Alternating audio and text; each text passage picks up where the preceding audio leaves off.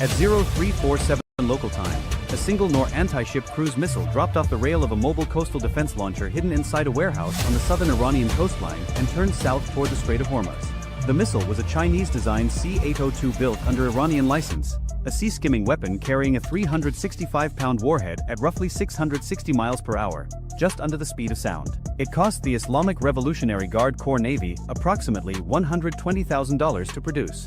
The target it was aimed at sat 38 nautical miles to the southwest, a gray silhouette barely visible on radar against the commercial clutter of one of the busiest shipping lanes on Earth. Iranian intelligence had classified the contact as a logistics support vessel, a slow-moving, lightly armed supply ship operating ahead of a carrier strike group transiting east through the strait. They had classified it wrong. The ship sitting at the end of that missile's flight path was the USS Robert Smalls, an Arleigh Burke-class Flight 3 guided missile destroyer carrying 96 vertical launch cells, the Spy-6 air and missile defense radar, 2 independent fire control channels, and a crew that had spent the last 11 months deployed in the 5th Fleet area of operations. Her combat systems alone were worth more than $900 million. The NOR missile racing toward her had been built for roughly the price of a mid-range sedan. That math was about to matter in a way nobody in Tehran had planned for. 12 miles north of the destroyer, aboard a 47-foot Paycap-class fast attack craft designated Bandar 1, a crew of 6 Iranian sailors watched a handheld GPS track update and believed the night was going exactly as briefed. Their mission was straightforward. 3 fast attack craft would close from spread positions under emissions control, while the shore-based missile battery initiated the strike. The missile would force the target into defensive confusion. The boats would exploit the confusion to press inside 8 nautical miles and release their own weapons, a coordinated saturation attack against a vessel they expected to have no meaningful ability to fight back. 900 meters to port, Bandar 2 held formation in the dark. A third craft, Bandar 3, ran wider to the east, tasked with cutting off any escape route toward Omani waters 22 miles to the south. The plan was built on speed, darkness, and the assumption that the target could not see them coming. In the Combat Information Center of the Robert Smalls, 24 feet below the waterline, an operations specialist second class was the first to see the anomaly. A brief radar return appeared and vanished near the Iranian coast, inconsistent with the established shipping tracks her team had been monitoring for the previous 6 hours. She flagged it without drama. The symbol was tentative, possibly a fishing vessel launching late, possibly sea clutter bouncing off a dow's metal hull. But the bearing was wrong for either explanation, and the operator knew it. The tactical action officer leaned in. He studied the contact for 4 seconds, then keyed the net. All stations, new track of interest bearing 028, classification pending. Increase sensor sweep rate sectors 2 and 3. Nobody in CIC raised their voice. The ship had been at a heightened readiness condition since entering the strait 90 minutes earlier. Every console was manned. Every system was warmed and calibrated.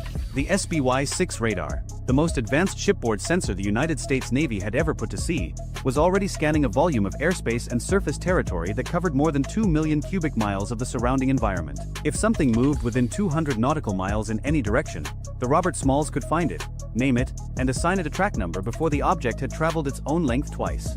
The NOR missile was now 30 nautical miles out and descending toward its terminal approach altitude, roughly 15 feet above the water. At that height, the weapon was designed to hide inside sea clutter, invisible to older radars until the final seconds before impact. Against the Spy-6, the tactic bought the missile approximately 9 additional seconds of concealment. That was all. Track 7021, now classified as cruise missile threat, the Air Defense Coordinator announced. Inbound, single body, sea skimmer, speed 570 knots. Bearing constant. The captain arrived in CIC the way captains always arrive in CIC during a real event, already informed, already calm, already reading the room before the room had time to brief him. He absorbed the display in a single sweep. 1 inbound missile. 3 surface contacts now firming in the northern arc emission patterns consistent with IRGC naval coordination frequencies. He looked at his tactical action officer and asked the only question that mattered right then.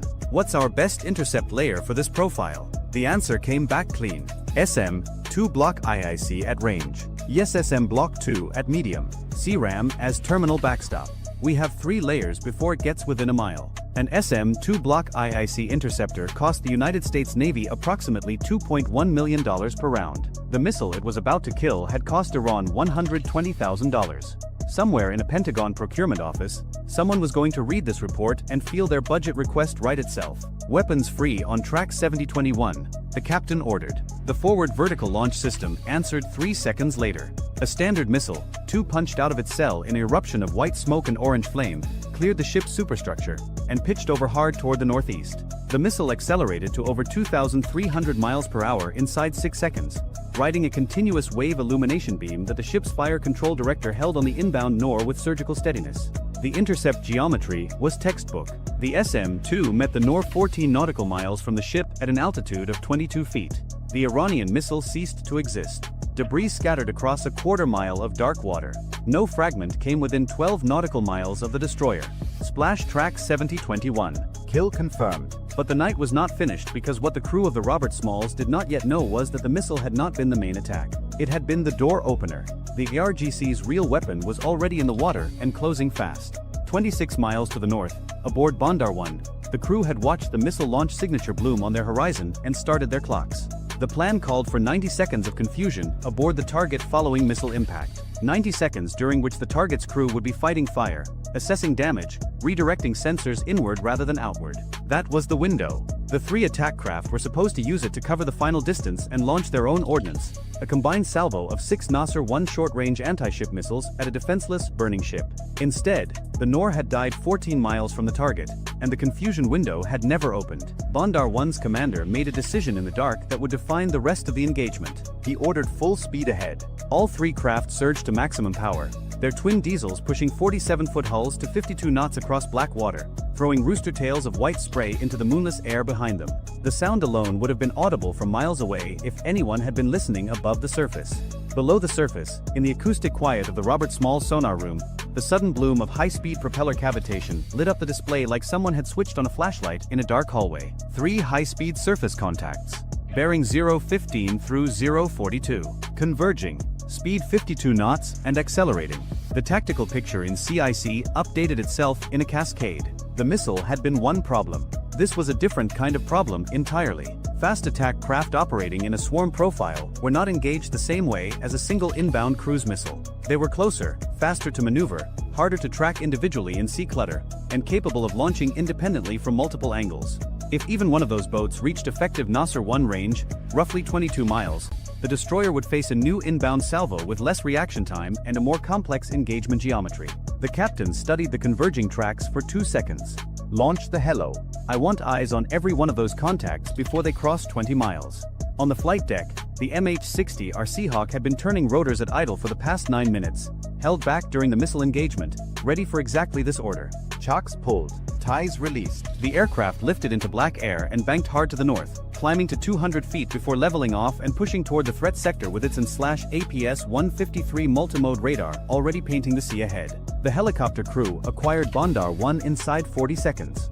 Infrared bloom off the engines was unmistakable against the cold water. Then Bandar 2, 900 meters to its west. Then Bandar 3, running wider to the east, trying to swing around to the destroyer's beam. Inside CIC, the picture was now fully built. 3 hostile fast attack craft in a spread formation, closing from the north at 52 knots. 1 inbound cruise missile already destroyed. Shore-based targeting emissions still active along the Iranian coast. The attack was coordinated, deliberate, and ongoing. What the Iranian crews did not understand, could not have understood from their position low on the water in an open cockpit boat doing 52 knots in the dark, was that the ship they were charging had already killed their opening move and was now reading their second move in real time. The Robert Smalls was not confused. She was not burning. She was not blind. She was tracking every one of them with a radar system that could distinguish a single human standing on a boat deck from the boat itself at 40 miles. Their entire plan had been built on the assumption that they would arrive at a scene of chaos. They were arriving instead at a firing range. Bandar 1, the lead craft, crossed the 20 nautical mile threshold at 0353. In CIC, the Air Defense Coordinator confirmed the track had entered the outer engagement envelope for the ship's weapons systems. The Seahawk crew simultaneously reported visual confirmation of weapons mounted on the lead craft's foredeck, a twin-rail launcher consistent with a Nasser 1 anti-ship missile system. Hostile intent confirmed on all 3 surface tracks. Recommend weapons free. The captain's response was immediate. Weapons free. Engage in sequence. Lead track first. What happened next took 11 seconds.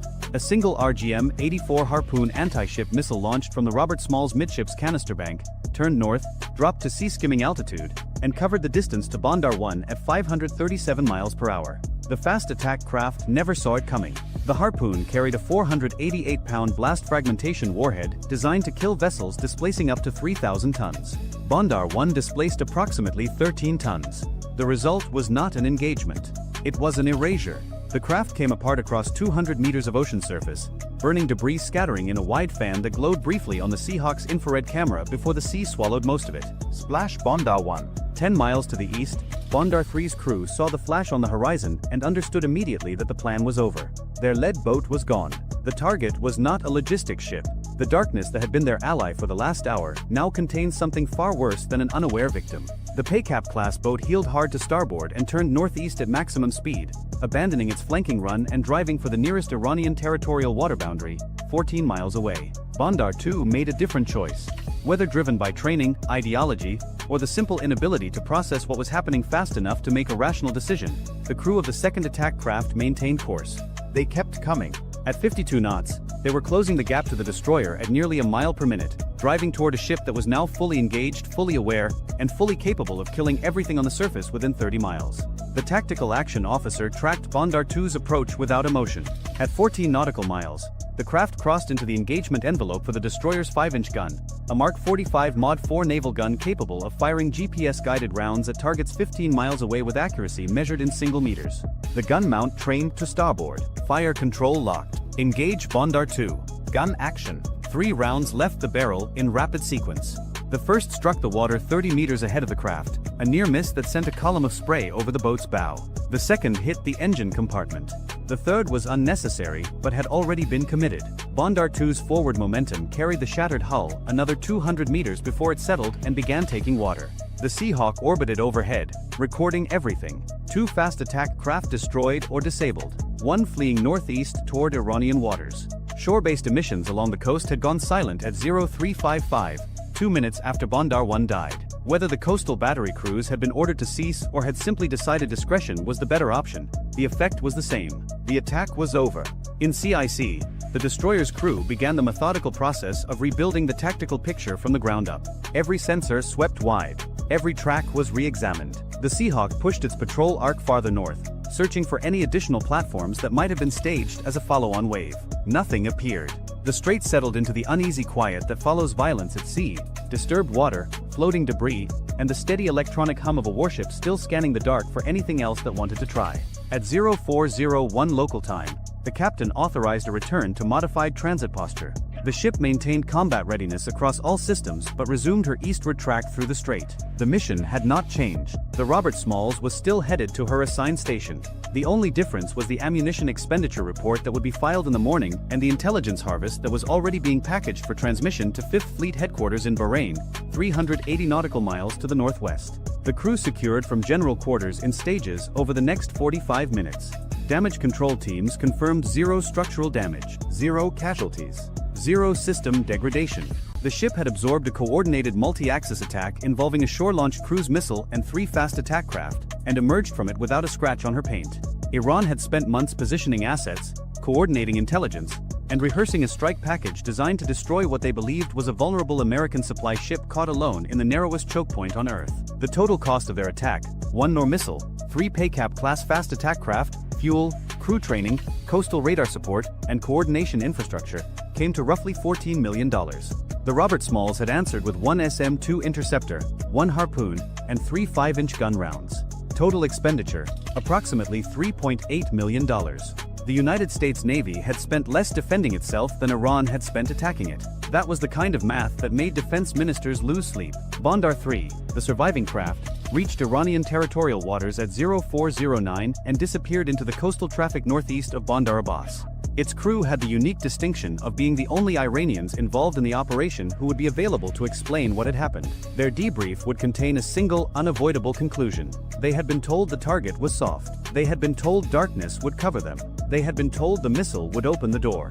Every single thing they had been told was wrong, and 2 crews had paid for it with their lives. On the bridge of the Robert Smalls, the officer of the deck watched the first pale edge of dawn begin to separate the sky from the water to the east. The ship cut through calm seas at 18 knots, her wake straight and undisturbed, as if the previous 22 minutes had been an inconvenience rather than a battle. Below, in CIC, the watch had already rotated.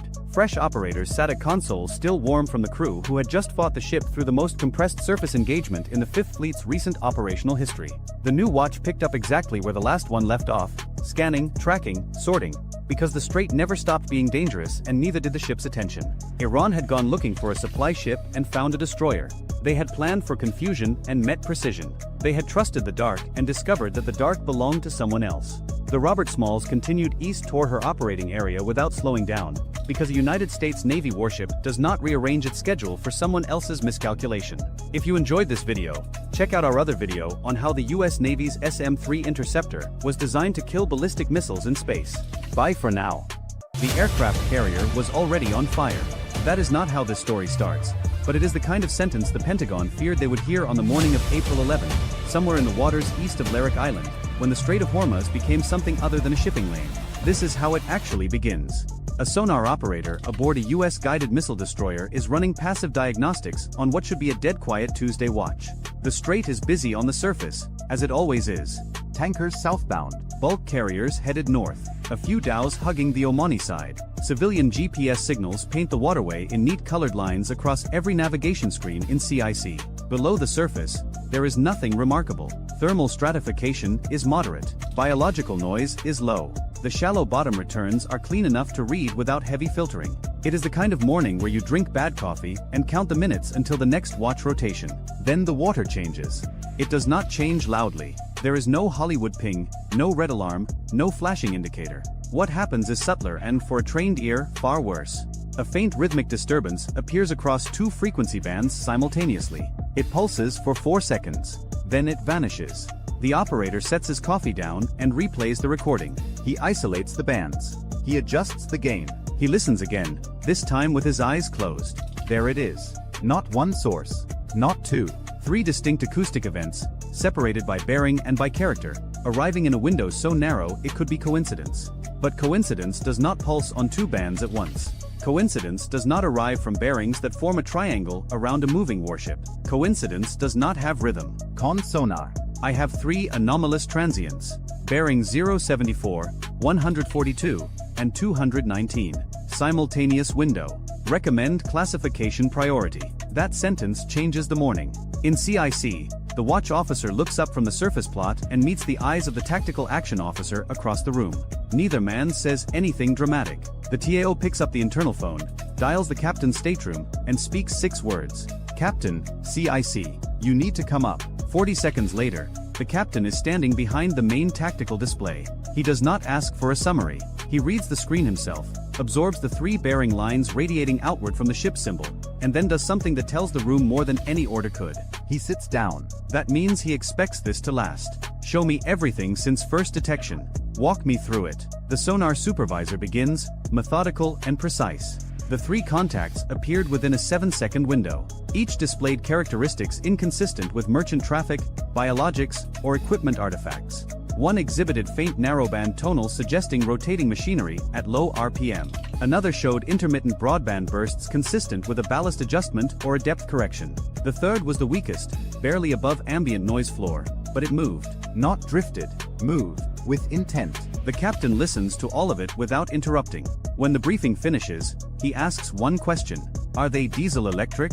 The sonar supervisor pauses before answering. Acoustic signatures are preliminary, but yes sir. Profile is consistent with Kilo class or a variant. Possibly Goddard class on the weaker contact. That distinction matters. A Kilo class submarine, Russian-designed and Iranian-operated, is a credible threat in open water and a nightmare in confined spaces.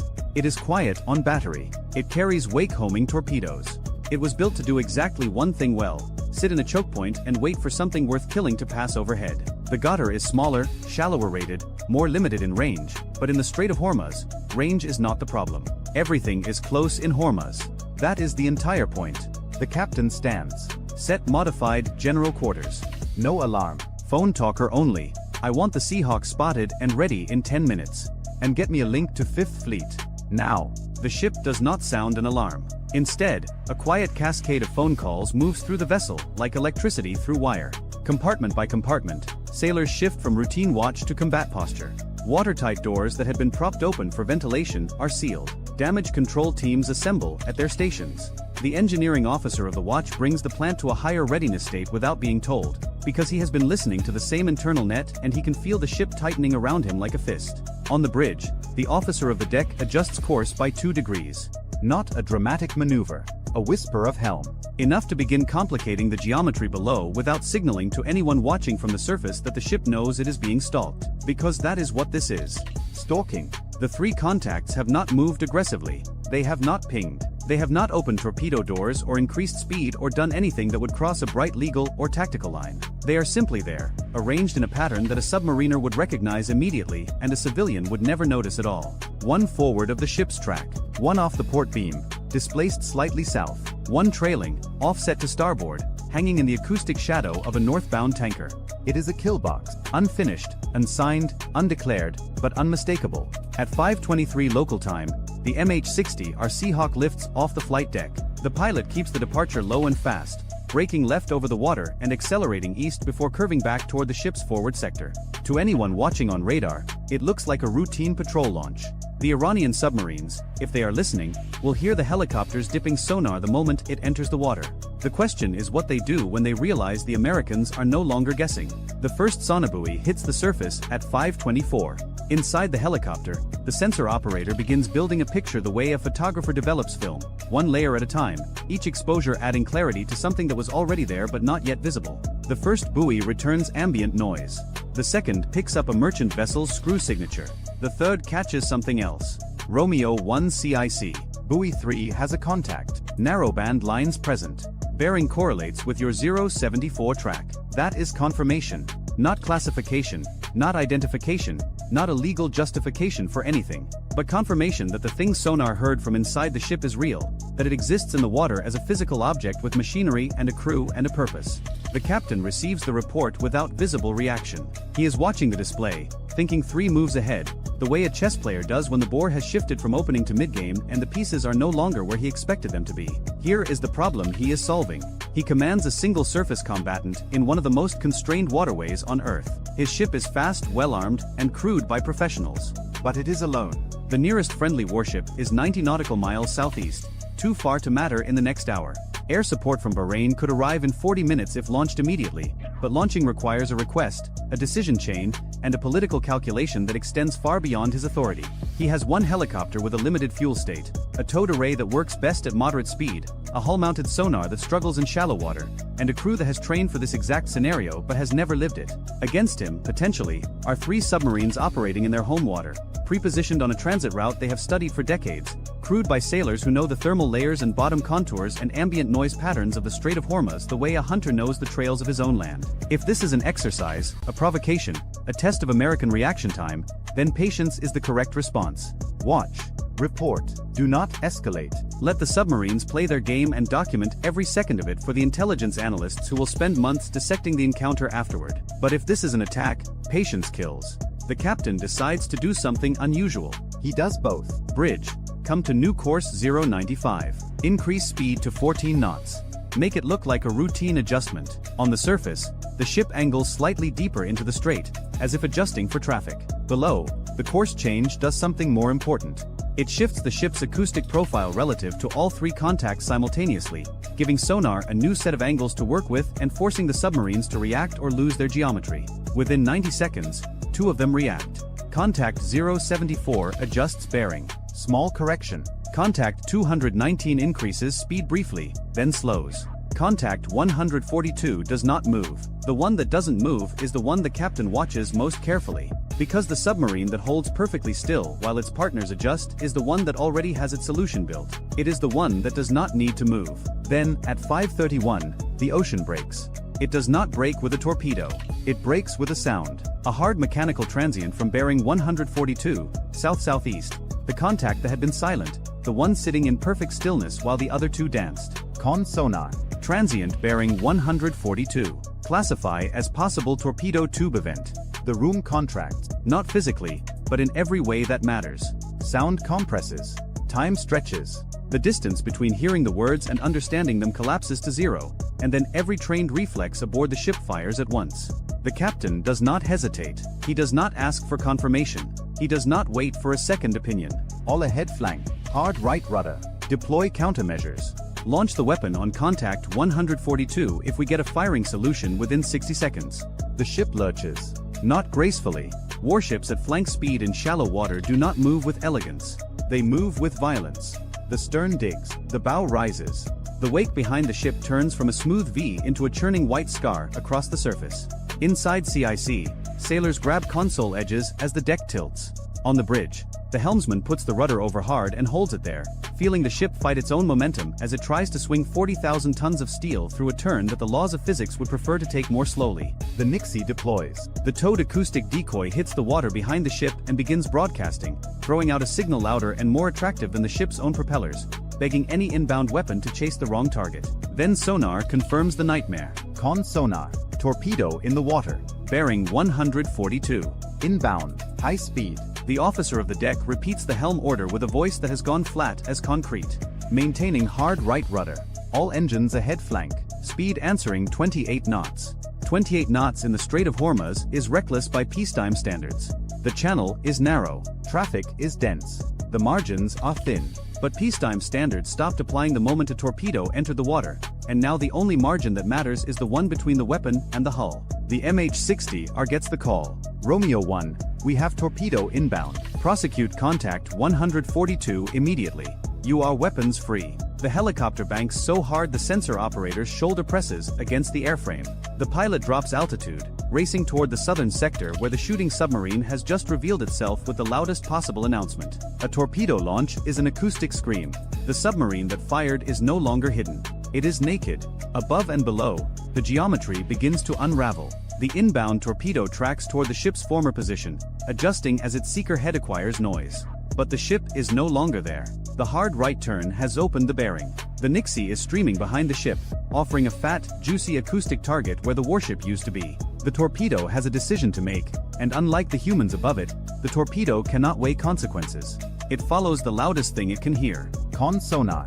Torpedo bearing shifting aft. Possible decoy attraction. The ship continues its turn, bending the wake, dragging the Nixie through disturbed water, making the decoy signal even harder for the torpedo to distinguish from the real thing.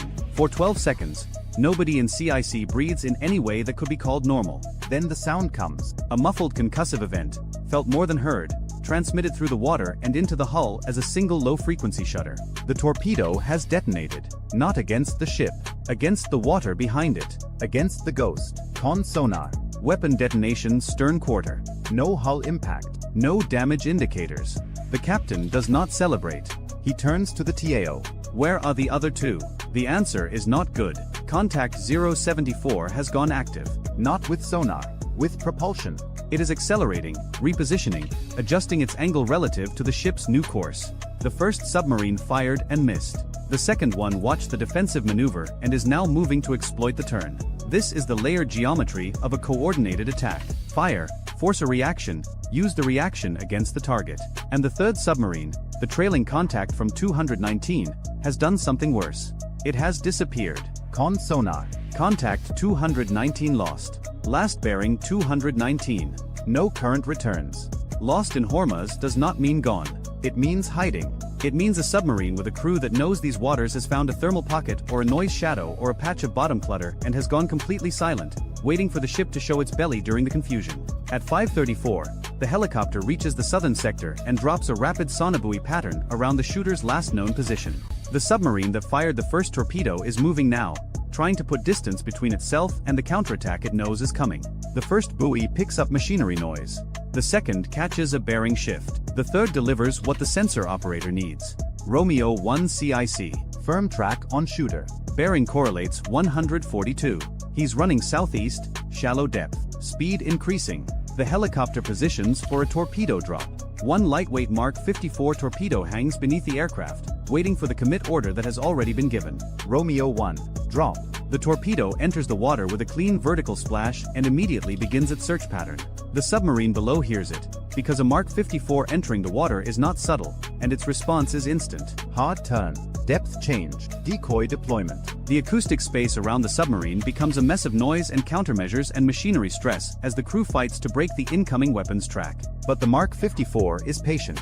It was designed for exactly this scenario: shallow water, high clutter, maneuvering target. It circles, listens, eliminates false returns, and narrows its search cone with each pass. Then a deep, resonant thud rolls through the water. Not the sharp crack of a warhead strike, the heavier sound of a weapon detonating in proximity. Close enough to matter. Close enough to damage. close enough that the submarine on the other end of that explosion is no longer thinking about attacking an American warship. It is thinking about survival. Romeo 1 CIC. Detonation on track. Contact 142 now showing erratic movement. Possible damage. Cavitation signature has changed. The TAO marks it on the display. One submarine potentially damaged and withdrawing. One maneuvering aggressively to reposition. One missing entirely. The missing one is the problem. At 5:38, the ship steadies on a new course. The captain has ordered a heading that keeps the stern away from the last known bearing of the vanished contact while maintaining enough speed to make targeting difficult. It is an imperfect solution to an imperfect situation.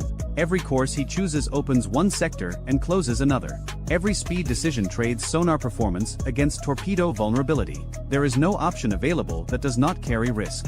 He picks the one that carries the least. Then contact 074, the repositioning submarine, makes its move. It does not fire a torpedo. It does something the Americans did not expect. It goes active. A single loud sonar pulse erupts from below, sweeping the water column. Not a search ping, a targeting ping. The kind of emission a submarine uses when it already knows where you are and wants to refine the solution to firing accuracy. Con sonar.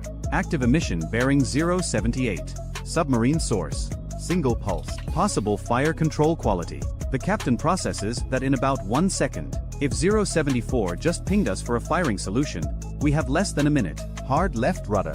Restream the decoy. Get the Seahawk north. Now. The ship swings again. The Nixie resets in the water behind the new turn.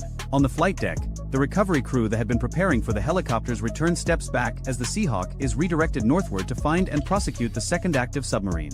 Inside sonar, the operator tracks the bearing. Contact 074 is not running. It is not hiding.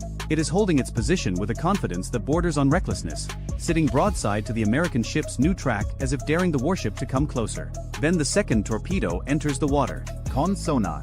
Weapon launch bearing 078. Torpedo inbound. Second weapon, second shooter.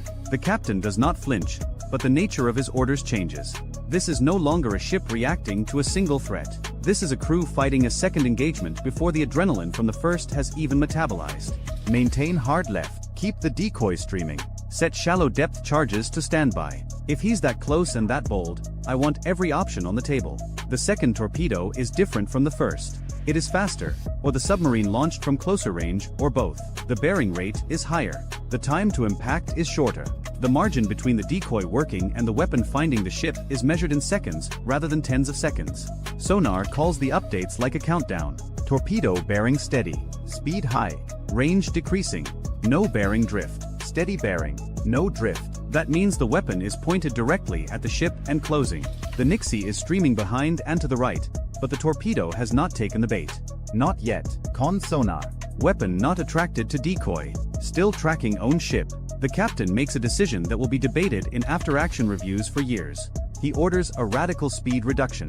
All stop. Then immediately all ahead flank on the opposite engine, creating a sudden asymmetric thrust that slews the stern sideways and changes the ship's acoustic signature in a way that no pre-programmed torpedo seeker is expecting. The ship shudders. The hull groans. The helmsman grips the wheel and holds course by instinct more than instrumentation. In CIC, an unsecured coffee mug slides off a console and shatters on the deck. Nobody looks at it. Con sonar. Torpedo bearing now shifting. Shifting right. The weapon has lost its lock. Not permanently, maybe not even for long, but for the 6 seconds it takes the Nixie to reassert itself as the loudest target in the water, and that is enough. The torpedo turns, chases the ghost, passes astern of the ship by a distance the sonar team will later estimate at less than 200 yards. A second detonation, this one closer, rattles through the hull like a physical blow. Bridge windows vibrate. Light fixtures flicker. A damage control man in the aft passageway braces against a bulkhead and feels the shockwave pass through his boots and up his spine. Con sonar. Second weapon detonation. No hull contact. Ship is clear. 2 torpedoes. 2 misses. 2 submarines that have now revealed their positions and spent their first shots. But the captain is not thinking about the ones he can see. He is thinking about the one he cannot. Where is 219? The question hangs in CIC like smoke. Sonar has been scanning the bearing sector continuously. The helicopter has dropped buoys to the south and northwest. The ship's own hull-mounted array has swept everything within range. Contact 219 has not made a sound since it vanished 12 minutes ago. In a fight like this, 12 minutes of silence from a submarine inside your engagement envelope is not reassuring. It is terrifying, because a Goddard-class boat on battery, sitting still in shallow water against a cluttered bottom, produces almost no detectable acoustic signature. It can wait for hours. It can wait until the ship passes directly overhead. It can wait until the crew is exhausted from fighting the first two boats and has begun, without realizing it, to relax by a fraction of a degree. That fraction is all it needs. At 5:47, the helicopter finishes its northern prosecution run. Contact 074 is withdrawing, moving east at increasing speed, its screw noise sloppy and undisciplined in a way that suggests a crew more concerned with escape than stealth. The sensor operator tracks it for 2 more minutes, confirms the disengagement, and then redirects south. Romeo 1 CIC. 074 is leaving the area, redirecting to search for missing contact 219. The buoy field expands. One by one, new sonobuoys splash into the water along the last known bearing of the vanished submarine, forming a net of listening posts across the shallow water south-southwest of the ship's track. 4 minutes. Nothing. Then buoy 7 returns a signal so faint it almost does not register above the processing threshold. A single narrowband line. Intermittent. Barely there, but present. Romeo 1 CIC. Possible contact. Buoy 7. Very weak. Could be bottom reflection, could be biological, could be the contact. The helicopter drops 3 more buoys in a tight triangle around the detection. 2 return nothing. The third catches the same line, slightly stronger, with a bearing that has shifted by 2 degrees. Moving. Whatever it is moving. The captain orders the ship to slow. Slower speed means better passive sonar performance. Better passive sonar performance means a better chance of hearing a submarine that has spent the last quarter hour pretending to be a rock on the ocean floor. And then the ship's sonar, the big hull-mounted array that struggles in shallow water but still has the raw power advantage over any sonobuoy, catches it. Con sonar. Regain on contact 219. Bearing 227. Very quiet. Very slow. Closing. Closing. Not withdrawing. Not holding. Closing. The third submarine has watched its 2 partners attack and fail and withdraw. It has watched the American ship survive 2 torpedoes, launch a counterattack, and reorient its defenses toward the north and south. And it has decided, with the cold patience of a crew that has been waiting in silence for the better part of 20 minutes, to continue the mission alone. The captain understands this instantly. The geometry is different now. The ship is slower. The helicopter is repositioning. The Nixie has been recovered and must be redeployed. The crew is running on adrenaline that is beginning to curdle into fatigue. This is the most dangerous moment of the entire engagement, not because the submarine is more capable than the others, but because the ship is less ready than it was 30 minutes ago. Go active. Maximum power. I want that boat lit up like daylight. The sonar dome erupts. A wall of sound hammers into the water, sweeping the bearing sector with an active pulse strong enough to reflect off a submarine hull at any depth the strait allows. The ping rolls outward, bouncing off the bottom, the surface, merchant hulls, and then, unmistakably, off something small, metallic, and man-made sitting at 35 meters depth on a slow intercept course. Contact 219. Active return confirmed. Range close. He is inside 2,000 yards. The response aboard the ship is immediate and absolute. Weapons free on 219. Engage with organic torpedo. Seahawk engage simultaneously. I want convergence. From the ship, a torpedo tube trains out and fires. The Mark 54 hits the water off the port side and begins its search. From the helicopter, a second torpedo drops, splashing in 300 yards north of the ship's weapon. 2 torpedoes, converging from different angles, boxing the submarine the same way the submarines had tried to box the ship. Below, the Goddard crew hears both weapons enter the water. The submarine turns hard. Its electric motor screams to full power, throwing the kind of cavitation noise that a submarine on battery should never make, the sound of desperation, the sound of a boat that has run out of stealth and is now running on nothing but speed and luck. Neither is enough. The ship's torpedo acquires first. The helicopter's weapon adjusts seconds later. Between them, the submarine has nowhere to go that does not bring it closer to one or the other. A deep, heavy detonation shakes the water column, then a second, overlapping the first. The acoustic returns from the contact scatter, break apart, and do not reform. Con sonar. 2 detonations on contact 219. Contact has ceased maneuvering, breaking up noises present. The captain closes his eyes for exactly 1 second. When he opens them, he gives the only order left. Search the datum for survivors. Then resume transit. No one in CIC speaks for a long moment. The tactical display still shows the fading track of the third submarine, the bearing lines of the other two retreating into the eastern clutter, the scattered sonobuoy field stretched across miles of shallow water. The ship's own track zigzags across the screen like the path of an animal that has been chased through a maze and come out the other side bleeding but alive. At 6:14 local time, the Strait of Hormuz looks the same as it does every morning. Tankers southbound, bulk carriers northbound. Heat haze rising from flat water. The channel is crowded and indifferent and relentless in its commerce, as if nothing happened below it at all. Inside the ship, the evidence is everywhere. Shattered coffee mugs swept into corners. Console screens still locked in combat display mode. A damaged controlman's helmet sitting on the deck where it was dropped during the third torpedo run. The faint chemical smell of countermeasure deployment lingering in the aft passageway. The data recorders have captured everything. Every sonar trace, every helm order, every weapon launch and detonation.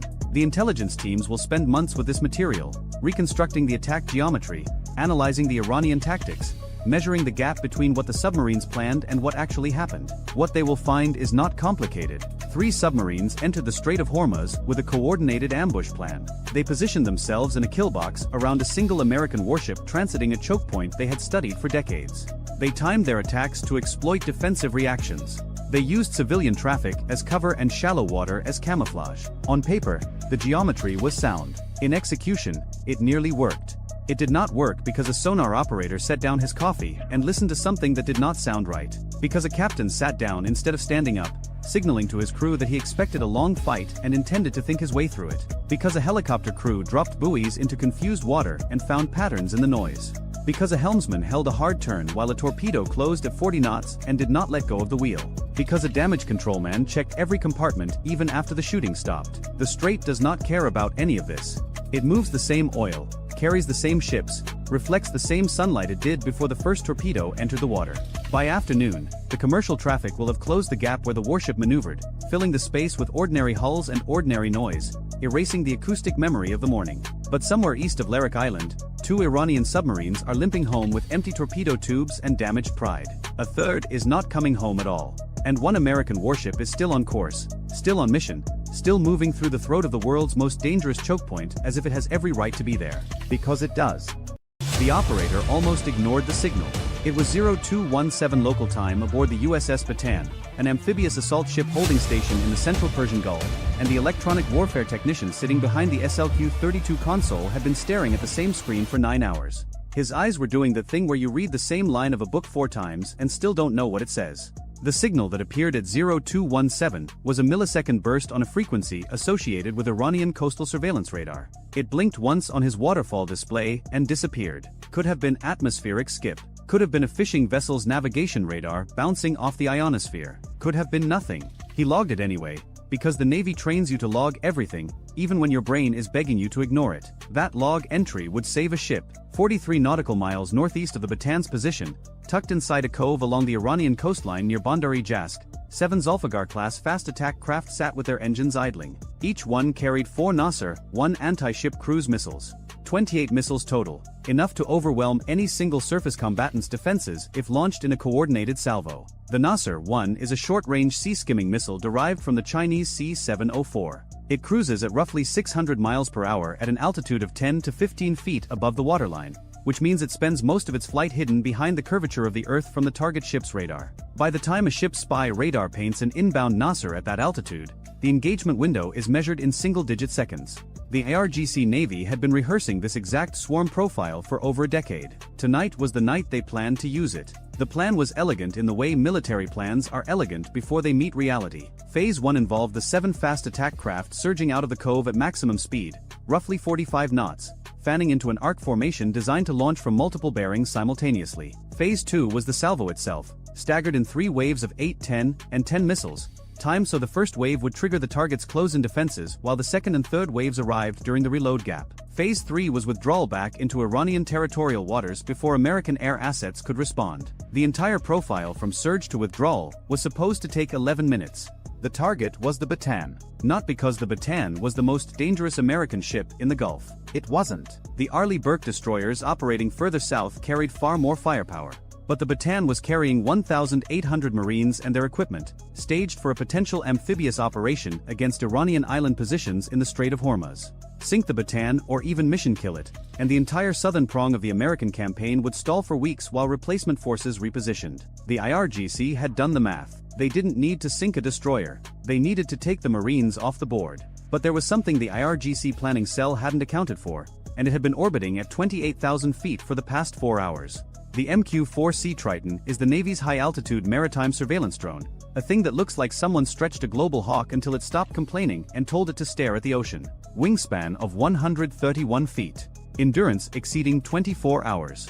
Its AN/ZPY-3 multifunction active sensor radar can surveil 2 million square nautical miles in a single sortie. That is not a typo. 2 million. The radar operates in multiple modes simultaneously, scanning the surface for ship contacts while maintaining an air search picture overhead. At 28,000 feet over the central Gulf, the Triton-designated broadsword had been painting every vessel larger than a kayak within a 200-mile radius and feeding the data back to the fleet through the tactical targeting network. At 0219, 2 minutes after the SLQ-32 technician logged his anomalous signal, broadsword surface search mode registered 7 small fast movers emerging from a coastal inlet near Bandar-e Jask on a southwesterly heading. Speed 44 knots. Formation spacing consistent with IRGC fast attack craft doctrine. The Triton's AI-assisted classification algorithm tagged them as probable Zulfigar-class vessels with a confidence rating of 94% based on radar cross-section and wake pattern analysis. The data hit the Bataan's Combat Information Center 6 seconds later. Commander Patricia Okafor,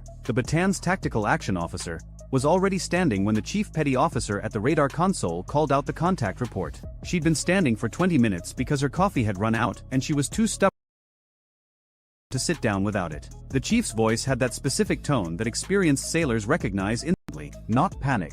Not even urgency exactly. Just a slight tightening, a half-octave drop that says this one is real. 7 fast movers. Southwesterly heading. 43 nautical miles. At 44 knots, that gave the Bataan roughly 29 minutes before the fast attack craft reached their probable launch range of 12 nautical miles. 29 minutes sounds like a lot. It is not a lot when you need to coordinate the defense of a ship carrying nearly 2,000 people, while simultaneously alerting every other asset in the battlespace. Okafor made 3 calls in 90 seconds.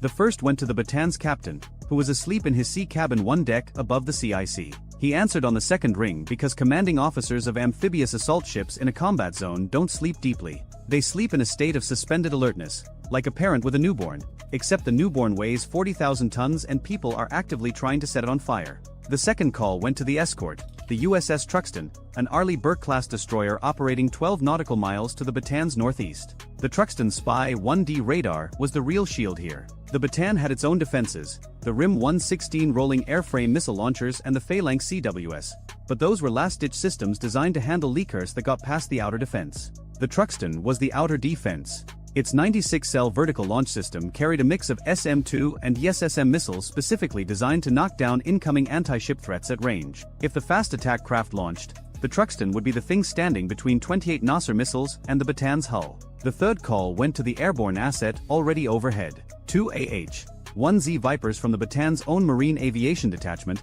had been flying a surface search pattern to the north when the contact report came in. The Vipers carried AGM-114 Hellfire missiles and 20mm cannons.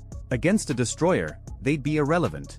Against fiberglass fast attack craft doing 44 knots on open water, they were precisely the right tool. But Okafor's calls had triggered something else. Something the IRGC fast attack crews couldn't see and wouldn't understand until it was far too late. The problem the IRGC planning cell had built their entire timeline around was the assumption that American forces in the Gulf operated on a detect-decide-engage cycle that took between 8 and 12 minutes for a surface threat. That assumption was based on exercises observed by Iranian intelligence during 2019 and 2020, when the Navy's distributed maritime operations concept was still being refined. In those exercises, surface threat data flowed from the detecting sensor to a shore-based operations center, then to a fleet commander, then back down to the engaging unit. The whole chain took time because human beings at each node had to process, verify, and authorize. That chain no longer existed. The Navy's cooperative engagement capability, combined with the updated Naval Integrated Fire Control architecture, now allowed any sensor in the network to pass targeting data directly to any shooter without routing through a central command node. The Triton at 28,000 feet could hand a fire control quality track to the Truxtun's weapons system without a single human relay in between. The detect-to-engage timeline had collapsed from minutes to seconds. The IRGC had planned for the old war. They were about to fight the new one. At 0224, the 7 Zulfiqar-class boats crossed the 30 nautical mile line from the Bataan. The Triton's radar had been tracking them continuously, building individual track files on each vessel, recording speed changes, formation adjustments, and electromagnetic emissions. At 28 miles, the lead boat's radar briefly illuminated. Another Nasser, 1 target acquisition pulse.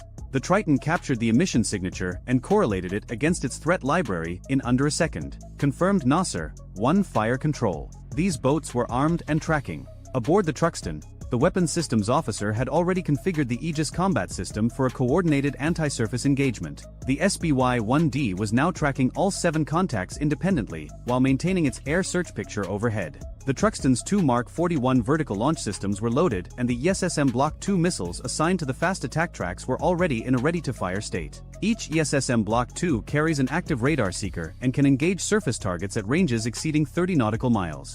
Against a fiberglass fast attack craft with the radar cross-section of a large car, the ESSM Seeker has no difficulty achieving lock. But the Truxtun wasn't going to fire first. Not yet. The rules of engagement required hostile act or hostile intent, and while 7 armed fast attack boats racing toward an American ship in the middle of a war certainly qualified as hostile intent, Commander Okafor wanted something more definitive. She wanted a launch. She got one at 0231. The lead Zulfiqar opened its missile doors and fired 2 Nasser-1 missiles in quick succession.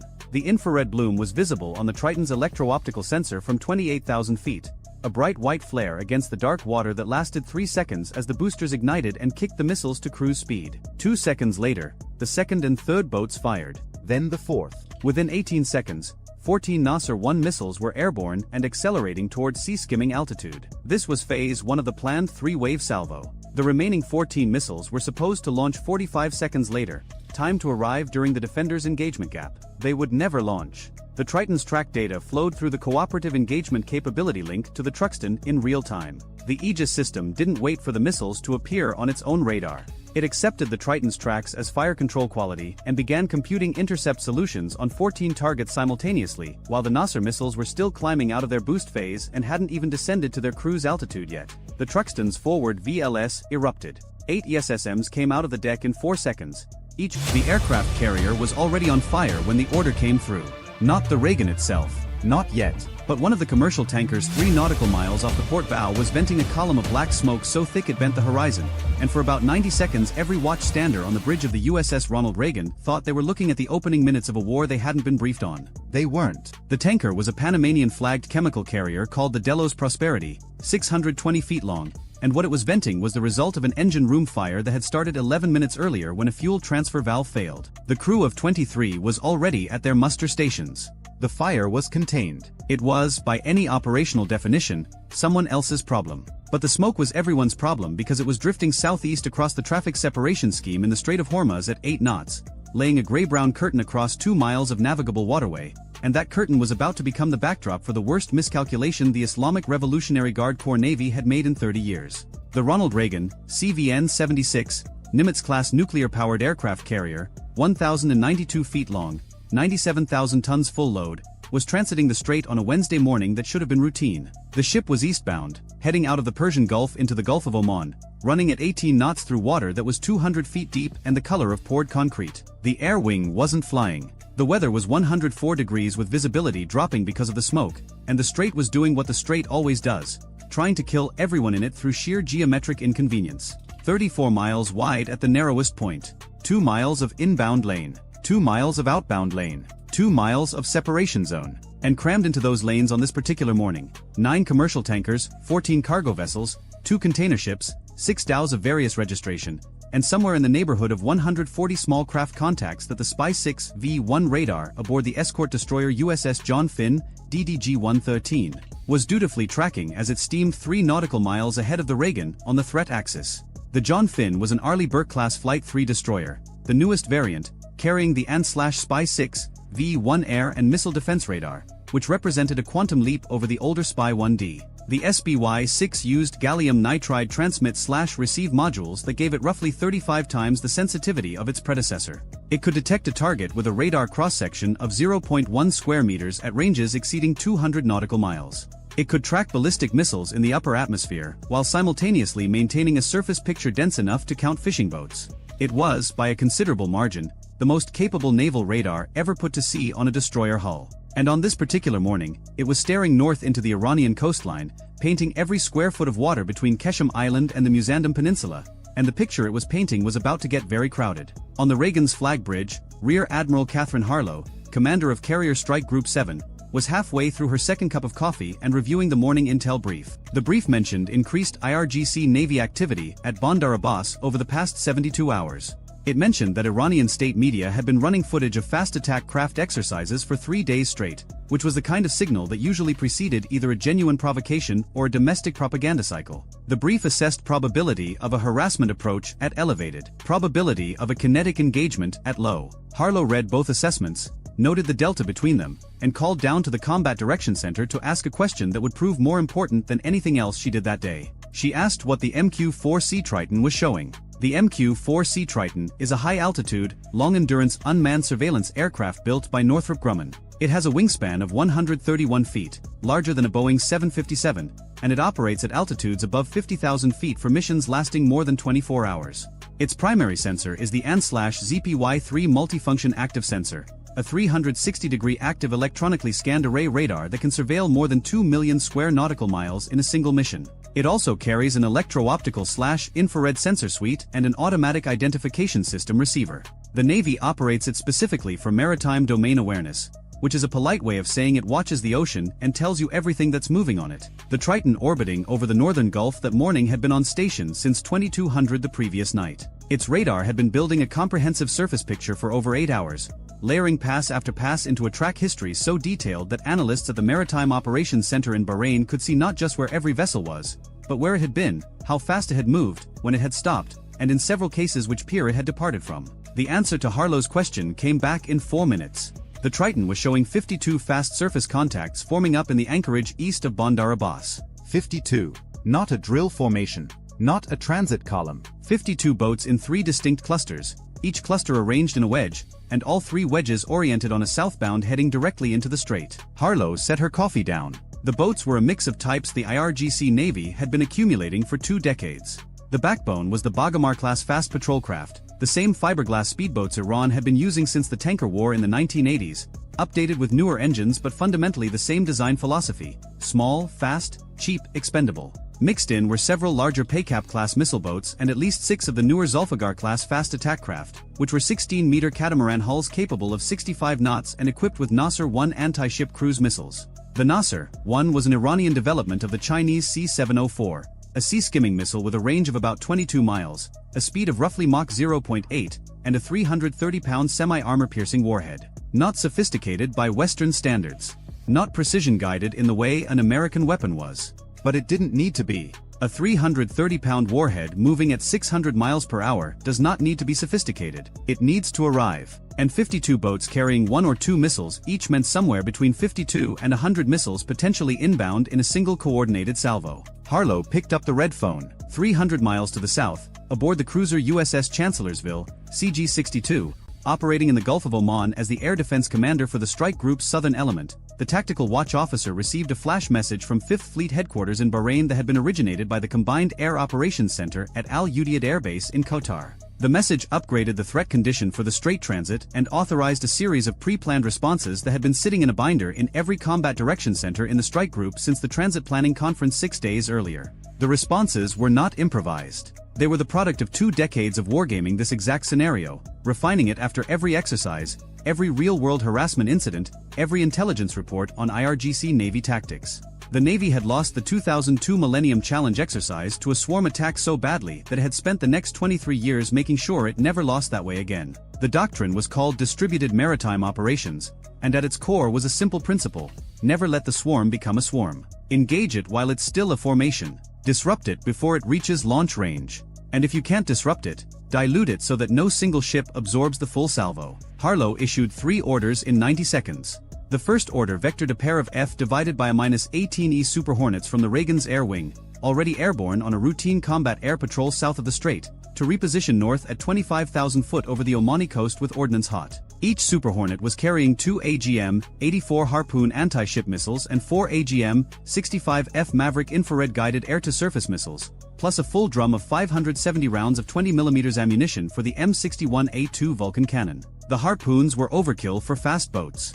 The Mavericks were not. The Maverick's imaging infrared seeker could lock onto a boat engine's thermal signature from 14 miles, and its 300-pound penetrating blast fragmentation warhead would disintegrate a fiberglass hull so completely that recovery crews would find nothing larger than a cooler lid. The second order pushed the John Finn forward, accelerating to 30 knots on a northwest heading to open the engagement geometry and put the destroyer's full weapons suite between the approaching swarm and the carrier. The John Finn carried 96 vertical launch system cells, but for this threat, the relevant weapons were the Mark 45 Mod 4 5-inch gun on the foredeck, the two 25mm Mk38 Mod 2 chain guns amidships, and the Block 1B Phalanx close-in weapon system on the fantail. The 5-inch gun could fire 20 rounds per minute to a range of 13 nautical miles using GPS-guided extended-range munitions that cost about $2,000 each. At that price, the Navy could afford to be generous. The third order was the one that mattered most, and it went not to a ship but to an aircraft already on station. The MQ-9A Reaper drone orbiting at 42,000 foot over the northern strait received a retasking command that shifted its sensor ball from wide-area surveillance to individual target tracking.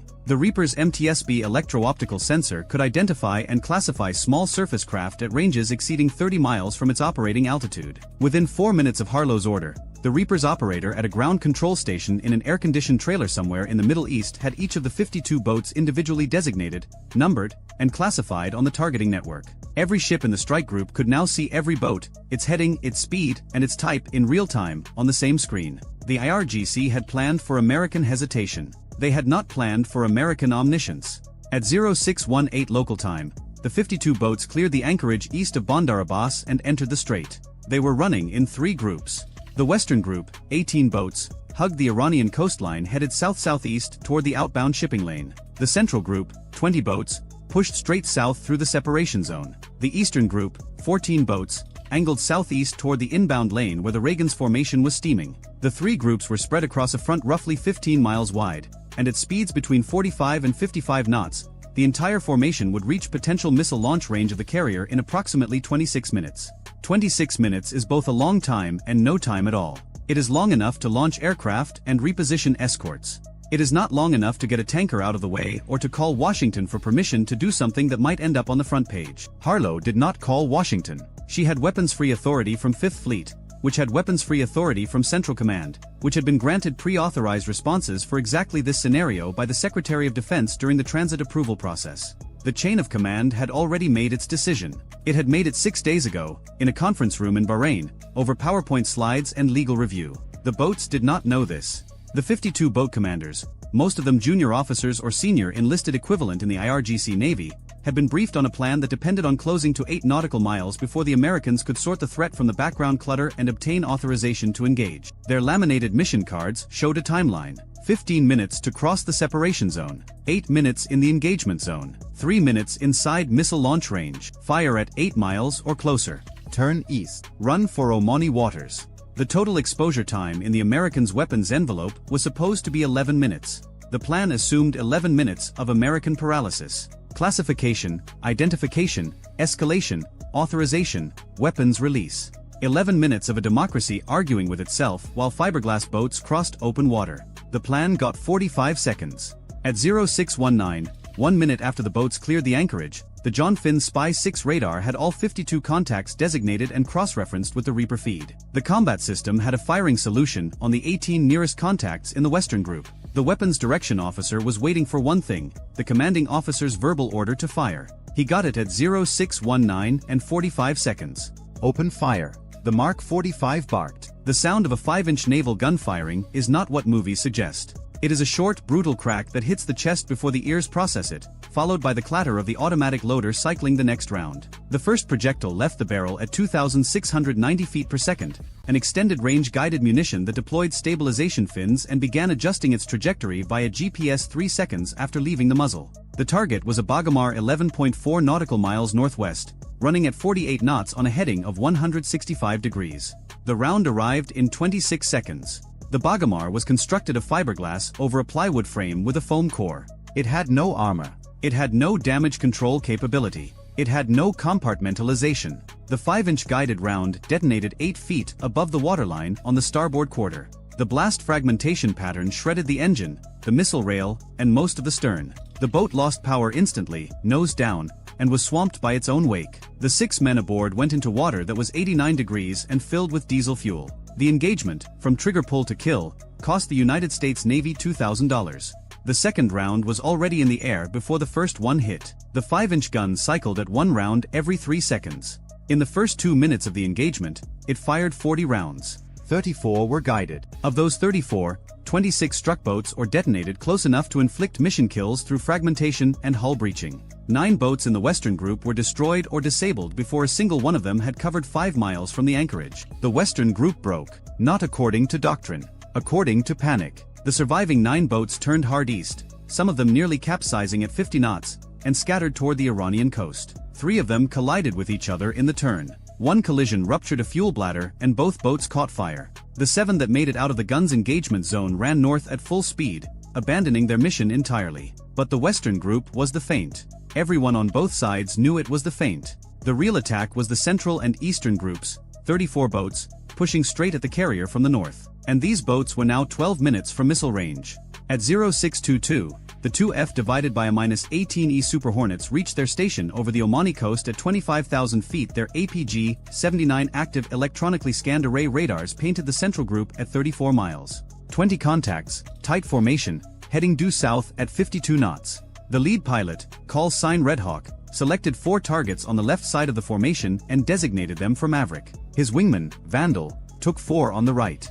The Maverick engagement was almost clinical. The AGM-65 FS imaging infrared seeker stared down through 25,000 feet of Gulf haze and saw what it was designed to see: hot engine exhaust against cooler water. The seeker locked. The symbology went steady. Red Hawk pickled 4 Mavericks in 8 seconds, each one separating from the wing pylon with a thump and a smoke trail before its rocket motor ignited and pushed it to just under 700 miles per hour. The 4 missiles covered 14 miles in 72 seconds. For Bagamars ceased to exist. The kills were not gentle.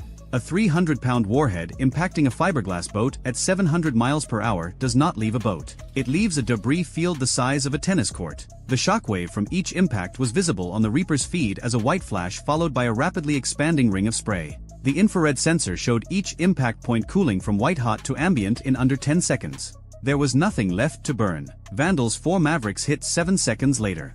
8 missiles, 8 boats, 8 kills. 1,600 pounds of Maverick warhead against $2 million worth of Iranian fast attack craft. The Central Group lost 8 of its 20 boats in under 2 minutes without having fired a shot, without having seen the aircraft that killed them, without any warning at all. The 12 surviving boats in the Central Group did something unexpected. They did not scatter. They accelerated. The formation tightened, the boats moving closer together and increasing speed to 55 knots, pushing their engines past the red line. The IRGC Navy had trained for this.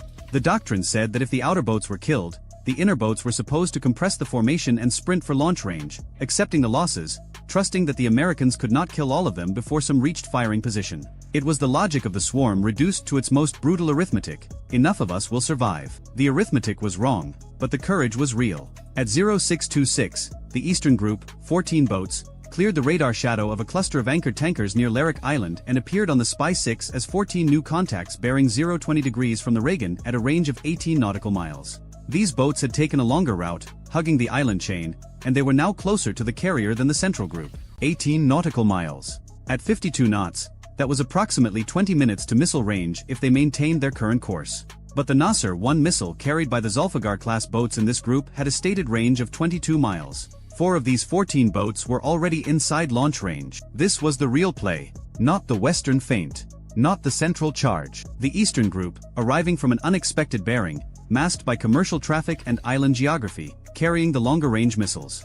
The IRGC had studied American carrier defense doctrine carefully enough to know that the escorts would push toward the most obvious threat. The John Finn was now 8 nautical miles northwest of the Reagan, fully engaged with the Western and Central Groups, its 5-inch gun cycling continuously. The carrier's defensive screen on the northeast axis was thinner. Harlow saw it. She saw it because the Reaper saw it, and the Reaper's picture was on her screen in the Flag Combat Direction Center, and she had been doing this for 27 years. She saw 14 contacts appear on a bearing that was not the primary threat axis, and she understood in about 2 seconds what the IRGC was trying to do. She ordered the Reagan to come hard to starboard, turning the carrier's stern toward the Eastern Group to open the range. A Nimitz-class carrier at 30 knots turns like a building falling over sideways, but it turns, and every second of heading change added distance. She ordered the destroyer USS Halsey, DDG-97, which had been screening the carrier's starboard quarter, to sprint northeast at flank speed to intercept the eastern group. And she ordered the two Super Hornets to break off the central group and reposition to the northeast. The Halsey was a flight IIA Arleigh Burke, older than the John Finn but carrying the same 5-inch gun and the same close-in weapon systems. Its commanding officer, Captain David Moreno, understood the geometry the moment the order came through. 14 boats, 4 of them already in missile range, and his ship was the only thing between them and a nuclear-powered aircraft carrier with 5,000 sailors aboard. Moreno rang up flank speed. The Halsey's 4 LM-2500 gas turbines spooled to maximum output, pushing 100,000 shaft horsepower through the reduction gears, and the destroyer leapt forward to 31 knots with a bone-white bow wave that rose to the bridge windows. At that speed, on that heading, he would close the eastern group in 9 minutes. He did not have 9 minutes. The 4 Zulfiqar boats with Nasser-1 missiles were already inside launch range and could fire at any moment. At 0628, the first Nasser-1 launched. The missile came off the rail of a Zulfiqar boat designated Track 4207 on the Halsey's combat system.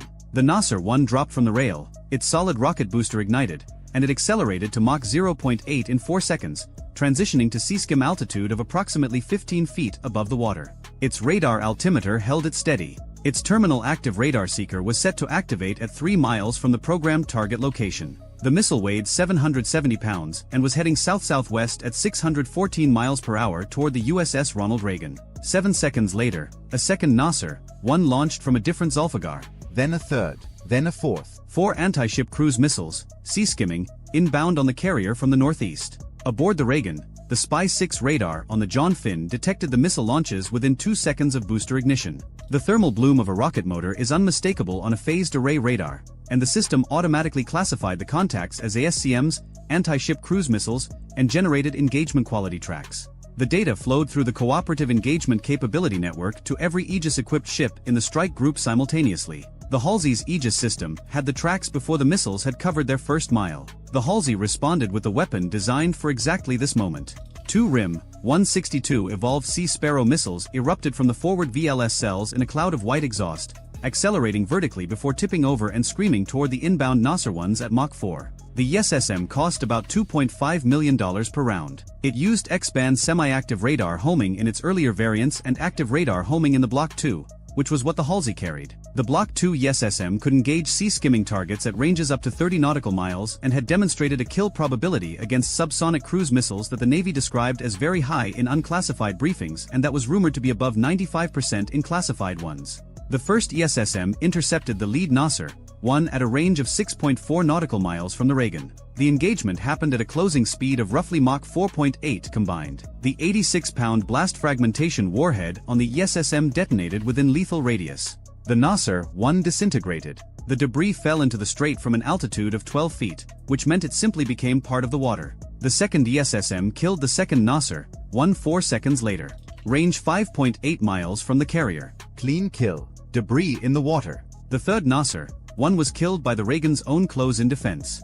The ship's self-defense system aboard the carrier detected the inbound missile, classified it, and automatically engaged it with a RIM-116 rolling airframe missile fired from one of the 2 Mk-49 launchers mounted on the carrier sponsons.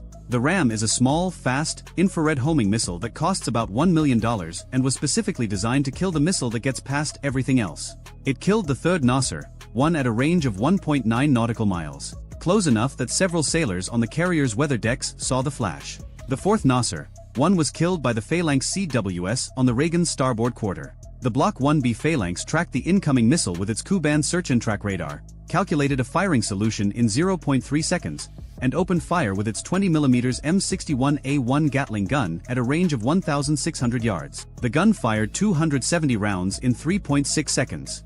11 of them struck the missile. At 3,650 feet per second, each tungsten penetrator carried enough kinetic energy to punch through an engine block. They punched through the Nasser-1's airframe, its fuel section, and its warhead casing. The missile tumbled, broke apart, and impacted the water 890 yards from the carrier's hull. Close. Too close. Close enough that the spray from the impact was visible from the flight deck. Close enough that the after-action report would later describe the engagement as inside minimum acceptable engagement range. 4 missiles fired. 4 missiles killed. 0 hits on the carrier. But the margin had been measured in hundreds of yards and single-digit seconds, and every officer in the Combat Direction Center knew that if there had been 10 missiles instead of 4, the math might have been different. The Zulfiqar boats that had fired were now empty. Their one contribution to the fight had been launched, intercepted, and destroyed. They had nothing left. The RGC doctrine at this point called for them to turn east and run for Omani territorial waters. 3 of the 4 did exactly that, peeling off at maximum speed. The 4th did something no one anticipated.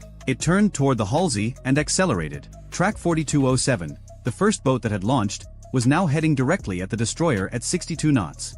The Zulfiqar class was faster than the Bagamar, and this one had shed the weight of its missile and most of its fuel. It was running lighter and faster than anything in the IRGC inventory was rated for. The range was 4 nautical miles and closing.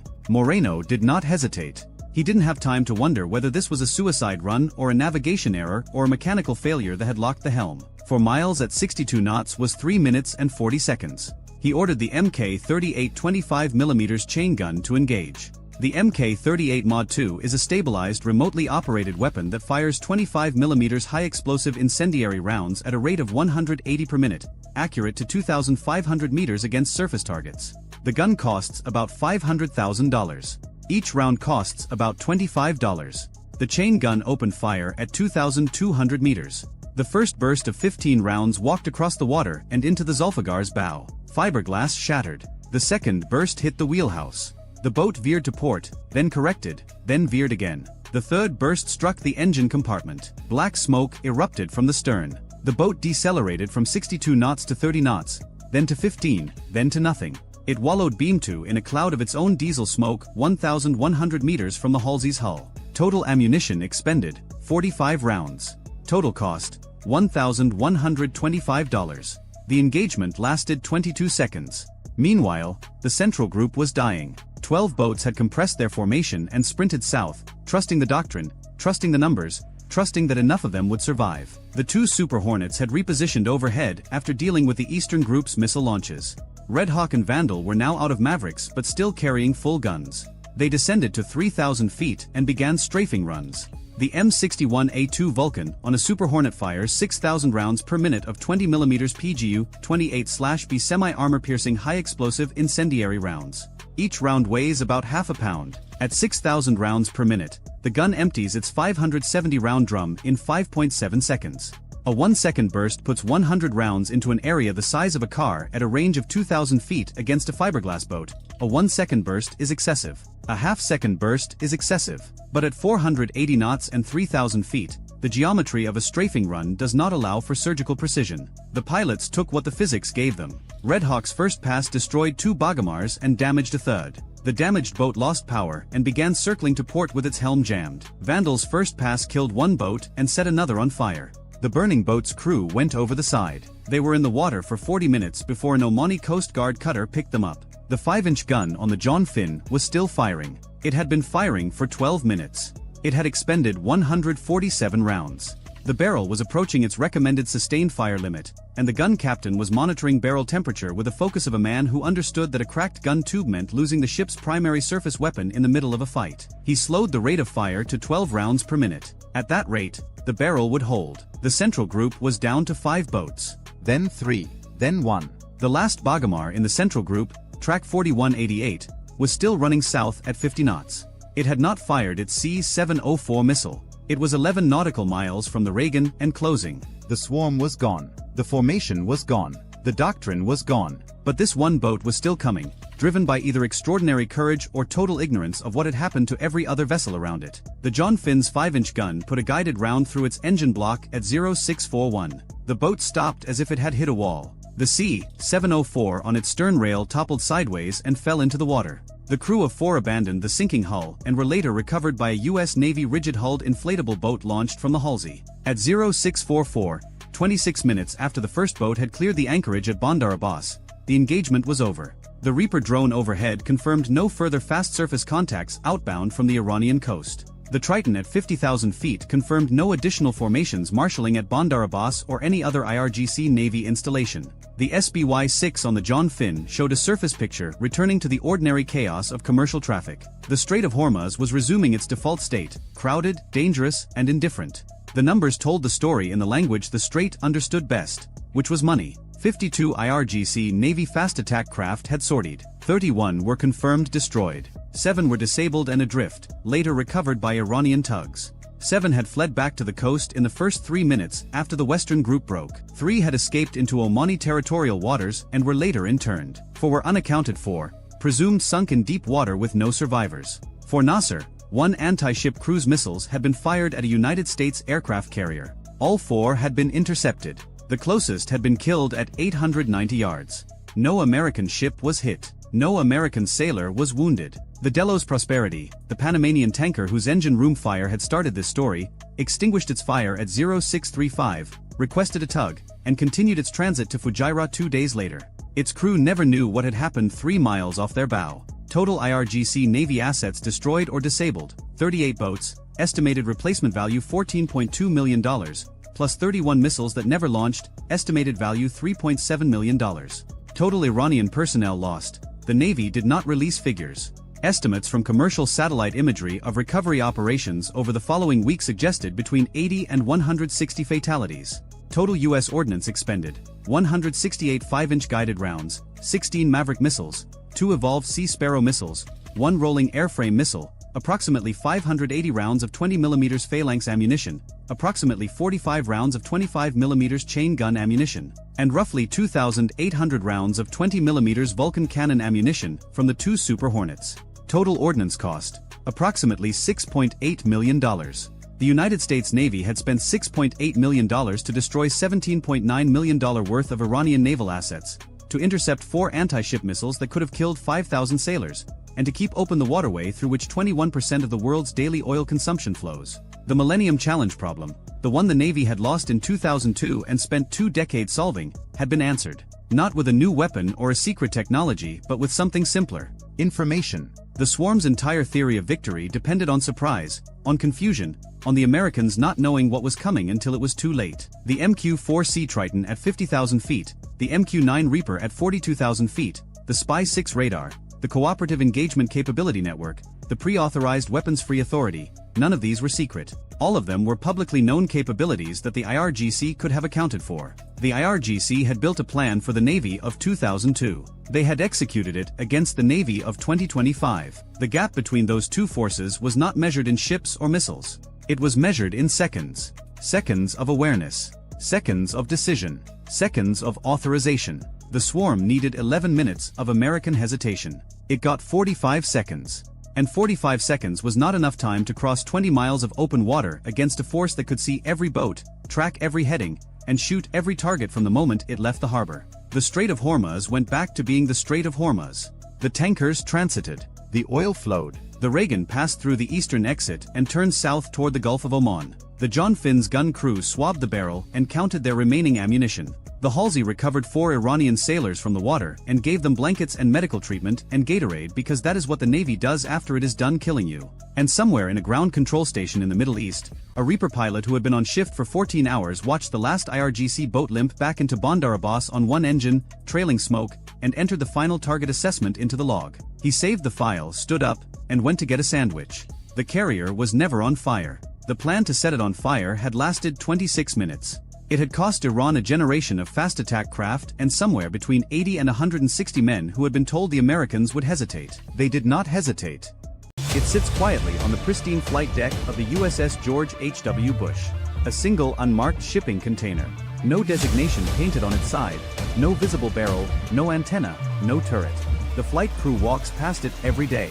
Most of them have no idea what it does. For half a century, naval warfare operated under a strict physics contract. The ship with the biggest, smartest missiles wins. But when the United States Navy intercepted and seized an Iranian-flagged cargo vessel on April 19, 2026, Tehran retaliated with exactly the weapon the Pentagon had feared most. They didn't send warships. They didn't launch cruise missiles. They sent waves of cheap, expendable drones toward U.S. naval forces in the Gulf. The drone swarm scenario that carrier strike groups had been wargaming for a decade was suddenly unfolding in real time. The physics contract was instantly broken. When the radar screen lights up with 50 cheap fiberglass targets, the officers inside the Combat Information Center realize their perfectly engineered million-dollar interceptors have suddenly become a liability. If they engage, they go bankrupt on ammunition. If they don't, the flight deck burns. To escape this mathematical trap, the United States Navy had to abandon traditional firepower entirely. The answer wasn't a better missile. It wasn't a faster jet. Directed energy weapons had been tested on destroyers before, but no one had ever dared put one on the carrier itself, the beating heart of the entire fleet. Until now. And it arrived not as a gleaming turret bolted into the superstructure, but as a mysterious shipping container sitting on the deck of a $6 billion nuclear reactor. Today we are going inside that container and inside the math that nearly killed the supercarrier. Now, to understand why that box is sitting on the flight deck, we need to go back to April 19th, when the USS Bruns intercepted the Iranian-flagged MV Tosca in the Gulf of Oman. The cargo hold contained components consistent with weapons transfers to Houthi-aligned forces in Yemen. The seizure was legal under international maritime interdiction authorities. It was also, from Tehran's perspective, an act of humiliation carried out in waters Iran considers its own sphere of influence. The response was immediate. Iran did not deploy its frigates. It did not scramble its fighter jets. Within 72 hours, waves of one-way attack drones, cheap expendable fiberglass airframes loaded with small warheads, were launched toward U.S. naval forces operating near the Strait of Hormuz. Some originated from Iranian territory. Others were staged from positions further south, likely pre-positioned with proxy forces along the Omani coast. The scenario the carrier planners had wargamed for years was no longer theoretical. The message from Tehran was unmistakable. We cannot match your warships, but we can drown them in numbers. And that is when the real adversary revealed itself. Because the antagonist in this story is not Iran, the enemy is math. Specifically, the magazine depth problem. For decades, the United States Navy has designed its ships to fight over the horizon. The entire philosophy has been to hit the enemy as far away as possible with highly sophisticated, highly lethal interceptors. A carrier strike group is a masterpiece of this doctrine. The Ticonderoga-class cruisers carry 122 vertical launch system cells. The Arleigh Burke destroyers carry 96. Every destroyer, every cruiser, every jet in the formation is optimized for long-range precision engagement. The doctrine assumes that the enemy sends a small number of expensive, high-value threats and the strike group picks them off with surgical accuracy. It is an incredibly effective system when the adversary plays by the same rules. But the development of the cheap, mass-produced suicide drone has inverted the geometry of naval warfare entirely. The drone doesn't care about your radar range. It doesn't care about your stealth coding. It only cares about one thing: the physical capacity of your missile tubes. If you have 100 interceptor missiles and the enemy launches 150 drones, the math is inescapable. No matter how perfect your radar is, no matter how flawless your guidance systems are, the 101st drone is going to reach the ship. And it doesn't matter whether that drone is carrying a warhead capable of sinking the carrier. It only needs to reach the flight deck. A single impact on a fueled Super Hornet sitting on the catapult could set off a chain reaction that grounds the entire air wing. Let's slow down and look at exactly how the carrier traditionally defends itself against a threat like this. When a hostile drone approaches the strike group, the Aegis combat system aboard the escorting destroyers and cruisers detects it at range and assigns it a track number. If the threat is assessed as inbound and hostile, the system launches a kinetic interceptor. For a small, slow-moving drone, the weapon of choice is typically the RIM-162 Evolved Sea Sparrow missile, or YES-SM. The YES-SM is an incredible piece of engineering. It travels at Mach 4. It can pull 50 Gs in a turn. It has an active radar seeker that can track and destroy targets with extraordinary precision. It almost never misses. But it costs approximately $1.8 million per round. The drone it is shooting down costs maybe $20,000 to build, sometimes less. The intercept is mathematically perfect. The kill probability is near 100%, but it is economically catastrophic. Every single engagement strips the strike group of an irreplaceable asset, a missile that took months to manufacture and cannot be reloaded at sea, in exchange for destroying something the adversary can build in a garage with off-the-shelf components.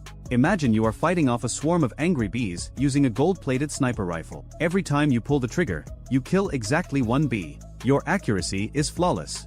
But you are going to run out of bullets long before that hive runs out of bees. And out on the open ocean, the strike group's escort ships cannot simply call for a supply helicopter to bring more missiles.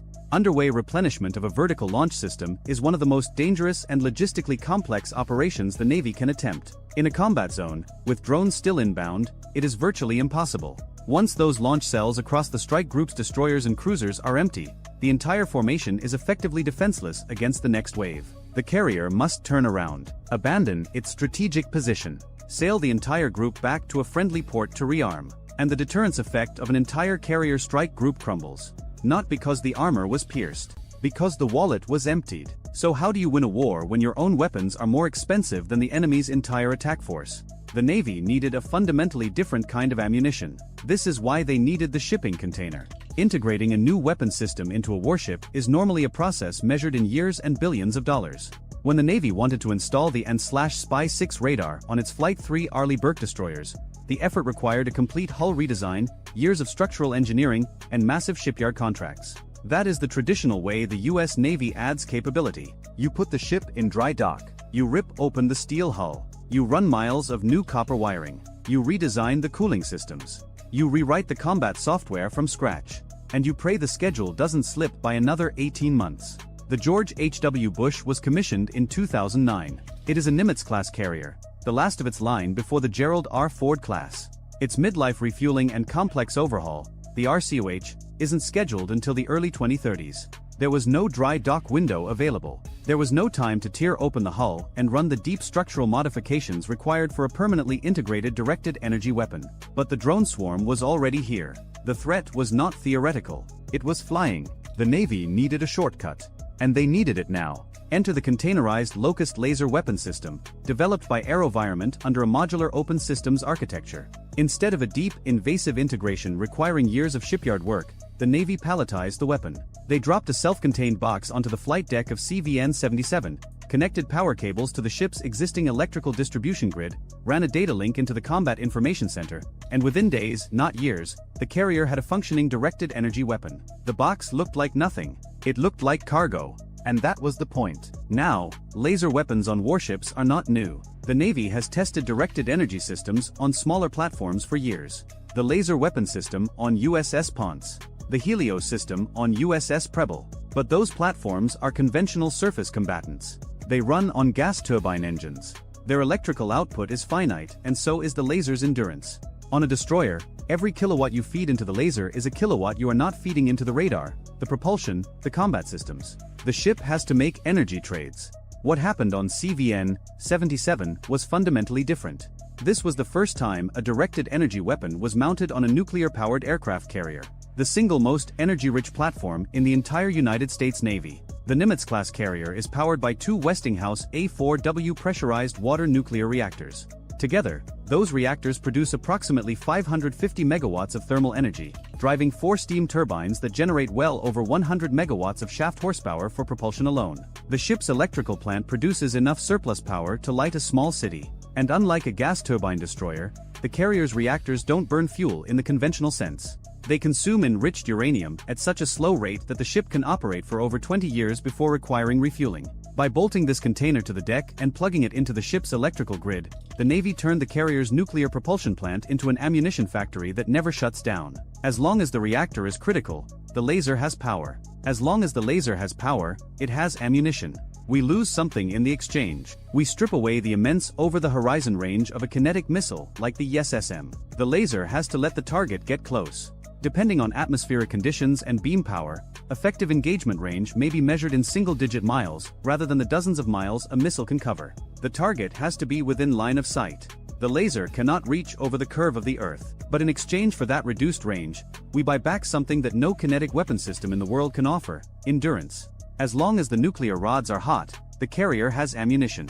And the cost per shot is roughly $1. The price of the electricity consumed to fire the beam. $1. The Navy didn't just reverse the 75-1 financial disadvantage of missile versus drone. They flipped it into a 20-0-0-0-1 advantage in the carrier's favor. Every single engagement now costs the adversary $20,000 and costs the carrier $1. Run that equation across a 150 drone swarm and Tehran is spending $3 million while the Bush is spending $150. The math that was killing the carrier is now killing the swarm. But the economics are only half the story. The physical nature of a laser solves another massive problem that no one outside the carrier's flight deck crew ever thinks about. When a kinetic interceptor missile fires, everybody knows.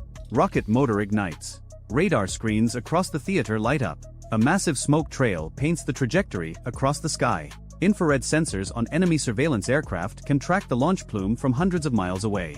Every missile fired is a data point the enemy can use to estimate how many interceptors you have left. The adversary doesn't need to penetrate your defenses. They just need to count your launches and do the subtraction. And if the carrier resorts to its last-ditch close-in defense, the Phalanx CWS, the situation gets even worse.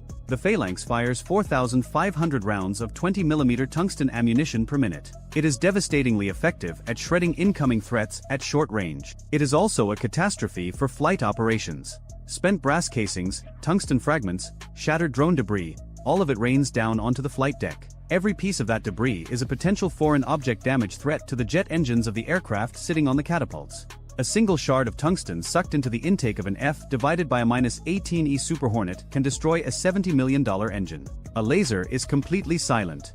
It travels at 186,000 miles per second, the speed of light, so fast that there is no need to calculate lead on a moving target. The radar locks on and the beam connects instantaneously. There is no travel time, No exhaust plume, no smoke trail, no radar flare, no debris. And it cannot be jammed by electronic warfare because it is not riding a radio frequency. It is a coherent beam of photons. the flight deck stays clean. The jets keep launching. The carrier fights through the swarm attack without a single piece of shrapnel threatening an engine intake. The air wing keeps flying. The sorties keep going. The carrier maintains its offensive output while its defensive system operates in silence underneath. But here is where we need to correct the Hollywood version of what a laser weapon actually does. Because a laser is not a lightsaber. It is not a death ray, and understanding its limitations is just as important as understanding its strengths. A kinetic missile kills by proximity. The warhead detonates near the target and destroys it with a concussive shockwave and a cloud of expanding shrapnel. The kill is violent, instantaneous, and total. The target ceases to exist. A laser kills through something entirely different. A thermal load. It dumps hyper-focused infrared photons onto a surface area roughly the size of a quarter. We strip away the concussive explosive blast force of a warhead. In exchange, we gain surgical, heat-induced structural failure. Think of it like a magnifying glass focusing sunlight onto a dry leaf. Except here, the sunlight is powered by a 100,000-ton nuclear reactor. And the leaf is a drone hurtling toward the ship at 150 miles per hour. The Locust system, operating in the 20 to 35 plus kilowatt range, locks onto the target and holds the beam steady on a single point. This is called dwell time. For roughly 2 to 5 seconds, the laser must maintain a continuous, unbroken lock on one specific spot on the drone's airframe. It doesn't blast the target out of the sky. It burns through the structural weak points. The wing joints. The battery pack. The thin fiberglass shell covering the guidance electronics.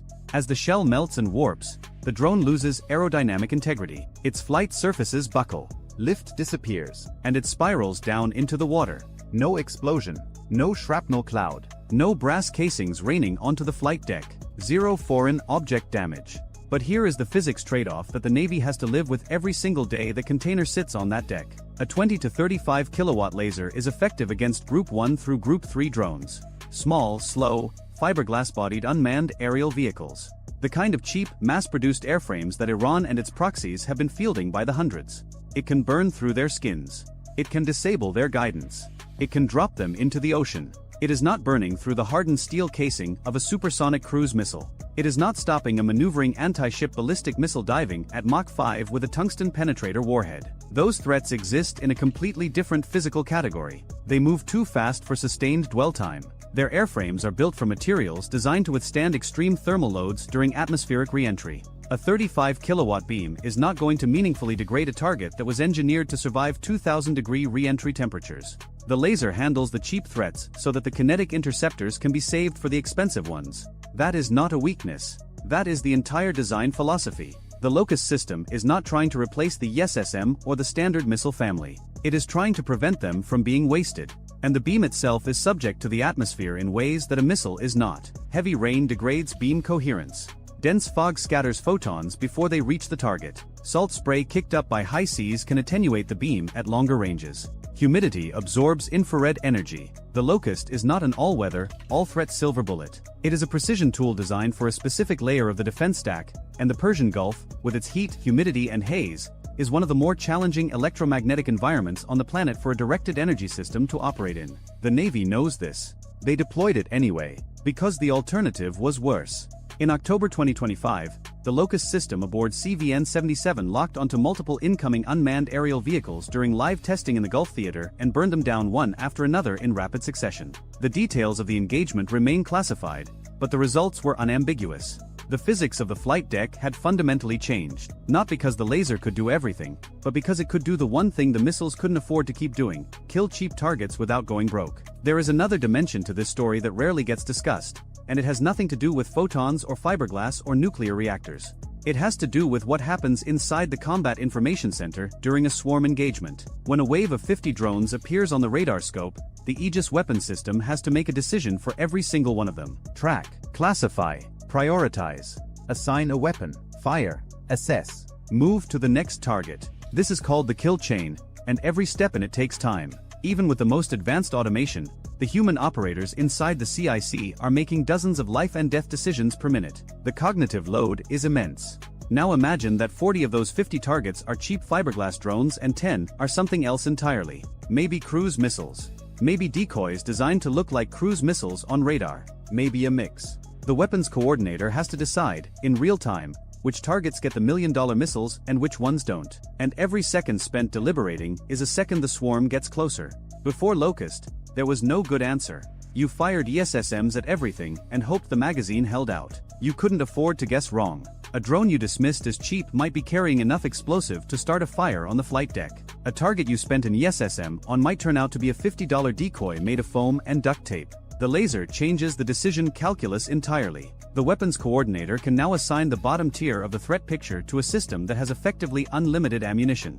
Every fiberglass drone, every slow-moving propeller-driven UAV, every target that fits the Locust engagement envelope gets handed off to the laser.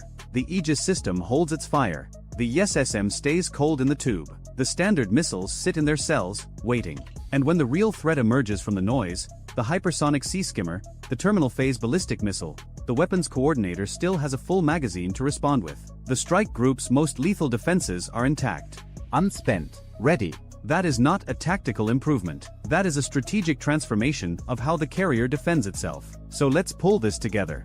If a $6 billion nuclear-powered supercarrier can only survive a swarm of cheap drones by bolting an experimental shipping container to its flight deck, what does that tell us about the future relevance of massive warships? The Locust system on the George H.W. Bush isn't there to make the carrier a more lethal weapon against foreign destroyers or submarines. It doesn't extend the carrier's offensive reach.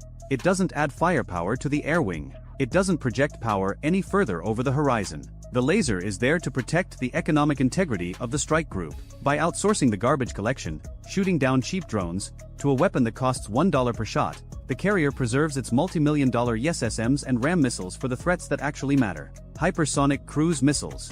Advanced anti-ship ballistic missiles. The weapons that a kinetic interceptor was specifically designed to stop and that no laser in this power class can touch. The shipping container hasn't replaced the missile. It has shielded the missile from being wasted. Think about that for a moment. The problem was never the accuracy of the interceptor. The interceptor was perfect. Its kill probability was near 100%. The problem was that perfection was being spent on targets that didn't deserve it. $1 million missile was being fired at a $20,000 drone, and the adversary was smiling, because every intercept brought the strike group one step closer to being empty. The laser doesn't make the ship more powerful. It makes the ship more intelligent about what it chooses to spend its finite, irreplaceable kinetic ammunition on. And that reframes the entire defensive architecture of the carrier strike group. Without the laser, every threat, from a $20,000 fiberglass drone to a $10 million hypersonic missile, eats from the same finite pool of interceptors. The strike group cannot distinguish between a nuisance and an existential threat at the point of expenditure. It must fire a $1 million missile at both. The magazine drains at the same rate regardless of what it is shooting at. With Locust handling the bottom layer, the Aegis system is suddenly free to hold its fire. The ESSM stays in the tube. The RAM stays on the rail. The standard Missile 6 sits in its cell with its seeker cold. The carrier's most expensive, most capable defenses are preserved, locked,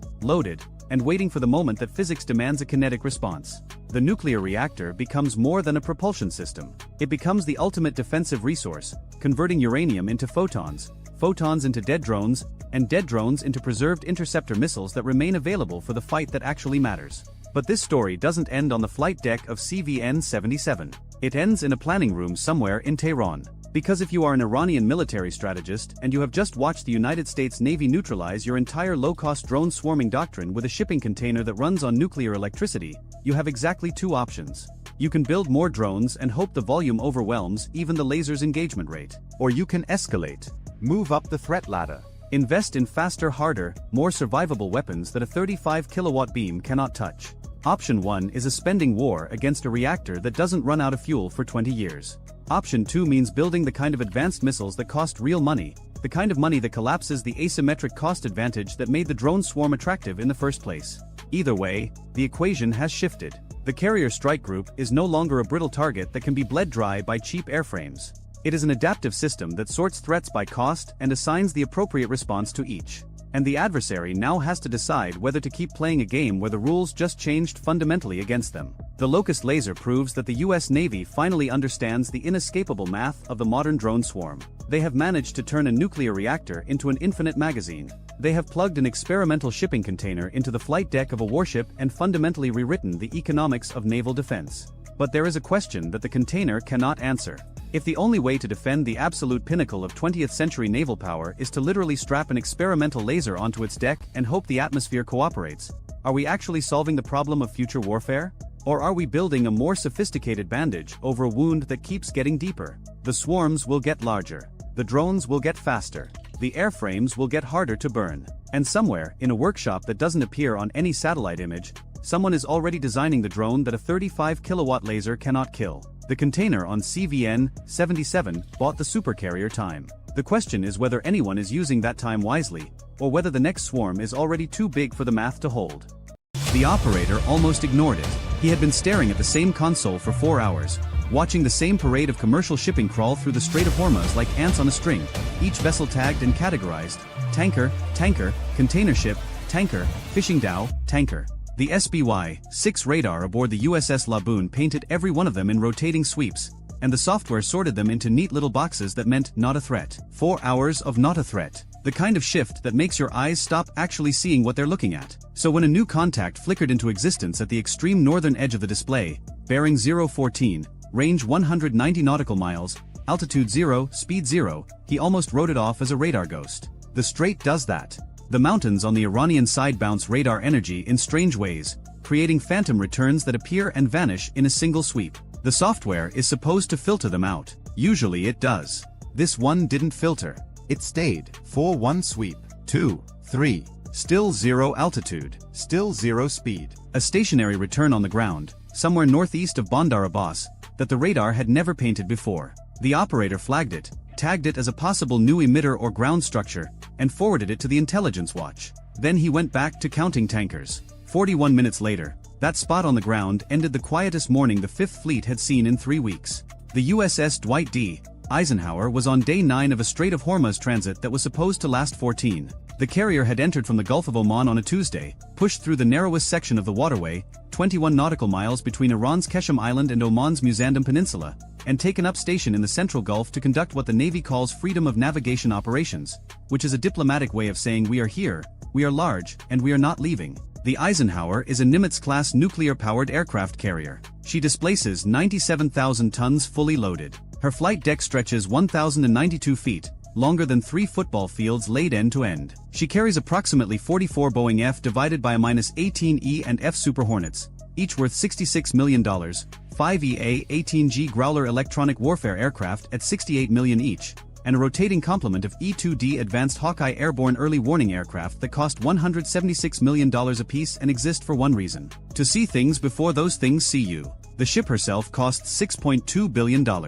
Her air wing adds another $4 billion. The crew numbers 4,500. The entire floating enterprise represents more raw military capability than most nations' entire armed forces combined, and on this particular morning, she was parked in a body of water so narrow that her escorts could see the Iranian coast without binoculars. This is the paradox of carrier operations in the Persian Gulf. The most powerful naval vessel ever built becomes, in confined waters, the most expensive target ever presented. A carrier in the open Pacific has thousands of miles of maneuvering room. A carrier in the Strait of Hormuz has the room equivalent of a parking lot, and every wall of that parking lot has missiles bolted to it. The Eisenhower's escort formation on this transit was a standard carrier strike group configuration. The Ticonderoga-class guided missile cruiser USS Gettysburg held station 2,200 yards off the carrier's port beam, her 122 vertical launch cells loaded with a mix of SM-3 Block IIA ballistic missile interceptors, SM-2 Block IIA area defense missiles, and Tomahawk land attack cruise missiles. The Arleigh Burke-class destroyer USS Gravely patrolled a racetrack pattern 22 nautical miles to the south,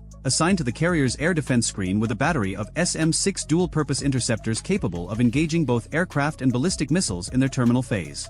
The USS Mason, a newer Flight 3 Arleigh Burke destroyer carrying the AN/Spy-6 V1 radar, the most advanced shipboard radar in the world, ran the forward picket position 12 nautical miles north of the Eisenhower, deliberately placed between the carrier and the Iranian coast. And the USS Laboon, another Arleigh Burke, covered the eastern approach, watching the mouth of the strait and every piece of sky above it. 4 ships, 4 radars. Approximately 380 vertical launch cells between them. Roughly $3.2 billion of escort firepower arranged in a protective bubble around a $6.2 billion aircraft carrier. The most expensive neighborhood watch in the history of human conflict. None of it mattered if they didn't see the threat in time. At 0704 local time, a satellite no one on the Eisenhower would ever see detected something no one on the ground in Iran wanted detected. The space-based infrared system, SPIRS, is a constellation of satellites in geosynchronous orbit 22,236 miles above the Earth's surface. Each satellite carries a mosaic staring sensor array composed of thousands of individual infrared detectors. Their job is simple and singular: detect the heat signature of a missile launch anywhere on the planet within seconds of ignition. The system does not sleep. It does not blink. It watches every square mile of the Earth's surface simultaneously, waiting for the unmistakable thermal bloom of a rocket motor burning through the atmosphere. At 0704 and 6 seconds, one of those sensors registered a thermal event on the Iranian mainland, 47 miles northeast of Bandar Abbas, at a location consistent with a known Islamic Revolutionary Guard Corps Aerospace Force garrison. The heat signature was bright, brief, and expanding. Solid fuel booster ignition. Something had just left the ground at several thousand degrees Fahrenheit. The detection propagated at the speed of light. Within 1.4 seconds, it reached the SPIRS ground station at Buckley Space Force Base in Aurora, Colorado, 7,400 miles from the launch point. Within another 2.8 seconds, the data had been processed, formatted, and transmitted via the Defense Satellite Communications System to the Joint Tactical Ground Station aboard the Gettysburg, which was sitting in the middle of the Persian Gulf wondering why Tuesday mornings were always so quiet. They stopped being quiet. The Gettysburg's tactical action officer saw the SPIRS alert populate on his display at 0704 and 12 seconds. The alert contained a launch point, a detection time, an estimated trajectory azimuth, and a confidence rating. It did not contain a missile identification. SPIRS sees fire. It does not read nameplates. But the trajectory azimuth pointed south-southwest, which meant the missile, whatever it was, had been launched in the direction of the Strait of Hormuz. In the direction of the Eisenhower. The SBY-1D radar on the Gettysburg was already in ballistic missile defense search mode. It had been in that mode for 9 days straight. The radar is a passive phased array, 12,000 elements arranged in 4 octagonal faces on the ship's superstructure, capable of tracking over 200 targets simultaneously from the surface to the edge of space. When directed by the SPIRS Q, the Spy-1D narrowed its search to the northeast quadrant and increased its pulse repetition frequency, pouring more energy into the sky along the estimated threat axis.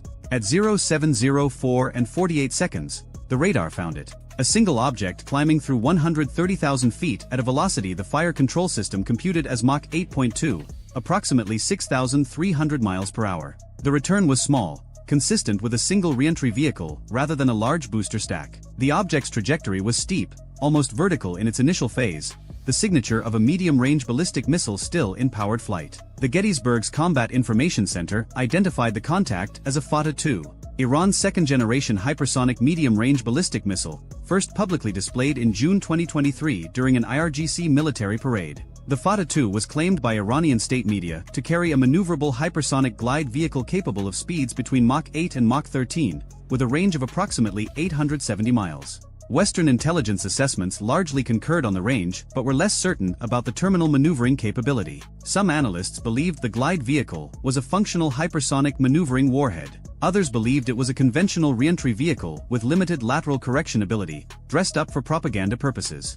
The distinction mattered enormously, and the Gettysburg was about to find out which assessment was right. Here is what makes a hypersonic glide vehicle different from every missile that came before it. A traditional ballistic missile follows Newton's laws like a thrown rock. It goes up, it comes down, and you can calculate where it will land before it reaches the peak of its arc. The math is elegant, predictable, and approximately 400 years old. Every missile defense system built before 2015 was designed to exploit that predictability. You watch the missile go up, you calculate the parabola, you put an interceptor at the point where the arc meets the atmosphere, and you let physics handle the rest. A hypersonic glide vehicle breaks that contract. It rides the booster to the top of the arc, roughly 150 to 250 miles above the surface, then separates and re-enters the atmosphere at a shallow angle. Instead of falling along a predictable parabola, it uses small aerodynamic control surfaces to generate lift, allowing it to skip along the upper atmosphere like a flat stone thrown across a pond. It can turn, it can climb, it can dive. It can change its impact point by hundreds of miles during its glide phase, and it does all of this at speeds above Mach 5, 5 times the speed of sound. You cannot predict where the stone will land while it is still skipping. That is the entire point. The captain of the Gettysburg had roughly 90 seconds to make a decision that the United States Navy had theorized about, simulated, war-gamed, and argued over for 15 years. He could shoot now. The Fata-2 was still in its boost phase, still climbing, still accelerating, and still following a relatively predictable trajectory. The SM-3 Block IIA interceptor was designed for exactly this geometry, a boost phase or mid-course intercept above the atmosphere, where the target had not yet begun to maneuver. Shooting now gave the SM-3 the best possible engagement conditions and the longest possible flight time to correct any errors. But it also meant committing $34 million per interceptor against a target whose precise trajectory was still being refined, accepting a lower probability of kill in exchange for maximum engagement time. Or he could wait. 40 seconds of additional tracking would give the Spy-1D enough data to build a high-confidence trajectory model and predict the glide vehicle's initial maneuvering behavior after separation. A shot fired at that point would have better targeting data and a higher probability of kill. But it would also leave less time for a second shot if the first one missed, and once the glide vehicle began maneuvering in earnest, the SM-3's engagement window would begin to close. Shoot early with less certainty and more margin, or shoot late with more certainty and less margin. This is the fundamental calculus of ballistic missile defense, and there is no correct answer. There is only the answer you live with. He shot at 0706. SM-3 Block IIA No. 1 cleared vertical launch cell 14 aboard the Gettysburg on a pillar of white fire that was visible to the naked eye from the Eisenhower's flight deck 2,200 yards away. The missile weighed 3,400 pounds and stood 21 feet tall in its canister. It cost $34 million. Its sole purpose was to leave the atmosphere at Mach 15.5, approximately 11,900 miles per hour, find a target in the vacuum of space, and hit it. Not explode near it. Hit it. The SM-3 does not carry an explosive warhead. It carries a kinetic kill vehicle, a 23-pound device about the size of a small refrigerator, equipped with an infrared seeker and a set of small divert thrusters that steer it into the target with centimeter-level precision. The impact energy at intercept speed is roughly equivalent to a 10-ton truck hitting a concrete wall at 600 miles per hour. The Navy calls this hit to kill. The physics community calls it converting the problem into scattered atoms. 3 seconds after the first launch, SM-3 No. 2 cleared Cell 18. 2 interceptors in the air. $68 million climbing towards space at a rate that would have them above the atmosphere in under 30 seconds. Aboard the Eisenhower, the Air Boss had already started clearing the flight deck. 2 Super Hornets, call signs Raven 201 and Raven 203, were on the catapults. Raven 201 had been 4 seconds from the launch officer's final signal. Both aircraft were back down the catapult track and chained to the deck. The flight deck had to be clear because the ship's evolved Sea Sparrow missile launchers, the absolute last line of defense, needed unobstructed firing arcs. Nobody wanted to be in a position where the Sea Sparrows mattered. An ESSM is a $1 million, 12-foot interceptor designed to kill cruise missiles. Its top speed is Mach 4. Against a Mach 8 glide vehicle in terminal dive, the engagement window shrinks to approximately 1.5 seconds. That is not a defense. That is a gesture. At 0707, 180 miles above the Earth's surface, the Fata-2's booster burned out. The reentry vehicle separated. On the Gettysburg's radar display, one track became 2. The booster, now a dead cylinder of scorched metal, continued along its ballistic arc toward an eventual splashdown somewhere in the Gulf of Oman. The glide vehicle, smaller, hotter, and suddenly more interesting, began to do something the tracking algorithms had not been told to expect. It pulled up. Instead of immediately beginning its descent toward the atmosphere, the Fata-2's glide vehicle executed a brief climb after separation, gaining an additional 12 miles of altitude. This was not random. This was not a malfunction. This was a designed maneuver with a specific tactical purpose. Every second the glide vehicle spent above the atmosphere was a second that ground-based interceptors struggled to reach it, but also a second that its own onboard sensors could look down across the full width of the strait and search for the Eisenhower. The glide vehicle carried a terminal seeker. Western intelligence believed it was an imaging infrared sensor, similar in concept to the targeting package on China's DF-21D anti-ship ballistic missile. From 190 miles up, the Strait of Hormuz is a thin blue thread. The Eisenhower, massive as she is a speck on that thread. The seeker needed time and altitude to find that speck, differentiate it from the surrounding escort ships and commercial traffic, and lock on. The Fatah II was not just flying toward the Eisenhower. It was hunting for her.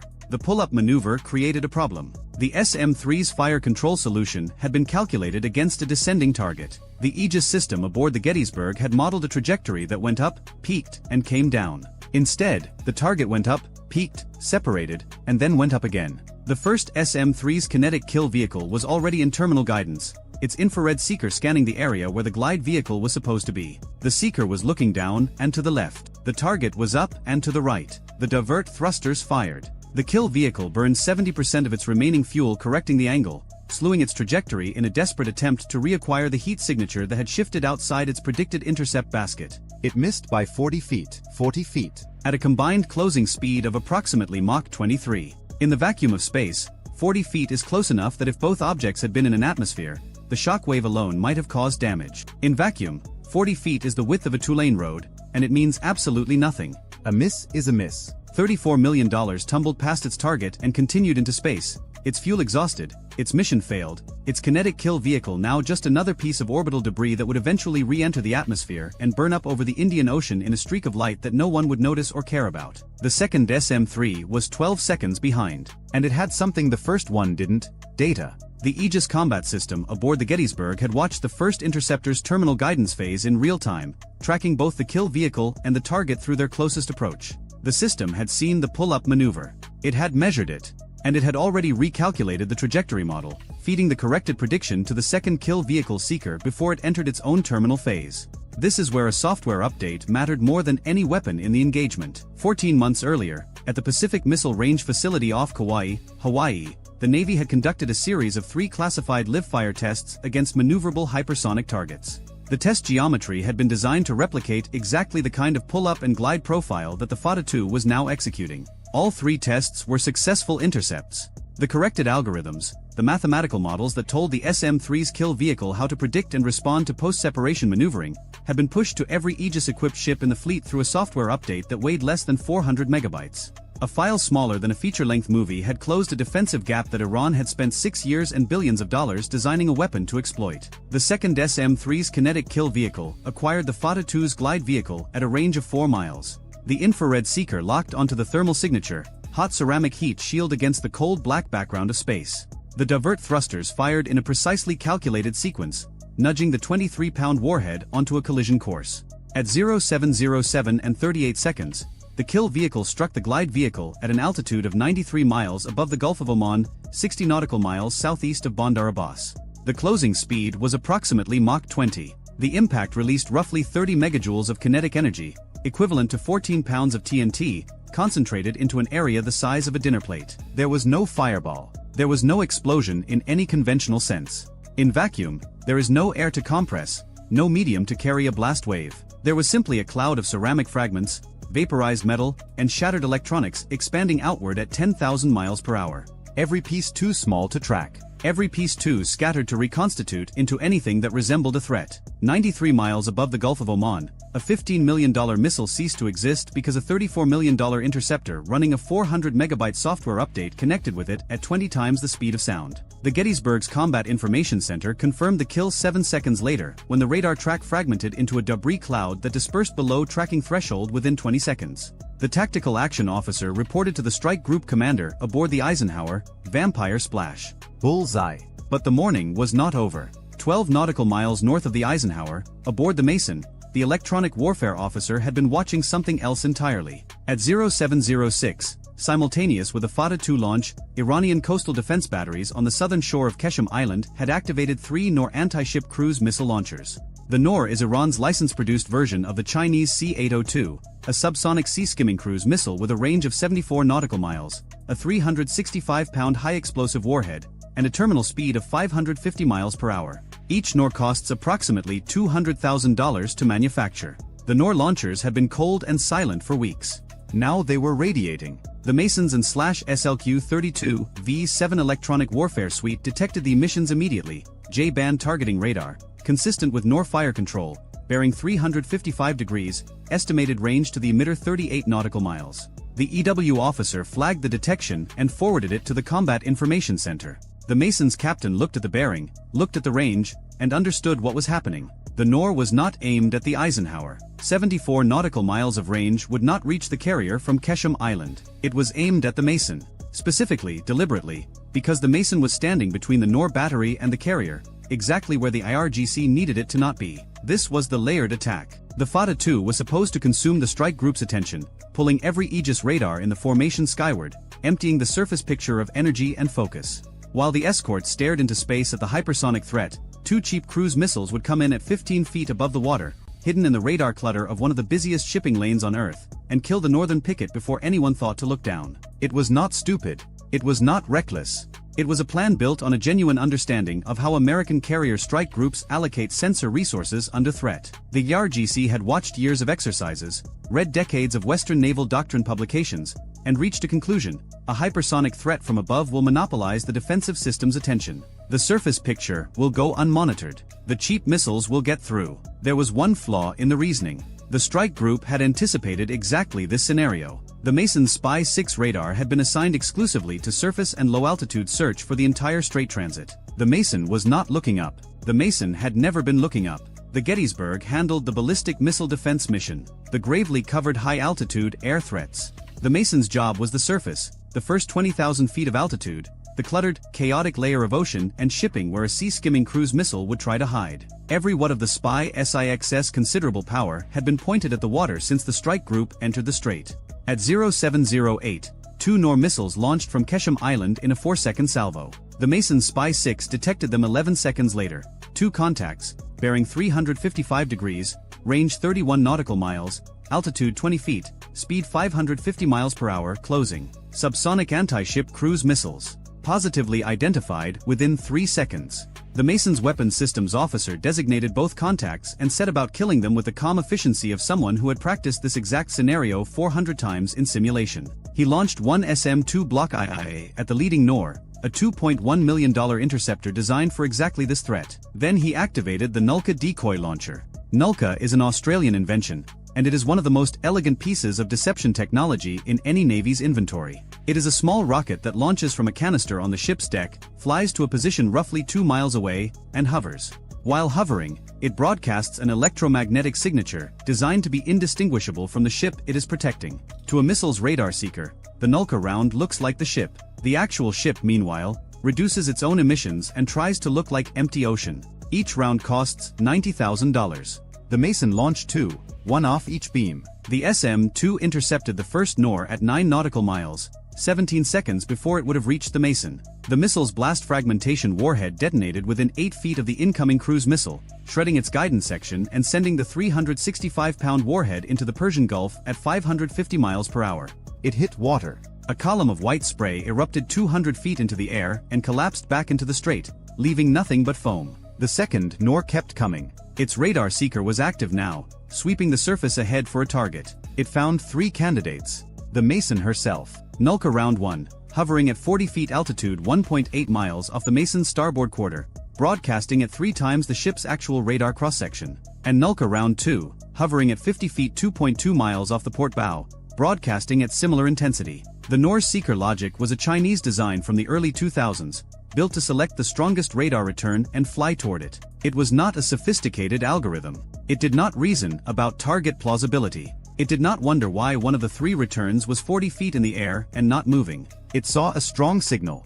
It turned toward it. The Nor turned right. It flew 1.8 miles past the Mason's starboard side and struck the surface of the Persian Gulf at 0708 and 47 seconds. The warhead detonated on impact with the water. The Nulka round, having completed its mission, had fallen into the ocean 4 seconds earlier, its small rocket motor expended, its transmitter silent, its $90,000 purpose fulfilled. A $200,000 Iranian cruise missile killed a patch of seawater because a $90,000 Australian hovering decoy was more convincing than a $2 billion American destroyer. The mathematics of deception are kinder than the mathematics of interception. At 0710, the Eisenhower's flight deck came back to life. The catapult officers had been waiting. The aircraft had been waiting. The pilots had been sitting in their cockpits since before the Fata-2 cleared Iranian airspace, listening to the tactical frequency with a particular silence of people who know something is happening and cannot do anything about it yet. Raven 201 and Raven 205, 2F divided by a -18E Super Hornets,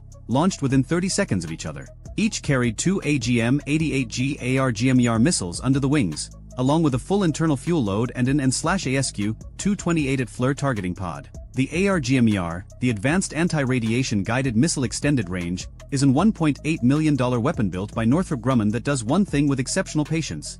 It finds radar emissions, flies to their source, and destroys them. If the radar turns off during the missile's flight, the ARGMER does not get confused. It switches to GPS coordinates and a millimeter wave radar terminal seeker, and it hits the place where the radar was. The missile remembers where you were, and it is entirely indifferent to the fact that you left. The two Super Hornets climbed to 35,000 feet and turned northeast toward Kesham Island. The Nor battery's bandstand fire control radar, the emitter that the Mason's EW suite had detected at 0706, was still transmitting. It had been active for 4 minutes. In modern combat, 4 minutes of continuous radar emission is not boldness.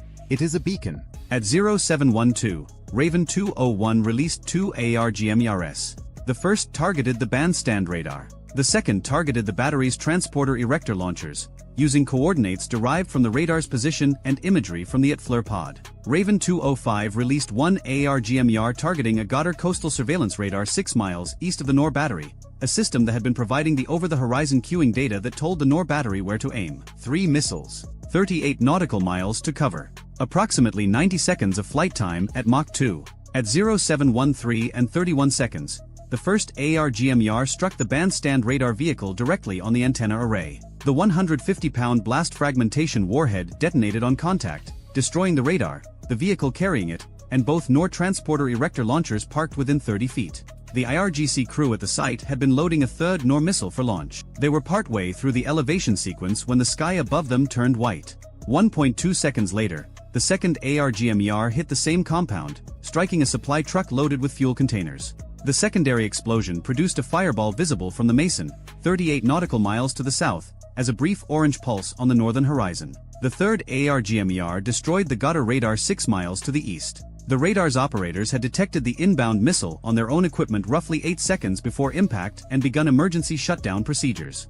There are 7 steps in the Goddard's emergency power down sequence. They completed 3. At 0713 and 44 seconds, 9 minutes and 38 seconds after Spurs first registered the thermal bloom of the FATA 2's booster, the engagement was over.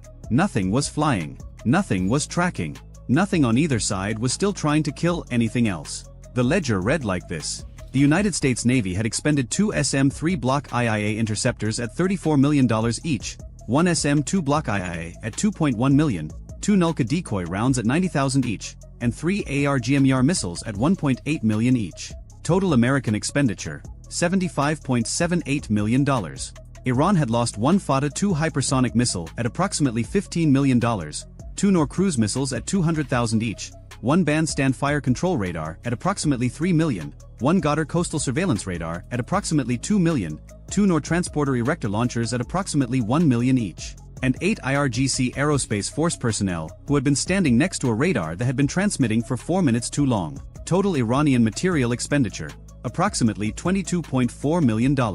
Iran spent less. By a ratio of roughly 3.4 to 1, Iran came out ahead on the spreadsheet. But spreadsheets do not fight wars by themselves. Iran lost radar coverage over 40 nautical miles of its southern coastline. It lost both launch vehicles for the Nor battery defending the eastern approach to Kesham Island. It lost the trained crew that operated them. Replacing the equipment would require weeks of logistics through supply chains that are permanently under satellite observation. Retraining the crew would take months, assuming replacements existed with the requisite certification on the bandstand system. And for every day of those weeks and months, the Eisenhower would still be out there, within catapult range, running cyclic flight operations. Watching. The cost ratio argument is real. Analysts at the Center for Strategic and Budgetary Assessments and the Center for a New American Security have modeled sustained saturation attacks against carrier strike groups and concluded that in a prolonged conflict, a carrier group exhausts its SM-3 and SM-6 inventory in approximately 4 to 5 major engagements.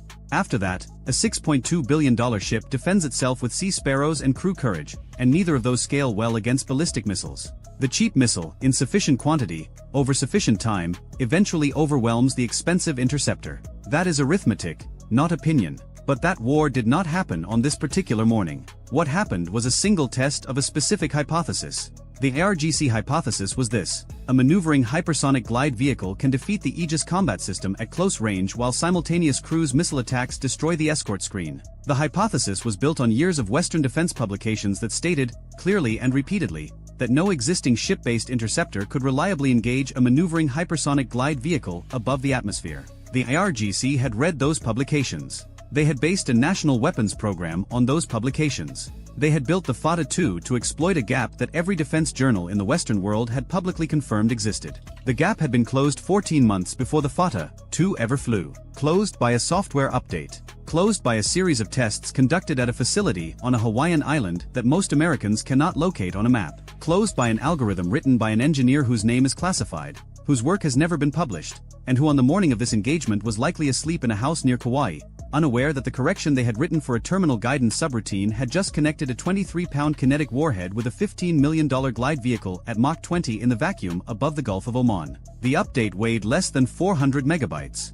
It had been distributed to every Aegis ship in the fleet through the standard software maintenance pipeline. No special ceremony, no press conference, no congressional hearing. A file smaller than a mobile game download had invalidated the single most important assumption underlying Iran's entire hypersonic weapons program. Somewhere in the IRGC Aerospace Force headquarters, the staff that had planned and authorized the launch waited for a battlefield damage assessment that would never arrive. They had no satellite coverage over the strait. They had no airborne sensor that could observe the engagement above 60,000 feet. They had fired their most advanced weapon at the most valuable target in the theater, and they had no way to know what had happened to it. The missile had gone up, gone silent, and never come back down.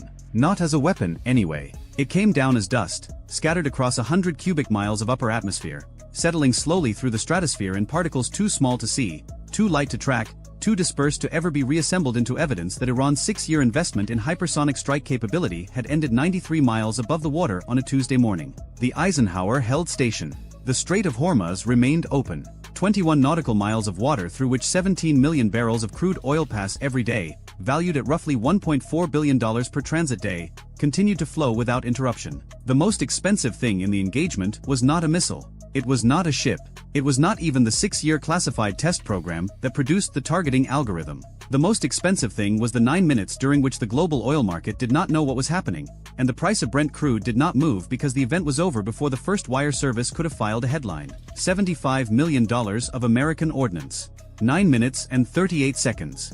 And a 400 megabyte file that an engineer on Kauai never saw work for real. They found out 3 weeks later, in a classified briefing at a facility that does not appear on any organizational chart. The briefer showed the engagement timeline, the trajectory data, the intercept geometry. When the slide came up showing the first SM-3 missing by 40 feet and the second SM-3 killing the target using the corrected algorithm, the engineer reportedly said nothing for several seconds, then asked a question about the divert thruster fuel consumption margins. The algorithm did not care who wrote it. The algorithm did not know it had been tested. It ran. It corrected. It connected. That is all it was designed to do. If you enjoyed this video, check out our other video on how Israel's Iron Dome tracked 180 missiles in 12 minutes during the 2023 Gaza escalation. See you next time. At 0347 local time, a single nor anti-ship cruise missile dropped off the rail of a mobile coastal defense launcher hidden inside a warehouse on the southern Iranian coastline and turned south toward the Strait of Hormuz. The missile was a Chinese-designed C-802 built under Iranian license, a sea-skimming weapon carrying a 365-pound warhead at roughly 660 miles per hour, just under the speed of sound. It cost the Islamic Revolutionary Guard Corps Navy approximately $120,000 to produce.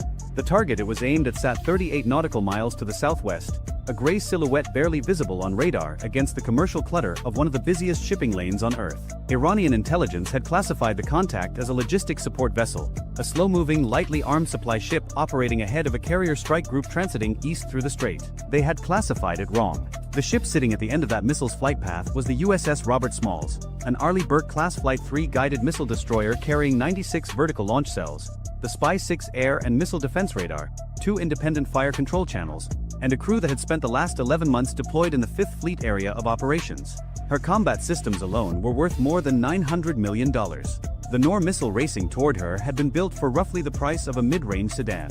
That math was about to matter in a way nobody in Tehran had planned for. 12 miles north of the destroyer, aboard a 47-foot Paycap-class fast attack craft designated Bandar 1, A crew of 6 Iranian sailors watched a handheld GPS track update and believed the night was going exactly as briefed. Their mission was straightforward. 3 fast attack craft would close from spread positions under emissions control, while the shore-based missile battery initiated the strike.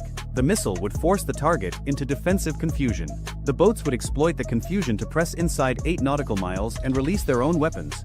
A coordinated saturation attack against a vessel they expected to have no meaningful ability to fight back. 900 meters to port, Bondar 2 held formation in the dark. A third craft, Bondar 3, ran wider to the east, tasked with cutting off any escape route toward Omani waters 22 miles to the south. The plan was built on speed, darkness, and the assumption that the target could not see them coming. In the Combat Information Center of the Robert Smalls, 24 feet below the waterline, an operations specialist second class was the first to see the anomaly. A brief radar return appeared and vanished near the Iranian coast, inconsistent with the established shipping tracks her team had been monitoring for the previous 6 hours. She flagged it without drama. The symbol was tentative, possibly a fishing vessel launching late, possibly sea clutter bouncing off a Dow's metal hull. But the bearing was wrong for either explanation, and the operator knew it. The tactical action officer leaned in.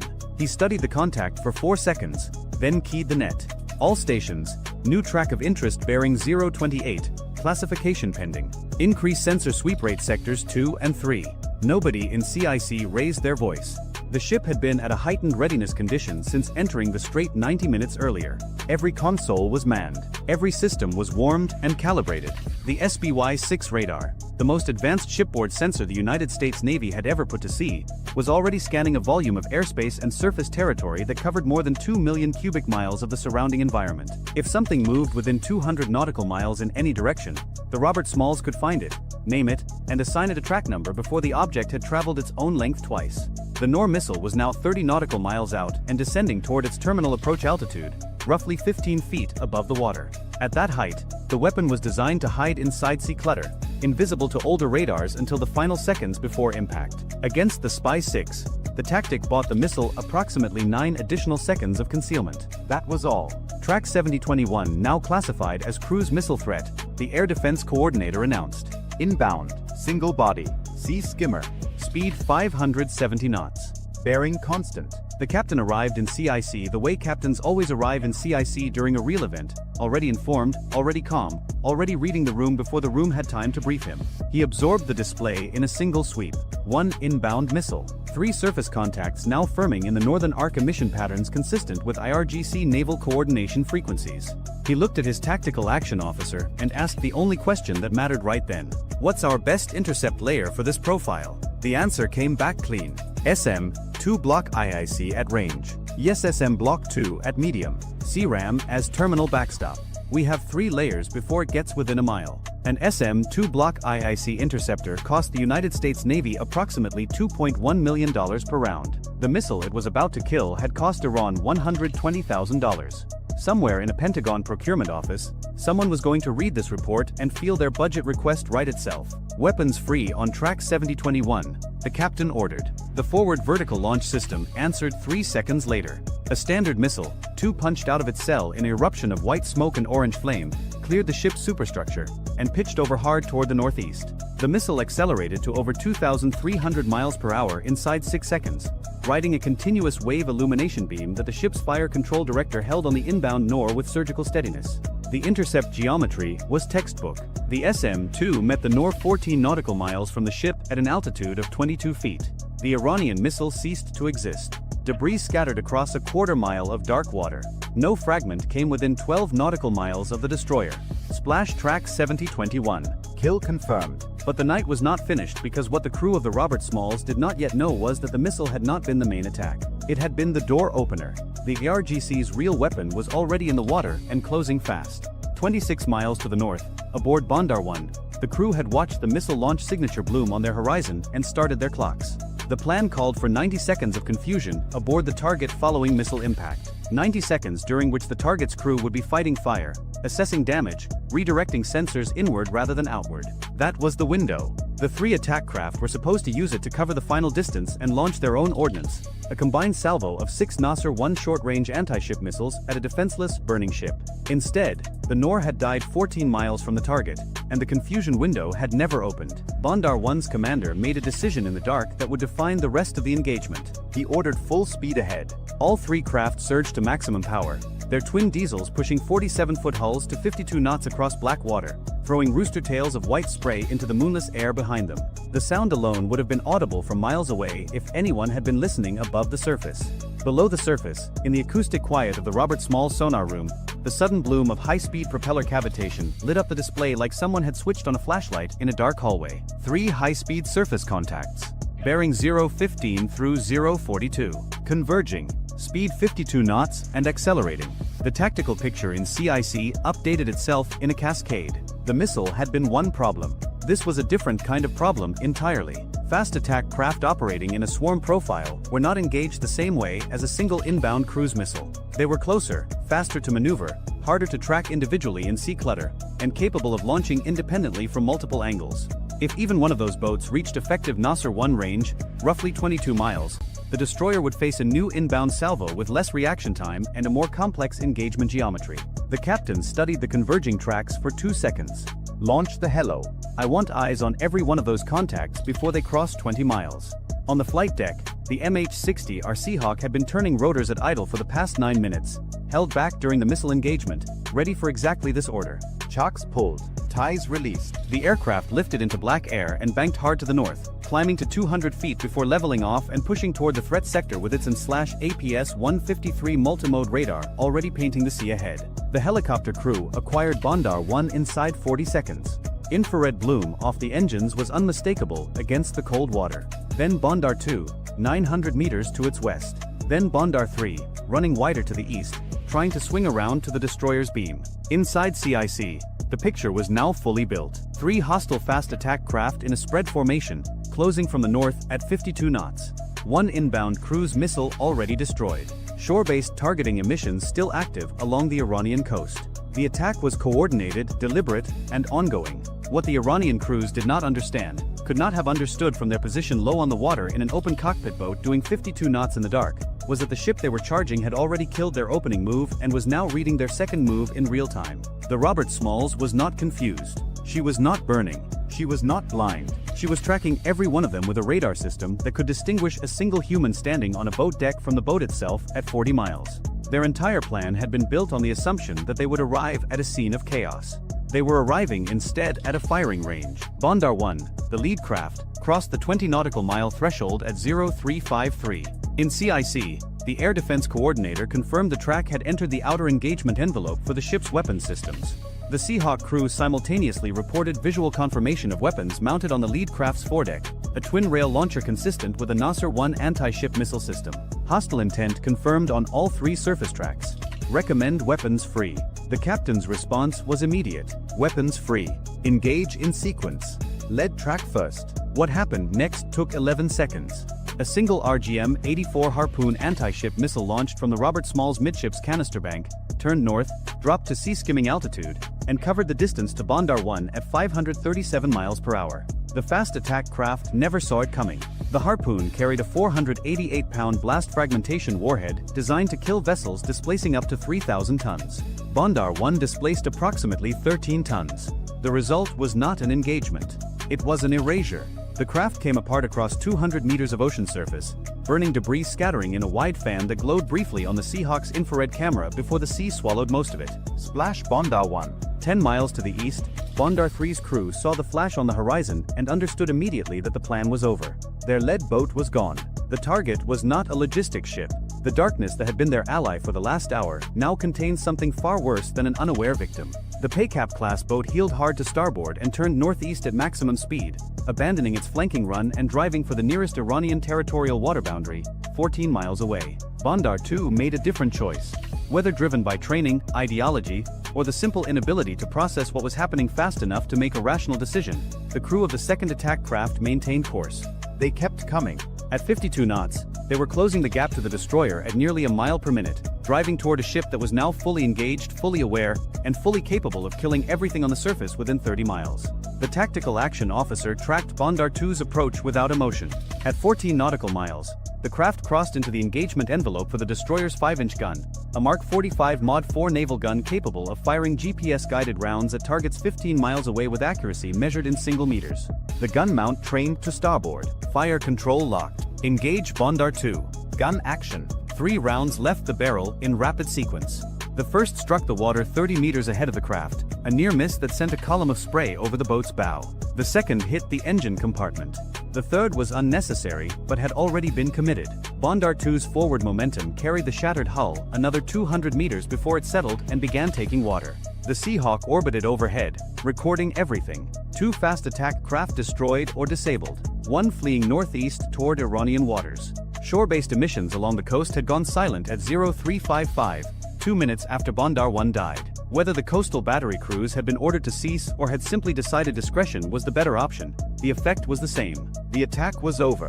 In CIC, the destroyer's crew began the methodical process of rebuilding the tactical picture from the ground up. Every sensor swept wide. Every track was re-examined. The Seahawk pushed its patrol arc farther north, searching for any additional platforms that might have been staged as a follow-on wave. Nothing appeared. The strait settled into the uneasy quiet that follows violence at sea, disturbed water, floating debris, and the steady electronic hum of a warship still scanning the dark for anything else that wanted to try. At 0401 local time, the captain authorized a return to modified transit posture.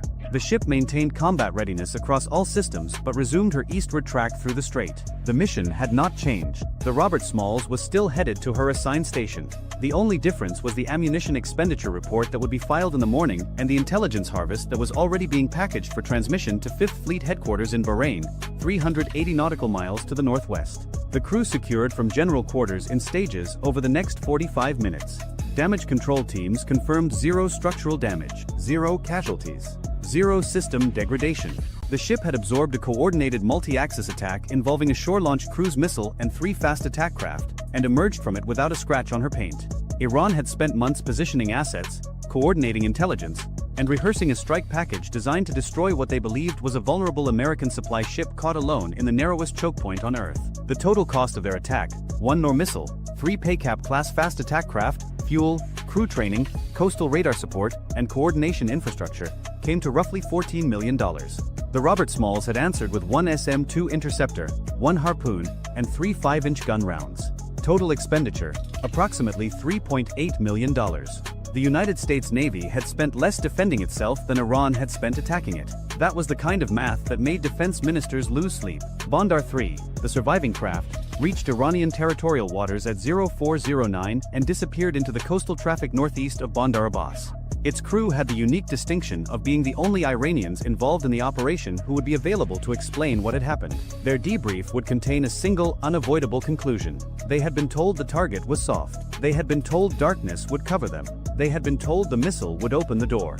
Every single thing they had been told was wrong, and 2 crews had paid for it with their lives. On the bridge of the Robert Smalls, the officer of the deck watched the first pale edge of dawn begin to separate the sky from the water to the east. The ship cut through calm seas at 18 knots, her wake straight and undisturbed, as if the previous 22 minutes had been an inconvenience rather than a battle. Below, in CIC, the watch had already rotated. Fresh operators sat at consoles still warm from the crew who had just fought the ship through the most compressed surface engagement in the 5th Fleet's recent operational history.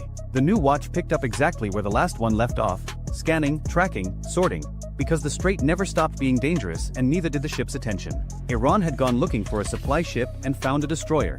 They had planned for confusion and met precision. They had trusted the dark and discovered that the dark belonged to someone else. The Robert Smalls continued east toward her operating area without slowing down, because a United States Navy warship does not rearrange its schedule for someone else's miscalculation. If you enjoyed this video, check out our other video on how the US Navy's SM-3 interceptor was designed to kill ballistic missiles in space. Bye for now. The aircraft carrier was already on fire. That is not how this story starts, but it is the kind of sentence the Pentagon feared they would hear on the morning of April 11, somewhere in the waters east of Larak Island, when the Strait of Hormuz became something other than a shipping lane. This is how it actually begins. A sonar operator aboard a US guided missile destroyer is running passive diagnostics on what should be a dead quiet Tuesday watch. The strait is busy on the surface, as it always is. Tankers southbound. Bulk carriers headed north. A few dhows hugging the Omani side. Civilian GPS signals paint the waterway in neat colored lines across every navigation screen in CIC. Below the surface, there is nothing remarkable. Thermal stratification is moderate. Biological noise is low. The shallow bottom returns are clean enough to read without heavy filtering. It is the kind of morning where you drink bad coffee and count the minutes until the next watch rotation. Then the water changes. It does not change loudly. There is no Hollywood ping, no red alarm, no flashing indicator. What happens is subtler and, for a trained ear, far worse. A faint rhythmic disturbance appears across two frequency bands simultaneously. It pulses for 4 seconds. Then it vanishes. The operator sets his coffee down and replays the recording. He isolates the bands. He adjusts the gain. He listens again, this time with his eyes closed. There it is. Not one source. Not two. 3 distinct acoustic events, separated by bearing and by character, arriving in a window so narrow it could be coincidence. But coincidence does not pulse on 2 bands at once. Coincidence does not arrive from bearings that form a triangle around a moving warship. Coincidence does not have rhythm. Con sonar. I have 3 anomalous transients. Bearing 074, 142, and 219. Simultaneous window. Recommend classification priority. That sentence changes the morning. In CIC, the watch officer looks up from the surface plot and meets the eyes of the tactical action officer across the room. Neither man says anything dramatic. The TAO picks up the internal phone, dials the captain's stateroom, and speaks 6 words. Captain, CIC, you need to come up. 40 seconds later, the captain is standing behind the main tactical display. He does not ask for a summary. He reads the screen himself, absorbs the 3 bearing lines radiating outward from the ship symbol, and then does something that tells the room more than any order could. He sits down. That means he expects this to last. Show me everything since first detection. Walk me through it. The sonar supervisor begins, methodical and precise. The 3 contacts appeared within a 7-second window. Each displayed characteristics inconsistent with merchant traffic, biologics, or equipment artifacts. One exhibited faint narrowband tonal suggesting rotating machinery at low RPM. Another showed intermittent broadband bursts consistent with a ballast adjustment or a depth correction. The third was the weakest, barely above ambient noise floor, but it moved. Not drifted. Moved. With intent. The captain listens to all of it without interrupting. When the briefing finishes, he asks one question. Are they diesel-electric? The sonar supervisor pauses before answering. Acoustic signatures are preliminary, but yes sir. Profile is consistent with Kilo class or a variant. Possibly Goddard class on the weaker contact. That distinction matters. A Kilo class submarine, Russian-designed and Iranian-operated, is a credible threat in open water and a nightmare in confined spaces. It is quiet on battery. It carries wake-homing torpedoes. It was built to do exactly one thing well: sit in a choke point and wait for something worth killing to pass overhead. The Goddard is smaller, shallower rated, more limited in range, but in the Strait of Hormuz, range is not the problem. Everything is close in Hormuz. That is the entire point. The captain stands. Set modified general quarters. No alarm. Phone talker only. I want the Seahawk spotted and ready in 10 minutes. And get me a link to 5th Fleet. Now. The ship does not sound an alarm. Instead, a quiet cascade of phone calls moves through the vessel, like electricity through wire. Compartment by compartment, sailors shift from routine watch to combat posture. Watertight doors that had been propped open for ventilation are sealed. Damage control teams assemble at their stations. The engineering officer of the watch brings the plant to a higher readiness state without being told, because he has been listening to the same internal net and he can feel the ship tightening around him like a fist. On the bridge, the officer of the deck adjusts course by 2 degrees. Not a dramatic maneuver. A whisper of helm. Enough to begin complicating the geometry below without signaling to anyone watching from the surface that the ship knows it is being stalked. Because that is what this is. Stalking. The 3 contacts have not moved aggressively. They have not pinged. They have not opened torpedo doors or increased speed or done anything that would cross a bright legal or tactical line. They are simply there, arranged in a pattern that a submariner would recognize immediately and a civilian would never notice at all. One forward of the ship's track. One off the port beam, displaced slightly south. One trailing, offset to starboard, hanging in the acoustic shadow of a northbound tanker. It is a kill box. Unfinished, unsigned, undeclared, but unmistakable. At 5:23 local time, the MH-60R Seahawk lifts off the flight deck. The pilot keeps the departure low and fast, braking left over the water and accelerating east before curving back toward the ship's forward sector. To anyone watching on radar, it looks like a routine patrol launch. The Iranian submarines, if they are listening, will hear the helicopters dipping sonar the moment it enters the water. The question is what they do when they realize the Americans are no longer guessing. The first sonobuoy hits the surface at 5:24. Inside the helicopter, the sensor operator begins building a picture the way a photographer develops film, one layer at a time, each exposure adding clarity to something that was already there but not yet visible. The first buoy returns ambient noise. The second picks up a merchant vessel's screw signature. The third catches something else. Romeo 1 CIC. Buoy 3 has a contact. Narrowband lines present. Bearing correlates with your 074 track. That is confirmation. Not classification, not identification, not a legal justification for anything, but confirmation that the thing sonar heard from inside the ship is real, that it exists in the water as a physical object with machinery and a crew and a purpose. The captain receives the report without visible reaction. He is watching the display, thinking 3 moves ahead, the way a chess player does when the board has shifted from opening to mid-game and the pieces are no longer where he expected them to be. Here is the problem he is solving. He commands a single surface combatant in one of the most constrained waterways on Earth. His ship is fast, well-armed, and crewed by professionals. But it is alone. The nearest friendly warship is 90 nautical miles southeast, too far to matter in the next hour. Air support from Bahrain could arrive in 40 minutes if launched immediately, but launching requires a request, a decision chain, and a political calculation that extends far beyond his authority. He has one helicopter with a limited fuel state, a towed array that works best at moderate speed, a hull-mounted sonar that struggles in shallow water, and a crew that has trained for this exact scenario but has never lived it. Against him, potentially, are 3 submarines operating in their home water, pre-positioned on a transit route they have studied for decades, crewed by sailors who know the thermal layers and bottom contours and ambient noise patterns of the Strait of Hormuz the way a hunter knows the trails of his own land. If this is an exercise, a provocation, a test of American reaction time, then patience is the correct response. Watch. Report. Do not escalate. Let the submarines play their game and document every second of it for the intelligence analysts who will spend months dissecting the encounter afterward. But if this is an attack, patience kills. The captain decides to do something unusual. He does both. Bridge. Come to new course 095. Increase speed to 14 knots. Make it look like a routine adjustment. On the surface, the ship angles slightly deeper into the strait, as if adjusting for traffic. Below, the course change does something more important.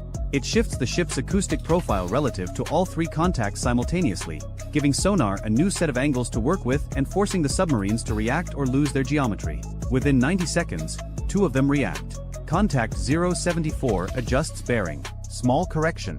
Contact 219 increases speed briefly, then slows. Contact 142 does not move. The one that doesn't move is the one the captain watches most carefully. Because the submarine that holds perfectly still while its partners adjust is the one that already has its solution built. It is the one that does not need to move. Then, at 5:31, the ocean breaks.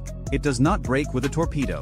It breaks with a sound. A hard mechanical transient from bearing 142, south-southeast. The contact that had been silent, the one sitting in perfect stillness while the other 2 danced. Con sonar. Transient bearing 142. Classify as possible torpedo tube event. The room contracts. Not physically, but in every way that matters. Sound compresses. Time stretches. The distance between hearing the words and understanding them collapses to 0, and then every trained reflex aboard the ship fires at once. The captain does not hesitate. He does not ask for confirmation. He does not wait for a second opinion. All ahead flank. Hard right rudder. Deploy countermeasures. Launch the weapon on contact 142 if we get a firing solution within 60 seconds. The ship lurches. Not gracefully. Warships at flank speed in shallow water do not move with elegance. They move with violence. The stern digs. The bow rises. The wake behind the ship turns from a smooth V into a churning white scar across the surface. Inside CIC, sailors grab console edges as the deck tilts. On the bridge, the helmsman puts the rudder over hard and holds it there, feeling the ship fight its own momentum as it tries to swing 40,000 tons of steel through a turn that the laws of physics would prefer to take more slowly. The Nixie deploys. The towed acoustic decoy hits the water behind the ship and begins broadcasting, throwing out a signal louder and more attractive than the ship's own propellers, begging any inbound weapon to chase the wrong target. Then sonar confirms the nightmare. Con sonar. Torpedo in the water.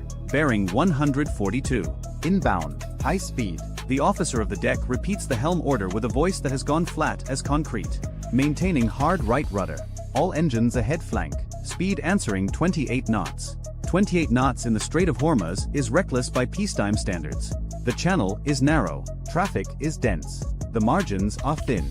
But peacetime standards stopped applying the moment a torpedo entered the water, and now the only margin that matters is the one between the weapon and the hull. The MH-60R gets the call. Romeo 1, we have torpedo inbound. Prosecute contact 142 immediately.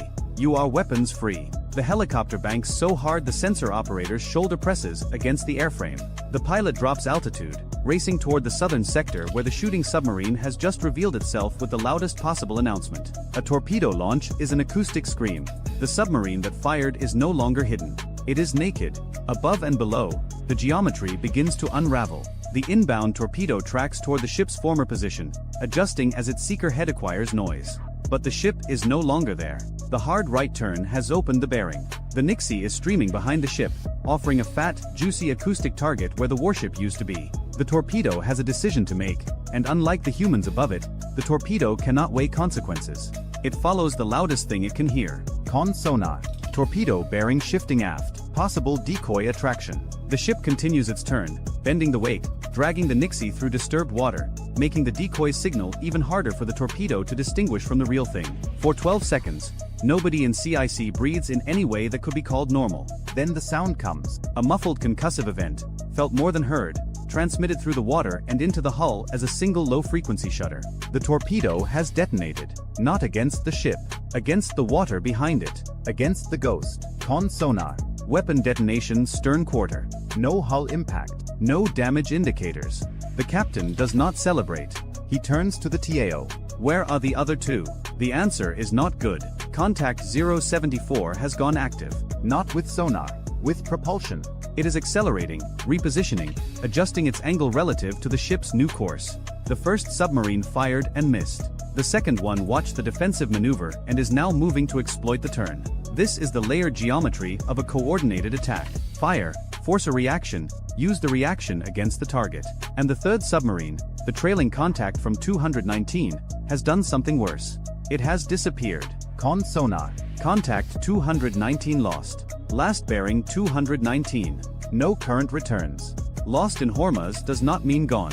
It means hiding. It means a submarine with a crew that knows these waters has found a thermal pocket or a noise shadow or a patch of bottom clutter and has gone completely silent, waiting for the ship to show its belly during the confusion. At 5:34, the helicopter reaches the southern sector and drops a rapid sonobuoy pattern around the shooter's last known position.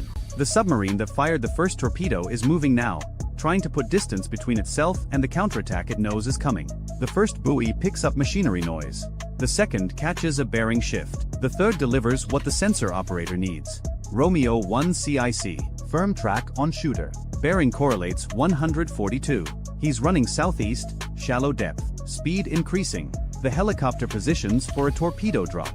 One lightweight Mark 54 torpedo hangs beneath the aircraft, waiting for the commit order that has already been given. Romeo 1. Drop. The torpedo enters the water with a clean vertical splash and immediately begins its search pattern. The submarine below hears it, because a Mark 54 entering the water is not subtle, and its response is instant. Hard turn.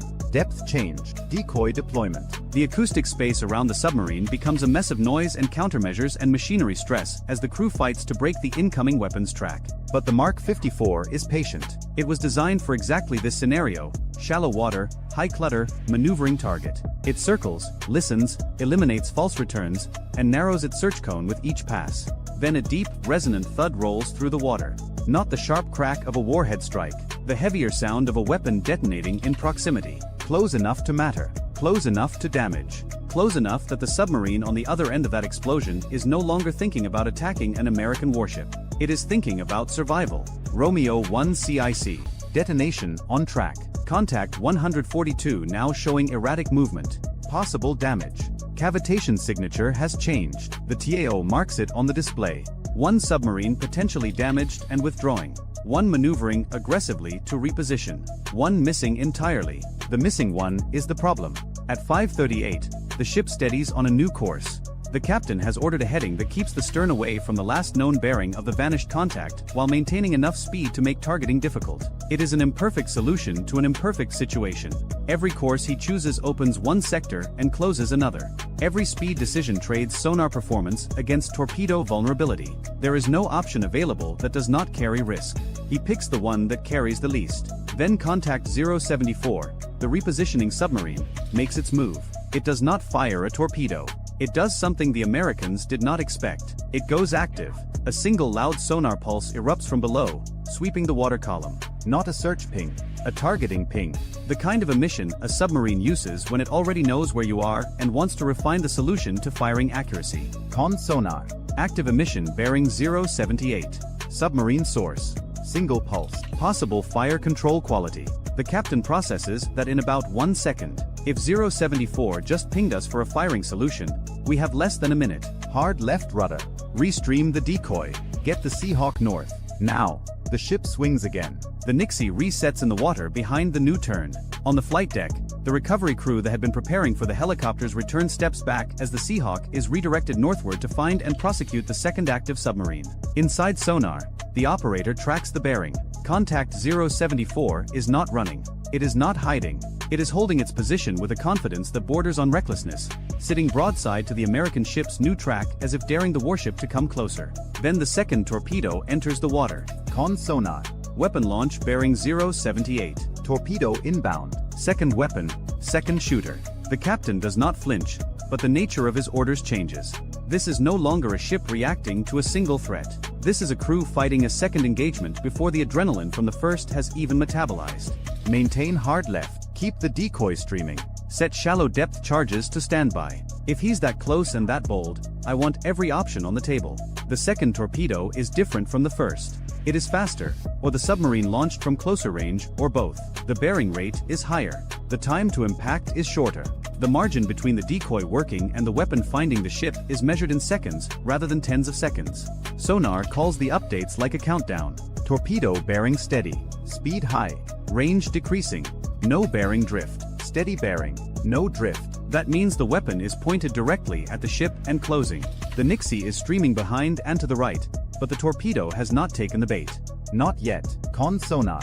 Weapon not attracted to decoy. Still tracking own ship. The captain makes a decision that will be debated in after-action reviews for years. He orders a radical speed reduction. All stop. Then immediately all ahead flank on the opposite engine, creating a sudden asymmetric thrust that slews the stern sideways and changes the ship's acoustic signature in a way that no pre-programmed torpedo seeker is expecting. The ship shudders. The hull groans. The helmsman grips the wheel and holds course by instinct more than instrumentation. In CIC, an unsecured coffee mug slides off a console and shatters on the deck. Nobody looks at it. Con sonar. Torpedo bearing now shifting. Shifting right. The weapon has lost its lock. Not permanently, maybe not even for long, but for the 6 seconds it takes the Nixie to reassert itself as the loudest target in the water, and that is enough. The torpedo turns. Chases the Ghost. Passes astern of the ship by a distance the sonar team will later estimate at less than 200 yards. A second detonation, this one closer, rattles through the hull like a physical blow. Bridge windows vibrate. Light fixtures flicker. A damage control man in the aft passageway braces against a bulkhead and feels the shockwave pass through his boots and up his spine. Con sonar. Second weapon detonation. No hull contact. Ship is clear. 2 torpedoes. 2 misses. 2 submarines that have now revealed their positions and spent their first shots. But the captain is not thinking about the ones he can see. He is thinking about the one he cannot. Where is 219? The question hangs in CIC like smoke. Sonar has been scanning the bearing sector continuously. The helicopter has dropped buoys to the south and northwest. The ship's own hull-mounted array has swept everything within range. Contact 219 has not made a sound since it vanished 12 minutes ago. In a fight like this, 12 minutes of silence from a submarine inside your engagement envelope is not reassuring. It is terrifying, because a Goddard-class boat on battery, sitting still in shallow water against a cluttered bottom, produces almost no detectable acoustic signature. It can wait for hours. It can wait until the ship passes directly overhead. It can wait until the crew is exhausted from fighting the first 2 boats and has begun, without realizing it, to relax by a fraction of a degree. That fraction is all it needs. At 5:47, the helicopter finishes its northern prosecution run. Contact 074 is withdrawing, moving east at increasing speed, its screw noise sloppy and undisciplined in a way that suggests a crew more concerned with escape than stealth. The sensor operator tracks it for 2 more minutes, confirms the disengagement, and then redirects south. Romeo 1 CIC 074 is leaving the area, redirecting to search for missing contact 219. The buoy field expands. One by one, new sonobuoys splash into the water along the last known bearing of the vanished submarine, forming a net of listening posts across the shallow water south-southwest of the ship's track. 4 minutes, nothing. Then buoy 7 returns a signal so faint it almost does not register above the processing threshold. A single narrowband line, intermittent, barely there, but present. Romeo 1 CIC. Possible contact. Buoy 7, very weak. Could be bottom reflection, could be biological, could be the contact. The helicopter drops 3 more buoys in a tight triangle around the detection. 2 return nothing. The third catches the same line, slightly stronger, with a bearing that has shifted by 2 degrees. Moving. Whatever it is moving. The captain orders the ship to slow. Slower speed means better passive sonar performance. Better passive sonar performance means a better chance of hearing a submarine that has spent the last quarter hour pretending to be a rock on the ocean floor. And then the ship's sonar, the big hull-mounted array that struggles in shallow water but still has the raw power advantage over any sonobuoy, catches it. Con sonar. Regain on contact 219, bearing 227. Very quiet, very slow. Closing, not withdrawing, not holding, closing. The third submarine has watched its 2 partners attack and fail and withdraw. It has watched the American ship survive 2 torpedoes, launch a counterattack, and reorient its defenses toward the north and south. And it has decided, with the cold patience of a crew that has been waiting in silence for the better part of 20 minutes, to continue the mission alone. The captain understands this instantly. The geometry is different now. The ship is slower. The helicopter is repositioning. The Nixie has been recovered and must be redeployed. The crew is running on adrenaline that is beginning to curdle into fatigue. This is the most dangerous moment of the entire engagement, not because the submarine is more capable than the others, but because the ship is less ready than it was 30 minutes ago. Go active. Maximum power. I want that boat lit up like daylight. The sonar dome erupts. A wall of sound hammers into the water, sweeping the bearing sector with an active pulse strong enough to reflect off a submarine hull at any depth the strait allows.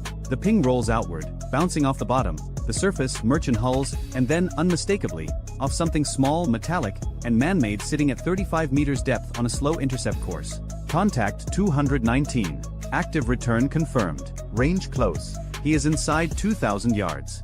The response aboard the ship is immediate and absolute. Weapons free on 219. Engage with organic torpedo. Seahawk engage simultaneously. I want convergence. From the ship, a torpedo tube trains out and fires. The Mark 54 hits the water off the port side and begins its search. From the helicopter, a second torpedo drops, splashing in 300 yards north of the ship's weapon. 2 torpedoes, converging from different angles, boxing the submarine the same way the submarines had tried to box the ship. Below, the Goddard crew hears both weapons enter the water. The submarine turns hard. Its electric motor screams to full power, throwing the kind of cavitation noise that a submarine on battery should never make, the sound of desperation, the sound of a boat that has run out of stealth and is now running on nothing but speed and luck. Neither is enough. The ship's torpedo acquires first. The helicopter's weapon adjusts seconds later. Between them, the submarine has nowhere to go that does not bring it closer to one or the other. A deep, heavy detonation shakes the water column. Then a second, overlapping the first. The acoustic returns from the contact scatter, break apart, and do not reform. Con sonar. 2 detonations on contact 219. Contact has ceased maneuvering, breaking up noises present. The captain closes his eyes for exactly 1 second. When he opens them, he gives the only order left. Search the datum for survivors. Then resume transit. No one in CIC speaks for a long moment. The tactical display still shows the fading track of the third submarine, the bearing lines of the other 2 retreating into the eastern clutter, the scattered sonobuoy field stretched across miles of shallow water. The ship's own track zigzags across the screen like the path of an animal that has been chased through a maze and come out the other side bleeding but alive. At 6:14 local time, the Strait of Hormuz looks the same as it does every morning. Tankers southbound, bulk carriers northbound. Heat haze rising from flat water. The channel is crowded and indifferent and relentless in its commerce, as if nothing happened below it at all. Inside the ship, the evidence is everywhere. Shattered coffee mugs swept into corners. Console screens still locked in combat display mode. A damaged controlman's helmet sitting on the deck where it was dropped during the third torpedo run. The faint chemical smell of countermeasure deployment lingering in the aft passageway. The data recorders have captured everything. Every sonar trace, every helm order, every weapon launch and detonation. The intelligence teams will spend months with this material, reconstructing the attack geometry, analyzing the Iranian tactics, measuring the gap between what the submarines planned and what actually happened. What they will find is not complicated. 3 submarines entered the Strait of Hormuz with a coordinated ambush plan. They positioned themselves in a kill box around a single American warship transiting a choke point they had studied for decades. They timed their attacks to exploit defensive reactions. They used civilian traffic as cover and shallow water as camouflage. On paper, the geometry was sound. In execution, it nearly worked. It did not work because a sonar operator set down his coffee and listened to something that did not sound right. Because a captain sat down instead of standing up, signaling to his crew that he expected a long fight and intended to think his way through it. Because a helicopter crew dropped buoys into confused water and found patterns in the noise. Because a helmsman held a hard turn while a torpedo closed at 40 knots and did not let go of the wheel. Because a damage control man checked every compartment even after the shooting stopped. The Strait does not care about any of this. It moves the same oil, carries the same ships, reflects the same sunlight it did before the first torpedo entered the water.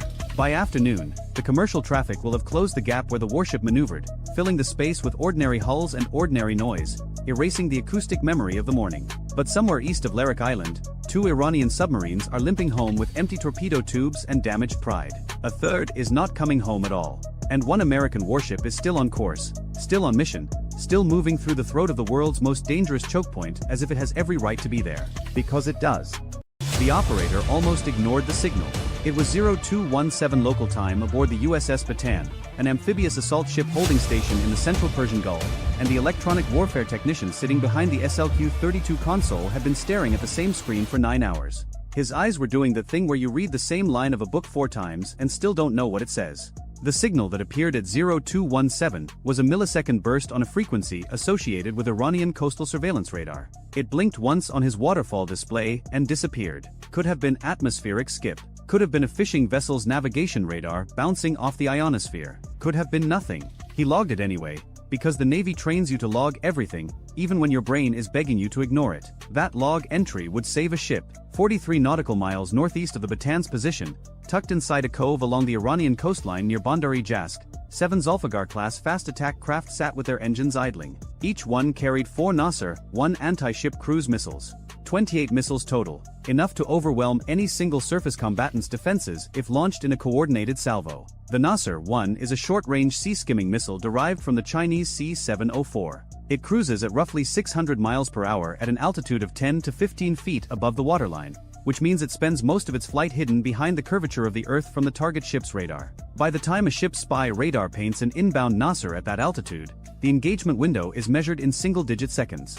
The IRGC Navy had been rehearsing this exact swarm profile for over a decade. Tonight was the night they planned to use it. The plan was elegant in the way military plans are elegant before they meet reality. Phase 1 involved the 7 fast attack craft surging out of the cove at maximum speed, roughly 45 knots, fanning into an arc formation designed to launch from multiple bearings simultaneously. Phase 2 was the salvo itself, staggered in 3 waves of 8, 10, and 10 missiles, timed so the first wave would trigger the target's close-in defenses while the second and third waves arrived during the reload gap. Phase 3 was withdrawal back into Iranian territorial waters before American air assets could respond. The entire profile from surge to withdrawal was supposed to take 11 minutes.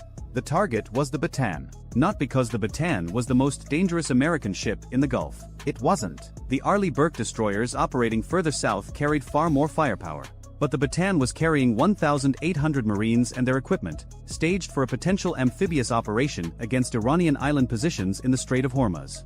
Sink the Bataan or even mission kill it, and the entire southern prong of the American campaign would stall for weeks while replacement forces repositioned. The IRGC had done the math. They didn't need to sink a destroyer. They needed to take the Marines off the board. But there was something the IRGC planning cell hadn't accounted for, and it had been orbiting at 28,000 feet for the past 4 hours.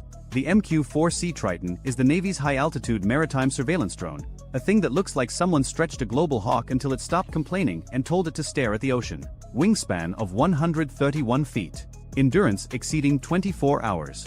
Its AN/ZPY-3 multifunction active sensor radar can surveil 2 million square nautical miles in a single sortie. That is not a typo. 2 million. The radar operates in multiple modes simultaneously, scanning the surface for ship contacts while maintaining an air search picture overhead. At 28,000 feet over the central Gulf, The Triton-designated broadsword had been painting every vessel larger than a kayak within a 200-mile radius and feeding the data back to the fleet through the tactical targeting network. At 0219, 2 minutes after the SLQ-32 technician logged his anomalous signal, broadsword surface search mode registered 7 small fast movers emerging from a coastal inlet near Bandar-e Jask on a southwesterly heading. Speed 44 knots. Formation spacing consistent with IRGC fast attack craft doctrine. The Triton's AI-assisted classification algorithm tagged them as probable Zulfiqar-class vessels with a confidence rating of 94% based on radar cross-section and wake pattern analysis.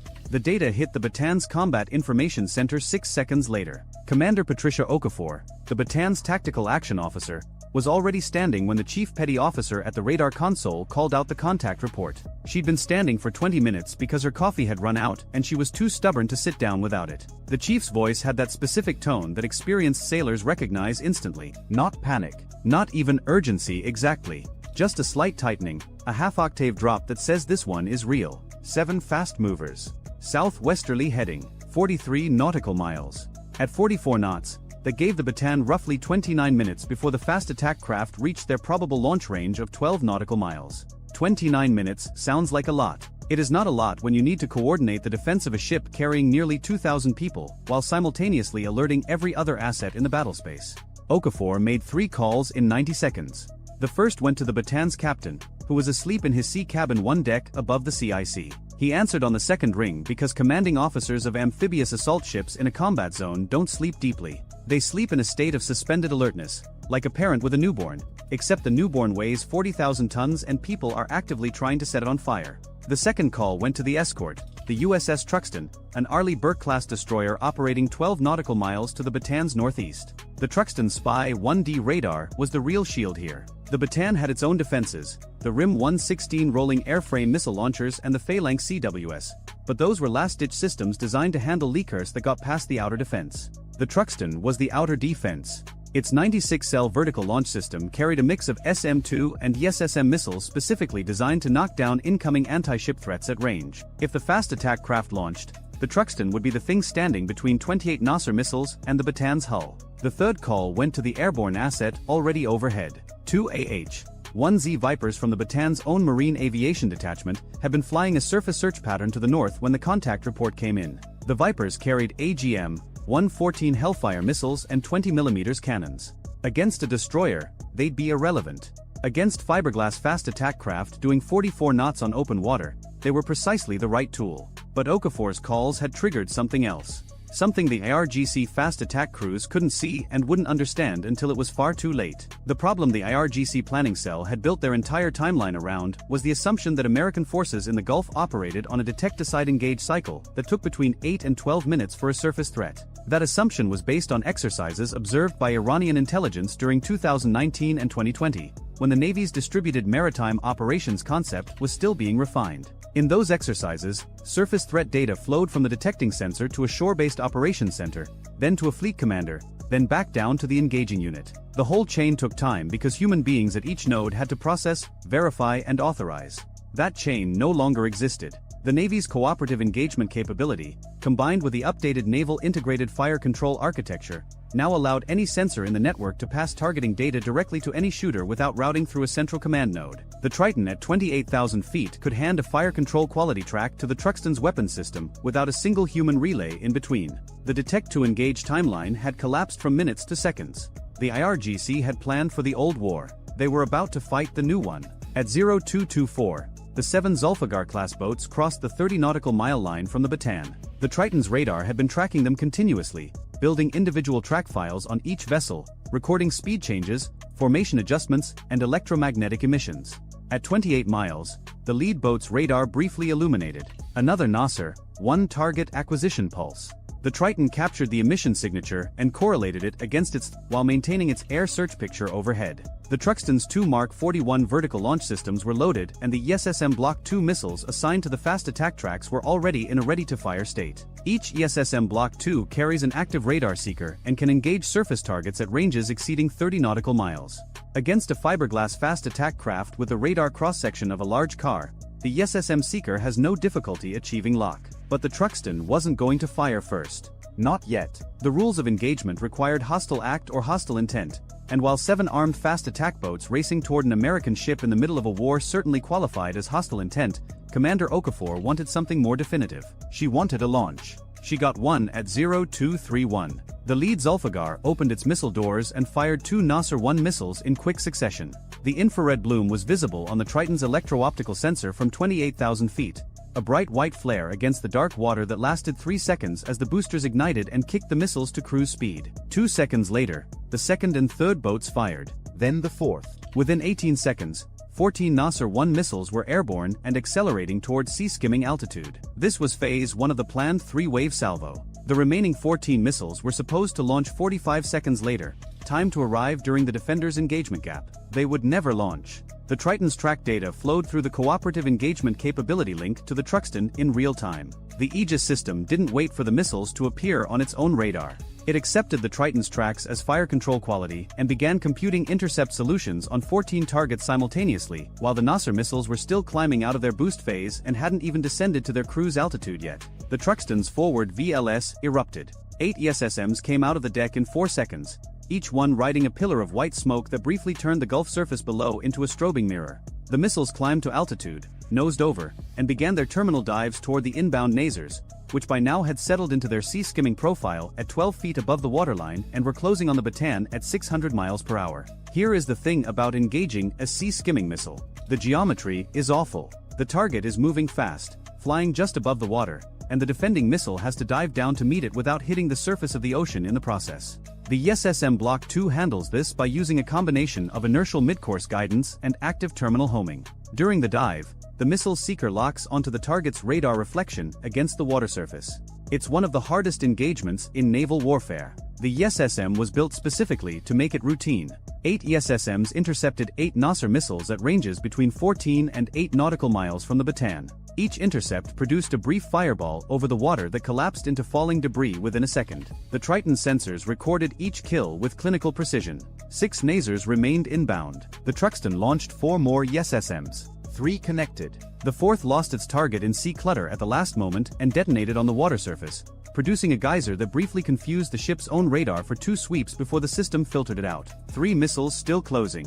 Range to the Bataan now under 5 nautical miles. Flight time approximately 30 seconds. This is where the Bataan's own defenses took over. The ship's 2 RIM 116 rolling airframe missile launchers, mounted on the port and starboard quarters, each carry 21 missiles in a trainable box launcher that looks like an oversized beehive. The RAM uses a dual-mode passive radio frequency and infrared seeker that homes on the missile's own radar emissions and heat signature. It doesn't need external radar guidance. It's a fire-and-forget system designed for exactly this scenario, the leakers that get past the outer layer. The port RAM launcher fired 6 missiles in 3 seconds. 2 rams per inbound Nasser, which is how the Navy hedges its bets when something is 30 seconds from hitting the hull. The first pair caught the lead Nasser at 2.8 nautical miles and turned it into a shower of aluminum fragments that pattered across the ocean surface like metallic rain. The second pair intercepted at 1.9 miles.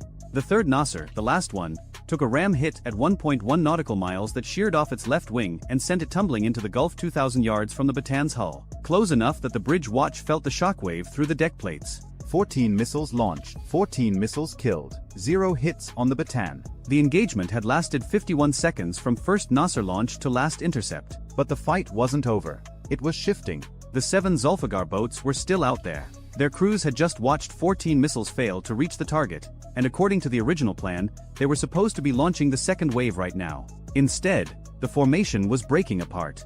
2 boats were turning northeast, back toward the coast. 3 were holding position, possibly preparing for a second salvo. 2 appeared to have cut their engines entirely and were drifting, which could mean mechanical failure or could mean their crews were trying to reduce their thermal signature and hide on the open ocean. Hiding from what was coming next was not going to work. The 2 AH-1Z Vipers that Okafor had redirected were now 16 nautical miles from the nearest fast attack craft and closing at 170 knots.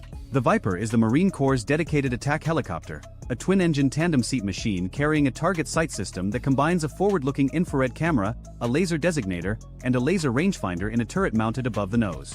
The system can detect and classify a surface vessel at ranges exceeding 8 nautical miles in the infrared spectrum. Against fiberglass boats on warm Gulf water, the contrast is stark. The boats glow white against the dark sea like cigarettes dropped on a parking lot at night. The lead Viper, call sign Savage 11, acquired the first target at 9 nautical miles. A Zulfigar dead in the water, engines cold, crew apparently hoping that sitting still made them invisible. The pilot descended to 200 feet and the weapons systems officer locked the target sight on the vessel's center mass.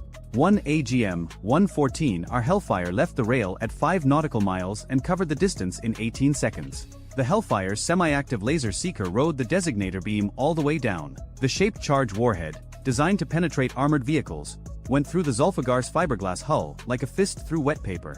The boat folded in half at the keel and was underwater in under a minute. Savage 12 rolled in on a second boat that was attempting to flee northeast at full throttle. A stern chase at 170 knots against a boat doing 44 knots is not much of a chase. The Hellfire hit the engine compartment and the resulting fuel fire consumed the vessel within 4 minutes. The crew had gone into the water before the missile arrived, apparently having seen what happened to the first boat and made a collective career decision. 5 boats remaining. 3 were now running for the coast at maximum speed. 2 were still holding position, and the Triton sensors detected new electromagnetic activity from both. They were spinning up their fire control radars again. A second salvo attempt. This time, the Truxton didn't wait for a launch. The rules of engagement had been satisfied the moment the first Nasser left its rail. Every remaining fast attack craft was now a declared hostile combatant. The destroyer's harpoon launchers, 2 quad canisters mounted amidships, rotated toward the bearing of the nearest hostile contact. The RGM-84D Harpoon is a subsonic anti-ship cruise missile with a 500-pound warhead and a range of 75 nautical miles. Against a destroyer or frigate, a Harpoon is a credible but not overwhelming threat. Against a 50-ton fiberglass fast attack craft, it is grotesque overkill, like using a sledgehammer to crack a walnut, except the walnut was trying to kill you first and the sledgehammer was already in your hand. 2 Harpoons came off the rails and dropped to sea-skimming altitude, their turbojets pushing them toward the 2 stationary boats at 530 miles per hour. The boats' crews had roughly 90 seconds of remaining existence, most of which they spent trying to get their second salvo airborne. They managed to launch 4 more Nasers before the Harpoons arrived. The Truxton's Aegis system was already tracking the new launches and had ESSMs in the air before the Nasers reached cruise altitude. All 4 were intercepted within 20 seconds. The Harpoons struck both Zulfigars within 3 seconds of each other. A 500-pound blast fragmentation warhead detonating inside a fiberglass hull doesn't leave much to examine afterward. The Triton sensor recorded 2 thermal flares, then 2 expanding debris fields on the surface. Then nothing. 3 boats still running for the coast. Now at 22 nautical miles from the Bataan and opening. This is where the scenario shifted from a naval engagement to something closer to a geometry problem. The 3 fleeing Zulfigars were 11 nautical miles from Iranian territorial waters. At 44 knots, they would cross that line in approximately 15 minutes. Once inside territorial waters, the engagement calculus changed significantly, not because the boats became invulnerable, but because striking them there carried diplomatic and legal implications that nobody in the chain of command wanted to deal with at 3 in the morning. The Vipers didn't have that problem. They were already inside the engagement envelope. Savage 11 and 12 split the 3 remaining targets, with Savage 11 taking the northernmost boat and Savage 12 handling the trailing 2. The northernmost Zulfigar was making 47 knots, squeezing everything its engines had, throwing a rooster tail of white wake visible on infrared from miles away. Savage 11's weapons officer put the crosshairs on the engine compartment from 4 nautical miles and sent a Hellfire down the laser beam. The boat's stern erupted and the vessel spun sideways, decelerating from 47 knots to 0 in a violence of physics that probably injured everyone aboard before the water started coming in. Savage 12 closed on the remaining 2 boats, which had pulled alongside each other, either to transfer crew or in some desperate mutual defense posture that made no tactical sense against an airborne threat. 2 boats running side by side at close range simply meant the weapons officer didn't have to slew the targeting system very far between shots. 2 Hellfires, 8 seconds apart. The first boat burned. The second boat's crew was already in the water by the time the missile hit, having jumped when they saw the flash from the first impact. The second Hellfire struck an empty helm and the boat burned down to the waterline with no one aboard. 7 Zulfigar-class fast attack craft launched from Bandar-e Jask. 7 destroyed in 23 minutes. 18 Nasser, 1 missiles fired at the Bataan. 18 intercepted. 0 reached the target. Total American casualties from the engagement. 1 sailor aboard the Bataan who sprained his ankle running to his battle station in the dark. He would later receive more grief about this from his shipmates than any combat injury in the history of the Navy. But the YARGC's plan had a layer that nobody on the Bataan or the Truxton knew about yet. The fast attack swarm was not the main effort. It was the diversion. While every sensor in the American naval formation was pointed northeast at the Zulfigar boats, a single Iranian Ghadar-class midget submarine had been creeping south along the seabed at 3 knots, running on battery power, producing almost 0 acoustic signature. The Ghadar is a 120-ton diesel-electric submarine small enough to operate in the shallow coastal waters of the Gulf where larger submarines cannot go. It carries two 533mm heavyweight torpedoes. Against a capital ship, 2 torpedoes are enough. The Ghadar had departed its pen at Bandar-e Jask 6 hours before the fast attack boats launched. Its orders were to position itself along the Batan's projected track and wait for the surface engagement to consume the Americans' attention. When every radar and sensor was pointed at the missile threat to the northeast, the submarine would fire from the southwest, from the one bearing nobody was watching. It almost worked. The thing that betrayed the Ghadar was not its engine, which was silent on battery. It was not its hull, which at 120 tons is barely distinguishable from the thermal layers and biologics of the Gulf's shallow water. It was its periscope. At 0238, 7 minutes after the fast attack boats launched their first salvo, the Ghadar's commander raised his periscope mast for a navigation fix. He needed to confirm his position relative to the Batan before committing to a firing solution. The periscope was above the surface for 12 seconds. In those 12 seconds, the mast's tiny radar cross-section was detected by something the Ghadar's commander didn't even know was in the water. An MQ-8C Fire Scout unmanned helicopter had been operating autonomously from the Batan's flight deck, running a low-altitude surface search pattern to the south and west of the formation. The Fire Scout is a modified Bell 407 helicopter with no crew, carrying a radar and electro-optical sensor suite controlled by an operator aboard the ship. Its radar had been set to high-sensitivity mode specifically to detect periscope and snorkel masts in the formation's blind spots. The 12-second periscope exposure registered as a brief, anomalous return on the Fire Scout's radar. Tiny, barely distinguishable from wave clutter. But the system's algorithm flagged it because it appeared and disappeared in a pattern inconsistent with natural sea state returns. The Fire Scout's operator, sitting in a control station aboard the Batan, repositioned the drone to the bearing of the anomalous return and switched to electro-optical search. On the infrared display, the Gulf surface was a uniform gray sheet, but at the coordinates where the radar blip had appeared, there was a faint thermal disturbance. Not a wake, not a surface vessel. Something beneath the surface, displacing warm shallow water upward against the cooler night air. A thermal lens. The kind of signature a submerged submarine produces when it moves through stratified water at shallow depth. The operator flagged it and passed the data to the CIC. Commander Okafor, who was in the middle of managing the surface engagement against the fast attack boats, now had a potential submarine contact on the opposite side of the formation. The timing was not coincidental. She recognized the pattern immediately. The boats were the noise. The submarine was the weapon. The Batan did not carry anti-submarine weapons in any meaningful sense. It was an amphibious ship, not a hunter-killer. But the Truxtun did. And more importantly, the Truxtun carried an MH-60R Seahawk helicopter specifically configured for anti-submarine warfare, currently sitting on the destroyer's flight deck with a crew on alert status. The Seahawk, call sign Cutlass 40, was airborne in 4 minutes. It carried a dipping sonar, sonobuoys, and 2 Mark 54 lightweight torpedoes. The helicopter raced to the Fire Scout's contact coordinates and deployed a pattern of 3 active sonobuoys in a triangle around the thermal anomaly. Active sonobuoys are deliberately loud. They broadcast a sonar pulse into the water and listen for the return echo off a submerged object. For a submarine crew, hearing an active sonobuoy go off nearby is the acoustic equivalent of someone turning on a flashlight in a room where you've been hiding in the dark. You know instantly that they know where you are. The Ghadar's commander heard the first sonobuoy ping and realized his approach had been compromised. He had 2 options. Fire his torpedoes immediately at the last known position of the Batan and hope for a hit before the helicopter could prosecute him, or go deep, increase speed, and attempt to evade into the coastal shallows where the water column was too cluttered for reliable sonar tracking. He chose to fire. 2 533mm torpedoes launched from the Ghadar's bow tubes at 0247. The weapons were Iranian-manufactured Valfor torpedoes,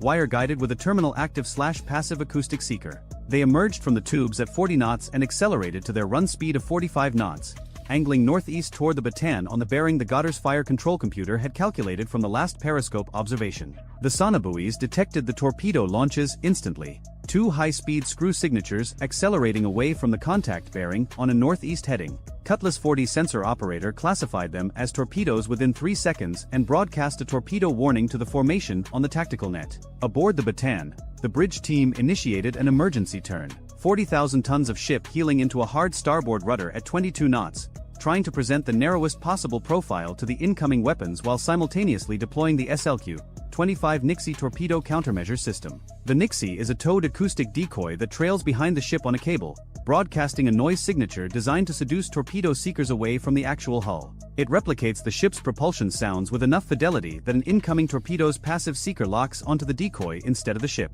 The first Valfer torpedo took the bait.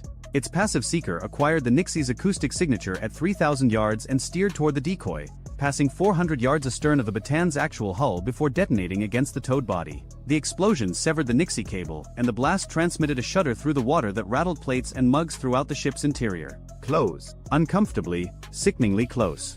But a miss. The second torpedo had switched to active seeker mode. It was pinging. The active seeker wasn't fooled by the Nixie because it was building its own picture of the water column, and it could distinguish between a 40,000-ton ship and a towed decoy by the sheer difference in return signal strength. This torpedo was locked onto the Batan's hull and closing at 45 knots from 1,800 yards. Cutlass 40 was already diving toward the torpedo's track. The MH-60RS crew had watched both launches on sonobuoy data, and the sensor operator had a solid track on the second weapon. The pilot brought the helicopter down to 50 feet above the water, and the sensor operator released a Mark 54 lightweight torpedo into the sea 600 yards ahead of the incoming Valfer's projected track. The Mark 54 is designed to kill submarines. Using it against an incoming torpedo is not its primary mission profile. But a torpedo is an underwater vehicle, and the Mark 54's active sonar seeker doesn't particularly care what kind of underwater vehicle it locks onto. The Mark 54 entered the water, acquired the Valfer's acoustic signature in active search mode, and accelerated to intercept. The two weapons closed on each other at a combined speed of nearly 80 knots. The Mark 54 detonated its shaped charge warhead 15 yards from the Valfer. The blast wave crushed the Iranian torpedo's pressure hull, and its seeker went dead 900 yards from the Batan. Aboard the ship, 1,800 people who didn't know how close they'd come to catastrophe felt a second, deeper thud through the hull. Most assumed it was another part of the surface engagement. They would learn the truth later. Some would wish they hadn't. Now Cutlass 40 went hunting. The Goddard had fired its only 2 torpedoes and was now sprinting southeast at maximum battery speed, roughly 11 knots, trying to reach the coastal shallows before the helicopter could relocate it. In the deep channel where it had fired, the sonobuoys still held a fading track. But the Goddard was moving into progressively shallower water where the sonar environment degraded rapidly, filled with thermal layers, bottom reverberation, and biological noise from the Gulf's abundant marine life. Cutlass 40 sensor operator dipped the helicopter's active sonar into the water at 3 successive hover points along the Goddard's projected escape route. The first 2 dips returned cluttered noise. The third, at 0256, painted a solid submerged contact at 800 yards, moving at 11 knots on a bearing consistent with the Goddard's track. The return was small but unmistakable. Metal hull. Diesel submarine. Running. The second Mark 54 dropped from the Seahawk's weapons rack and entered the water cleanly. It acquired the Goddard in active search within 8 seconds. The submarine's commander, hearing the torpedo seeker's ping, ordered an emergency ascent. Whether this was an attempt to surface and surrender or a last-ditch evasion maneuver, nobody would ever confirm. The Mark 54 struck the Goddard's engineering section at a depth of 60 feet. The warhead breached the pressure hull and the sea did the rest. The submarine's wreckage settled on the Gulf floor in 90 feet of water. The RGC Navy would not recover it for weeks. Total elapsed time from the first Nasser launch to the destruction of the Goddard, 38 minutes. 7 fast attack craft. 18 anti-ship missiles. 1 midget submarine. 2 torpedoes. The RGC had thrown everything it had at the Batan in a coordinated multi-domain attack designed to exploit the exact blind spots in American naval defense architecture. The swarm to saturate. The submarine to kill. The timing to overwhelm. Every single element failed. Not because the plan was stupid. The plan was sound. The Iranians had studied American tactics, identified genuine vulnerabilities, and designed an attack profile to exploit them. The swarm timing was good. The submarine approach was patient and professional. The multi-axis coordination was the most sophisticated thing the IRGC Navy had ever attempted. On paper, it should have created enough chaos to let at least some weapons through. The reason it failed was that the paper was 5 years old. The Navy the IRGC had studied and gamed against no longer existed. The sensor fusion architecture, the cooperative engagement capability, the autonomous surface and air platforms filling the gaps in human attention, all of it had changed the mathematics of naval defense in ways that Iranian intelligence had not fully grasped. The Goddard's commander had assumed no one was watching the southwest bearing during a surface engagement to the northeast. 5 years ago, he would have been right.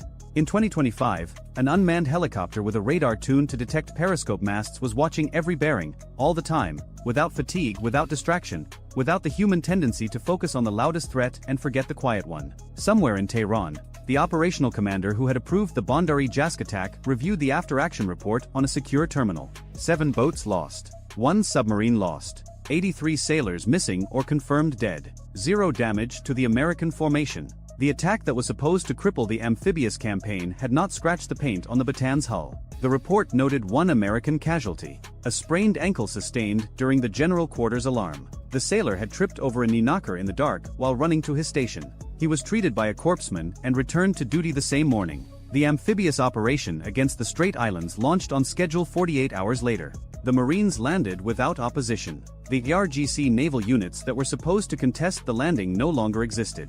They were sitting on the bottom of the Gulf, 90 feet down, next to a Goddard-class submarine whose commander had done everything right except account for the one thing he could not see. If you like this one, go watch this other video on how the air campaign dismantled Iran's coastal defenses in the first 72 hours. See you there. At 0331 local time on April 26, a Mark 54 lightweight torpedo dropped from the weapons bay of an MH-60 Seahawk helicopter and hit the water 400 yards ahead of an Iranian-flagged bulk carrier called the Arvand. The torpedo was not armed. It was a warning shot, the naval equivalent of firing a rifle round into the dirt at someone's feet, except this particular rifle round weighs 608 pounds, travels at 40 knots through the water, and costs roughly $324,000. The helicopter that dropped it belonged to Helicopter Maritime Strike Squadron 73, operating off the guided missile cruiser USS Bunker Hill, and the pilot had just spent the last 45 minutes watching the Arvand ignore 11 separate radio transmissions ordering her to heave to. The Arvand kept going for another 90 seconds. Then her engines stopped. She was 38 nautical miles south of Jask, a small Iranian port city that sits on the Gulf of Oman outside the Strait of Hormuz. Her hull was riding low, too low for the ballast she claimed to be carrying. The Arvand was listed as empty on her manifest, returning to Bandar Abbas after offloading grain in Mumbai. But a ship that displaces 43,000 deadweight tons does not ride 3 meters below her light waterline because she forgot to pump her ballast tanks. Something was in that hold, and the United States Navy had been watching her since she rounded the southern tip of India 6 days earlier. That Mark 54 torpedo cost more than most Americans will earn in 5 years. The Navy dropped it in front of a cargo ship whose entire hull was worth maybe $11 million on a good day at a Turkish breaking yard. The math was already absurd. It was about to get worse. 220 miles to the southwest, the Abraham Lincoln Carrier Strike Group was in the middle of the largest repositioning the U.S. Navy had executed since the blockade began on April 12. The Lincoln, CVN 72, had moved south from her patrol station in the central Arabian Sea to a position roughly 180 nautical miles east of Muscat, Oman. Carrier Air Wing 9 had launched 14 sorties in the last 8 hours alone, a mix of F divided by a -18E Super Hornets flying interdiction patrols and E-2D Advanced Hawkeyes providing airborne early warning coverage over an area roughly the size of Texas. Each Super Hornet costs approximately $67 million. Each Advanced Hawkeye runs about $176 million. The fuel bill alone for a single day of carrier flight operations in a high-tempo environment runs somewhere north of $2 million. And all of it, every dollar, every flight hour, every drop of JP-5 jet fuel burned, was being spent to stop ships. Not warships. Not submarines. Cargo ships. Tankers. Bulk carriers with rust streaks down their hulls and crews who had been at sea for months. The most expensive navy ever assembled was fighting a war against merchant vessels, and the merchant vessels were winning on cost. This was day 14 of the blockade, and Iran had changed strategy. The first week had been about defiance. The Tuskha, the Tiffany, the public confrontations that Tehran could broadcast on state television as proof of American aggression. Those ships had been stopped, boarded, and seized. Their cargoes had been impounded. CENTCOM had released helmet camera footage of Marines clearing compartments aboard the Tuskha that racked up 9 million views in 48 hours. Iran's ambassador to the United Nations had given a 40-minute speech calling the blockade an act of war. None of it got a single barrel of oil to market. So Tehran stopped trying to punch through the blockade. It started trying to drown it. Beginning on approximately April 21st, the number of vessels attempting to transit the Strait of Hormuz or bypass the blockade cordon in the Gulf of Oman tripled. Not because Iran had suddenly acquired 3 times as many ships, but because the IRGC's Maritime Logistics Division began chartering every available flag of convenience vessel it could find. Panamanian-flagged bulk carriers owned by shell companies in the Marshall Islands.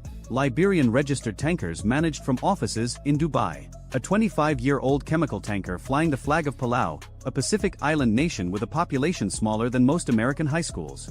Each vessel carried a fraction of the cargo that a proper Iranian supertanker would. Each one required the same boarding procedure, the same helicopter overflight, the same hours of intelligence analysis. The same legal review before American forces could touch it. Iran was not trying to sneak oil past the blockade.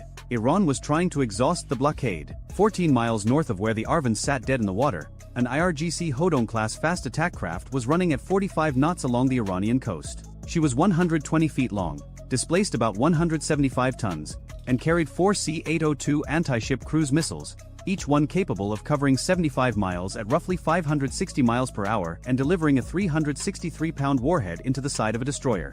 The C-802 is a Chinese-designed weapon that Iran manufactures domestically under the name Noor. It costs approximately $300,000 per round. A single Hodong boat carrying 4 of them represents about $1.2 million in offensive firepower riding on a hull that cost maybe $15 million to build. The destroyer that would have to defend against those missiles carries SM-2 standard interceptors that cost roughly $2.1 million each.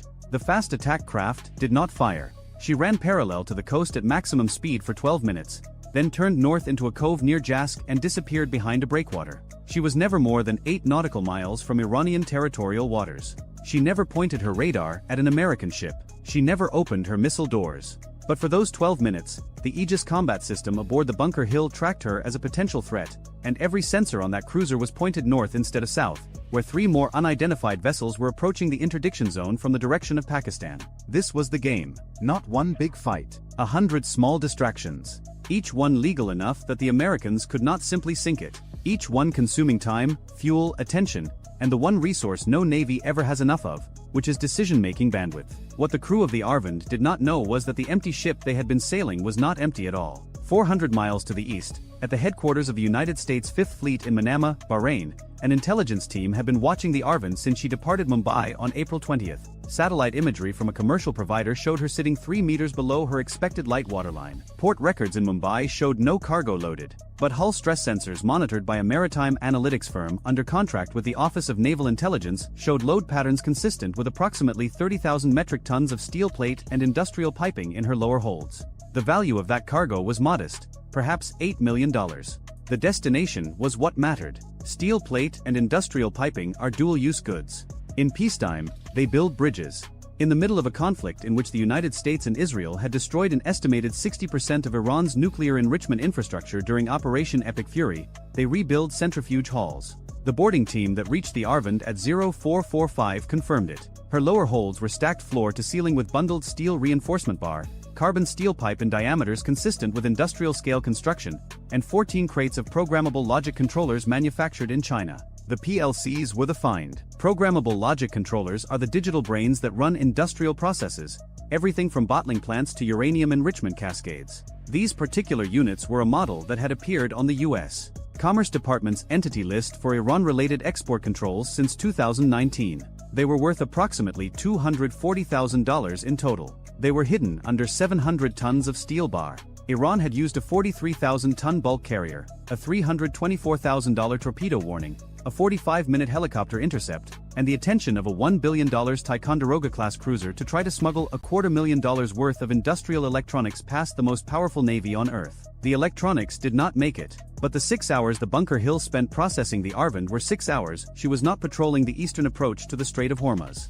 And during those 6 hours, Lloyd's List recorded 4 vessels with suspected Iranian links transiting within 30 nautical miles of the interdiction zone without being challenged. The cost of stopping the Arvin, from torpedo to boarding party to helicopter fuel to the intelligence infrastructure that identified her cargo, was conservatively $2 million. The cost of the cargo Iran was trying to deliver was $8 million in steel and $250,000 in electronics. The cost of the 4 vessels that slipped through while the Bunker Hill was busy was unknowable, because no one inspected them. In Washington, the strategy briefing had a name for this. They called it attritional flooding. The phrase came from a Rand Corporation study on maritime blockade sustainability published in 2022, and it described exactly what Iran was doing. You do not need to break a blockade if you can make the blockade break itself. Every boarding takes 4 to 8 hours. Every vessel requires a legal determination. Every intercept burns helicopter flight hours, small boat fuel, and the physical stamina of boarding teams who are working in 95-degree heat in body armor on pitching decks. The U.S. Navy had roughly 14 surface combatants in the blockade zone. Iran had access to a global fleet of hundreds of flag-off convenience vessels willing to sail for charter rates that had tripled since the blockade began. The economics favored the side that was willing to lose ships. 850 miles southeast of Bahrain, the Indian Ocean was becoming the second front. The seizure of the Tiffany on April 22 had been meant as a deterrent.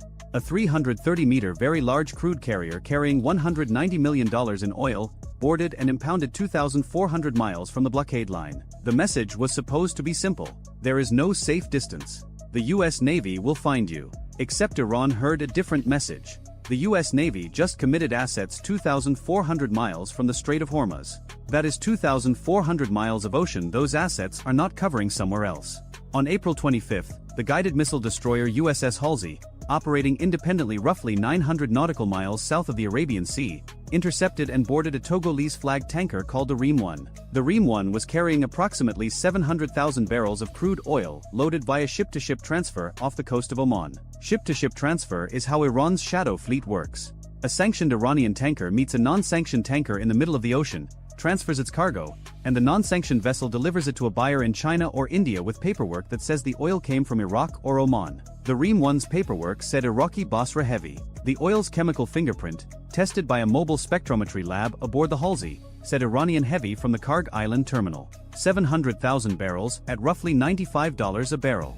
That is $66.5 million in crude oil sitting in the tanks of a 20-year-old tanker that was insured through a shell company in the UAE and registered in a West African country that charges $800 a year for a flag. The Halsey had been pulled from the Lincoln's escort screen to run this intercept. For 28 hours, the carrier strike group operated with one fewer Arleigh Burke-class destroyer in its defensive ring. Each of those destroyers carries 96 vertical launch cells loaded with a mix of SM-2, SM-6, and Tomahawk missiles worth a combined $250 million. Every hour a destroyer spends chasing an oil tanker is an hour its missile cells are not defending the carrier. Iran did not need to sink the Lincoln. It just needed to keep peeling away her escorts. Back in the Strait of Hormuz, the IRGC had resumed gunboat attacks on commercial shipping. On April 24, two fast attack craft opened fire on a Greek-flagged LNG carrier 18 nautical miles northeast of Oman's Musandam Peninsula. The attack lasted 4 minutes. 68 rounds of 12.7mm ammunition struck the vessel's superstructure. No crew injured. No cargo breach. The LNG carrier was carrying approximately $45 million worth of liquefied natural gas bound for South Korea. She diverted to Fujairah and announced she would not re-enter the strait until further notice. On April 25, 3 more IRGC boats approached a Singaporean-flagged container ship and fired rocket-propelled grenades at her bow. One RPG struck the foredeck crane. The ship diverted to Muscat. In 48 hours, the IRGC had effectively shut down commercial traffic through the Strait of Hormuz for the second time in 2 weeks. Total cost of the two attacks, including ammunition and fuel for the gunboats, was probably less than $5,000. The economic impact, measured in delayed cargo, rerouted vessels, spiking insurance premiums, and the cascading effect on global energy markets, was measured in billions. War risk insurance premiums for vessels transiting the Strait of Hormuz had reached 3% of hull value. For a VLCC worth $120 million, that is a $3.6 million surcharge for a single transit. Before February 28, the premium was 0.05%, roughly $60,000. A 6,000% increase. Every additional IRGC gunboat attack pushed the premium higher. Every premium increase made shipping companies less willing to transit. Every ship that refused to transit tightened the global oil supply. Every tightened barrel pushed Brent crude higher. And every dollar added to the price of Brent crude hurt the American consumer and helped every oil-producing nation on earth except Iran, which could not sell its oil because the US Navy was sitting on its doorstep. Iran was losing $128 million a day. But it was costing the global economy roughly $1.4 billion a day in disrupted trade. The ratio was brutal. For every dollar Iran lost, the world lost 11. On April 26 at 0600 local time, everything converged. The Bunker Hill finished processing the Arvand and released her crew to an Omani Coast Guard cutter for repatriation. The PLCs were transferred to a Navy logistics vessel for forensic analysis. 14 miles north, 2 IRGC Hodong boats emerged from Jask Harbor at full speed. The Bunker Hill's radar picked them up at 12 nautical miles. Her fire control system designated them as tracks. Her captain requested weapons free. Fifth Fleet denied. The boats turned east after 6 minutes and returned to port. 60 miles south, the Halsey was still escorting the seized Ream 1 toward a holding area off Duqm, Oman. Her absence left a 200 nautical mile gap in the Lincoln's eastern screen. In that gap, a Maritime Patrol P-8A Poseidon aircraft identified 3 unidentified tankers running without transponders. It photographed them. It broadcast warnings. All three continued south toward the Indian Ocean. The P-8 did not have the authority or the means to stop them. There were no surface combatants available. 3 tankers. Unknown cargo. Unknown destination. Unknown value. Gone. At the Pentagon, the daily blockade assessment briefing ran 90 minutes over schedule. The slide that got the most attention showed a simple graph. On the left axis, the number of vessels interdicted per day. On the right axis, the number of Navy operational hours required per interdiction. The first line was flat. The second line was climbing. The blockade was maintaining its interdiction rate, but the cost of each interdiction was increasing by roughly 11% per day as Iran flooded the zone with more vessels, more decoys, and more fast attack boats that demanded attention without ever firing a shot. A blockade works until the cost of enforcing it exceeds the cost of what it prevents. Iran understood this. Every $10,000 speedboat that forced an Aegis cruiser to turn its radar north was a victory. Every chartered rust bucket that absorbed a boarding team for 6 hours was a victory. Every RPG round that hit a container ship's crane and caused a $3.6 million insurance premium was a victory. The United States had 14 warships worth a combined $22 billion enforcing a blockade against a country whose entire annual defense budget was $6.8 billion. Iran was paying charter fees and RPG ammunition.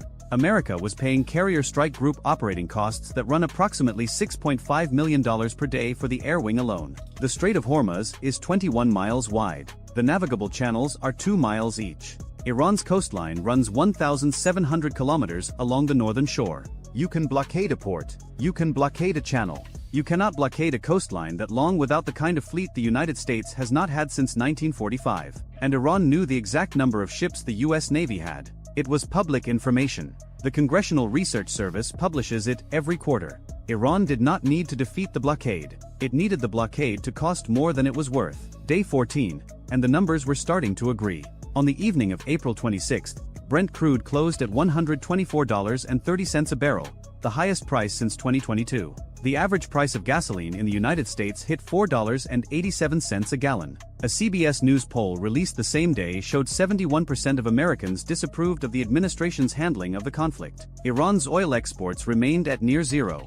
The Arvin sat impounded off Oman with $240,000 worth of electronics in a Navy evidence locker. 3 unidentified tankers were somewhere in the Indian Ocean, unboarded, uninspected, and unaccounted for. The U.S. Navy dropped a $324,000 torpedo in front of an $11 million cargo ship to seize $250,000 in electronics while 3 tankers worth potentially hundreds of millions sailed past unchallenged. Iran called it an act of piracy. The Pentagon called it enforcement of international sanctions. The insurance market called it a 6,000% premium increase. The American consumer called it $4.87 a gallon and wondered what any of it had to do with them. It turns out a blockade is not a wall. It is a budget, and someone eventually runs out first. If you enjoyed this video, check out our other video on how Iran's shadow fleet moves millions of barrels of oil using spoofed transponders and landlocked flags. Bye for now. At 5:41 local time, a single radar return blinks on the portside scope aboard the USS Abraham Lincoln and vanishes before the operator can tag it. Then it comes back.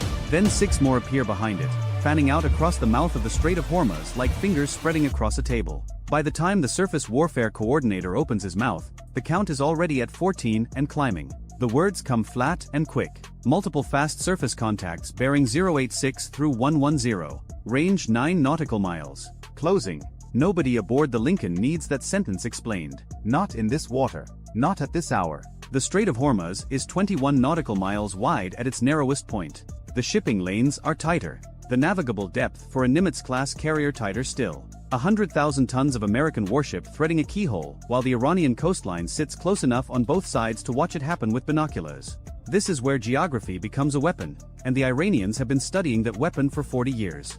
On the bridge, the captain shifts his gaze from open water to the repeater display. The carrier holds course.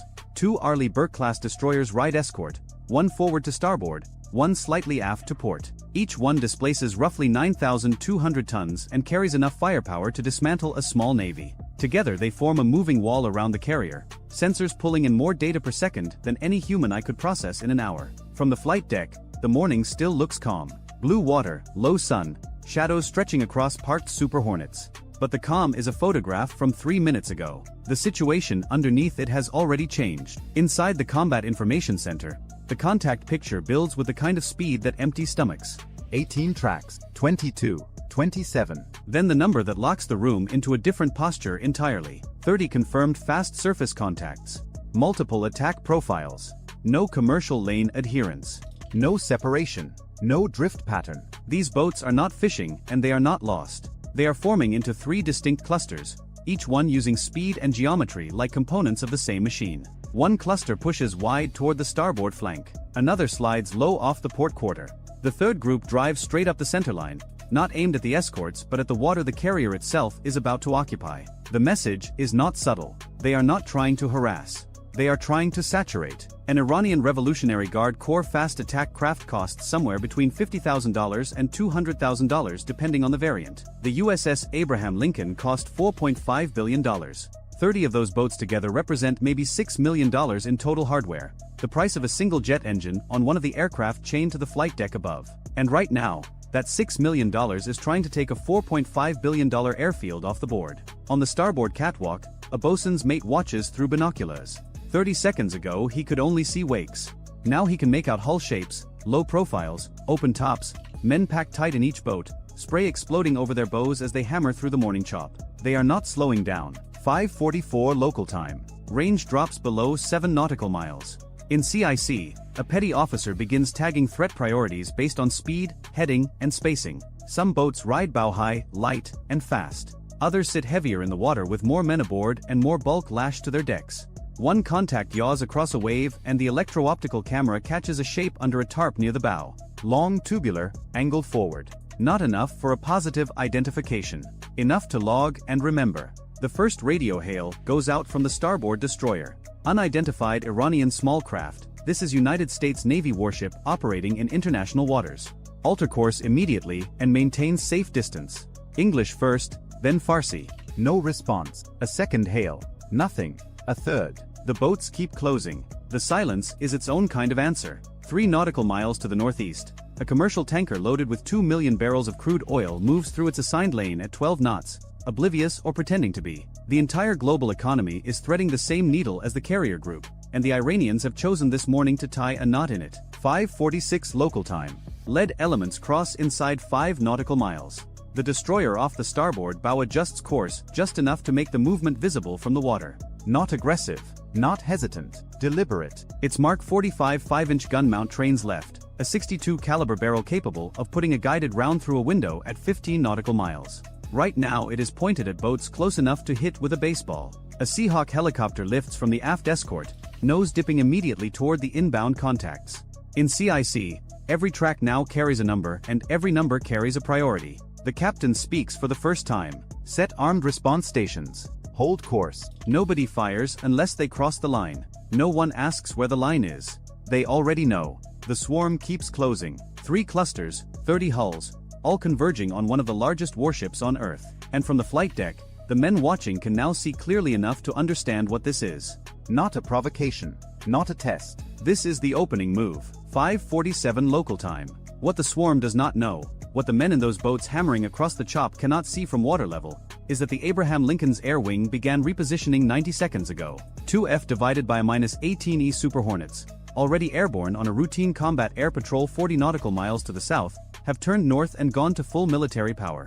At 1,190 miles per hour, they will be overhead in less than 2 minutes.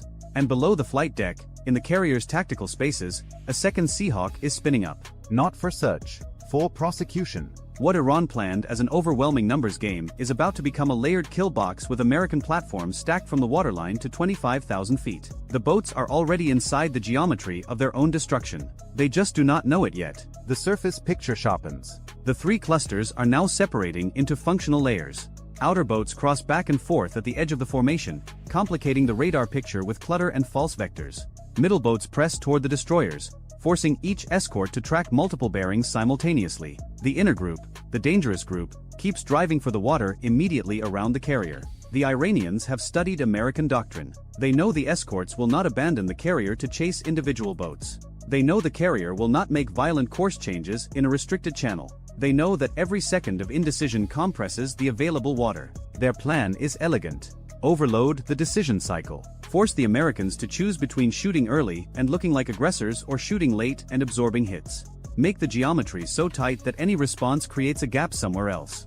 It is a genuinely brilliant piece of asymmetric thinking. It accounts for American firepower, American rules of engagement, American caution in a confined waterway. It accounts for everything except what happens when the Americans are not cautious at all. 5:49 local time. The Seahawk drops low and surges ahead of the escort screen.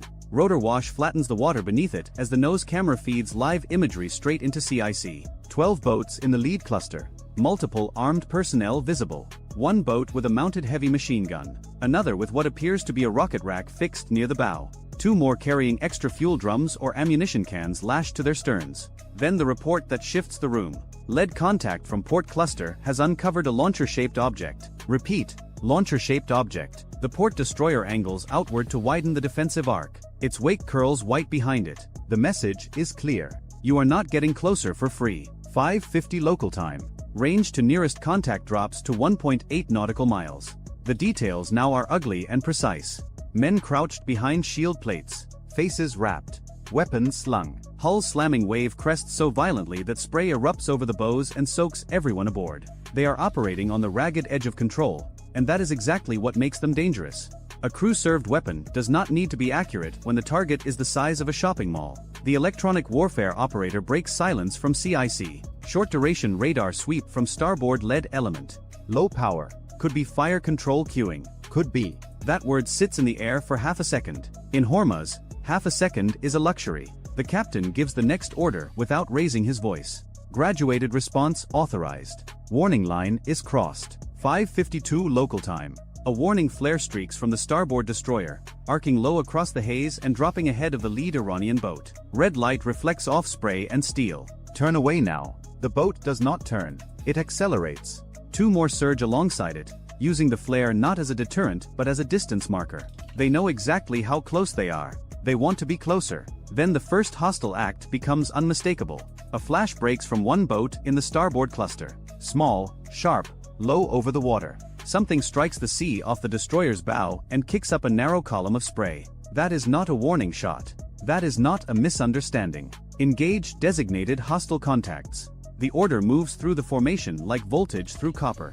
On the destroyer's starboard wing, a gunner opens with a controlled burst from a mounted 50 caliber weapon. Not spray fire. A measured line stitched across the water ahead of the lead boat, then into the hull when it refuses to break. Rounds punch through fiberglass and aluminum. The bow digs. One engine detonates in a burst of gray smoke. The hull rolls hard to port and disappears behind its own spray. The Seahawk is already overhead. Its door gunner fires a tight burst across the next boat's bow. A tube-shaped launcher vanishes in splinters. The hull hooks violently left and nearly throws two men overboard. Somewhere in Tehran, someone just found out the difference between a war game and a war. 5:53 local time. The swarm does not retreat. It splits. Outer boats swing wide, forcing the escorts to choose between immediate threats and flanking runs. Inner boats push harder, gambling that speed and chaos can still crack the defensive ring. Then the first rocket launches. It comes from a boat masked in the middle layer, farther out than the others. The smoke trail is brief and unstable. The weapon skips above the waterline, passes wide of the destroyer, and detonates off the port side in a low orange blast that throws spray across empty ocean. No hit. But the rules of the engagement just changed permanently. 40,000 feet above the strait, the two Super Hornets arrive on station. From that altitude, the entire surface battle looks like a diagram. White wakes crisscrossing blue water, smoke columns rising from disabled hulls, the massive gray shape of the Lincoln pushing through the center of it all. The lead pilot checks in with the carrier's tactical controller. They are not here to drop ordnance on speedboats. They are here because of what might come next. The coastal anti-ship missile batteries embedded along the Iranian shoreline, the ones that have been warming up their radar for the last 4 minutes. What the Iranian boats were supposed to do was force the carrier to stop, to turn, to break formation. What they were supposed to create was a stationary target for the shore-based NOR anti-ship missiles waiting in their launchers 35 nautical miles to the north. Each NOR is a Chinese-derived C-802 variant carrying a 363-pound warhead at 680 miles per hour, skimming 20 feet above the waterline. Against a maneuvering carrier with full escort coverage and airborne early warning, the odds are long. Against a carrier that has stopped to deal with a swarm attack in a 21-mile-wide channel, the math changes dramatically. That was the plan. The boats were the Matador's cape. The missiles were the sword. What Iran did not know was that an E-18G Growler, the Navy's electronic warfare aircraft, had been orbiting at 28,000 feet since before dawn. Its ALQ-99 jamming pods had mapped every Iranian radar emission along the coast for the last 90 minutes. The shore batteries were not hidden. They were catalogued, prioritized, and already assigned to a strike package that could execute in under 4 minutes. The sword was visible before the cape ever moved. 5:54 local time. 6 Iranian boats are now dead in the water, burning, broken, or rolling in their own debris. But the surviving boats begin to adapt. They stop charging in straight lines. They cross each other's wakes, use offset angles, try to overload visual tracking. One group feints toward the destroyers. Another cuts toward commercial traffic farther north, using civilian hulls as background clutter. The carrier strike group answers not with more firepower but with something worse. Patience. The escorts shift to sector engagement, each destroyer owning a quadrant, the Seahawk marking boats that still show closing intent. The Americans stop reacting boat by boat and start dismantling the swarm as a pattern. 6 o'clock local time. The surviving Iranian boats are no longer one threat. They are fragments. Some still press forward, some hesitate. Some are plainly looking for a way out that does not look like running. The early aggression is gone. What replaced it is doubt, and doubt is fatal in a close-range fight. A 5-boat cluster off the starboard quarter tries the smartest move of the morning. They exploit a seam between the carrier's wake and the forward destroyer's coverage arc, timing their run to coincide with 2 decoy boats feinting east. The Seahawk catches it instantly. The helicopter dives across the lead boat's bow, rotor wash blasting spray into the crew's faces. They flinch. That half-second flinch breaks their timing. The destroyer's guns open in the same heartbeat. The lead hull disintegrates. The second boat swerves into the wake turbulence and slams off a wave so hard a man is thrown against the weapon mount behind him. The third finds the carrier's security ring already closed. A burst walks across its engine block. Smoke pours out. Speed dies. The remaining 2 peel off. The formation ceases to exist in under 10 seconds. Iran spent 40 years developing swarm doctrine for this strait. The Americans unraveled it in 10 seconds of coordinated geometry. 6:04 local time. One final cluster makes its run. 5 boats, tight-packed, driving for the gap between the carrier and the aft escort. It is the most dangerous attempt since the fight began. If a single hull penetrates the inner ring, the entire engagement calculus shifts. The Americans are waiting. The Seahawk pins the lead boat with optics. The aft escort slides left to narrow the corridor. The forward destroyer holds pressure on the outer contacts. Every American platform does a different piece of the same job at the same instant. The lead boat presses anyway. It gets closer than any hull has gotten all morning. Then the escort fires.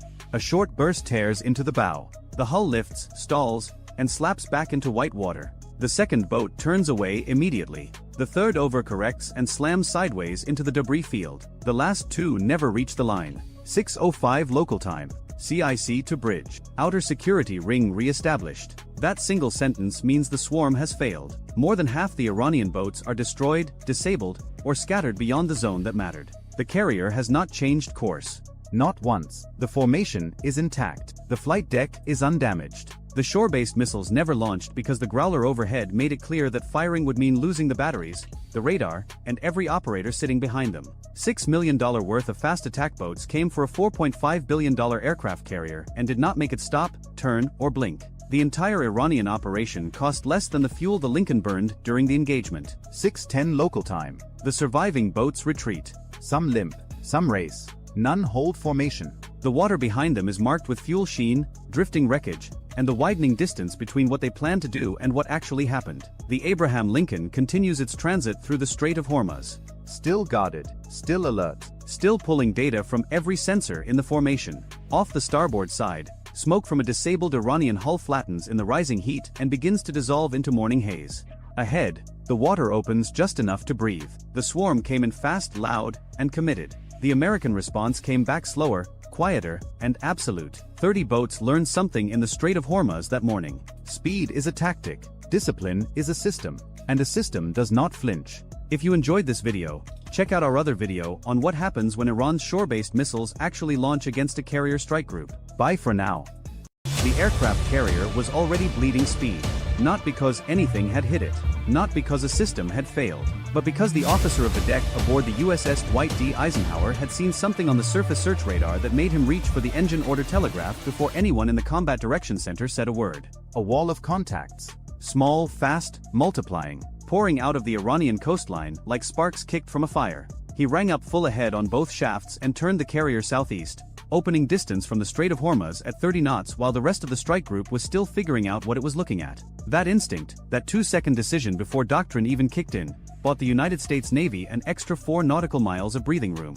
Later, in the after-action reconstruction, analysts would calculate that those 4 miles translated into roughly 5 minutes and 20 seconds of additional engagement time. 5 minutes that changed the math of the entire fight. But we are getting ahead of the story. This scenario is fiction. The date is invented. The crew does not exist. But the ships are real. The aircraft are real. The weapons costs are pulled directly from the Department of Defense fiscal year 2024 budget justification documents and publicly available Navy procurement records. The Iranian tactics are reconstructed from IRGC naval forces exercises observed and documented by U.S. Central Command between 2015 and 2024. The American defensive doctrine follows composite warfare commander procedures described in Joint Publication 3-32 and the cooperative engagement capability architecture as publicly understood. None of this is a prediction. All of it is a mechanical test of what happens when two very different military philosophies collide at 45 knots in the narrowest choke point on Earth. The Strait of Hormuz is 21 miles wide at its narrowest.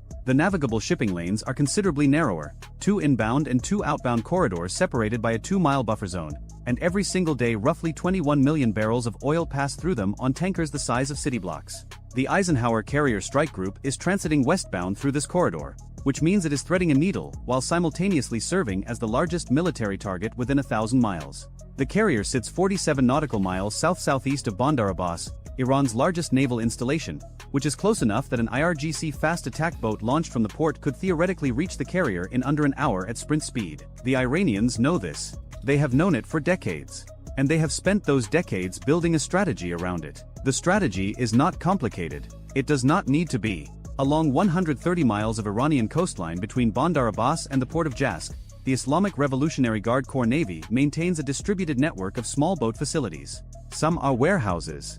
Some are cave complexes carved into coastal rock. Some are nothing more than gravel ramps behind fishing villages where boats can be dragged to the waterline on wooden skids. The facilities are deliberately dispersed, deliberately low profile, and deliberately impossible to destroy in a single preemptive strike without turning 130 miles of foreign coastline into rubble, which would constitute an act of war on a scale no American president has authorized since 1945. Inside these facilities sit the boats. Boghammers, mostly. The Boghammer is a 43-foot fiberglass speedboat originally designed in Sweden for coastal patrol. Iran bought hundreds of them in the 1980s for roughly $100,000 apiece and has since supplemented the fleet with domestically produced copies and commercially sourced fishing hulls modified for military use.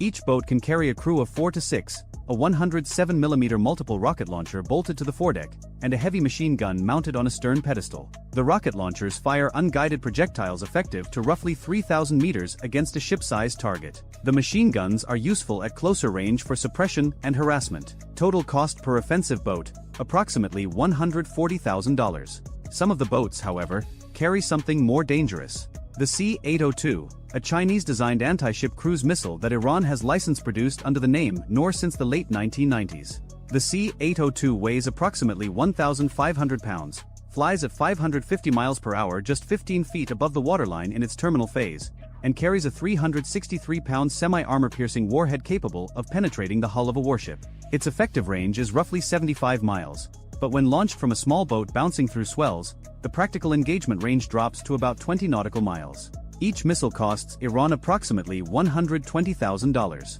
The launcher rail and fire control system add another $80,000 to the boat carrying it. The C-802 boats look identical to the rocket boats from the outside. Same hull, same paint, same rooster tail at speed. The only difference is an extra 1,200 pounds of missile and rail that sits the hull 4 inches deeper in the water. This is the entire plan. Launch 70 boats from multiple points along the coast. Absorb losses. Get the C-802 carriers within 20 miles of the carrier. Fire. Even if only one missile reaches the target, it will not sink the Eisenhower. A single C-802 hit will kill sailors, start fires, damage flight deck operations, and produce footage that will dominate global news coverage for weeks. The strategic value of that footage to Tehran exceeds the strategic value of the carrier itself to Washington. That is the logic. That is what $14 million buys. Now the clock starts. 0706 local time. The first 11 contacts separate from the coastline near Jask at 38 knots, heading south-southwest in a loose wedge formation. The tactical action officer in the Eisenhower's Combat Direction Center has been staring at a green waterfall display for 6 hours, sorting commercial traffic from noise. He has memorized the rhythm of the strait. Tankers move at 12 knots. Fishing dhows putter at 8. Water taxis hug the coast at 15 and weave between anchorages. Nothing moves at 38 knots in formation unless it means to kill something. He keys his headset and speaks. The word is 2 syllables that rearrange the entire strike group. Hostile fast inbound. The phrase travels across the Link 16 tactical data network in 1.4 seconds. Every ship, every aircraft, every submarine in the strike group receives it simultaneously. 23 warships, 44 aircraft, 2 submarines. All of them now oriented toward the same problem. 4 seconds later, a second cluster appears. 19 contacts launching from a cove near the fishing village of Sirik, 22 nautical miles east of the first group. Same speed. Same formation geometry. Same heading. The tactical action officer does not wait for a third group. He has studied this playbook in classified intelligence summaries that read like scripts for exactly this moment. He picks up the red handset, the one that connects directly to Flagplot, and speaks to the strike group commander, a 1-star rear admiral standing over a plotting table 1 deck above. 6 words. Recommend weapons free on fast movers. The admiral authorizes in 4 seconds. He does not hesitate because hesitation in the Strait of Hormuz is measured in dead sailors. The weapons-free authority cascades down the network to every shooter in the group. The first American response is already in the air. 2F divided by a -18E Super Hornets launched from catapults 1 and 2 before the second cluster even appeared, part of the standing combat air patrol that the Eisenhower maintains whenever transiting the strait. Each Super Hornet costs $66.9 million, carries 4 AGM-114 Hellfire missiles on underwing pylons, and mounts a 20mm M61A2 Vulcan cannon with 578 rounds. They are currently at 24,000 feet, 31 nautical miles west of the JAS cluster, descending at 480 knots with targeting data already painted on their multifunction displays. The lead pilot sees 11 orange diamonds on his screen, migrating south. He rolls the jet, pushes the nose down, and arms the first Hellfire. The AGM-114 R Romeo variant weighs 108 pounds, travels at 950 miles per hour, and rides a semi-active laser designator to a spot of light the size of a coffee saucer. Its shaped charge warhead was engineered to defeat the top armor of a main battle tank. Against a fiberglass hull headline, the bow kicks upward. The stern rolls to starboard. The 107mm rocket launcher, still loaded, tumbles end over end into the water and sinks. The remaining 10 boats do not slow down. This is the part that surprises people who have never studied IRGC doctrine. The boats accelerate. They spread wider. They push harder. Because the entire strategy prices in losses at 40%. The plan assumes that nearly half the boats will die before they reach weapons range. The plan depends on the surviving 60% arriving together, from multiple angles, faster than the defense can cycle through targets. The pilot fires again. And again. Each Hellfire erases a boat. 11 becomes 8 in 50 seconds. But 8 boats are still moving south at 40 knots, and the pilot has 1 Hellfire left. Then the third cluster appears. 40 contacts. Launching from multiple points along a 15-mile stretch of coastline between Kesham Island and the Clarence Strait. This is the main body. The first 2 groups were screening elements, designed to draw air cover north and create a corridor for the primary swarm to sprint south toward the carrier. The tactical picture aboard the Eisenhower now shows 67 hostile contacts on 3 different headings, all converging on the carrier's position. The Combat Direction Center is loud with clipped voices and the synthetic chirp of targeting alerts. The Composite Warfare Commander, the captain responsible for integrating all defensive layers, stands at the center console and makes 3 decisions in rapid sequence. First, he orders the guided missile cruiser USS San Jacinto to advance north on the threat axis and serve as the outer barrier. Second, he directs the destroyers USS Mason and USS Nitsa to spread into a 7-mile picket line between the cruiser and the carrier. Third, he launches 4 helicopters from the Eisenhower's flight deck, 2 MH-60 R Romeo Seahawks armed with Hellfires to handle the northern clusters, and 2 MH-60S Sierra Seahawks with GU 21.50 caliber door guns to engage the main swarm at close range. The choreography is precise. It has been rehearsed in exercises off the coast of San Diego, in war games at the Naval War College, and in classified simulations run on computers that model this exact scenario down to the wave height. But rehearsal and reality are separated by one variable that no simulation fully captures. The submarine. 34 nautical miles north-northwest of the Eisenhower, at a depth of 280 feet beneath the thermal layer that separates warm surface water from the cold deep, the USS Virginia sits at 8 knots with her sonar arrays deployed. SSN-774 is a Virginia-class fast-attack submarine. She cost $3.4 billion to build. Her BQQ-10 sonar suite can track surface contacts by their propeller cavitation signatures at ranges exceeding 40 nautical miles in the acoustic conditions of the Persian Gulf, which are poor by open ocean standards but more than sufficient for this. The Virginia's sonar operators have been listening to the swarm since before it launched. They heard the warehouse doors open. They heard the boat engines cough to life. They heard each hull slide down the gravel ramp and hit the water. They have tracked every boat in every cluster from the moment of launch. And they have noticed something. 6 of the 40 boats in the main body sound different. Not dramatically different. Not the way a diesel engine sounds different from a gas turbine. The difference is subtle. A slightly lower frequency in the cavitation pattern. A marginally deeper draft causing the propeller to bite the water at a different angle. The difference is 1,200 pounds of C-802 missile and launch rail pressing the hull 4 inches deeper into the Gulf. The Virginia's commanding officer reviews the acoustic classification, confirms it against the known signature library, and orders a burst transmission to the strike group over the extremely low frequency uplink. The transmission lasts 0.8 seconds. It contains the precise coordinates and track data for all 6 C-802 boats, tagged and sorted from the 34 conventional boats surrounding them. The data arrives on every Aegis display in the strike group as 6 red diamonds embedded within a field of orange. Every ship, every aircraft, every weapons officer in the group now knows which boats carry the ship killers and which boats are decoys. The swarm does not know it has been sorted. The formation commander, an IRGC Navy captain riding in the lead boat of the second column with 15 years of service and 4 major exercises behind him, believes his greatest advantage is still intact. He believes the Americans cannot distinguish C-802 carriers from rocket boats on radar. He believes the swarm's purpose, to force the Americans to engage all 40 boats equally, spreading their finite ammunition across the entire formation, is still functioning. He believes the C-802 boats, distributed 2 per outer column and none in the center, are hidden. His entire strategy rests on this belief the way a bridge rests on its center pylon. The pylon was removed 0.8 seconds ago, 280 feet underwater, by a submarine he cannot see, cannot hear, and does not know is there. Meanwhile, the fight is accelerating. The 2 Super Hornets over the northern strait have expended all 8 Hellfires between them and destroyed 8 boats from the Jask and Sirik clusters. The surviving boats from those groups, 5 from Jask and 13 from Sirik, are still pushing south, but they are 71 and 49 nautical miles from the carrier respectively. They are secondary threats now. The pilots climb to altitude, rendezvous with a KC-130 tanker orbiting 80 miles to the south, take on fuel, and reconfigure for ground attack with joint direct attack munitions. The JDM, a GPS-guided 500-pound bomb that costs $25,000 per unit and hits within 16 feet of its program coordinates, was designed to destroy hardened bunkers.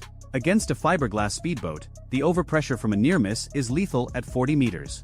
A direct hit is a redundancy. The MH-60 R Romeo Seahawks arrive over the northern cluster at 0724 local time.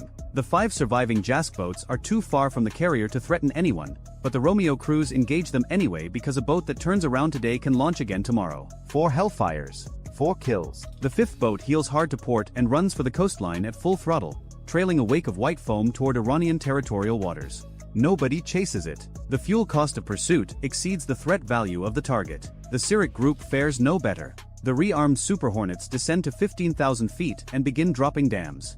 Each bomb falls for 28 seconds and detonates in a column of white water and gray smoke that rises 150 feet. 2 boats running 90 meters apart vanish inside the same blast pattern. 19 becomes 13 becomes 9. The 9 survivors break west, trying to merge with the main swarm, but the main swarm has problems of its own. 0719 local time. 13 minutes since first launch.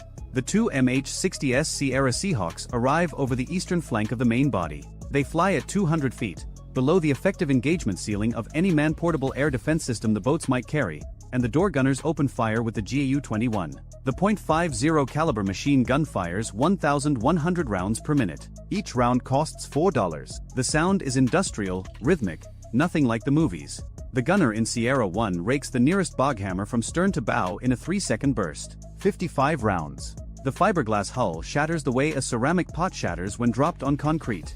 The boat folds inward at the midpoint, swamps, and disappears in 8 seconds. Cost of engagement, $220. Against a $140,000 boat. For once in this entire engagement, the math favors the Americans. The door gunners shift targets. 5 boats destroyed from the eastern flank in 4 minutes. None of them C-802 carriers, because the C-802 boats were positioned on the outer columns and the eastern flank was the inner edge of the formation. The ARGC captain's positioning saved his missile boats from the helicopters. He does not know this. He only knows he is losing boats and the eastern columns are being shredded. He orders the 2 eastern columns to break formation and scatter into individual tracks, each boat steering independently toward the carrier's last known position at maximum speed. This is the contingency plan. Coordinated columns become 34 individual targets weaving through 3-foot swells on independent headings. The scatter makes the door gunner's job harder because each target requires a new approach angle and the helicopters burn time repositioning between kills.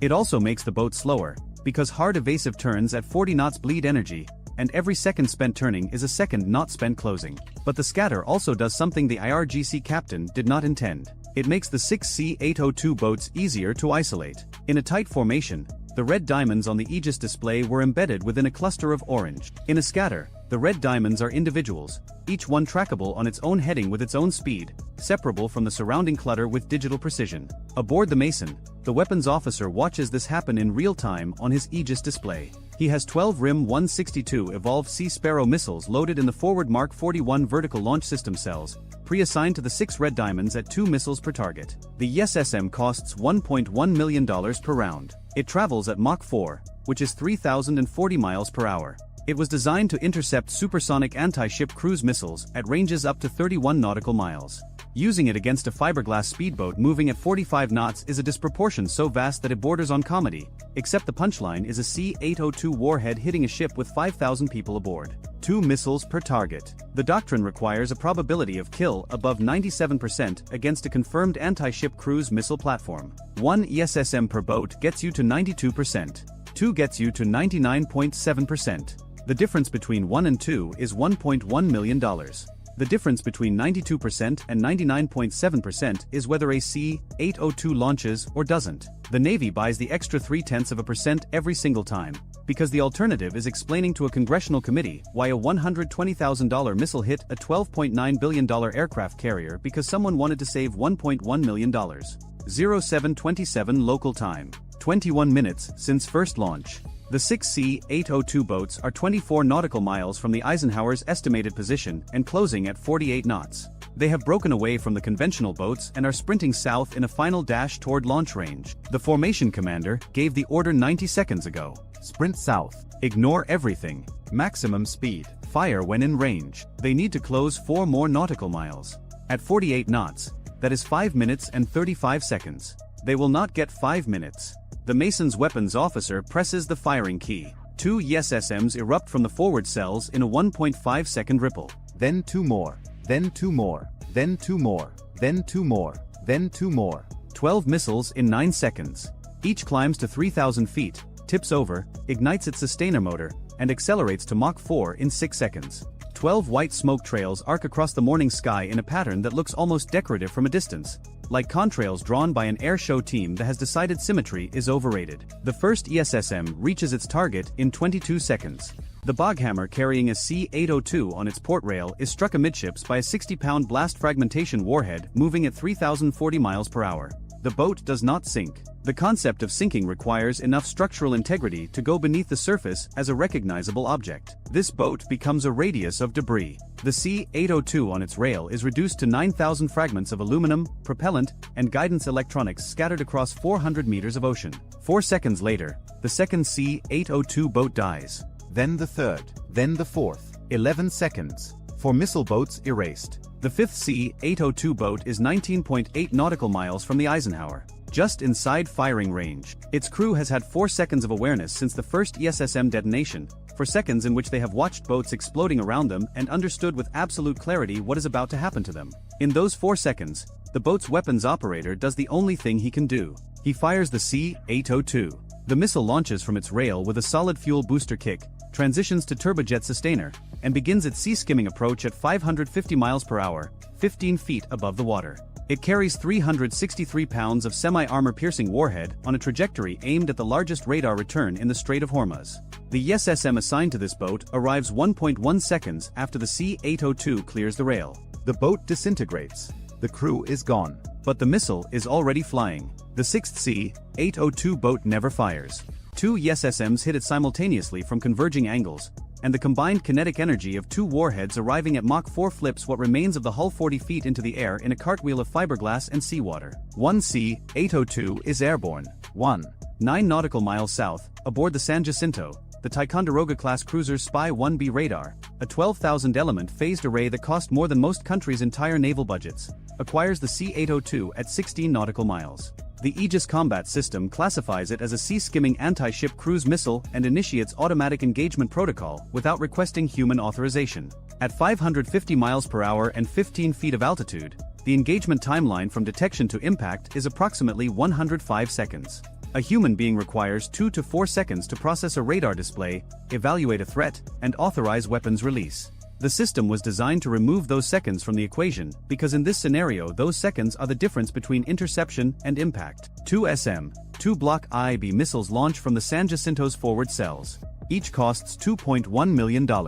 Each travels at Mach 3.5, which is 2,660 miles per hour. The first SM-2 intercepts the C-802 at 8 nautical miles from the cruiser, 11 nautical miles from the carrier. The intercept produces a white flash against the gray water, followed by a secondary detonation as the C-802's warhead cooks off sympathetically. Debris scatters across 600 meters of ocean surface.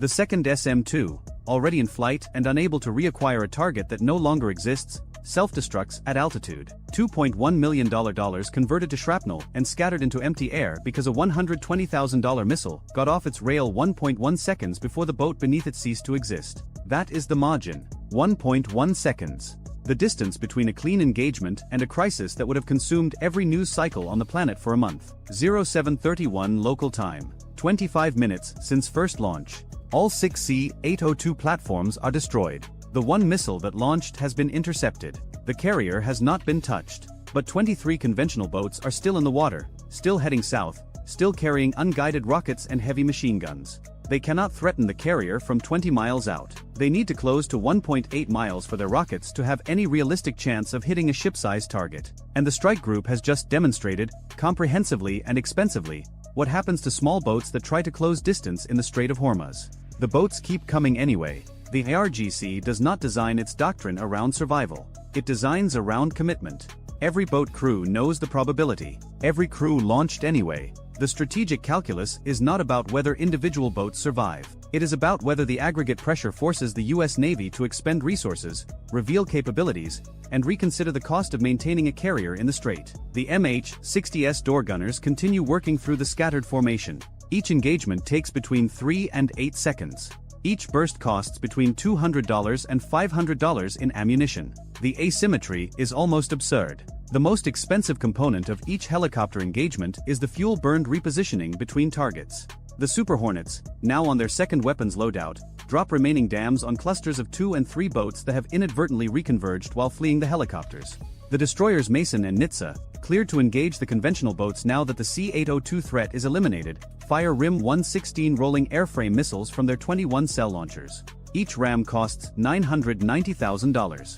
The ram was designed to kill incoming cruise missiles at close range. Using it against a speedboat is a decision made not because it is the right tool but because it is the available tool, and available beats optimal when boats are still closing at 40 knots. By 0733, the swarm is down to 14. By 0735, 7.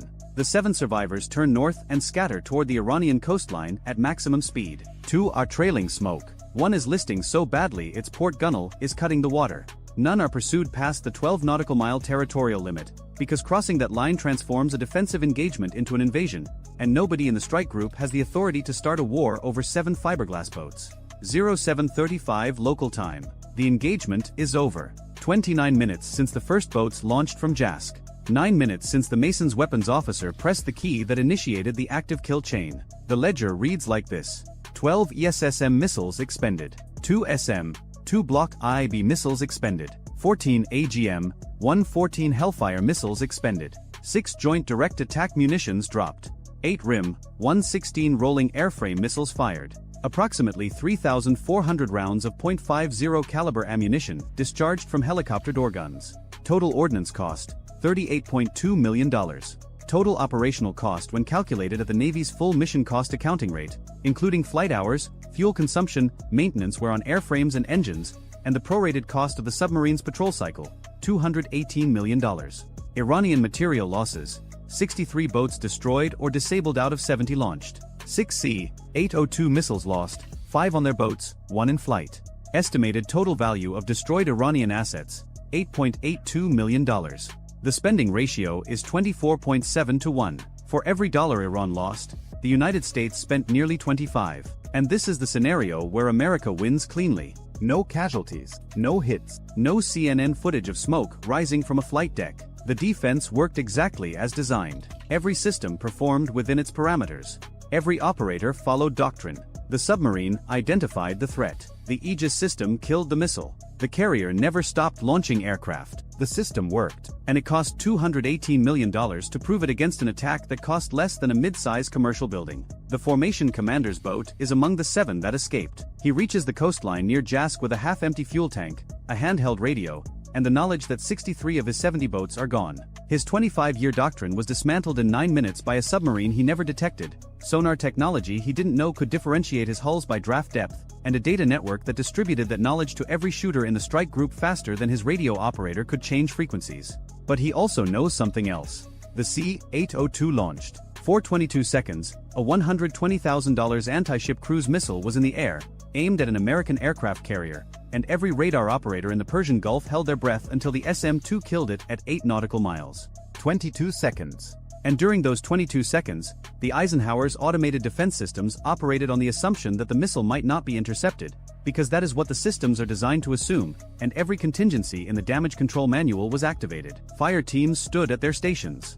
Blast doors closed. The flight deck was cleared. 5,000 sailors braced for an impact that never came but very nearly did. 22 seconds of leverage. That is what $14 million bought. Iran will run this exercise again. The boats will be rebuilt. The doctrine will be revised. Perhaps the next iteration uses 90 boats instead of 70. Perhaps the C-802 is replaced by a newer variant with a longer range that allows launch from 30 nautical miles instead of 20, pushing the engagement window beyond the comfortable intercept envelope. Perhaps the boats launch at night, when door gunners lose their visual advantage and the helicopters become more reliant on forward-looking infrared pods that struggle to differentiate boat wakes from wave crests. Perhaps the next swarm includes 3 boats carrying naval mines instead of missiles, boats that don't need to reach the carrier at all, only the shipping lane in front of it. The US Navy will run this exercise again too. The ammunition expenditure will be reviewed. The cost ratios will be briefed to committees. Someone will ask whether a directed energy weapon, a laser system that costs pennies per shot instead of $1.1 million per missile,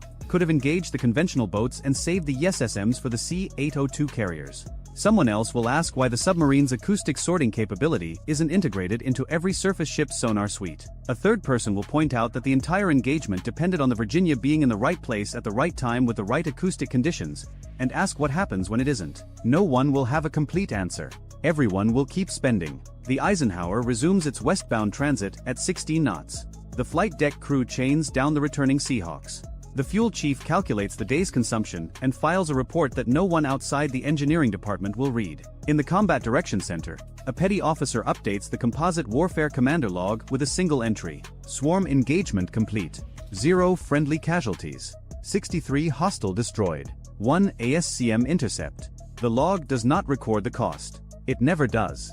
The cost lives in a different spreadsheet, managed by different people in a different building on a different continent, and by the time those people read the numbers, the Eisenhower will have cleared the strait and the fuel chief will have filed another report and the strait will be exactly as narrow as it was before, with exactly as much oil passing through it, and exactly the same question hanging over every tanker and every warship and every fiberglass speedboat sitting in a warehouse on the Iranian coast. How many boats does it take to make a superpower spend itself into exhaustion? And how many missiles does a superpower need to keep proving the boats aren't enough? The strait doesn't answer. It just sits there, 21 miles wide, waiting for the next time someone decides to find out. The aircraft carrier was already under threat before anyone aboard knew it. Somewhere along the Yemeni coastline, buried in a network of wadis and mobile platforms that had been rehearsing this moment for weeks, a launch sequence was entering its final authorization. Not a test, not a drill. Not another propaganda video with painted warheads and chanting crowds. This was a coordinated strike package aimed at the largest warship in the United States' 5th Fleet operating area, and the people behind it believed they had solved the one problem that had defeated every previous attempt. They believed they had found a way to overwhelm the screen.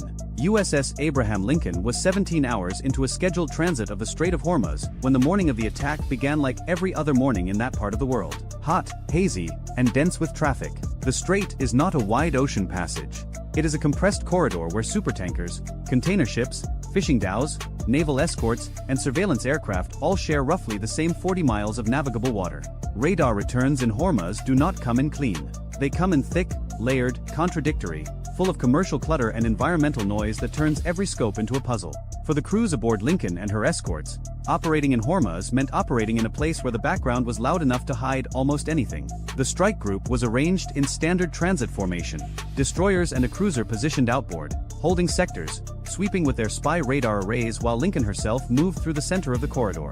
The carrier's own sensors were active, but primarily feeding the shared tactical picture rather than driving independent engagement. That was the escort's job during transit. Protect the high-value unit. Keep the geometry clean. Buy time if something appeared. Nothing appeared at first. What happened instead was subtler and, in retrospect, more dangerous. At approximately 5:38 local time, an electronic warfare operator aboard one of the screening destroyers flagged an anomaly in the emissions environment. It was not a missile. It was not a radar lock. It was a brief, structured pulse from a bearing that did not correspond to any known commercial or military emitter in the area. The pulse lasted less than 2 seconds. It repeated once, then vanished. The operator logged it, tagged it for review, and continued sorting through the morning's electronic clutter. On any other day, in any other body of water, that notation might have sat in a queue for hours. But this was Hormuz, and the operator had been briefed on something specific before the transit began.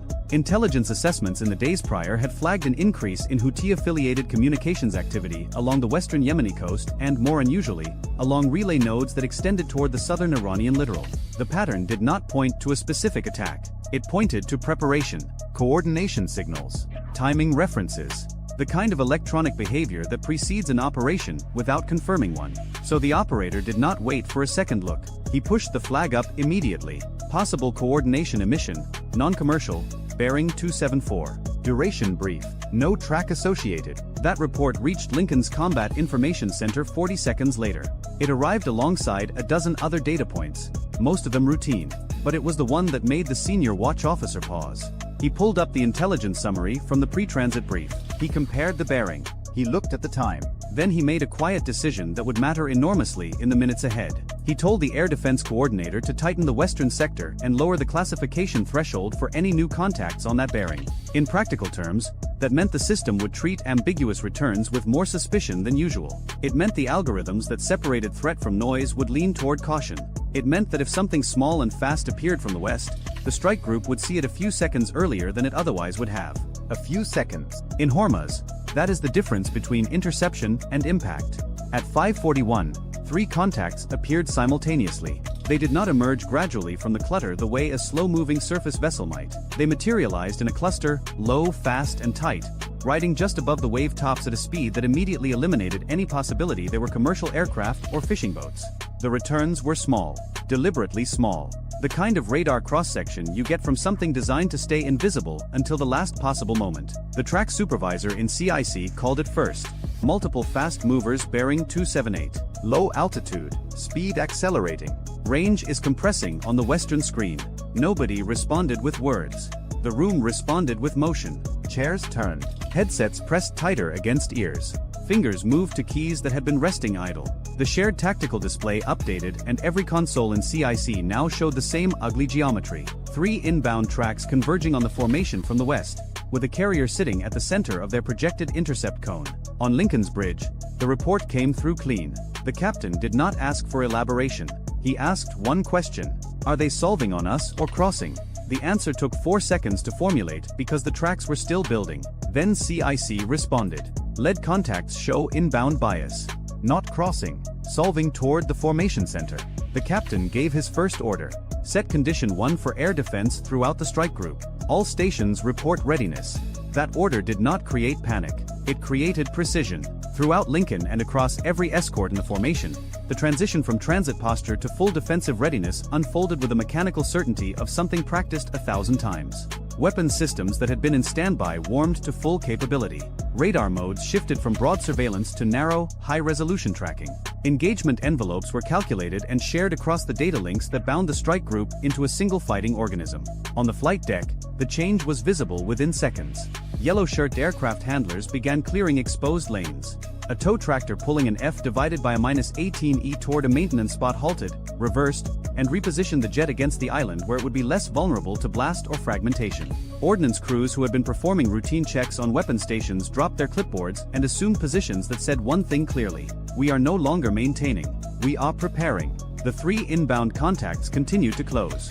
Their profiles now showed characteristics consistent with anti-ship cruise missiles flying a sea-skimming approach. Low enough to hide in surface clutter, fast enough to compress reaction time, spread just wide enough to force multiple engagement solutions rather than allowing a single interceptor to deal with a cluster.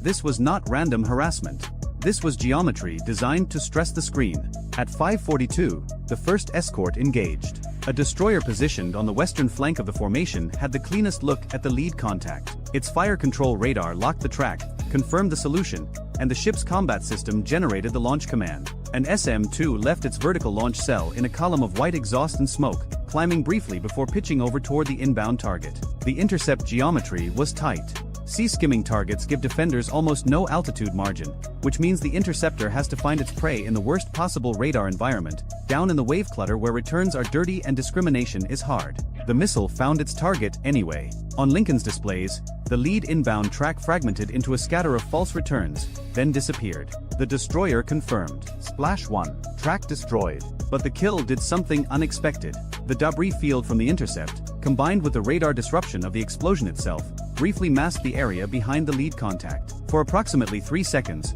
the strike group lost clean visibility on the remaining 2 inbounds. When the picture reconstituted, both surviving tracks had shifted. One had jinked south, the other had dropped even lower, so low that the escort's radar was now struggling to hold it consistently above the sea return. They had used the first missile as a screen. Whether by design or by accident, the destruction of the lead contact had bought the trailing weapons a precious window of ambiguity. The tactical action officer recognized it immediately. They staggered the raid on purpose. The first one was meant to die early. That realization changed the calculation. If the enemy had planned for the loss of the lead missile, then the approach was more sophisticated than a simple volley. It suggested coordination, timing, and an understanding of how the strike group's defenses would respond. It suggested someone had studied the American playbook. At 5:43, both surviving contacts were now inside the outer engagement envelope and closing fast. The southern track was assigned to a cruiser that had better angle. The other remained with the original destroyer. Both ships fired within seconds of each other. 2 more interceptors left their cells and raced toward the incoming threats. The southern intercept was clean. The cruiser's missile met the inbound at sufficient range to keep debris well clear of the formation. A bright flash low on the horizon, a column of spray, and the track disappeared from every screen in the group. The second intercept was not clean. The destroyer's missile appeared to guide correctly but detonated at the edge of its effective range. The inbound target broke apart, but not completely. Fragments continued along the original flight path, some of them still carrying enough energy to register as returns on the inner defense systems. Lincoln's close-in weapon system tracked the debris automatically, evaluated it, and held fire. The fragments were ballistic now, no longer guided, no longer a threat to the carrier specifically. They splashed into the Gulf several hundred meters off the port beam of an escort. The first wave was over. 3 missiles launched, 3 missiles destroyed. No hits on any ship in the formation. The screen had held. But in CIC, nobody relaxed. The electronic warfare picture was telling a different story than the one the radar had just resolved. During the engagement, EW operators had continued monitoring the emissions environment. What they found was troubling. The coordination pulse that had been flagged before the attack had reappeared twice during the raid, each time on a slightly different frequency and bearing. More critically, a second emitter had become active during the final seconds of the engagement. This one was farther south, on a bearing that did not align with the first wave's approach axis. Someone was still transmitting. Someone was still coordinating. The fight was not finished. The senior EW officer delivered the assessment to the TAO with the kind of flat certainty that comes from seeing a pattern lock into place. The first wave was the forcing play. They wanted us to commit the screen westward. There is a second axis. Southern bearings are active and correlating with pre-attack intelligence. The TAO did not hesitate. He passed the warning to the entire strike group on the command net. All stations be advised. Second attack axis probable from the south-southeast. Adjust sectors. Maintain full defensive posture. The formation responded. Escorts that had been leaning west now redistributed their attention. A destroyer on the southern flank shifted its primary radar mode and began sweeping the new threat bearing with concentrated energy. The cruiser that had just killed the southern missile from the first wave was already oriented correctly and tightened its track management. At 5:48, the second wave appeared. Not from the west. From the south-southeast, exactly where the emissions had predicted.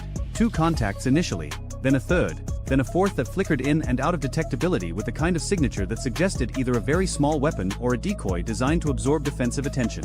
The geometry was immediately worse than the first wave. The southern approach gave the inbounds a shorter flight path to the carrier. It also forced the strike group to defend on 2 axes simultaneously, because nobody could yet confirm that the western threat was fully spent. For all anyone knew, a third salvo could still come from the original direction.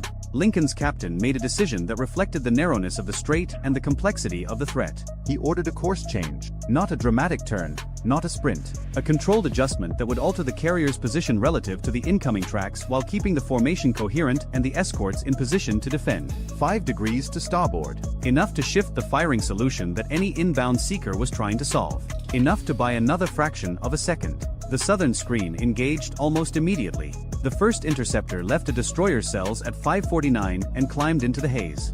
A second followed from the cruiser. The outer contacts were the priority. Kill them far out, create space, prevent the raid from collapsing onto the carrier. The first intercept hit. A hard kill at range. The kind that produces a clean disappearance on the display and a brief flash visible from the flight deck. The second interceptor guided on the next target and destroyed it moments later. But the third contact, the one that had been flickering, did not behave like the others. It was smaller, faster in its jinks, and it did not hold a steady approach line. It weaved. It dropped. It reappeared on a slightly different bearing each time the radar swept past. Drone. The assessment came from an EW console. Small UAV profile. Possible terminal guidance relay or decoy. Either way, it is drawing fire. That was the problem. If the strike group spent an interceptor on a cheap drone, that was a missile they did not have for whatever came next. If they ignored it, the drone might be providing terminal guidance data to something they had not yet detected. The TAO made the call. Ignore the drone. Focus on anything with an anti-ship profile. If it is a relay, kill the thing it is relaying to. The fourth contact resolved the question. At 5:50, it emerged from behind the drone's clutter shadow with sudden clarity. Larger signature. Faster. Locked on an intercept course that pointed directly at Lincoln's port quarter. This was the real threat. The drone had been masking it. Track 4 is the primary. CIC called across the net. Profile consistent with anti-ship cruise missile. Terminal phase. Solving on Lincoln.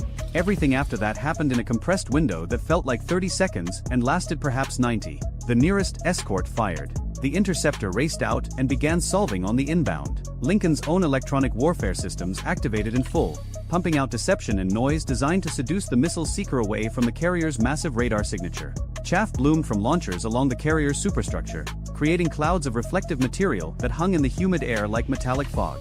The inbound wavered. For one brief, measurable moment, its track shifted. The seeker had tasted the deception. It began to drift, then it corrected. The missile's guidance was good enough, or its programming was robust enough, to reject the false target and reacquire the real one. The track steadied. It was still coming. The escort's interceptor arrived 3 seconds later. The engagement happened so close to the surface of the Gulf that sailors on Lincoln's sponsons saw the flash before they heard it. A violent white detonation erupted off the port quarter, low enough that the spray column it produced reached nearly the height of the nearest escort's mast. Burning debris scattered across the water in a fan pattern that extended dangerously close to the formation. One fragment line arced wide enough that a piece of material, unidentifiable from the flight deck, struck the water less than 200 meters from Lincoln's hull. The missile was dead. But the margin had been measured in seconds and meters, not miles. On the bridge, no one spoke for a moment. Then the captain's voice, unchanged in pitch or volume from his first order of the morning. Confirm kill. Assess battle damage to the screen. Report any new tracks. CIC swept the picture. The drone was still airborne, but appeared to have lost its link. It wandered aimlessly for several seconds before beginning a slow descent toward the water. No new inbound tracks appeared. The southern emission that had been coordinating the second wave went silent. The western emitter had not reappeared. The attack was over. 2 waves, 7 or more weapons launched, multiple axes of approach, decoys, drones, coordination emissions, and a final missile that had nearly solved its way to the largest warship in the formation. All of it defeated. none of it comfortable. In CIC, the transition from defense to offense began without a formal announcement. It began because the people in the room had already been collecting the data they needed. Every radar track, every emission, every timing interval, every bearing line from both waves had been recorded, tagged, and stored. The electronic warfare team had been building a map of the launch network since before the first missile appeared. Now that map was nearly complete. The strike warfare commander laid it out for the captain at 6:04. The picture showed a distributed network stretching along the western threat axis and curving south toward the second wave's origin. Coastal radar nodes that had provided early queuing. Relay points that had carried coordination signals. Mobile launch elements positioned in terrain that offered concealment and rapid displacement. A command node that appeared to have synchronized the timing between the two waves. It was not a single launcher sitting on a hillside. It was a system, designed to be dispersed. Designed to survive partial destruction. Designed to be difficult to target with a single strike. The captain studied the picture for less than a minute. Then he authorized the response. On the flight deck, aircraft that had been held during the defensive phase were now the centerpiece of the next one. Super Hornets moved into launch position with weapons already loaded. Growlers, the electronic warfare variants, were spotted behind them, carrying pods designed to blind, confuse, and strip away the electronic coherence of exactly the kind of network the intelligence picture described. The air wing was not launching a symbolic gesture. It was launching a systematic dismantlement. The first catapult shot sent an F divided by a -18E screaming off the bow at 6:09. The second followed 18 seconds later. Growlers launched after them, climbing into the Gulf haze with the quiet lethality of aircraft whose primary weapon is not a bomb but the ability to make the enemy deaf and blind at the worst possible moment. The strike package sorted itself over the strait and turned toward the coast. Inside CIC, controllers managed the deconfliction between outbound strike aircraft and the still active defensive posture of the escorts below. The strike group could not afford to assume the fight was over. Hormuz does not allow that assumption. So the formation maintained its defensive geometry while simultaneously feeding targeting data to the aircraft now racing toward the origin points of the attack. The Growlers went to work first. Their electronic attack began degrading the network before a single weapon was released. The coastal radar node that had provided early warning to the launch chain started producing garbled returns. Its emissions stuttered, spiked with interference, then dropped to a fraction of their normal power. A relay point that had been carrying coordination signals between the command element and the mobile launchers lost coherence entirely. Operators ashore who had been passing timing data were suddenly transmitting into noise. Then the strikes landed. The first target was the radar queuing site. A precision-guided weapon struck the facility with the kind of accuracy that leaves a crater where equipment used to be and nothing recognizable around it. The strike aircraft confirmed. Target 1 effective. No secondary explosions, which suggested the site had been primarily electronic rather than storing munitions. The second target was different. The mobile launch support element had been identified through a combination of radar backtrack data and thermal signatures captured by surveillance assets during the attack. The strike caught it in the process of attempting to displace. The weapons hit while vehicles were still moving, which produced the secondaries that confirmed the intelligence had been correct. Fuel, propellant, support equipment, all of it contributing to a column of smoke visible from the returning aircraft for minutes afterward. A third target, the suspected command node, was struck simultaneously by a separate element of the package. Post-strike assessment showed disrupted communications, abandoned positions, and the kind of scattered debris pattern that indicates a facility hit during active operations rather than after evacuation. The returning aircraft crossed back over the formation at 6:38. Recovery operations began immediately. Deck crews who had launched the strike now caught the aircraft with the same efficiency, trapping jets aboard, chaining them down, beginning the turnaround process that would make them available again if needed. Because in Hormuz, the need never fully disappears. By 6:45, the tactical summary was being compiled. It would eventually read as a spare, clinical document. Timestamps, bearings, engagement sequences, weapons expended, target struck, battle damage assessed. It would not capture the sound of the close-in weapon system spooling aboard an escort. It would not record the way debris from the final intercept splashed close enough to Lincoln to darken the water off her port quarter. It would not describe the expression on the face of a flight deck sailor who watched a missile die 200 meters from the ship he was standing on and then went back to directing aircraft 30 seconds later. What the summary would capture was this: a coordinated multi-axis attack by Houthi-affiliated forces employing anti-ship cruise missiles, decoys, drone relays, and a distributed coastal launch network had been directed at USS Abraham Lincoln during a strait transit. The strike group's layered defense had intercepted all inbound threats. The carrier had sustained no damage. The response strike had degraded the launch network responsible for the attack, destroying or disabling its primary nodes within approximately 40 minutes of the last defensive engagement. The formation had not diverted. It had not slowed. It had not requested permission or waited for deliberation from a headquarters thousands of miles away. It had absorbed the attack, killed the threats, identified the source, and dismantled it while continuing to transit one of the most strategically significant waterways on the planet. For the network that had spent weeks preparing that morning's operation, the result was not merely failure. It was exposure. The emissions, the timing, the relay architecture, all of it had been collected, catalogued, and fed into a targeting process that erased the infrastructure faster than it could be reconstituted. The next attempt, if there was one, would start from a deficit. Fewer nodes. Fewer relay points. Less confidence that the coordination signals would not be intercepted before the first missile ever left its rail. At 6:52, Lincoln pushed through the eastern mouth of the strait and into the wider waters of the Gulf of Oman. Behind her, the escorts reformed their standard transit geometry. Radars continued to sweep. Weapons systems remained at elevated readiness. The flight deck began the methodical process of resetting for the next cycle, because there was always a next cycle. The strait behind them was quieter than it had been an hour earlier. Not peaceful. Hormuz is never peaceful, but quieter in the specific way that a place becomes quiet when the thing that had been building inside it has been spent, answered, and broken apart before it could achieve what it was designed to do. The carrier moved on. The water closed behind it. And somewhere along the coast, in the wreckage of what had been a functioning attack network, the silence was not calm. It was the sound of a miscalculation settling into the ground.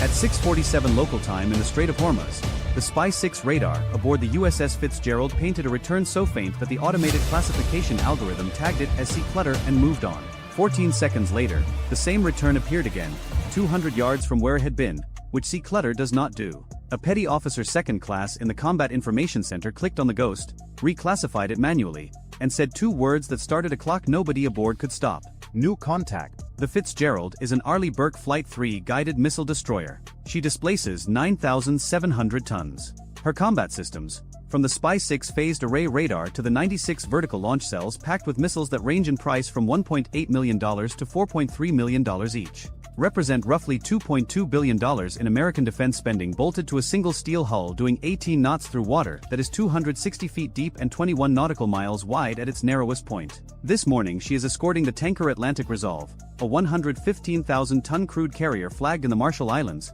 loaded with 800,000 barrels of Kuwaiti heavy crude worth approximately $58 million at current spot prices. The tanker makes 14 knots. She cannot go faster. She cannot maneuver. She is a floating city block of oil that turns like a glacier and earns her owner $190,000 per day as long as she stays on schedule. Behind the Fitzgerald and offset 3 nautical miles to the southeast, the guided missile cruiser USS Leyte Gulf holds station. Between the two warships, they carry 218 missile cells, 2 helicopters, 3 close-in weapon systems, and enough firepower to engage targets from the surface of the water to the edge of space. Total replacement cost of the formation including weapons inventory, $4.6 billion.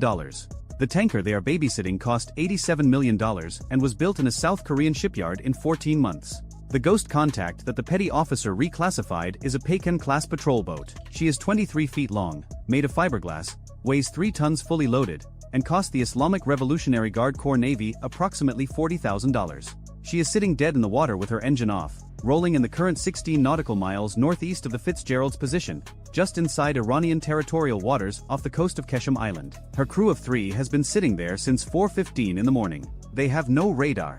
They have no radio emissions. They have a handheld GPS unit, a pair of binoculars, and 2 Chinese-designed C-704 anti-ship missiles on launch rails that together weigh more than the boat. She is a $40,000 fiberglass trigger attached to $200,000 worth of missiles aimed at a $2.2 billion ship. The math is the entire strategy. 9 nautical miles east of that lone boat, behind the low headlands of Keshem Island's southern shore, 34 fast attack craft are staged across 3 fishing harbors in clusters of 10, 12, and 12. Some are Boghammer-style craft capable of 52 knots, armed with 107mm rocket pods.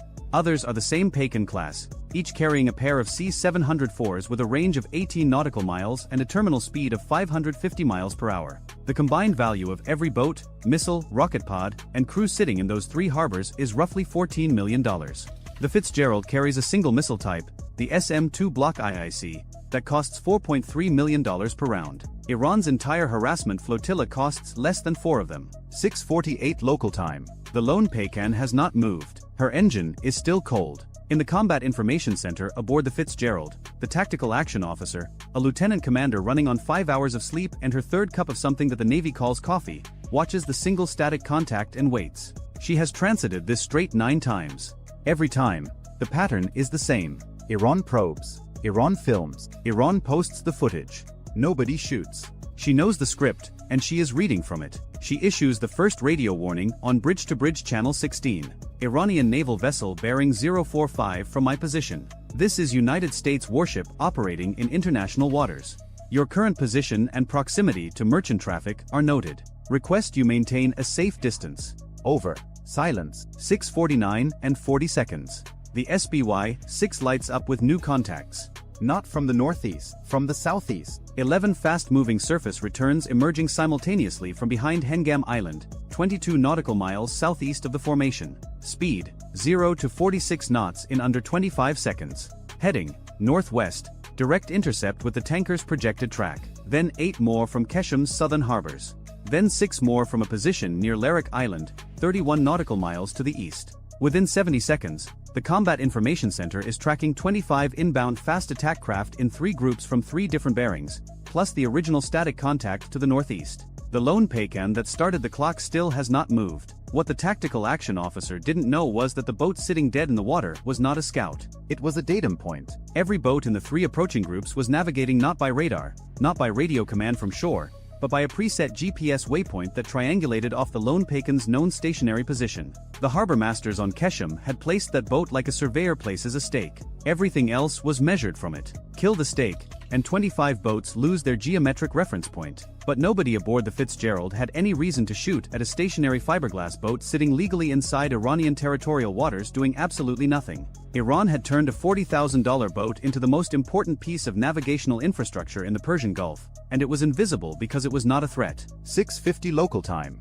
The formation's problem becomes arithmetic. The southeastern group of 11 boats will reach the tanker's beam in approximately 8 minutes at current closure rates. The northern group of 8 will arrive 90 seconds later. The eastern group of 6 will arrive 2 minutes after that. If even half of those boats carry C-704 missiles, the Fitzgerald is looking at a potential salvo of 20 to 30 anti-ship missiles arriving from 3 bearings in a 4-minute window. The Phalanx close-in weapon system, the ship's last line of defense, is a 20mm Gatling gun that fires 75 rounds per second of tungsten penetrator ammunition. It can engage 1 target at a time. 1. The Fitzgerald's commanding officer arrives in the Combat Information Center. He looks at the display for 6 seconds. He does not ask for a brief. The picture is self-explanatory. He picks up the satellite handset and calls 5th Fleet Headquarters in Bahrain, 380 nautical miles to the southwest. The conversation lasts 40 seconds. He hangs up. He turns to the TAO and says 4 words. Launch the alert bird. An MH-60R Seahawk helicopter, fueled and armed on the flight deck since before dawn, spins up its twin General Electric turboshaft engines. The helicopter costs $43 million. It carries APS-153 multimode radar, a forward-looking infrared turret that can read a license plate from 8 miles, and 8 AGM-114 Hellfire missiles at $150,000 each. Total loadout value of the helicopter and its weapons, $44.2 million.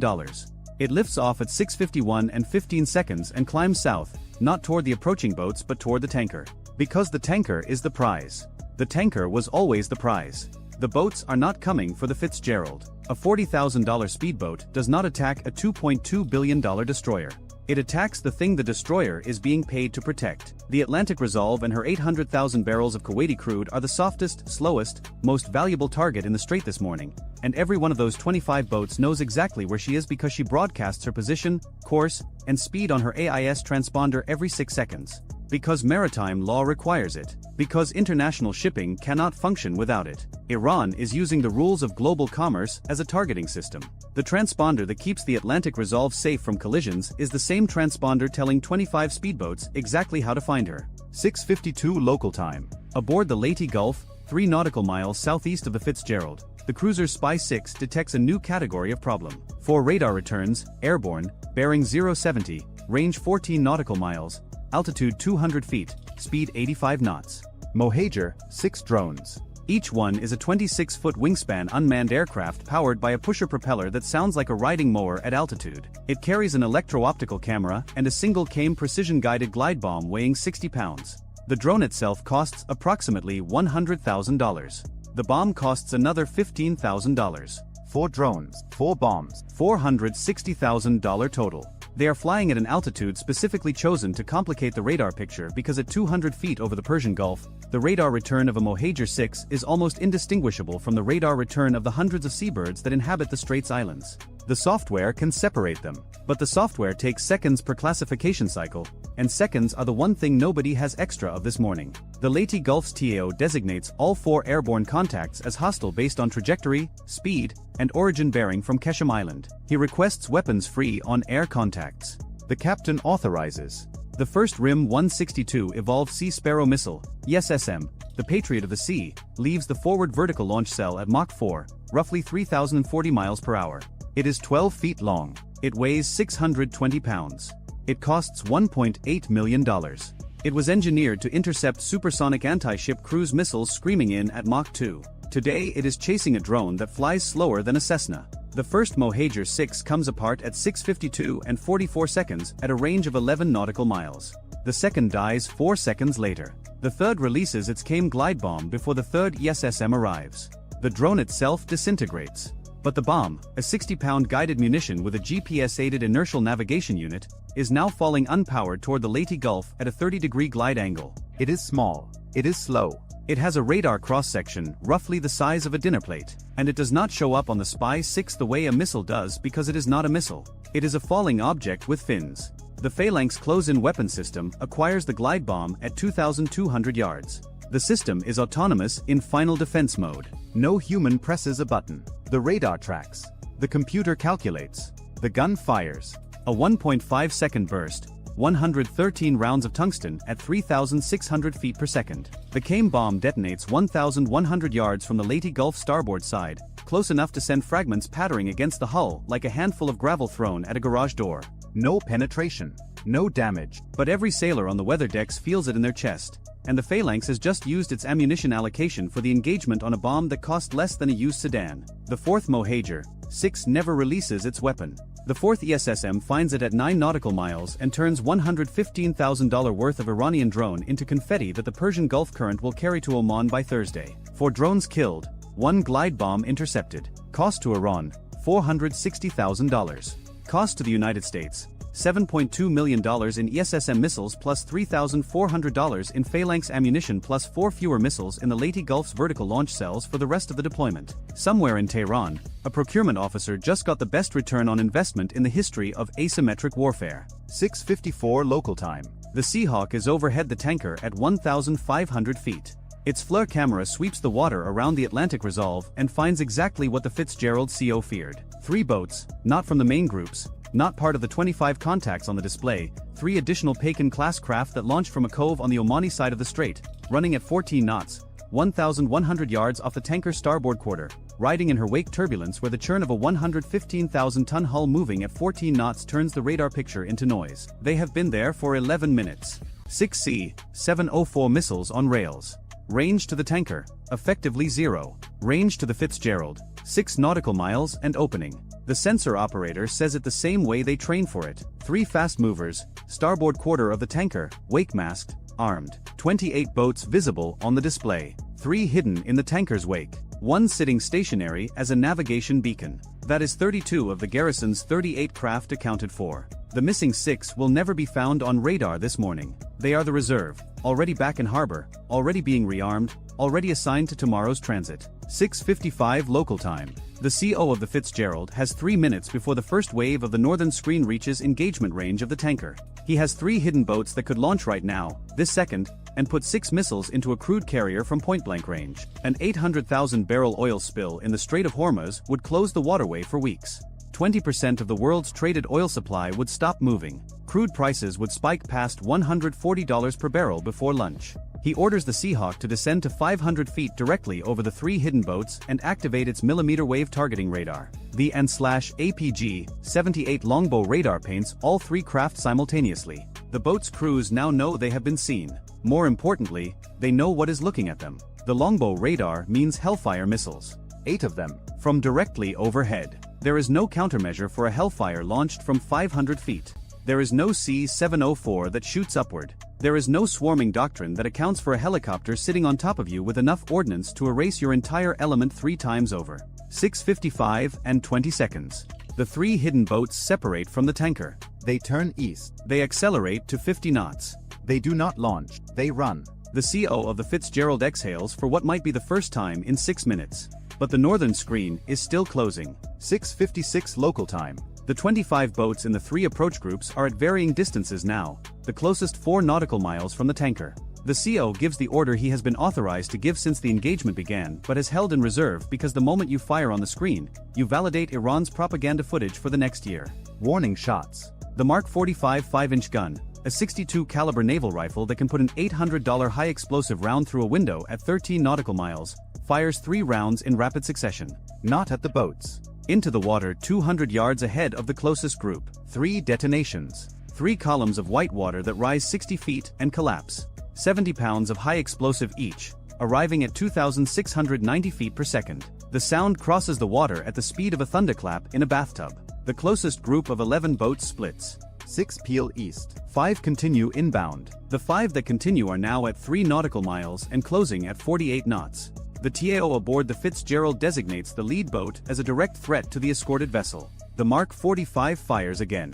This round is aimed. It lands 15 feet off the lead boat's bow. The overpressure alone collapses the fiberglass forward section. The boat decelerates violently, buries her bow, and her 2 crew are thrown into the strait. She does not sink. She bobs, swamped and broken, with her C-704 rails bent at angles that will never point at anything again. One $800 shell just neutralized $240,000 in boat and missiles. The next 4 boats in line turn. All 4. Simultaneously, as if the lead boat's death was a switch. 6:57 local time. The northern group of 8 boats, 5 nautical miles out and closing, receives the same radio transmission that the southern groups appear to be responding to. All vessels return to port. But 3 of the 8 do not turn. They increase speed. They spread into a line abreast formation with 300 yards between each boat. This is not harassment.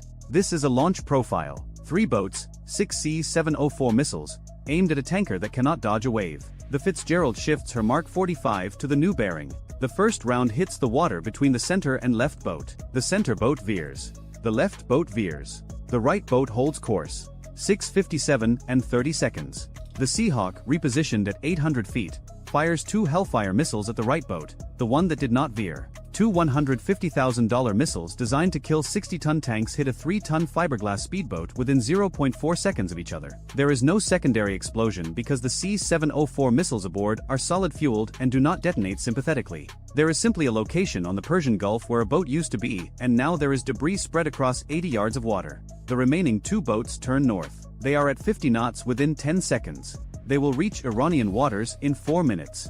No one pursues them. 6:58 local time. The eastern group of 6, the last inbound element, is at 7 nautical miles. They have watched or heard on radio what happened to the southern and northern groups. They slow to 20 knots. Then 15, then 8. They turn east and begin to withdraw. No shots are fired at them. No one chases them. 6:56 local time. The lone paycan, the navigation datum, the $40,000 stake in the water that made everything possible, is still sitting motionless 16 nautical miles to the northeast. Her engine starts. She turns south toward Keshem Island at 8 knots. She has done her job. She was never in danger. She was never a target. She will be in the same position for the next transit. 6:58 and 50 seconds. The Strait of Hormuz is quiet.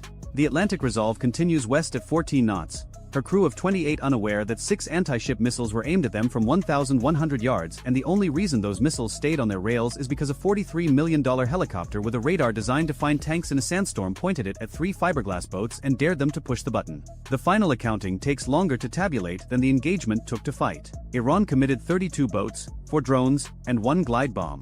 Total investment including fuel, ordnance, crew costs, and the boats themselves, approximately $2.1 million.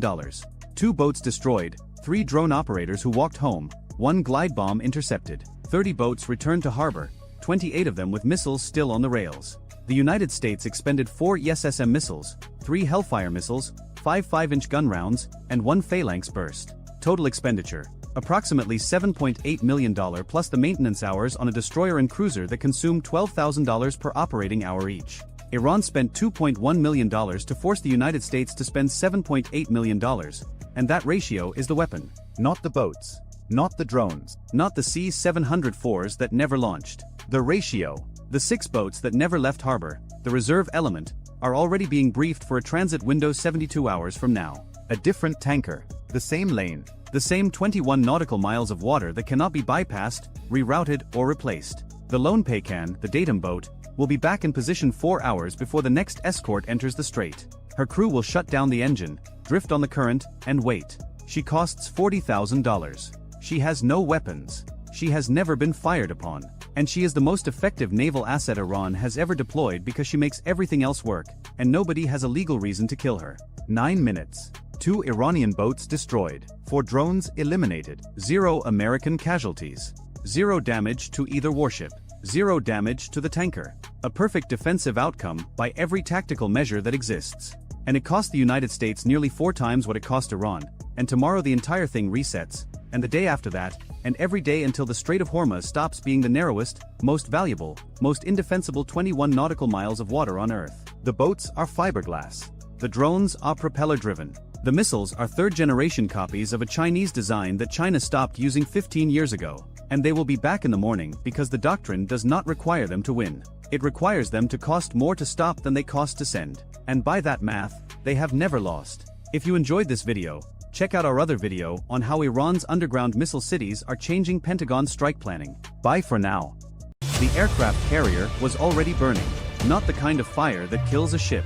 Not yet. A single compartment, portside, midships, where a 330-pound warhead had just punched a hole the size of a garage door through the hull plating of the USS Vela Gulf. But we are getting ahead of ourselves by about 9 minutes. Rewind. The Strait of Hormuz is not a waterway. It is a political statement disguised as geography. 21 nautical miles wide at its narrowest, squeezed further by international shipping lanes into a corridor roughly 6 miles across. It is the passage through which 17 million barrels of oil move every single day. 1/5 of the world's petroleum supply slides through this crack in the coastline between Iran and Oman, and every barrel of it passes within visual range of Iranian military installations that have been staring at this water since 1979. Into this corridor, on a morning when the sea state was 2 feet and the wind was negligible, the United States Navy pushed 100,000 tons of sovereign territory. The USS Dwight D. Eisenhower, CVN-69, a Nimitz-class nuclear-powered aircraft carrier, 1,092 feet from bow to stern, drawing almost 40 feet of water, moving at 5 knots through the most watched stretch of ocean on the planet. 5 knots. A brisk walking pace. A speed that makes sense when you are managing the thermal signatures of 2 A4W nuclear reactors and coordinating with a formation of escorts spread across several miles of sea, but a speed that also means anything faster than a rowing boat can run you down. The Eisenhower was not alone. She never is. 3 miles to the north, the guided missile cruiser USS Vela Gulf, CG-72, a Ticonderoga-class ship carrying the Aegis combat system and 96 vertical launch cells loaded with a cocktail of SM-2 surface-to-air missiles and Tomahawk land attack cruise missiles. 3 miles to the southeast, the Arleigh Burke-class destroyer USS Gravely, DDG-107, carrying the same Aegis system, the same launch cells, and 2 phalanx close-in weapon systems that could spit 20mm tungsten rounds at 4,500 rounds per minute. Together the 3 ships represented roughly $4.6 billion of American military engineering. The flight deck alone, 4.5 acres of non-skid coated steel, held 44F divided by a -18E and F Super Hornets, 5EA, 18G Growler electronic warfare jets, and enough ordnance in the magazines below to flatten a mid-sized city. 2 nuclear reactors hummed beneath the waterline, reactors that would not need refueling for 20 years. 5,000 sailors ate breakfast, stood watch, maintained aircraft, and went about the mundane business of operating a floating airfield in hostile waters. And 72 hours before any of this, before the carrier had even entered the Gulf, the transit plan had been filed with 5th Fleet headquarters in Bahrain, 350 nautical miles to the southwest. Every detail coordinated. Every contingency briefed. A carrier transit through Hormuz is a choreographed event, rehearsed and refined over decades of repetition. The Navy has been driving carriers through this strait since the 1980s. They have it down to a science. The problem with science is that the other side studies it too. 11 nautical miles northeast of the Eisenhower's projected track, in a sun-bleached fishing port called Bandar-e Jask, the morning began differently. Jask sits at the eastern mouth of the strait, a cluster of concrete piers that normally hosts 30 to 40 small dhows and fishing skiffs. At 6:20 local time, 27 minutes before the Eisenhower would enter the narrowest section of the channel, the first boats started leaving. They left in pairs. Quiet departures, separated by 30 to 60 seconds, slipping out of the harbor mouth and turning southwest. Pecan-class fast inshore attack craft, 46 feet long, powered by twin diesel waterjet engines capable of 52 knots. Ashura-class boats, smaller, lighter, faster in a straight line. And mixed among them, civilian rigid hull inflatables that had been modified in ways that would not be obvious until you were close enough to see the welded weapons mounts on their bows. The Pecan carries a crew of 3 and either 2 NOR anti-ship cruise missiles or a single 324mm torpedo tube. The NOR is a derivative of the Chinese C-802, a sea-skimming anti-ship missile with a range of 22 miles and a 330-pound warhead that arrives at its target traveling 680 miles per hour, roughly Mach 0.98, at an altitude of 15 feet above the wave tops. Each Pecan costs approximately $500,000. Each NOR missile, roughly $200,000. Numbers that would not buy a single engine on one of the Super Hornets parked on the Eisenhower's flight deck. The Ashura-class boats carried no missiles at all. Some had DSHK 12.7mm heavy machine guns. Some had rocket-propelled grenades. 3 of them carried nothing but outboard engines and speed. Their purpose was not to kill anything. Their purpose was to be there, to fill the radar screen with contacts. To make every targeting decision aboard every American ship take 4 or 5 seconds longer than it should. In a fight measured in minutes, those seconds are the weapon. 16 miles to the west of Jask, a second cluster of boats launched from a concealed inlet near Kustak, then a third group from further west. The swarm was assembling itself across a front of almost 30 miles, converging on the shipping lanes from multiple bearings, and it was doing so in vessels that cost roughly $25,000 apiece. The entire Iranian attack fleet approaching that morning, all 60 boats, totaled approximately $1.5 million. About what it costs to fly a single training sortie for a single Super Hornet. Here is what the Islamic Revolutionary Guard Corps Navy understood about American carrier operations, and it is worth pausing on this because the entire engagement turns on it. The IRGCN does not train to sink aircraft carriers. No one in Tehran believes 60 fiberglass speedboats are going to put a 100,000-ton nuclear warship on the bottom of the Strait of Hormuz. That is not the plan. That has never been the plan. The plan is to create a decision crisis.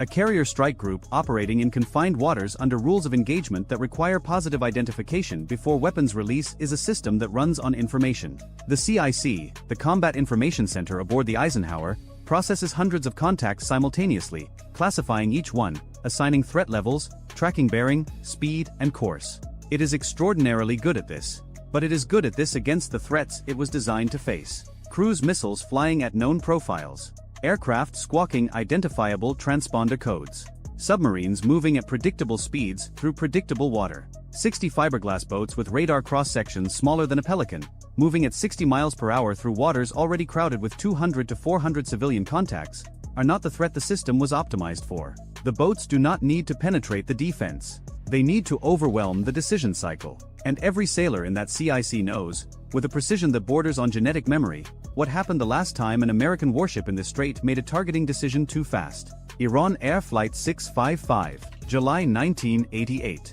The cruiser USS Vincennes misidentified an Airbus A300 civilian airliner climbing on a known commercial flight path and fired 2 SM-2 missiles. 290 people died. That incident is not a footnote in the rules of engagement. It is the rules of engagement. Every classification, every identification, every decision to shoot or not shoot runs through the filter of that memory. The RGCN commander orchestrating this operation from a hardened bunker 8 miles inland from Bandar Abbas understood this. He had designed his attack not around the physics of warheads and hull plating, but around the psychology of a 5,000-person crew trained to be terrified of making a mistake. At 0651 local time, the Eisenhower CIC logged 14 new surface contacts emerging from the eastern shoreline. 4 minutes later, the count was 23. By 0658, it was 41. Every one of them headed southwest into the shipping lanes at speeds between 35 and 52 knots. The watch officer had a classification problem that was getting worse by the second. But here is where the story bends in a direction the IRGCN commander did not anticipate. 45 minutes before his first boats had cleared the harbor at Jask, a U.S. Navy P-8A Poseidon maritime patrol aircraft had been flying a racetrack pattern at 28,000 feet, 140 nautical miles to the southwest. The Poseidon carries the ANT/APS-154 Advanced Airborne Sensor, a synthetic aperture radar capable of imaging surface contacts at ranges exceeding 200 nautical miles with resolution fine enough to count the outboard engines on a fishing boat. At 0601 local time, The Poseidon crew had transmitted a complete surface picture of every harbor along the Iranian coast to 5th Fleet headquarters in Bahrain. Every boat catalogued, every pier photographed. The baseline was set. When the boats began moving at 6:20, the departure was tracked in near real time by a second asset already on station. An MQ-4C Triton, the Navy's high-altitude unmanned surveillance aircraft, wingspan 131 feet, cruising at 56,000 feet, 190 nautical miles to the south. The Tritons and ZPY-3 multifunction active sensor had been painting the Iranian coastline continuously for 11 hours. It had watched the boats being loaded. It had watched the crews arrive. Every single vessel in that swarm had a track number assigned to it before its crew had finished their morning prayers. The decision crisis the IRGCN designed required confusion. What it got was confirmation. Back in the CIC, the picture was dense but it was not dark. The pre-transit intelligence package had identified 14 Peiken-class fast attack craft, 22 Ashura-class boats, and 24 unclassified small craft in the approaching formation. The watch officer had the Poseidon's data. He had the Triton's tracks. He knew which boats had come from military harbors and which had come from fishing piers. The classification problem that was supposed to take 5 agonizing minutes took about 90 seconds. He reported up the chain. He requested the alert helicopter, an MH-60R Seahawk armed with AGM-114 Hellfire missiles at $117,000 each and an airborne radar that could classify surface contacts at 40 nautical miles. He requested the Gravely Close to intercept distance. He did everything by the book. The difference was that the book had already been read. At 0703, the Seahawk lifted off the Eisenhower's flight deck, 90 seconds to 500 feet. The sensor operator began working contacts from west to east using the AN/APS-153 multimode radar and the MX-15 electro-optical turret. 8 seconds per classification. 41 contacts at last count meant roughly 5.5 minutes for a full sweep. But the crew was not starting from zero. They were confirming what the Triton had already reported. The classifications came faster. Weapons mounts on the lead boats. Missile rails on the Peikens.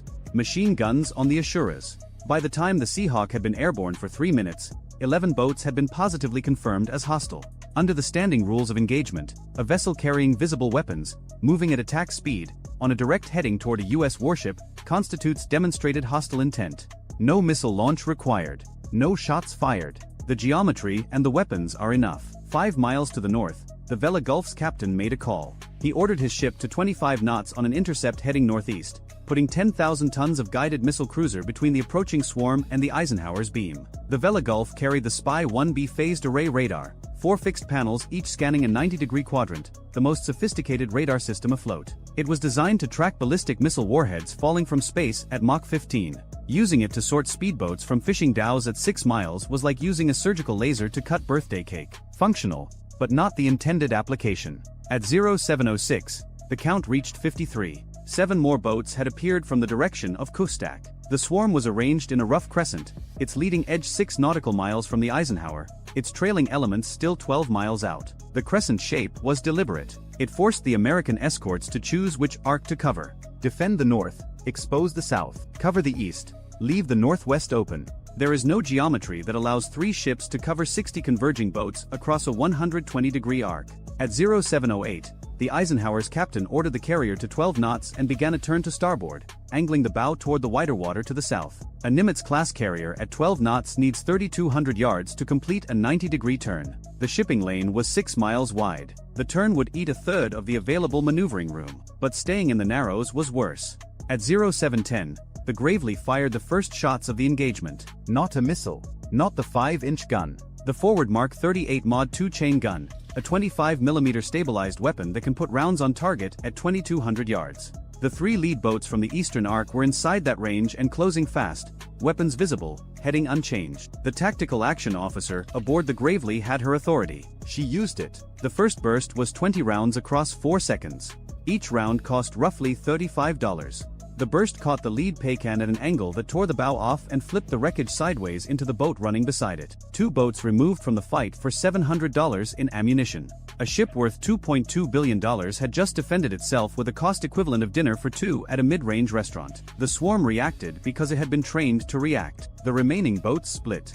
18 broke south at 52 knots, arcing around toward the Eisenhower stern. 12 continued east toward the Gravely, opening their spacing to 300-yard intervals to complicate the targeting solution. 28 held their crescent formation from the north, compressing toward the Vela Gulf. 3 miles north, the Vela Gulf opened fire with her forward 5-inch Mark 45 gun. Not at the boats. Into the water, 500 yards ahead of the northern group. Warning shots. A 5-inch naval round weighs 70 pounds and travels at 2,690 feet per second. Each one costs $2,000. The geysers erupted in a line that any boat driver on Earth could interpret. The northern group did not stop. 6 boats peeled off east. 22 accelerated. At 0712, the first NOR missile launched from a Pecan in the eastern group, 4.1 nautical miles from the Gravely. The missile dropped off its rail, the solid rocket booster ignited, and it accelerated to Mach 0.98, descending to 15 feet above the wave tops. Time to impact at that range, approximately 22 seconds. The Gravely Spy 1D radar had the missile before the booster finished burning. The Phalanx CWS, a white dome the size of a commercial dumpster bolted to the ship's superstructure, swiveled and locked. The system is fully automatic in its terminal engagement mode. At 1,500 yards, it fired. The 20mm tungsten penetrator rounds formed a wall of metal in the missile's flight path. The NOR flew into that wall at 680 miles per hour and ceased to exist 800 yards from the Gravely's hull. 6 seconds from detection to kill. $2,400 in ammunition against a $200,000 missile. But the Phalanx has a number that haunts every surface warfare officer who has ever stood watch. 1,550 rounds in the magazine. At 4,500 rounds per minute, that is roughly 20 seconds of trigger time. One engagement might use 300 rounds. The Gravely had 2 Phalanx mounts. If 5 missiles arrived simultaneously from different bearings, the arithmetic collapsed. The IRGCN had studied the same arithmetic. Within 8 seconds of that first launch, 4 NOR missiles were in the air. 1 from the eastern group targeting the Gravely, 1 from the northern arc aimed at the Vela Gulf, then a second and third from separate boats in the northern formation, also aimed at the cruiser. All sea skimming. All on different bearings. IRGCN doctrine calls this a saturation salvo. The concept is older than the boats firing them. It is the oldest idea in naval warfare dressed in modern clothing. Throw more projectiles than the defense can handle. The Vela Gulf's Aegis system was built to handle exactly this kind of problem. The SBY-1B tracked all 4 missiles simultaneously and began pairing them with interceptors. But the captain made a decision that would be dissected in after-action reports for years. He did not fire SM-2 missiles at the incoming NORs. An SM-2 block IIA costs $2.1 million. It is designed to kill aircraft and cruise missiles at ranges up to 90 nautical miles, maneuvering targets at altitude, the kind of threat that justifies the price tag. Spending one on a $200,000 anti-ship missile at 4 miles range, when other options existed, was a calculus he was not willing to accept. Instead, he relied on the 2 Phalanx mounts and ordered the electronic warfare suite into active jamming. The SLQ-32 electronic warfare system aboard the Vela Gulf is designed to detect, classify, and jam incoming missile seekers. It pumped a wall of electromagnetic noise across the frequency bands the NOR's active radar seeker uses for terminal guidance. The NOR is fire and forget, but its seeker is a derivative of Chinese technology from the early 2000s. Against a modern electronic warfare suite, it has the electronic resilience of a television remote control. The first missile lost lock at 2,100 yards. It corkscrewed right, hit the surface, and detonated on impact with the water 400 yards off the cruiser's port beam. The blast threw a geyser 60 feet into the air. Impressive and harmless. The second missile held lock 3 seconds longer, close enough for the forward Phalanx to engage. 4 seconds of fire. The missile came apart in a cloud of fragments and sprays 600 yards out. The third missile had been targeted poorly from the start. It passed 1,200 yards astern without the seeker ever acquiring the ship, flew for another 9 seconds, and hit the water. The fourth missile found the Vela Gulf. It struck the port side amidships, 6 feet above the waterline, just forward of the number 2 exhaust stack. The 330-pound warhead detonated on contact. The blast tore a hole roughly 12 feet by 8 feet through the hull plating and started a fire in the auxiliary machinery room. The ship shuddered along her entire length. Damage control alarms sounded across every deck. 3 sailors were killed instantly. 11 more were wounded, 4 critically. The cruiser listed 2 degrees to port and began taking water through the breach. She did not stop fighting. Her Aegis system stayed online. Her 5-inch gun continued firing. Her engineering crew began the damage control procedures they had drilled 1,000 times. But the hit changed the nature of the engagement for every American in the formation. The Carrier Strike Group had just taken its first combat damage in a surface action against Iranian naval forces. And every frame of what happened next would eventually be viewed by 435 members of Congress, the Joint Chiefs of Staff, and roughly 200 million people with internet connections. For miles above the strait, 2F divided by a -18E Super Hornets from VFA 86, the Sidewinders, had been holding in a racetrack pattern since 0655. Launched as a precautionary combat air patrol before the swarm was fully detected, each jet carried 4 AIM-9X Sidewinder heat-seeking missiles at $472,000 each and a 20mm M61A2 Vulcan cannon with 578 rounds. The AIM-9X was designed to kill fighter aircraft pulling 9GS at Mach 2. The idea of firing one at a wooden boat doing 60 miles per hour belongs in a different category of military procurement. But the Vulcan cannon, a weapon that has been in service in various forms since 1959, works exactly as well against a speedboat as it does against anything else that cannot survive being hit with 200 rounds of 20mm high explosive incendiary in 2 seconds. At 0714, both Super Hornets rolled in on the southern arc, the 18 boats that had broken off to circle behind the Eisenhower's stern. The lead aircraft descended to 1,200 feet and opened up. A 2-second burst, 200 rounds, $14,000 in ammunition. The burst walked across 3 boats in a line. The first disintegrated. The second caught fire and began circling with no one alive at the helm. The third took hits to both outboard engines and went dead in the water, drifting. The second jet hit the southern arc from the opposite bearing 4 seconds later. Same profile, same result. 2 more boats destroyed, 1 disabled. In 11 seconds of combined gun time, the southern threat no longer existed. $28,000 of 20mm rounds against $125,000 of boats. The pilots pulled up, re-entered their holding pattern, and waited for instructions.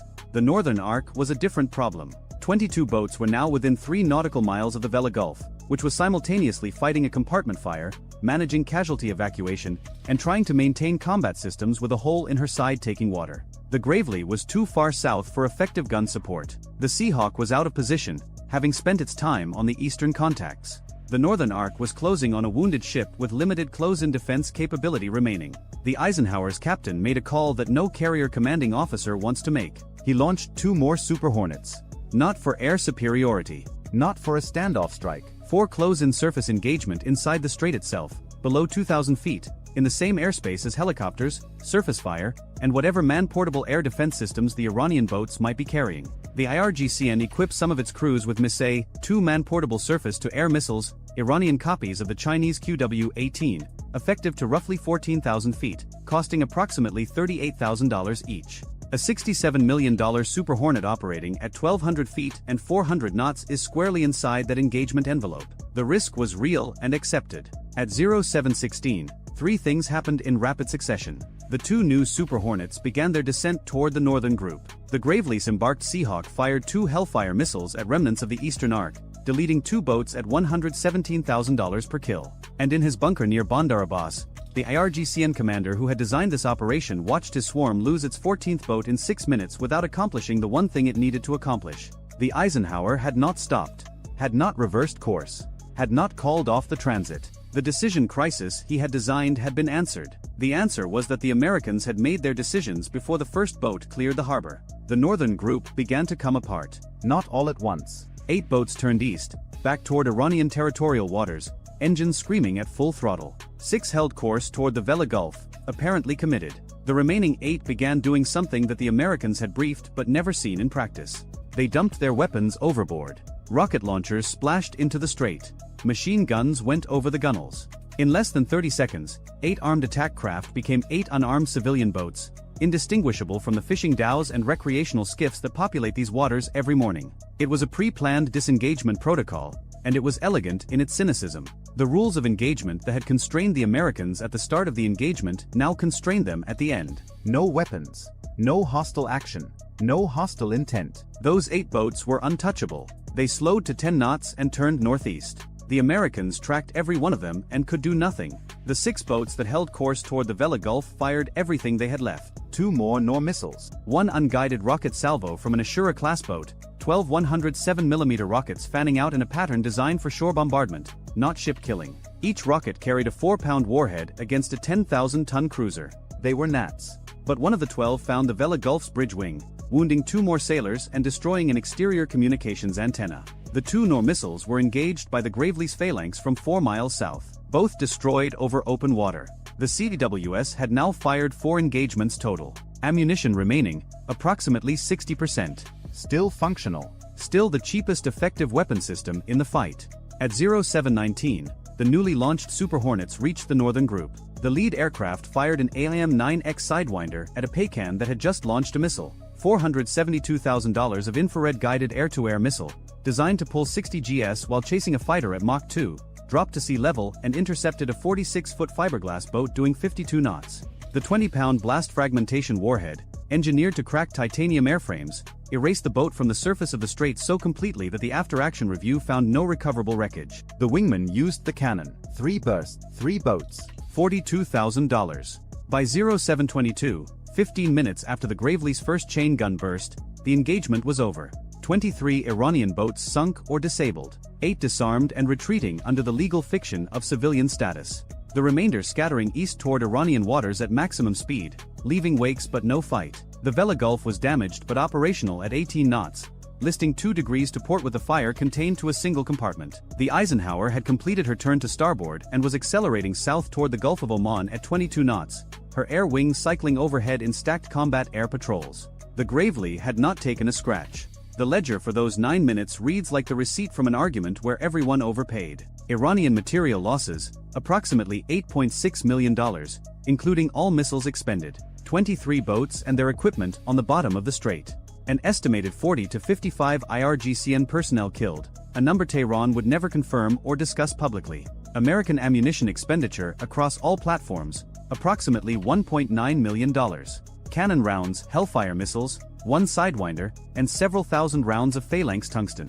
American damage, 1 Ticonderoga-class cruiser requiring an estimated 4 months of yard repair at a projected cost of $70 million. 5 American sailors dead. 13 wounded. A $25,000 fiberglass boat carrying a $200,000 missile had punched a $70 million hole in a billion-dollar warship.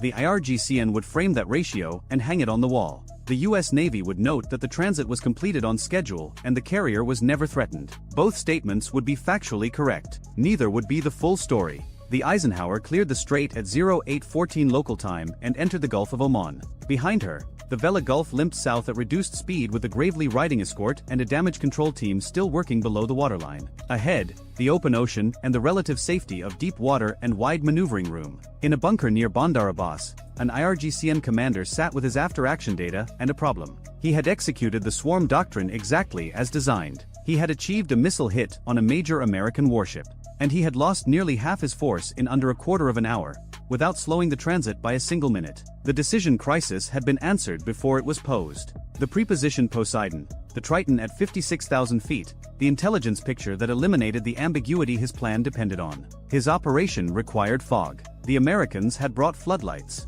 6,800 miles to the west, in a windowless briefing room in the Pentagon, a Navy captain stood before a group of congressional staffers and explained why a $4.6 billion carrier strike group had needed a $2,400 burst of 20mm chain gun rounds to survive the morning. The staffers took careful notes. They asked about the $70 million repair bill. They asked about the 5 dead sailors. They asked about the 8 boats that had dumped their weapons and driven away untouched. The captain did not mention that the $2,400 burst had worked perfectly. That was not the number anyone in that room had come to discuss.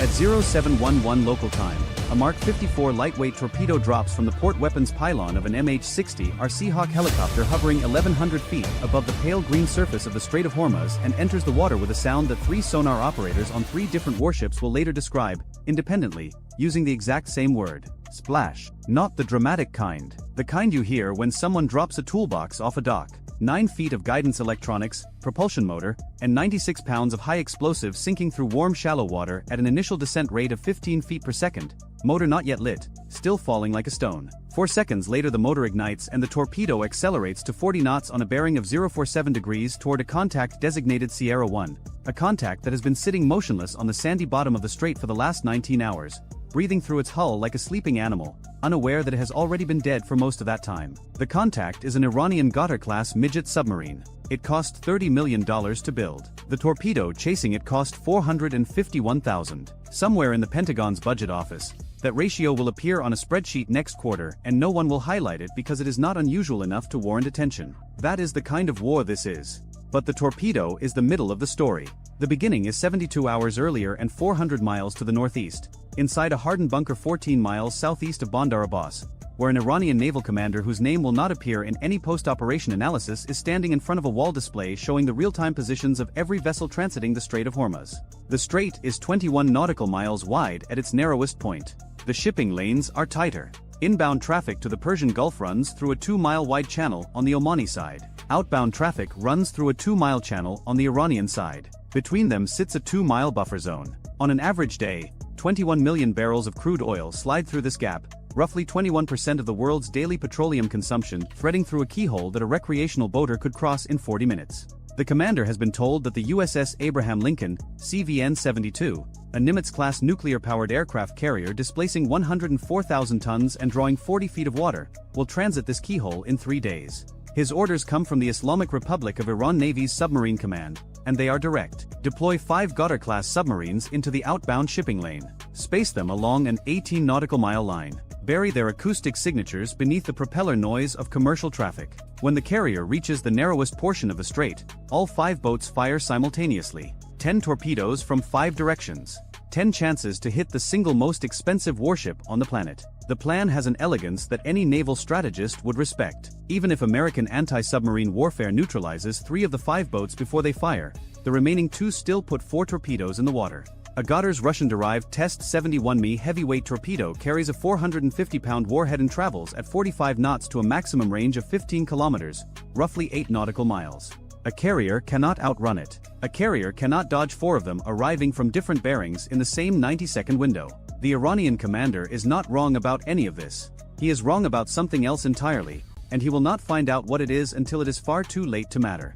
19 miles south across the water at the Iranian naval facility on Larak Island, the first Goddard slides backward off its launch cradle into the dark water at 2214 local time. Its single diesel engine coughs once, catches, and settles into a low vibration that the 29 men inside feel more than hear. The Goddard class is 120 feet long, displaces 120 tons submerged, and has a maximum underwater speed of 11 knots. It was designed for exactly one mission: shallow water ambush in confined waterways where larger submarines cannot operate. Its crush depth is approximately 650 feet, but it will never go below 80 because the Strait of Hormuz averages 260 feet deep, and the shipping lanes are shallower still. Iran operates somewhere between 17 and 23 of these boats depending on which intelligence estimate you believe. Tonight 5 of them are going into the water. The second Goddard launches from the same cradle 20 minutes later. The third and fourth stage from Jask, 180 nautical miles to the southeast, where they have been sitting under camouflage netting for a week. The fifth departs from a floating dock concealed inside a commercial fishing port on Keshem Island, 8 nautical miles from the main shipping lane, so close that its crew can hear tanker propellers through the hull before they even submerge. All 5 boats are underwater by 0300 local time. All 5 go quiet. For the next 48 hours, all 5 do exactly what they were designed to do: disappear. 480 nautical miles to the southwest, aboard the Lincoln, the air wing is running cyclic operations. Every 90 minutes a new set of aircraft launches while the previous set recovers. The flight deck operates at a noise level of 150 decibels, the threshold at which human eardrums begin to rupture. Jet blast deflector panels absorb exhaust at 3,400 degrees Fahrenheit. Men and women in colored jerseys move through this environment with a precision that looks choreographed but is actually just 11,000 repetitions over the course of a single deployment. 3 decks below, in the Carrier Intelligence Center, an anti-submarine warfare analyst is staring at a sonobuoy return that arrived 6 hours ago from a P-8A Poseidon maritime patrol aircraft, a $256 million Boeing derivative that exists for one reason: finding submarines. The return shows a 4-second narrowband tonal recorded at 0347 local time, a sound consistent with a small diesel engine starting under load. It appeared once. It did not repeat. It could be a submarine. It could be a fishing trawler's auxiliary generator. It could be a bilge pump on a moored barge. The analyst flags it. That flag will cost Iran $150 million. 36 hours before the transit, the Carrier Strike Group's anti-submarine warfare commander briefs the admiral. The briefing takes 11 minutes. The standard approach to a Hormuz transit relies on the escort screen, 2 Arleigh Burke-class destroyers and 1 Ticonderoga-class cruiser carrying towed array sonars that create a moving acoustic bubble around the carrier. This is what Iran expects. What the anti-submarine warfare commander proposes is something else. He wants to see the strait with 104 and SSQ-53 Dafar sonobuoys in a grid pattern covering the outbound shipping lane and the buffer zone, creating an acoustic tripwire 30 nautical miles long and 6 nautical miles wide. Each sonobuoy costs $1,700. The entire grid costs $176,800, less than the price of a single torpedo the Gators are carrying. Iran is about to learn why Americans do not get free dental care. The admiral approves it before the commander finishes the sentence. Two P-8A Poseidons deploy from Al Dhafra Air Base in the United Arab Emirates, 300 nautical miles to the west. Each aircraft carries 120 sonobuoys in rotary launchers mounted in the aft fuselage. The buoys fall at predetermined intervals, hit the water, deploy a hydrophone to a preset depth, and begin transmitting encrypted acoustic data to both the aircraft overhead and the Carrier Strike Group's Combat Information Center. By 0400 local time the day before the transit, 104 sonobuoys are in the water. Listening, 14 nautical miles east, sitting on the sandy bottom at 75 feet, the commander of Gatar 1 does not know the buoys are there. His orders are to remain stationary, engines off, all non-essential systems secured. The Gatar can sit on the bottom for 6 hours before its air supply requires snorkeling. His crew is trained for this.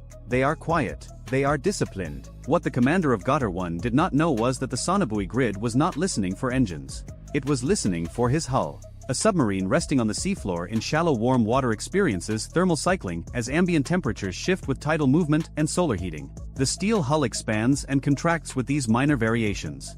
This produces tiny metallic sounds, hull pops, that are acoustically distinct from any biological or commercial source. They sound like someone flicking a fingernail against the side of an aluminum can. They are impossible to suppress because they are a function of physics, not machinery. A crew could shut down every system, hold their breath and pray, and the hull would still give them away. The AN/SSQ 53 Dafar buoy can localize these sounds to within 300 meters. At 14:23 local time, sonobuoy 41 records a hull pop on bearing 131 degrees.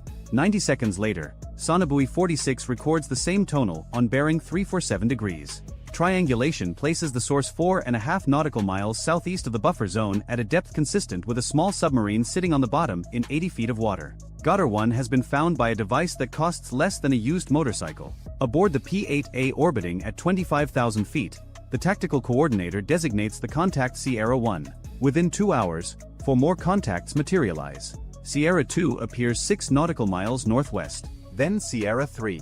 By 1640, all 5 Gatars have been localized. All 5 are stationary, engines off, sitting exactly where the Iranian plan placed them, spaced 4 to 7 nautical miles apart along the outbound lane like mile markers on a highway built for dying. The P-8A crew now faces a decision that sounds simple but carries enormous weight. They know where 5 submarines are. The submarines do not know they have been found. If the Americans attack now, they reveal the detection capability and Iran adjusts its doctrine. If they wait, the Gatars might reposition beyond the grid. The decision reaches the admiral. He takes 2 minutes. He orders the strike group to proceed on the original transit timeline, but shifts the formation 1.5 nautical miles south into the buffer zone. That buys 7,000 extra yards of distance from the nearest Gatar. He assigns each submarine a dedicated hunter. Gatars 1 and 2 get the destroyers USS Rafael Peralta, DDG-115, and USS John Finn, DDG-113, each carrying an MH-60R Seahawk helicopter armed with Mark 54 torpedoes and dipping sonar.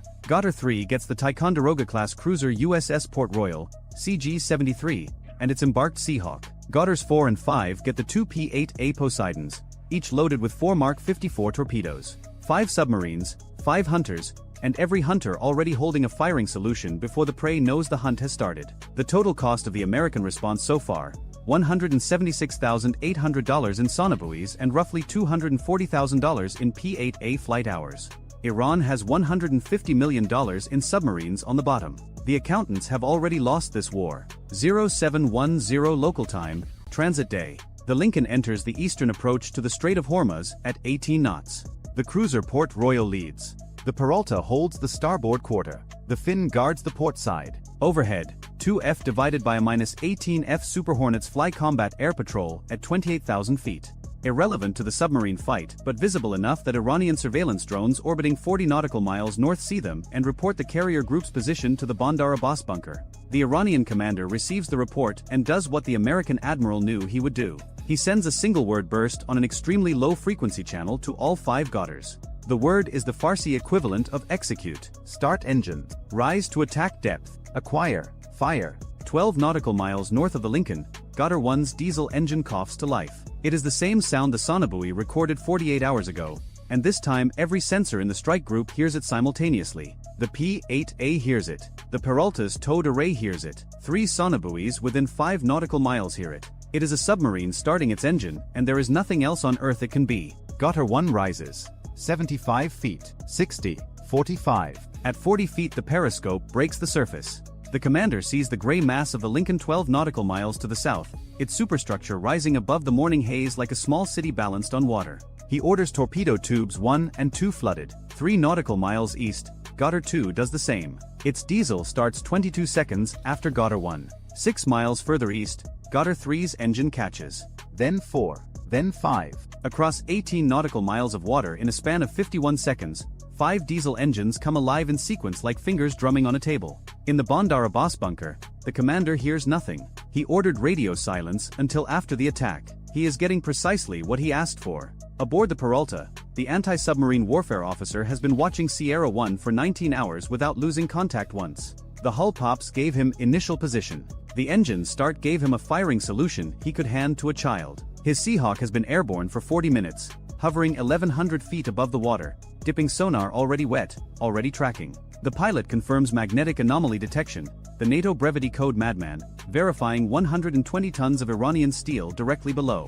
Weapons free comes at 0711. The Seahawk releases 1 Mark 54 torpedo. It enters the water. 4 seconds. Motor ignition. 40 knots. The onboard sonar acquires Gutter 1 at a range of 370 meters. 1 correction, 2 degrees right, and it homes in. Gutter 1's sonar operator hears the torpedo motor. He has 5 seconds. 5 seconds is not enough to change depth, not enough to deploy a countermeasure, not enough to fire a weapon.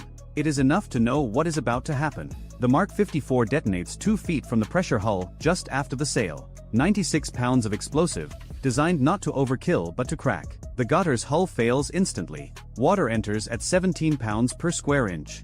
The boat sinks in 8 seconds. The bottom is 90 feet down, not far to fall. 3 nautical miles east, Gutter 2's commander hears the explosion.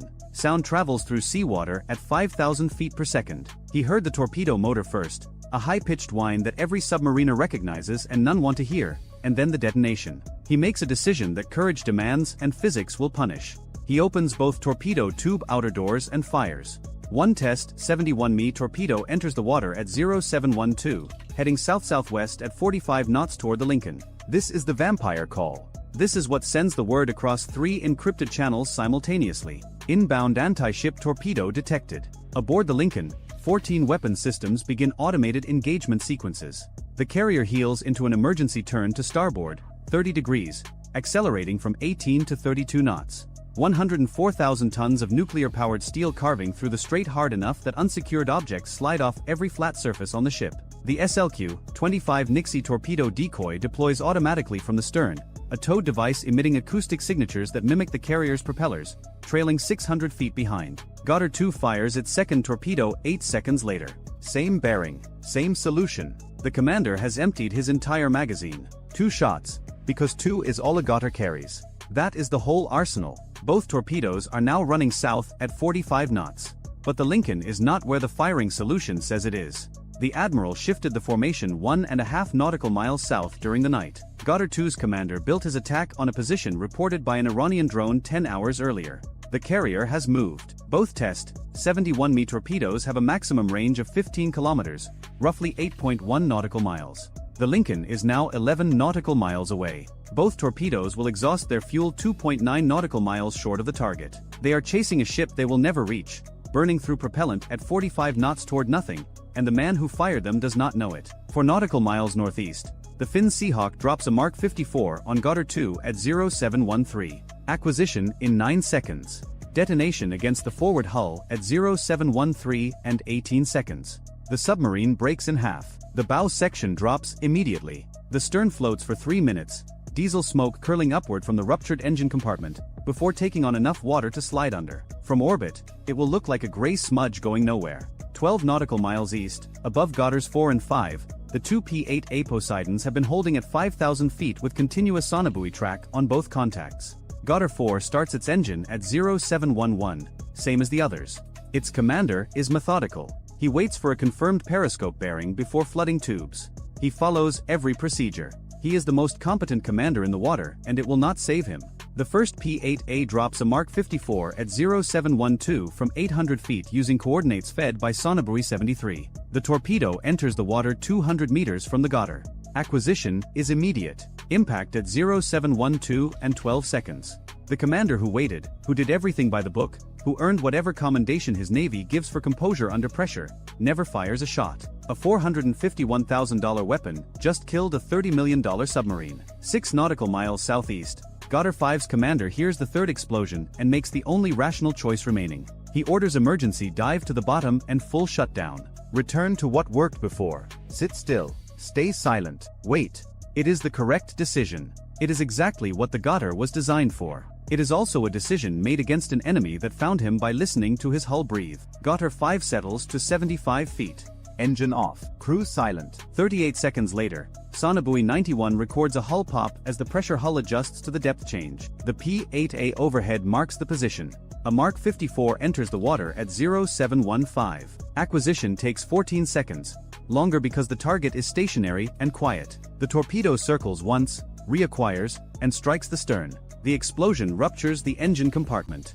The submarine settles into the sand, cracked open, leaking diesel fuel that will spread into the oil slick visible on satellite imagery the next morning. That leaves Ghautar 3, sitting in the center of what used to be a gauntlet, 8 nautical miles north of the Lincoln. Its commander has heard 4 explosions in 4 minutes. He has 2 torpedoes and a bearing on the carrier. The carrier is at the outer edge of his weapons range. He fires both. 2 test, 71 torpedoes enter the water at 0715 heading south at 45 knots. The Lincoln, still in its emergency turn, is now 8.5 nautical miles from Ghautar 3. Maximum torpedo range, 8.1 nautical miles. The torpedoes will fall short by 730 yards. That gap, less than half a mile, is the distance between catastrophe and survival. It is the distance created by an admiral who moved his ship in the night because an analyst noticed a sound 6 hours before anyone else did and thought it was worth flagging. The Port Royal Seahawk drops the final Mark 54 on Ghautar 3 at 0716. Acquisition in 7 seconds. Impact at the torpedo tube section, the weakest structural point on the hull. The submarine folds. It sinks in 11 seconds. At 0719 and 47 seconds, 9 minutes and 47 seconds after the first vampire call, the last Ghautar-class submarine in the Strait of Hormuz stops being a submarine and becomes debris. 5 boats. 10 torpedoes intended. 4 torpedoes actually fired. 0 hits. 5 kills. Under 10 minutes. In the water between the kill zones, 4 test 71 torpedoes are still running. 2 from Ghautar 2 will exhaust their fuel at 0720, dying 2.9 nautical miles from a carrier that was never where they thought it was. 2 from Ghautar 3 will exhaust at 0719, 730 yards short. All 4 sink to the bottom, inert, guidance sections still pinging into empty ocean. Aboard the Lincoln, the captain orders a return to base course. The emergency turn is cancelled. Flight deck operations resume. 20 minutes later, an F divided by a -18E launches into the morning air. Its pilot does not know that 12 nautical miles to the north, 145 men are dead or sitting in broken steel on the seafloor waiting for a rescue that Iranian Naval Command has not yet realized is necessary. In the Bandar Abbas bunker, the commander stares at 5 communication channels. All 5 are silent. He ordered radio silence until after the attack. He is receiving exactly what he demanded, and it is the worst silence of his life. The total American expenditure breaks down simply: 5 Mark 54 torpedoes at $451,000 each, $2,255,000. 104 Sonibuis at $1,700 each, $176,800. Flight hours for 2 P-8A Poseidons and 3 MH-60 are Seahawks, approximately 410,000. Total cost, approximately $2.8 million. Iranian losses: 5 Ghautar-class submarines at $30 million each, $150 million, plus 145 crew. The cost ratio is 53-1. The torpedoes that missed the carrier cost more individually than the torpedoes that sank the submarines that fired them. 700 meters south of the debris that used to be Ghautar 3, a Sonibui bobs on the surface. It has been in the water for 44 hours. Its battery will last 4 more. It costs less than a motorcycle. It found 5 submarines and guided 5 kills, and it will sink to the bottom of the Strait of Hormuz without anyone retrieving it. The Navy will not record its serial number. The strait reopens to commercial traffic at 0900. The first vessel through is a Kuwaiti tanker carrying 2 million barrels of crude oil worth $160 million. Its captain does not know what happened 8 nautical miles to his north. He checks his watch. He is 11 minutes behind schedule. The delay will cost his company $32,000 in port fees. That is what 10 minutes costs in the Strait of Hormuz. It depends entirely on which side of the math you are standing on. If you enjoyed this video, check out our other video on how the US Navy tracks submarines in the deep ocean. Bye for now. At 5:02 local time, Abraham Lincoln was 14 nautical miles from the narrowest choke point. Her escorts fanned out in a formation designed to absorb punishment from every direction at once. 2 Arleigh Burke-class destroyers rode ahead and to the flanks, their Spy 1D radar arrays painting the sky in overlapping cones.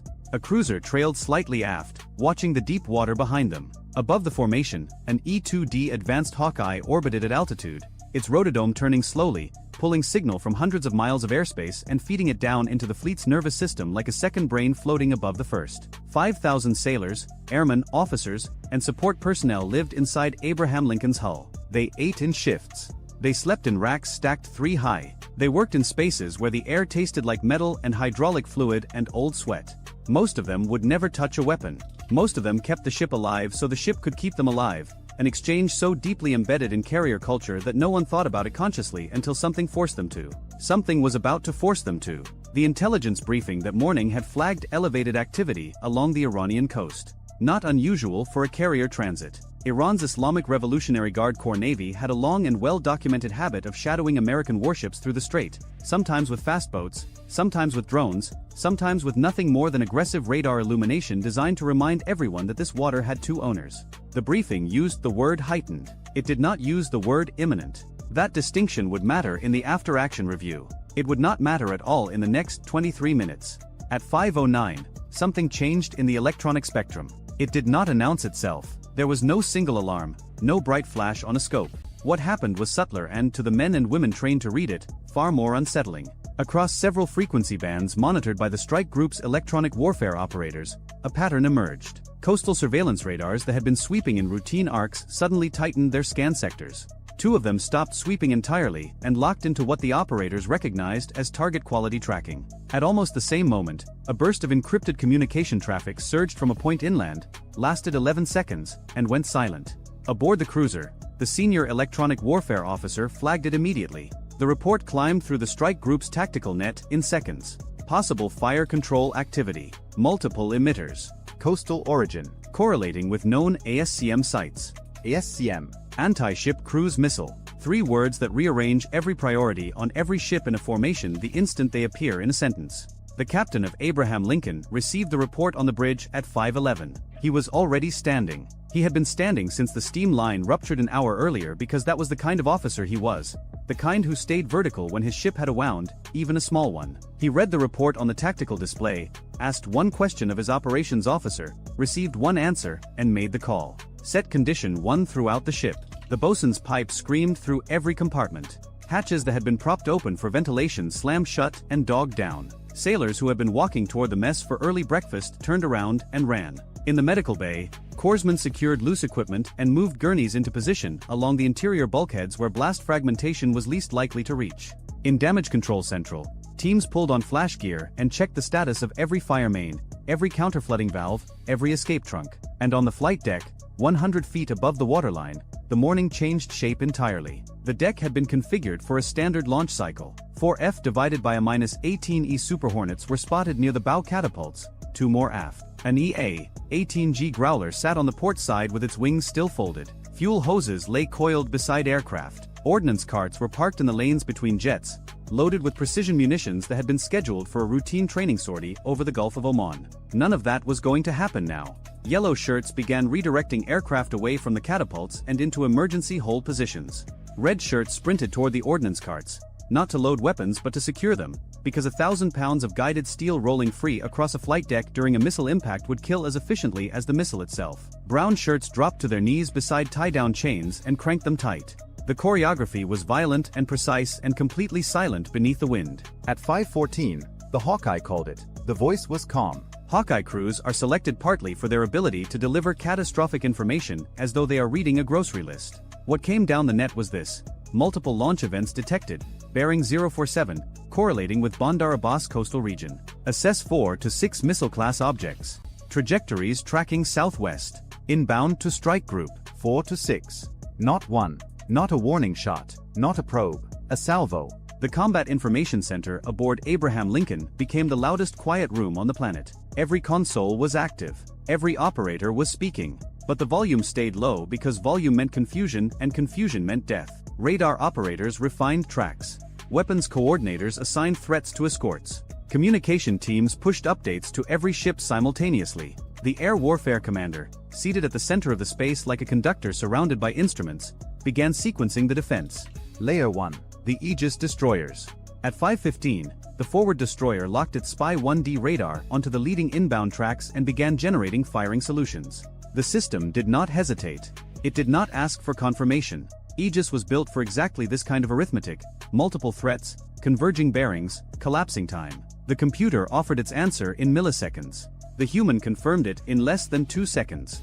2 standard missiles left the forward vertical launch cells with a sound that sailors on the carrier described later as a door being ripped off its hinges by a freight train. The white exhaust columns punched upward, bent toward the horizon, and vanished into speed. A beat later, the second destroyer fired its own pair. 4 interceptors now racing outward to meet whatever was coming inward. On Abraham Lincoln's bridge, the captain watched the tactical display update. 4 blue arcs reaching toward 4 red symbols. Simple geometry. Life or death math. At 5:16, the first intercept registered. One of the SM-2s found its target at range, and the inbound track disintegrated into a scatter of fragments that the radar briefly painted as a cloud before they fell below detection. Track 1, killed. The CIC logged it without emotion.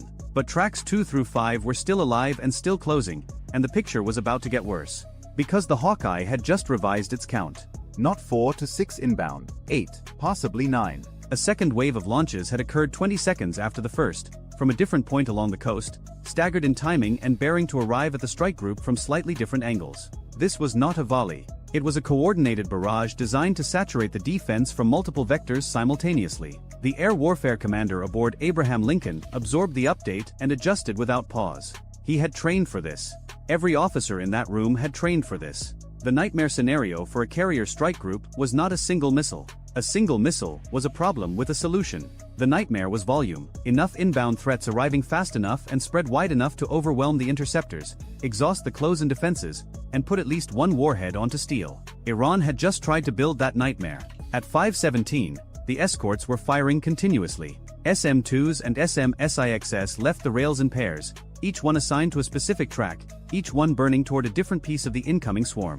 The sky over the northern Gulf flickered with distant intercepts, brief white flashes that looked almost beautiful from the flight deck if you did not understand what they meant. 2 more tracks died, then a third. But the barrage had been designed with redundancy. For every missile the Americans killed, another was still flying, still skimming the surface, still driving toward 5,000 people and 100,000 tons of steel. One of the inbound tracks dropped so low it merged with the sea return on radar. For 4 seconds it simply ceased to exist on every scope in the strike group. The electronic warfare officer aboard the cruiser swore once, quietly, into his headset. Then the Hawkeye reacquired it, lower than before, faster than it should have been at that altitude. The track had descended into the wave tops and accelerated for its terminal run. That missile was now aimed at the carrier. The forward destroyer shifted fire.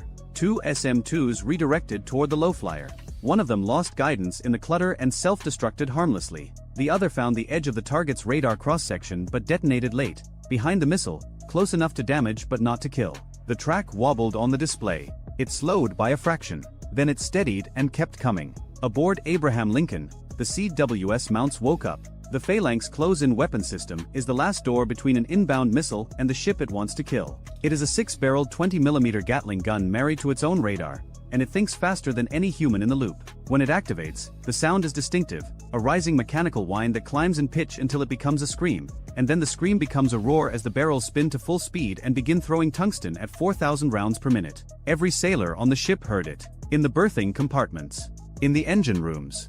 In the mess halls. In the magazine spaces deep below the waterline where men sat surrounded by high explosives and had nothing to do but listen. The CIWS on the starboard side engaged at 5:18. The burst lasted less than 3 seconds. 3 seconds of continuous fire that turned the air between the ship and the sea into a wall of metal fragments so dense that nothing could pass through it intact. The missile hit that wall at just under the speed of sound. It came apart 600 yards from Abraham Lincoln's hull. The explosion was low and flat, a hard orange flash followed by a spray of burning debris that scattered across the water in a fan pattern that reached close enough to spatter the hull with fragments. Sailors on the sponson level felt the heat.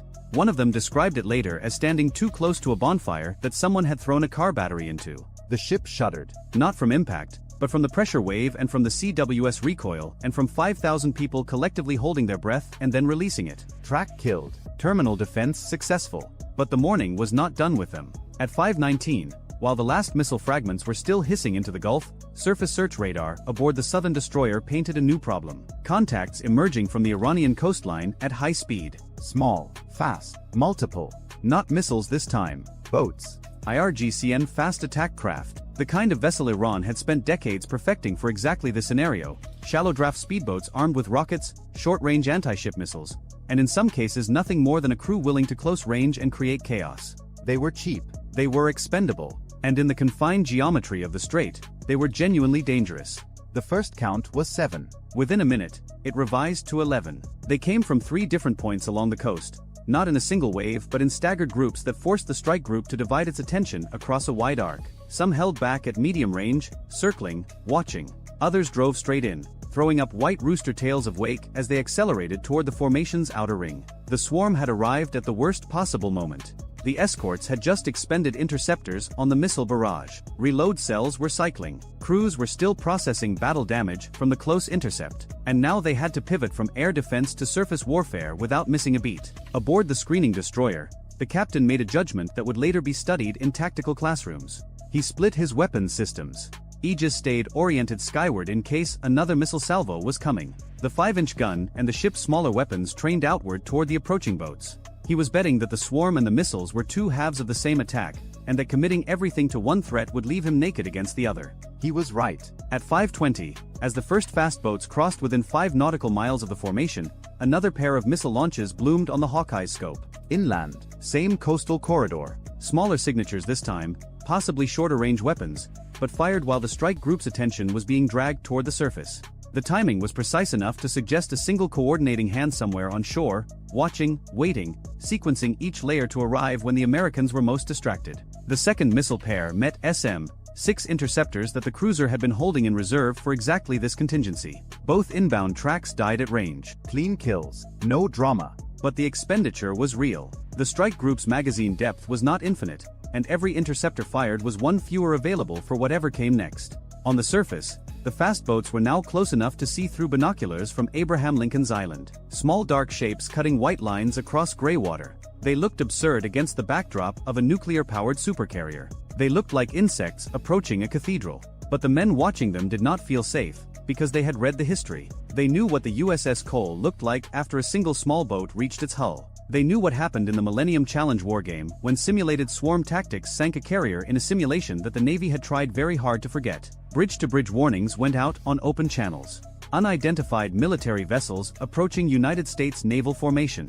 You are standing into danger. Alter course immediately. No response from any of them. At 5:21, the MH-60R Seahawk that had been turning rotors on the flight deck launched into a sky still smudged with smoke from the earlier intercepts.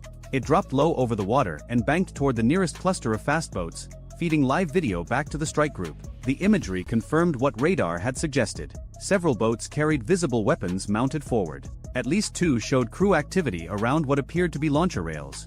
One was trailing something in the water that the helicopter crew could not immediately identify. The destroyer screening the carrier's starboard side fired a warning burst from its forward gun. The 5-inch round hit the water 300 yards ahead of the lead boat, throwing up a column of spray tall enough to be visible from the carrier. The message was unambiguous. The lead boat did not alter course. It accelerated. The second round was not a warning.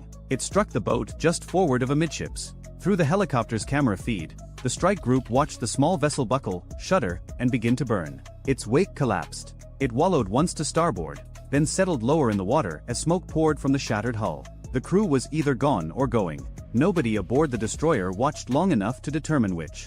2 boats behind the leader broke hard. One turned away. The other hesitated, drifted broadside to the formation for a long 5 seconds, then turned as well. But the flanking groups did not break. They adjusted, spreading wider, staying just outside the range where the escorts had demonstrated they would kill, probing for a seam. At 5:23, one of the flanking boats fired. It was a short-range weapon, possibly a C-704 derivative, launched from a rail so small that the Seahawk crew did not identify it until the exhaust trail was already visible.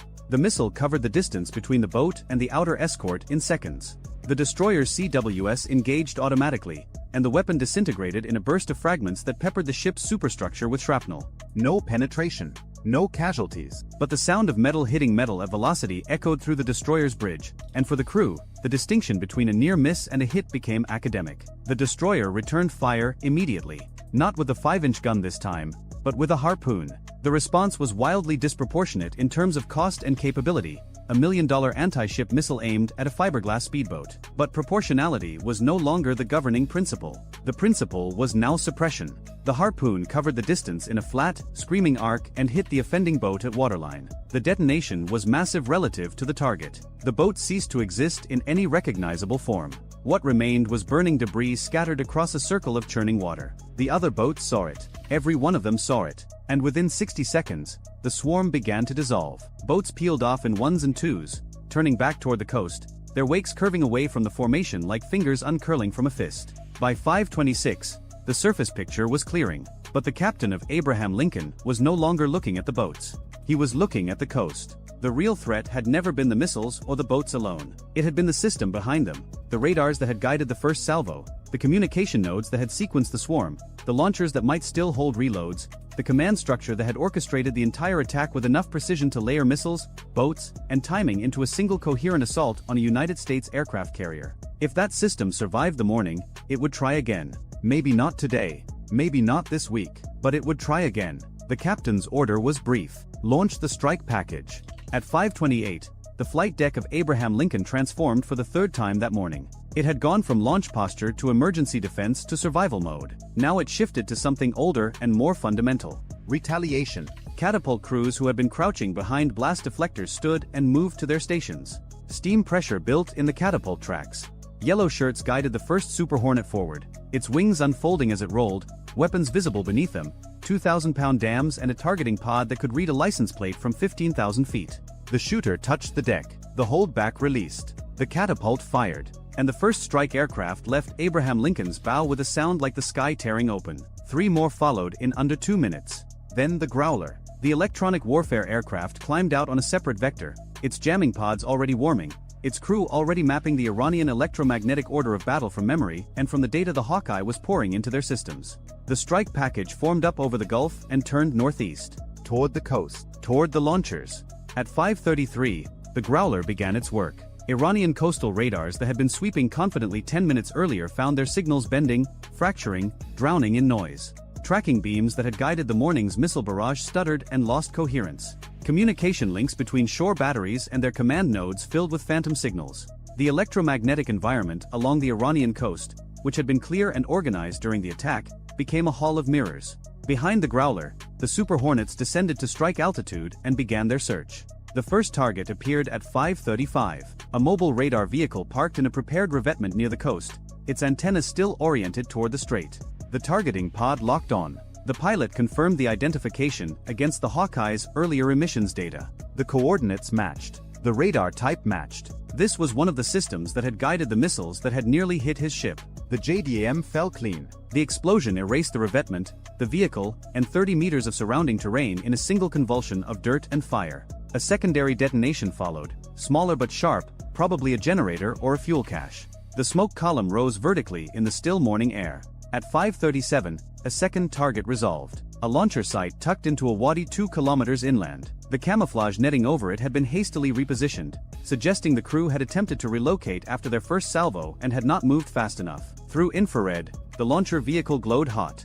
It had fired recently. The heat signature was unmistakable. 2 Super Hornets prosecuted the target simultaneously, each dropping a single weapon from offset angles to ensure coverage. The twin impacts bracketed the launcher position and collapsed it. The secondaries were spectacular. Missile propellant ignited in a chain that sent flame shooting laterally out of the wadi like a blowtorch laid on its side. Whatever reload missiles had been stored nearby cooked off in a series of staggered blasts that continued for nearly a minute. At 5:40, the strike lead identified what appeared to be a command and control node, a cluster of vehicles with communication masts and antenna arrays positioned on a low rise with line of sight to both the coast and the inland road network. Personnel were visible, moving between vehicles in what looked like evacuation. They were too late.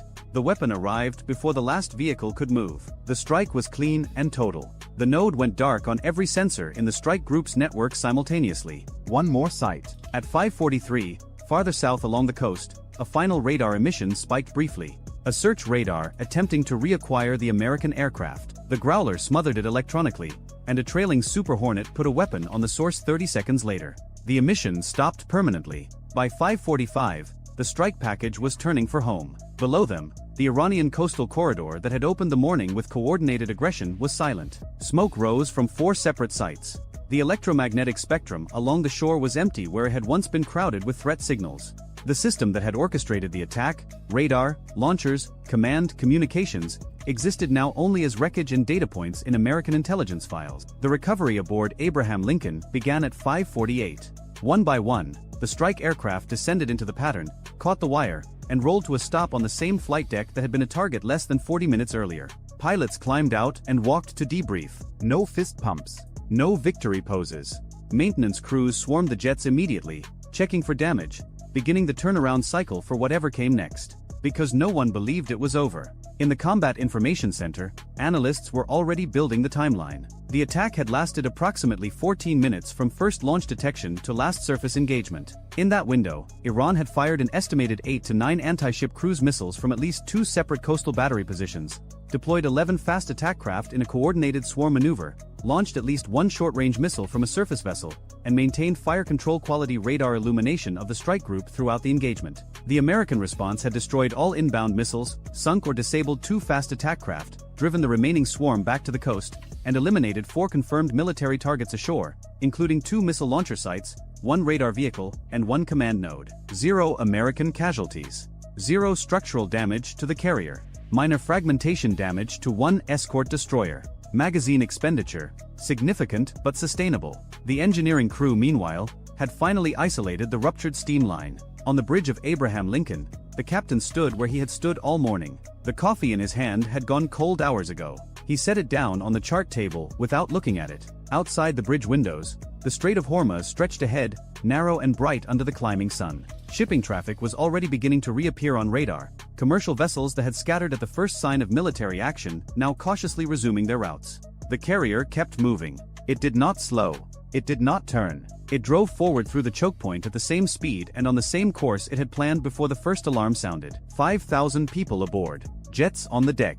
Escorts on the flanks. Radars turning. The strait was quiet again. But quiet in the Strait of Hormuz is not the same as safe. It is the space between what just happened and what might happen next. The strike group understood that distinction in a way that no briefing could teach and no simulation could replicate. They understood it because they had lived it, because for 23 minutes that morning, the mathematics of survival had been calculated in real time by real people aboard real ships, and the answer had come back in their favor by margins measured in seconds and hundreds of yards. Iran had opened the morning by attacking a symbol. By mid-morning, the symbol had answered. Not with rhetoric, not with restraint calibrated for cameras. With precision, with layered defense, with counterstrike, and with the quiet relentless machinery of a force that had spent 70 years preparing for exactly this kind of fight in exactly this kind of water. The smoke on the coastline would fade by afternoon. The intelligence files would not.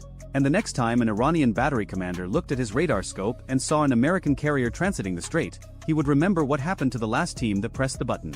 Abraham Lincoln cleared the Strait of Hormuz at 6:14 local time. Behind her, the water closed over the morning as if nothing had happened at all. But inside the hull, in the CIC logs, in the pilot's debriefs, in the maintenance records and the ammunition tallies and the quiet conversations between sailors who had heard the CWS scream for real, the morning would last a very long time. The ship sailed on. The mission continued. And somewhere below decks, an engineering team finally secured the steam line repair and filed a work order that would be the most boring document produced aboard USS Abraham Lincoln that day. Nobody would read it for weeks. At 3:14 local time, a single BGM-109 Tomahawk Block V cruise missile cleared the forward vertical launch cell of the USS Philippine Sea, a Ticonderoga-class guided missile cruiser holding station in the central Persian Gulf, 140 nautical miles southwest of Bandar Abbas. The booster kicked it off the rail and fell away. Wings deployed. The turbofan caught air.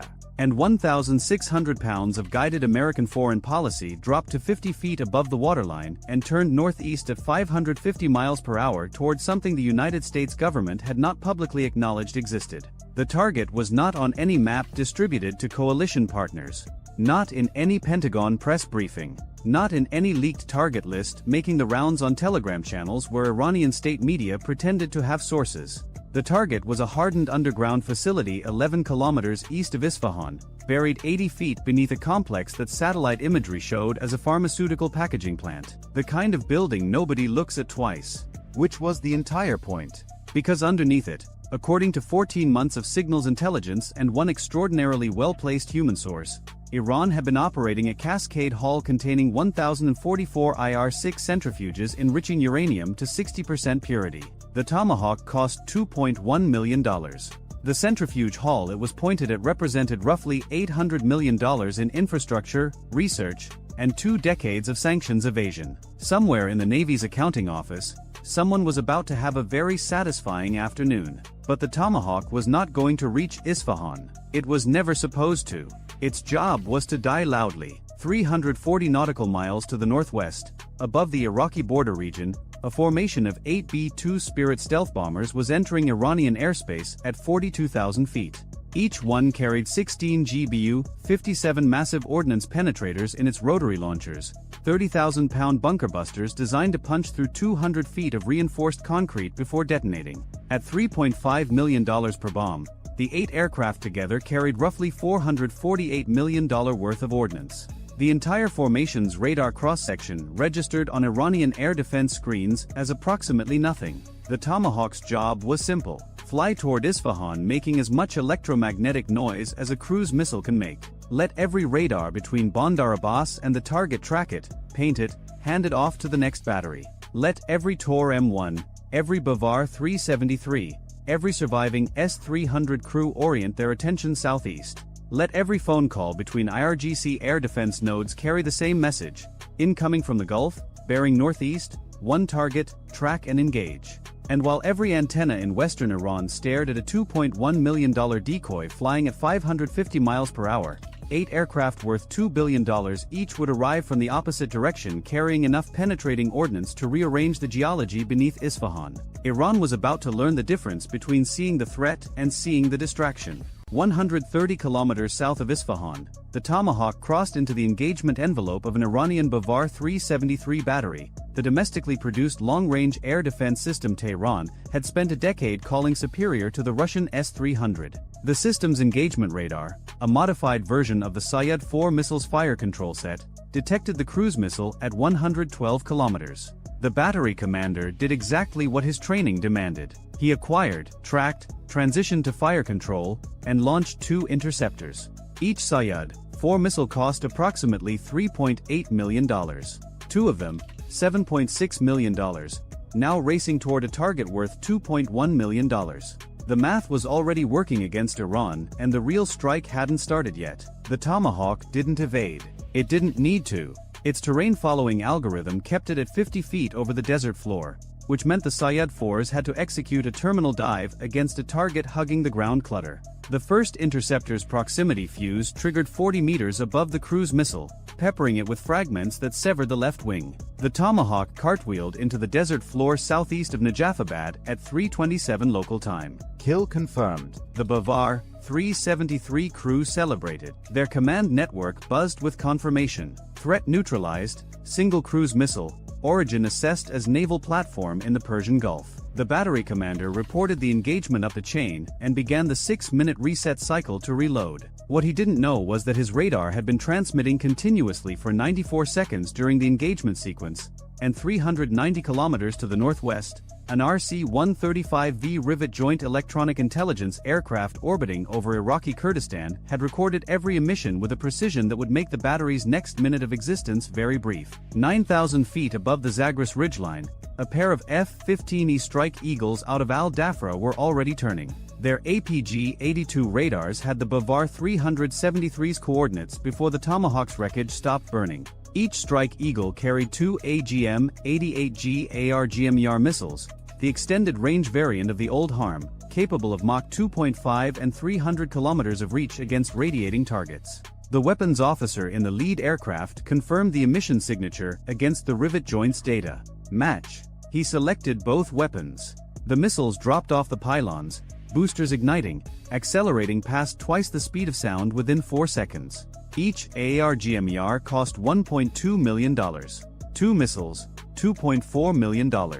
Headed for a battery that cost Iran somewhere north of $300 million to develop and $40 million to produce.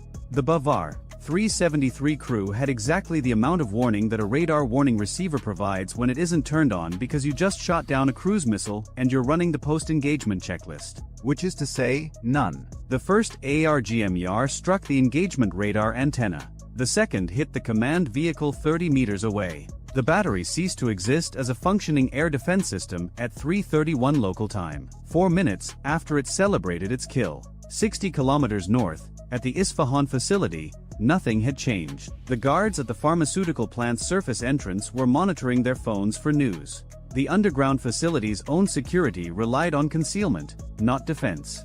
No dedicated short-range air defense. No point defense system. The assumption had always been that nobody could strike what nobody could find. The B-2s were 14 minutes out. 240 kilometers west of Isfahan, the second layer of Iran's response was already reacting. 3 batteries of Tor-M1 short-range air defense systems, Russian-built, deployed around the Natanz enrichment complex, began receiving repositioning orders.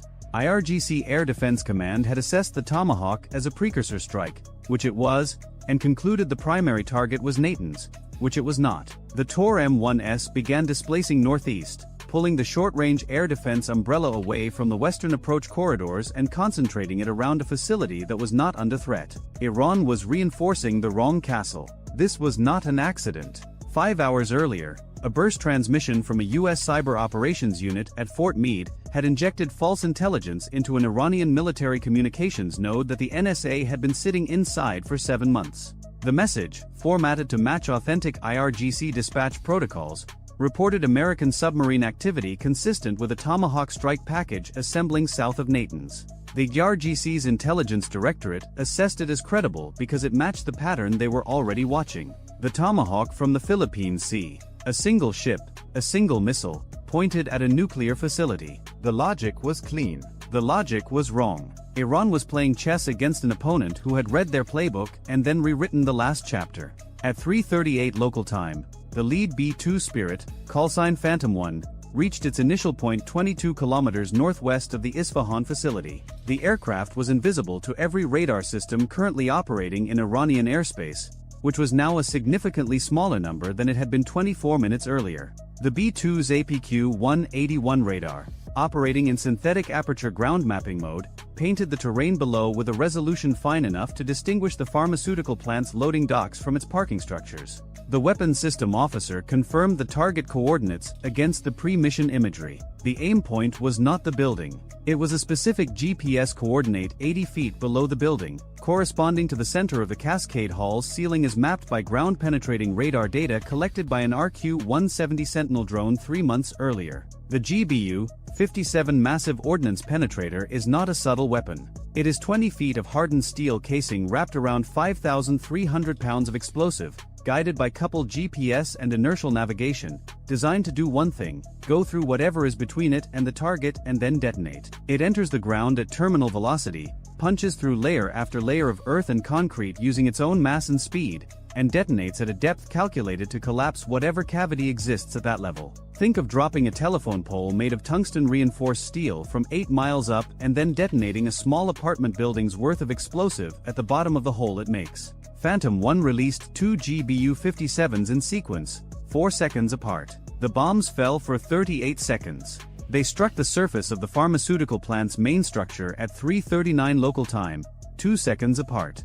The first penetrator punched through the roof, through 3 floors of empty packaging equipment that had never packaged anything, through a 6-foot reinforced concrete transfer slab, through 40 feet of compacted earth and rock, and detonated against the ceiling of the Cascade Hall. The blast fractured the ceiling across a 30-meter radius. The second penetrator followed the first weapon's path through already shattered material, reached the Cascade Hall itself, and detonated inside it. 1,044 IR-6 centrifuges, spinning at 60,000 revolutions per minute, disintegrated. The uranium hexafluoride gas in the Cascade piping, pressurized and toxic, mixed with superheated air from the detonation and vented through every fracture the bombs had created. The surface of the pharmaceutical plant buckled, then partially collapsed into the cavity below. On seismographs at the University of Tehran, 340 kilometers away, the event registered as a magnitude 3.1. 18 seconds later, Phantom II released its weapons against the facility's underground power distribution center,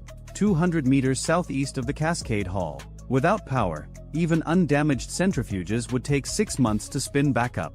With this damage, the timeline was closer to never. But Iran's air defense network was not finished. 50 kilometers south of the strike, a mobile S-300 PMU-2 battery that had been repositioned from Shiraz 48 hours earlier was scanning.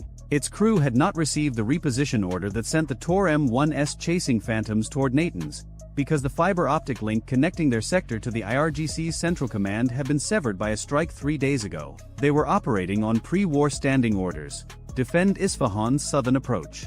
Autonomous, disconnected, and competent. The 92 N6 engagement radar swept the sky and found something it should not have been able to find. A B-2 Spirit at 42,000 feet. Not because the stealth had failed, but because Phantom III had opened its bomb bay doors 8 seconds earlier to release its weapons against a secondary target, and an open bomb bay on AB-2 multiplies the radar cross-section from the size of a bird to the size of a regional jet. For 8 seconds, the most expensive aircraft in human history advertised itself to anyone paying attention. The S-300 crew was paying attention. They transitioned from search to track in 22 seconds, fast even by Russian training standards. 248 N6 interceptor missiles cleared the rail at 3:41 local time. Each missile accelerating to Mach 6, 6 times the speed of sound, climbing toward a target that was already closing its bomb bay and becoming invisible again. The missiles had been given their initial target coordinates during launch. They would guide on those coordinates for the mid-course phase and then activate their own semi-active radar seekers for terminal guidance, relying on the ground radar to illuminate the target. The B-2 pilot, callsign Phantom III, received the missile launch warning from the aircraft's and APR-50 defensive management system. The bomb bay was closed. The radar cross-section had collapsed back to baseline, but 2 missiles were already in the air with a last known position that was accurate to within 100 meters. Stealth does not make you disappear. It makes you hard to find. Hard is not impossible when someone knows exactly where to start looking. Phantom III broke left and descended, putting the aircraft's lowest signature aspect toward the incoming missiles. The APR-50 began jamming the S-300's engagement radar, flooding it with false returns. At 42,000 feet and Mach 0.85, the B-2 is not a dogfighter. It turns like a conference table. The pilot had geometry and jamming and prayer, in approximately that order. 70 kilometers east, one of the F-15E Strike Eagles that had killed the Bavar 373 battery was already rolling in. The weapons officer had the S-300's emission on his scope from the moment it lit up. He had 1 ARGMER remaining. 1 shot. The missile came off the rail and covered the distance in 91 seconds. But the 48 N6 interceptors were 34 seconds from reaching Phantom III's last known position. The first 48 N6 reached the coordinates where Phantom III had been when the bomb bay was open. The aircraft was no longer there. The missile seeker activated and swept for a return. The jamming degraded the picture. The seeker found something, possibly the B-2's residual return, possibly a jam strobe, and corrected toward it. The proximity fuse detonated the warhead at a range the Air Force later classified. Phantom III reported no damage. The fragments had found air. The second 48 N6 was 6 seconds behind the first, correcting off updated radar data. The S-300's engagement radar was still transmitting, still trying to burn through the jamming to give the missile terminal guidance. The ARGMER struck the radar antenna at 3:42 local time. The emission died. The second 48 N6, now without guidance updates, went autonomous. Its seeker swept, found nothing. The missile's fuel burned out at 70,000 feet and it fell into the desert east of Isfahan, a $1.5 million missile returning to Earth as expensive debris. The S-300 battery, worth $115 million, had gotten closer to killing a B-2 than any air defense system in history. The margin was measured in seconds and classification levels. Iran's crew had done everything right. They had hidden, waited, caught the one moment of vulnerability, and executed a textbook engagement. They lost because the aircraft they were shooting at costs $2.1 billion and carries countermeasures designed by people who spend careers imagining exactly this scenario. Skill against budget. Budget won. It usually does. By 3:48 local time, all 8 B-2s had released their ordnance. 128 GBU-57 massive ordnance penetrators, each weighing 30,000 pounds, struck 6 separate underground facilities across the Isfahan complex within a 10-minute window. The combined ordnance weight exceeded 1.9 million kilograms. The Cascade Hall was gone. The Power Distribution Center was gone. A tunnel network connecting the underground facilities to a dispersal site 4 kilometers east collapsed along 600 meters of its length. A centrifuge assembly workshop buried under a motor pool was now a crater. 2 decades of enrichment infrastructure, built in defiance of international sanctions, hidden beneath buildings designed to fool satellites, defended by air defense systems that cost billions and performed exactly as well as their operators could have hoped, was functionally destroyed in less time than it takes to order dinner. The B-2s turned west, climbing back to cruise altitude, bomb bays sealed, radar cross-sections shrinking back to the size of insects. They would land at Diego Garcia 9 hours later, where maintenance crews would discover that Phantom 3's left wing had taken a single fragment from the 48 N6 proximity detonation, a 3-centimeter piece of Russian steel embedded in the radar-absorbent skin of a $2.1 billion aircraft. The repair would cost $4.2 million and take 3 weeks. The fragment itself would end up in a display case at Whiteman Air Force Base, the most expensive souvenir in Air Force history. In Tehran, the ARGC's air defense commander was still processing reports. The Bavar 373 battery that killed the Tomahawk was gone. The S-300 that nearly killed a B-2 was gone. The Tor M1 batteries he had repositioned to Natanz had defended a facility that was never attacked, and the facility he had left uncovered was now registering on seismographs. He had played every card correctly against the threat he could see. The threat he couldn't see had come from the opposite direction, at 42,000 feet, carrying ordnance heavy enough to rearrange the Earth. Iran's air defense network had been brilliant, disciplined, and aimed at a $2.1 million cruise missile, while $17 billion worth of stealth bombers rewrote the map behind them. The most expensive magic trick in military history, and the audience never saw the hands move. The enrichment program that had survived Stuxnet, survived sanctions, survived assassination, and survived diplomacy did not survive 10 minutes of B-2s. Somewhere in a Northrop Grumman boardroom, next quarter's earnings call just got a new opening slide. If you enjoyed this video, check out our other video on how the F-35 nearly got ambushed over Tehran. Bye for now.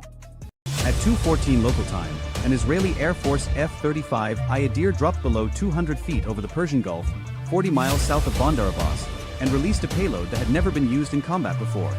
The pilot didn't see the target. He didn't need to.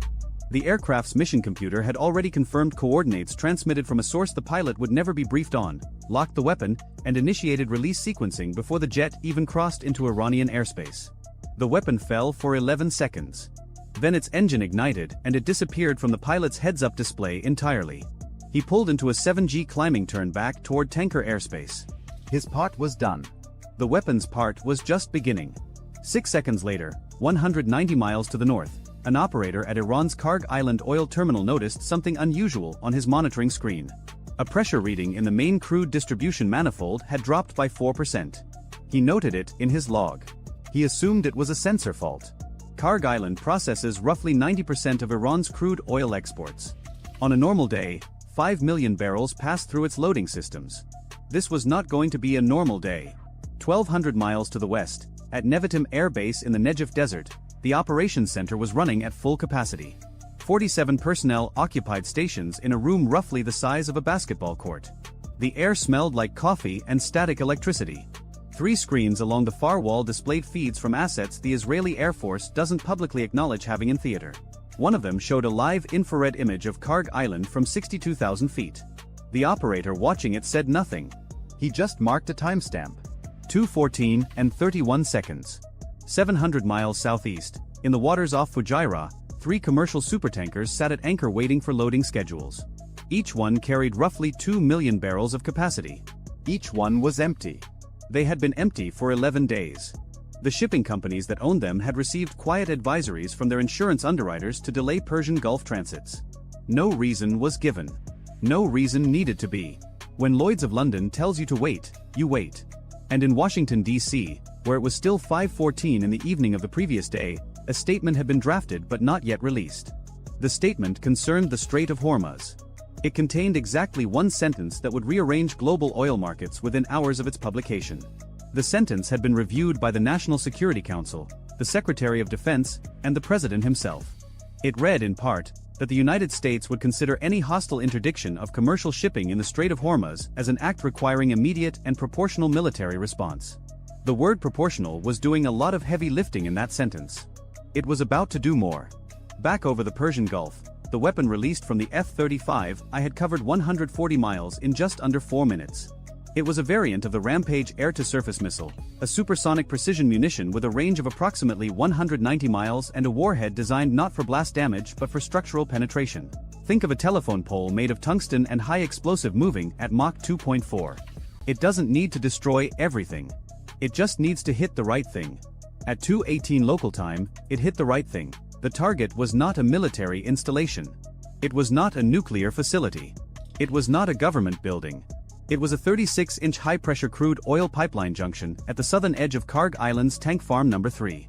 This junction connected the main export pipeline to 3 of the island's 6 single-point mooring buoys, the floating loading stations where tankers connect to take on crude.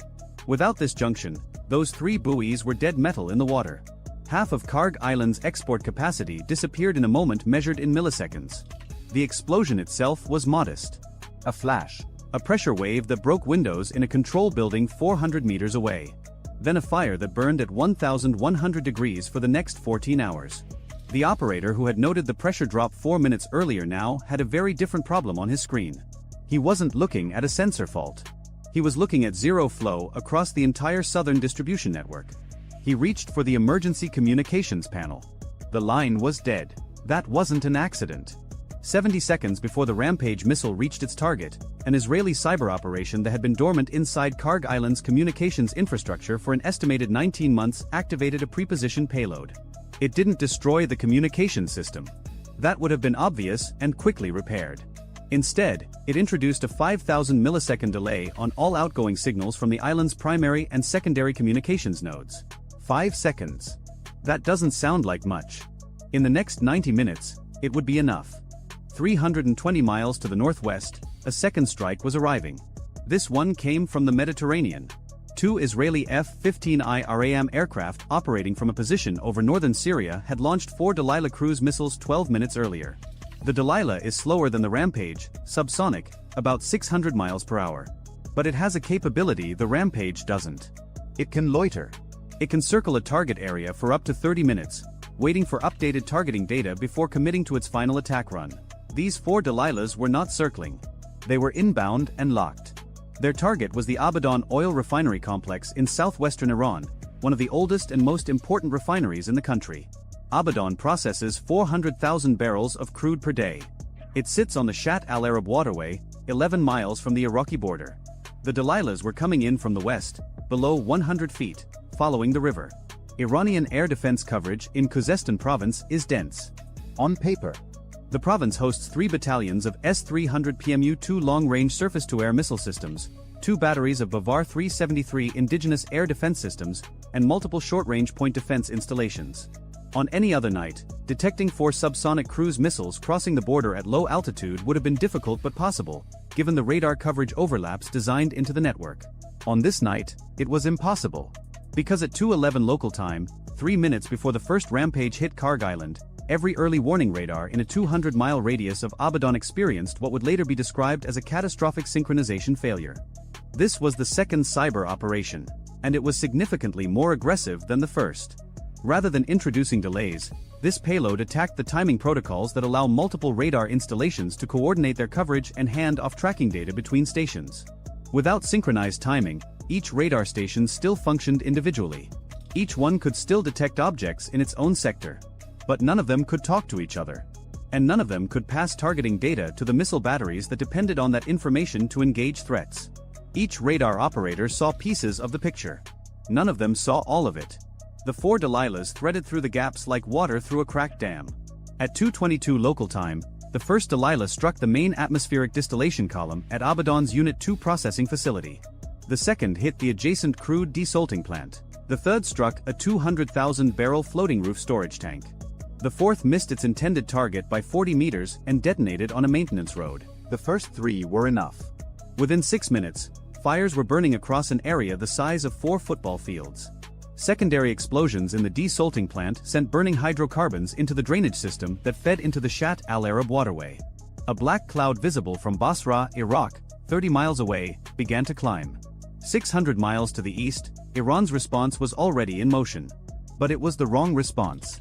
At 2:16, 2 minutes after the Karg Island strike, Iran's Supreme National Security Council received initial reports of an explosion on the island.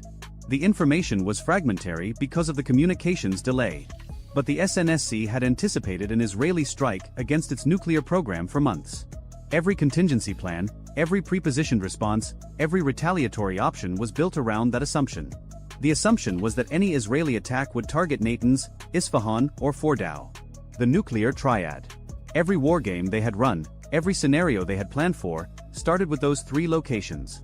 At 2:19, a duty officer in Tehran ordered a general air defense alert across all nuclear-associated facilities. S-300 batteries at Natanz powered to full readiness. Bavar 373 units at Isfahan began sweep scanning. Fighter squadrons at Mehrabad and Tabriz were ordered to immediate alert status. Within 12 minutes, Iran had its most sophisticated air defense umbrella active and scanning. It was covering the wrong targets. No Israeli aircraft were within 400 miles of any nuclear facility. That was the point. 1,200 miles from Tehran, aboard the USS Dwight D. Eisenhower operating in the Gulf of Oman, the Carrier Strike Group's intelligence center was watching everything. They weren't participating. Not yet. Their role, for now, was to observe and to maintain a posture that the Pentagon described internally as conspicuous readiness. The Eisenhower had 2 squadrons of F divided by a -18E divided by F Super Hornets, a squadron of EA-18G Growlers electronic warfare aircraft, and an air wing that had been at elevated readiness for 9 days. Conspicuous readiness meant that Iranian intelligence could see the carrier group, could see its aircraft on the flight deck, could detect the electronic emissions of a strike group preparing for operations. It was meant to be visible. It was meant to create doubt. If Iran retaliated against Israel, would the Americans join? The answer was supposed to be unclear. Unclear is more powerful than certain. What Iran's intelligence services could not see was what was 200 miles behind the Eisenhower. 3 Ohio-class guided missile submarines. Each one carrying 154 Tomahawk cruise missiles.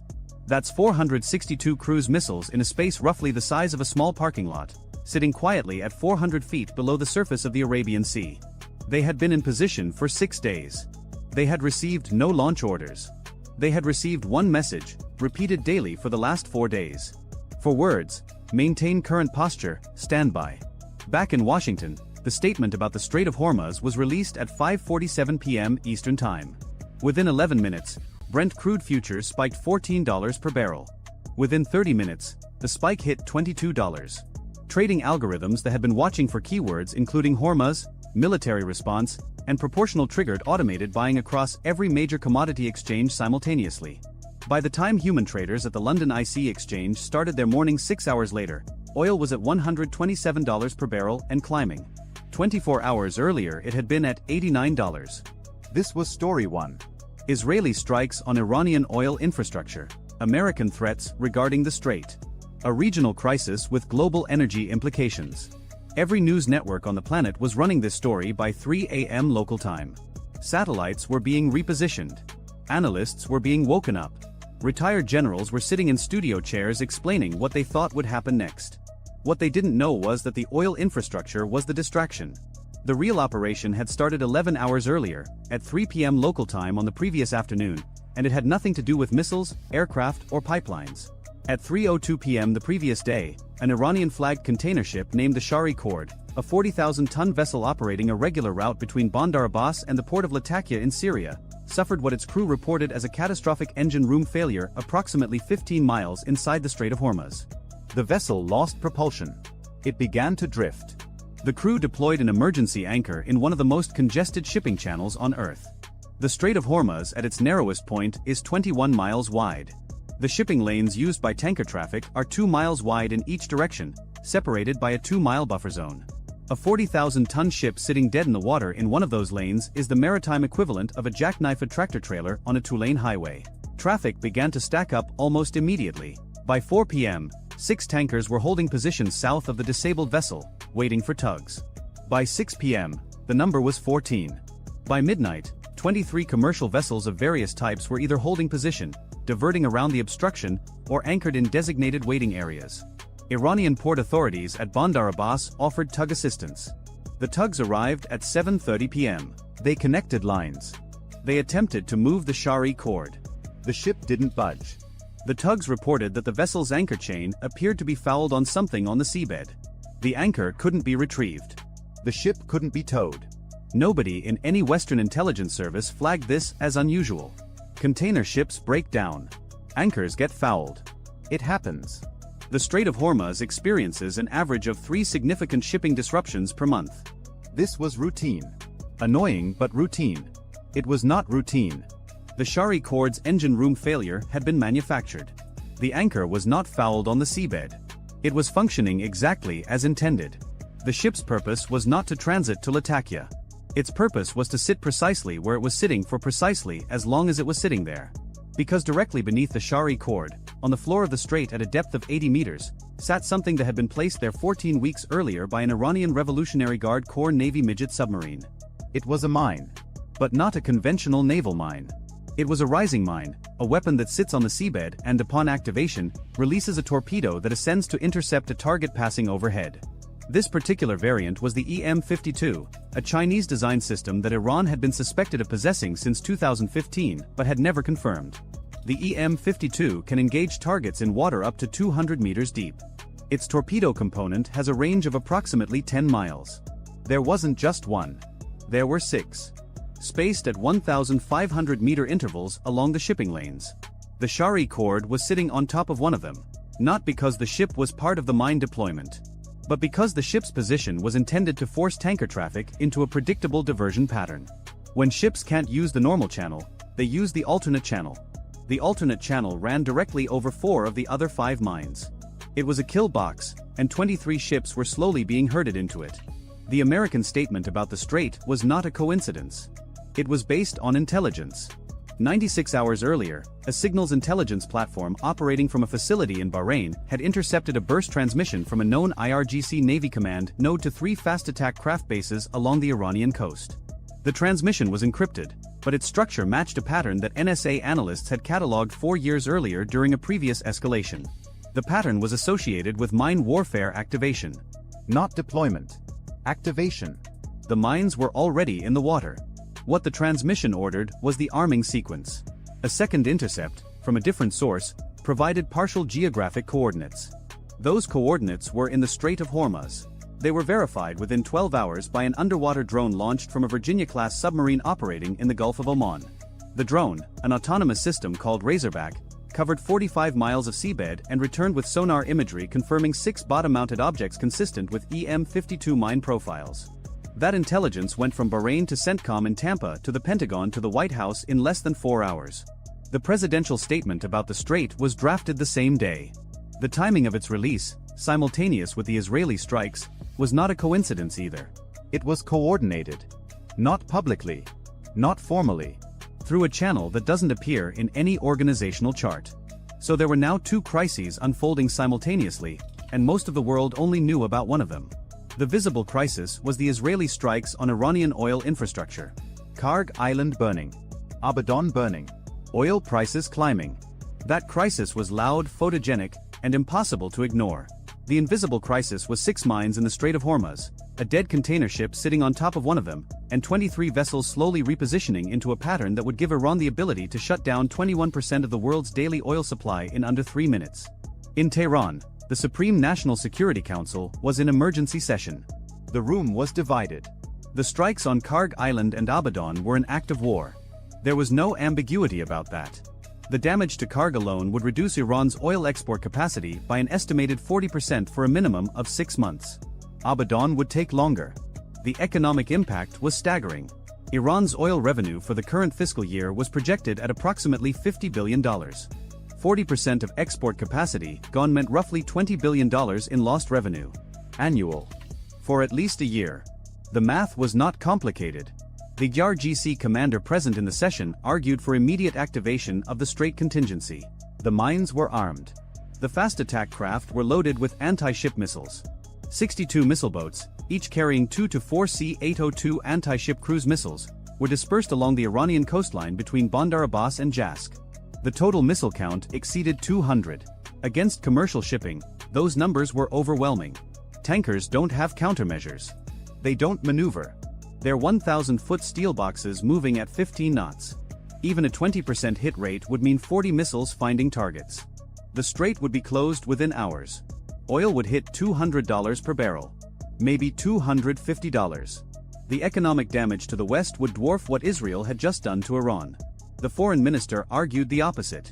The American statement had changed the calculus. Closing the strait would not trigger an American diplomatic protest. It would trigger a military response.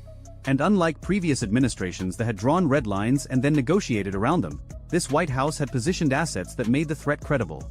The Eisenhower Strike Group was visible. The statement was public. The word proportional gave the Americans legal and political cover to do almost anything.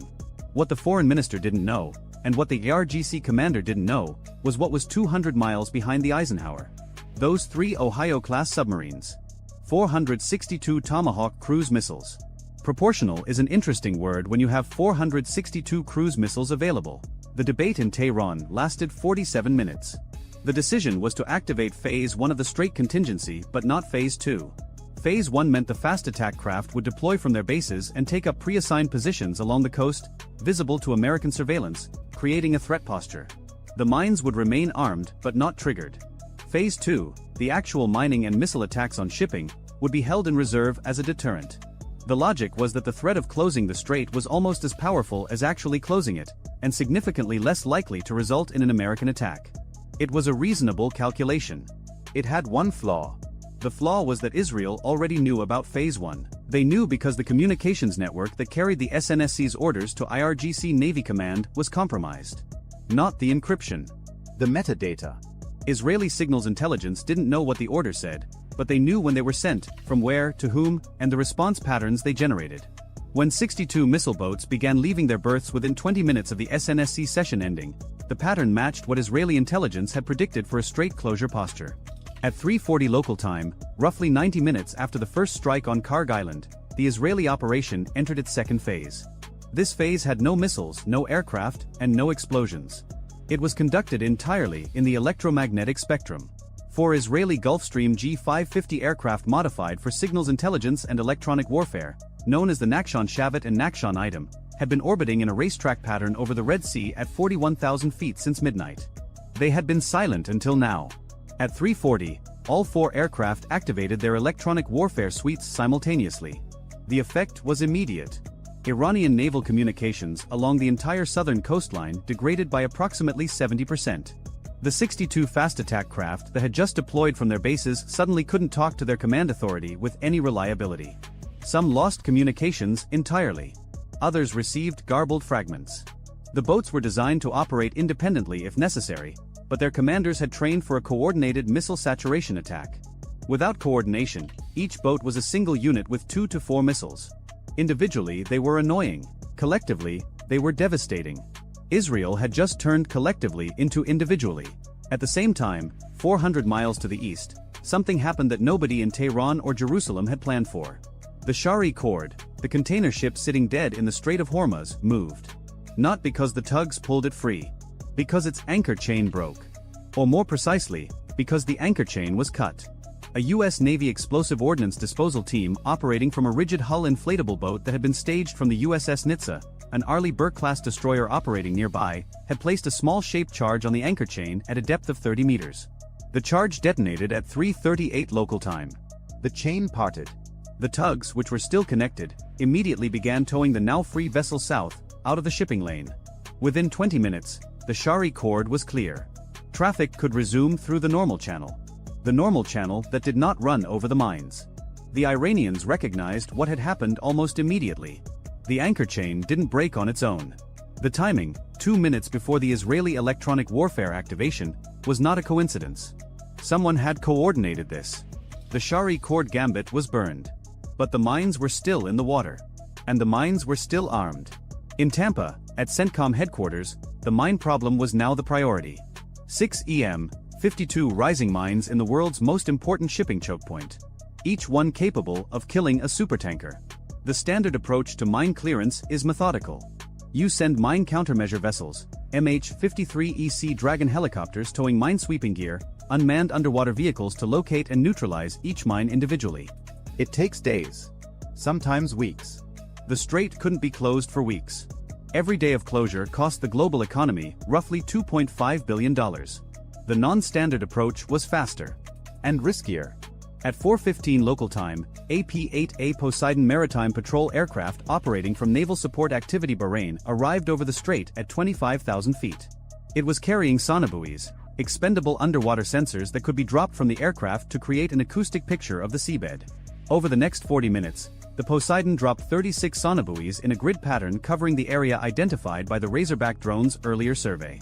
The sonobuoy data was relayed in real time to the NHTSA, which had the most advanced mine warfare software package in the strike group.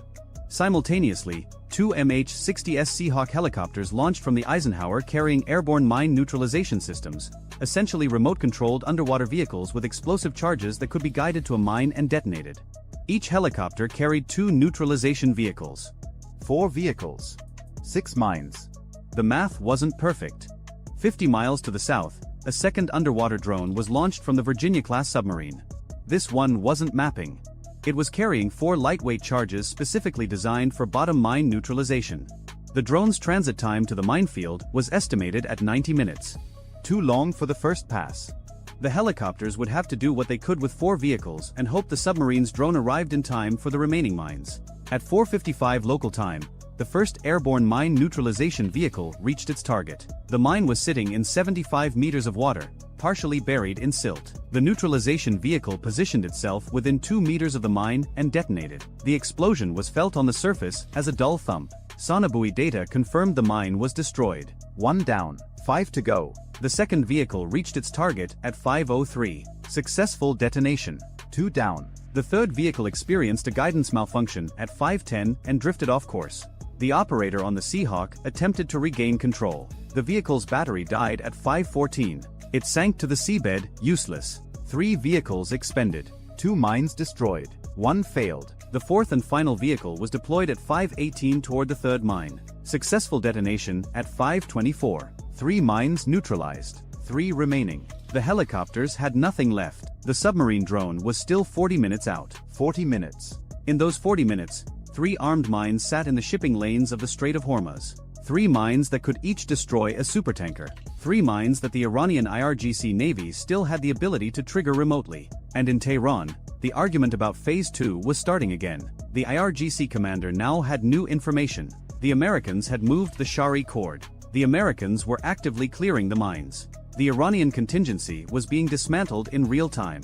If Phase 2 was going to happen, it needed to happen now, before the remaining mines were neutralized. The window was closing.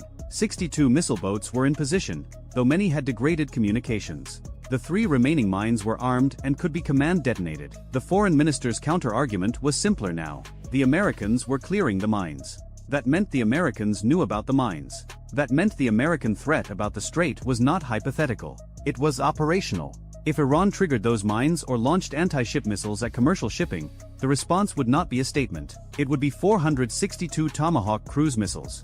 And those would not be aimed at oil infrastructure. They would be aimed at every IRGC Navy base, every missile storage facility, every command center, and every fast attack craft that could be located. The IRGC Navy would cease to exist as a functional force in approximately 90 minutes. There was also the question of China. China buys roughly 27% of Iran's oil exports. China had not been consulted about the strait contingency. China would not appreciate having its energy supply interrupted by an Iranian decision made in the heat of a crisis. Beijing's ambassador had already called twice. He had not been put through to anyone with decision-making authority. That was a mistake that would have consequences regardless of what happened in the next hour. At 5:45 local time, with dawn beginning to lighten the eastern horizon over the Gulf of Oman, the SNSC reached its second decision. Phase 2 would not be activated. The remaining mines would be left in place as a card to be played later, but not triggered. The fast attack craft were ordered to return to port. The strait would remain open. Iran would pursue its response through other channels. Diplomatic, economic, Asymmetric. The RGC commander left the session without speaking to anyone. His deputy, waiting in an anteroom, asked him what had been decided. He said one sentence. It wasn't recorded, but it was reported later by 3 separate sources with minor variations. The version most commonly cited translates roughly to, "We just paid $50 billion to learn that our Navy is a suggestion." He wasn't entirely wrong. The 62 missile boats were returning to port. The electronic warfare jamming from the Israeli Gulfstream aircraft had lifted once the boats began withdrawing, which confirmed for the YARGC that the jamming had been targeted and deliberate, not some broad-spectrum interference. The Israelis had known exactly which frequencies to hit.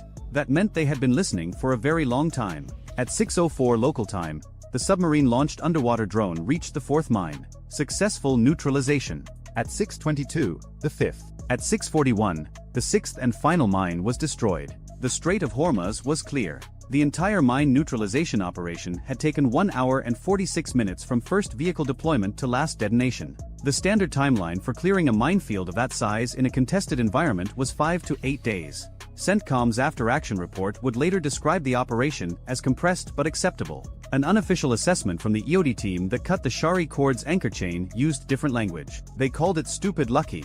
Back in the daylight, the visible damage was becoming clear. Satellite imagery of Karg Island showed a fire burning across the southern tank farm with a smoke plume extending 40 miles downwind. The pipeline junction was destroyed. 3 of 6 loading buoys were inoperable.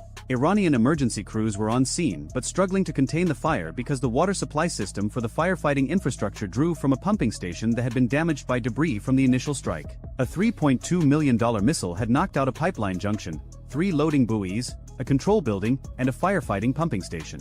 Total estimated repair cost, $1.4 billion. Estimated repair time, 8 to 14 months. Abaddon was worse. The atmospheric distillation column is the heart of any refinery. Without it, crude oil is just crude oil. It can't be processed into gasoline, diesel, kerosene, or any other usable product. Abaddon's Unit 2 distillation column was a total loss. The desalting plant was a total loss. The storage tank would burn for another 9 days before it consumed all available fuel. Repair estimates for Abaddon ranged from $2.1 billion to $3.6 billion depending on which engineering assessment you trusted. Timeline, 18 months to 3 years. 4 missiles had hit Abaddon. 3 of them found their targets. Total missile cost, approximately $4.8 million. The damage they inflicted would cost at least $2 billion to repair and remove billions more in refining capacity from the market for years. The cost ratio was not lost on analysts. $1 million of Israeli munitions had purchased roughly $400 million of Iranian economic damage. That ratio would appear in every defense procurement brief for the next decade. On global markets, the picture was equally dramatic. By 8 a.m. London time, Brent crude had reached $134 per barrel. By noon, it touched $141 before settling back to $136 on reports that the strait remained open. The strait remaining open was the only thing preventing a complete market panic. If those 6 mines had been triggered, if even one supertanker had been hit, the model showed oil reaching $200 within 48 hours and $250 within a week. The global economic impact of a sustained strait closure was estimated at $4 trillion annualized. The mines that prevented that scenario had cost approximately $12 million to manufacture and deploy.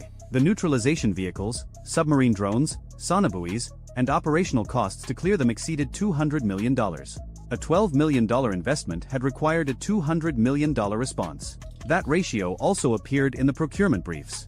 In Jerusalem, the Israeli cabinet met in an emergency session that lasted 3 hours. The strikes were described as a limited defensive operation targeting Iran's ability to fund hostile activities against Israel. The phrase economic heart was not used by any Israeli official. It didn't need to be.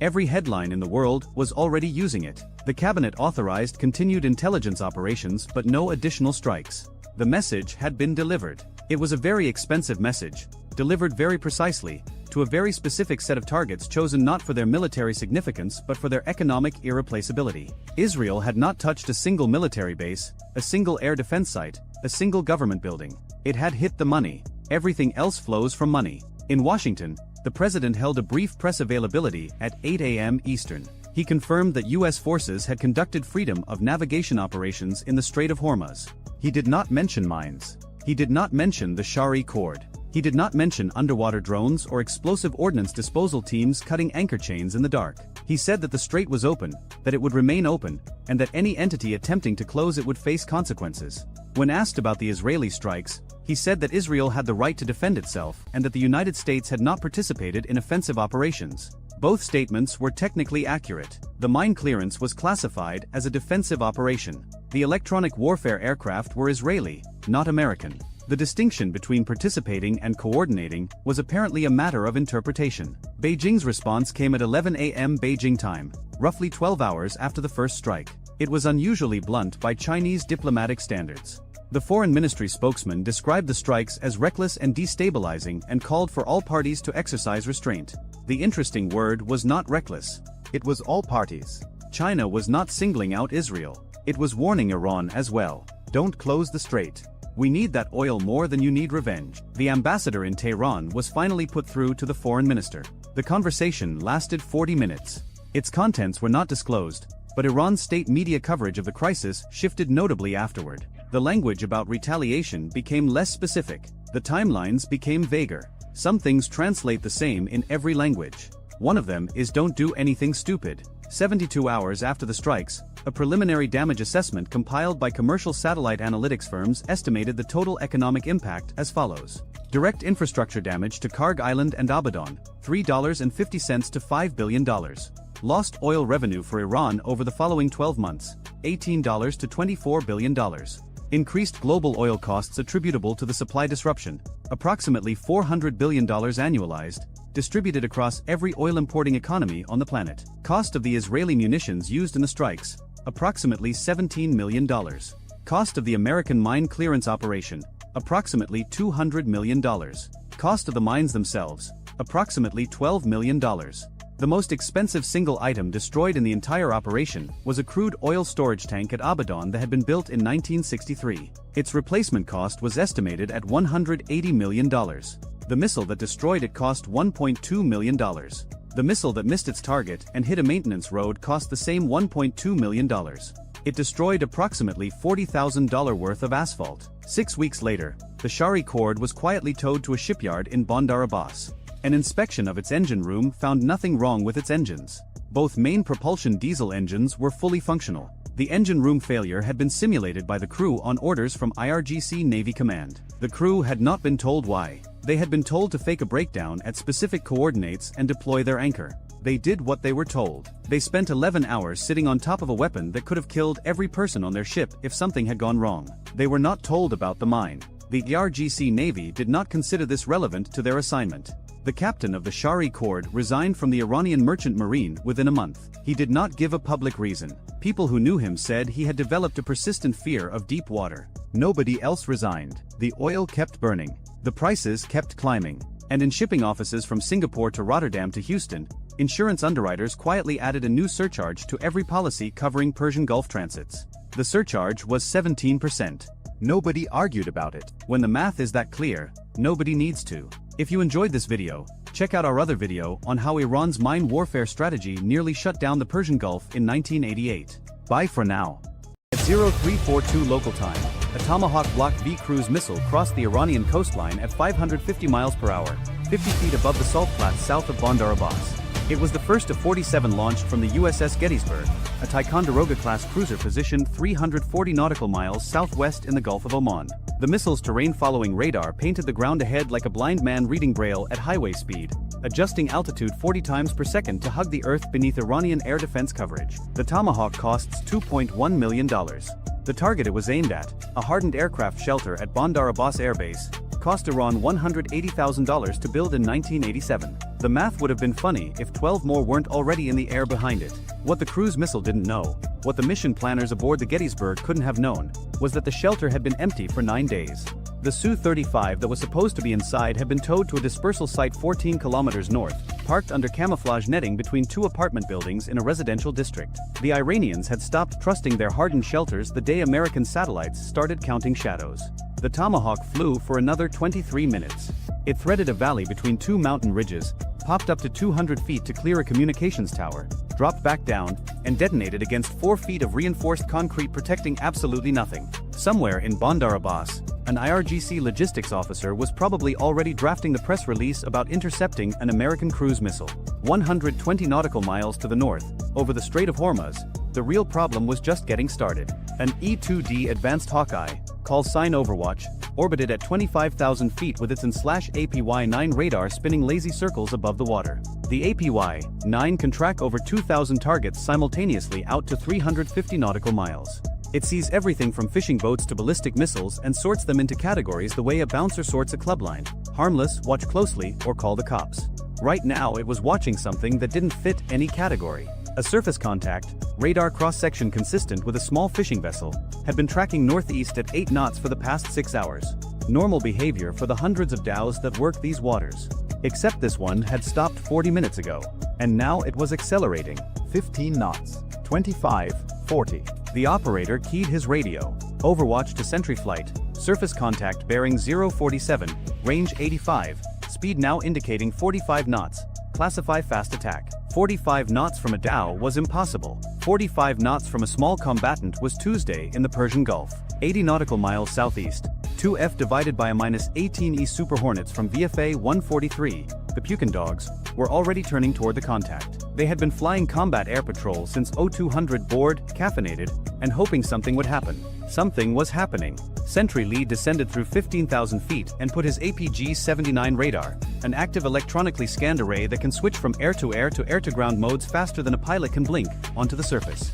The contact resolved. Small hull, deck-mounted structure, thermal bloom consistent with gas turbine exhaust. Paycap class fast attack craft, Iranian Revolutionary Guard Navy, 76 feet long, armed with 2 Chinese C-701 anti-ship missiles, capable of 52 knots in calm water.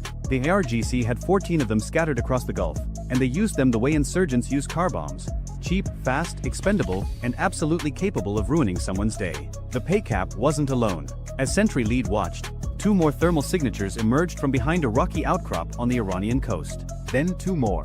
5 fast attack craft accelerating toward the Gettysburg's last known position in a spread formation designed to overwhelm point defense systems with simultaneous attacks from multiple vectors. What the Paycap commanders didn't know was that the Gettysburg wasn't where they thought it was. The cruiser had displaced 30 nautical miles west 4 hours ago, standard operating procedure after a Tomahawk launch to avoid exactly this kind of retaliation. The Iranians were charging toward a patch of empty ocean where an American warship had been yesterday.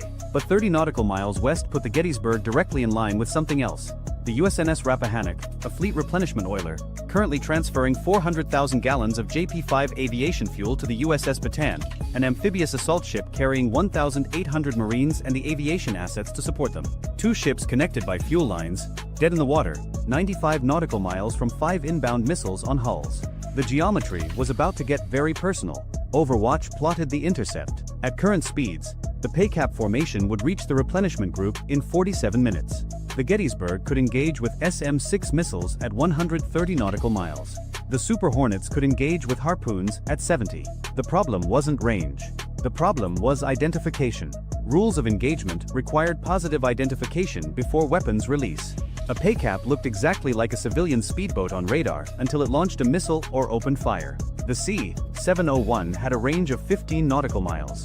A Paycap could close to launch range, fire, and be turning away before a pilot confirmed it was military. And the Strait of Hormuz at any given moment contained somewhere between 200 and 400 civilian vessels that looked exactly the same size on radar. Sentry Lead descended to 8,000 feet and slaved his targeting pod to the lead contact. The Fleur, a camera system that can read a license plate from 10 miles away in daylight, showed a gray hull, no flag, deck-mounted launcher that could have been a missile rail or a fishing net crane. He needed closer.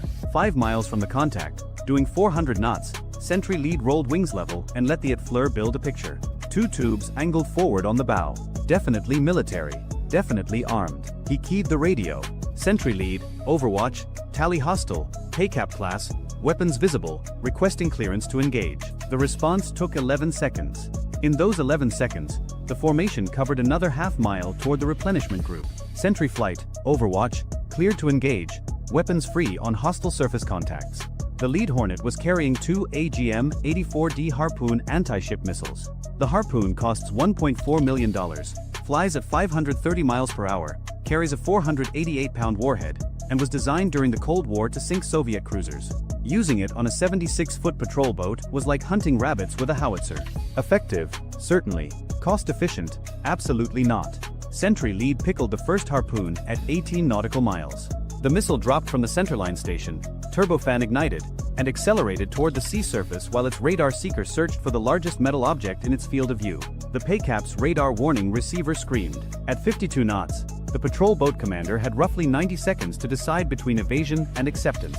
He chose evasion. Hard turn to port, chaff blooming behind the boat like metallic confetti, a maneuver that might have worked against an older missile. The Harpoon's seeker wasn't fooled. It ignored the chaff cloud, adjusted course 3 degrees, and impacted the PACAP's stern at 530 miles per hour. A 488-pound warhead against a 76-foot hull is less a naval engagement than a magic trick. The boat was there, then it wasn't. Fire, debris, and 6 crew members scattered across a quarter-mile of water. 4 PACAPs remaining. 42 minutes to the replenishment group. What the American pilots didn't know was that the PACAP attack was a diversion. The real threat was already inside the engagement envelope, and it had been there for 3 hours.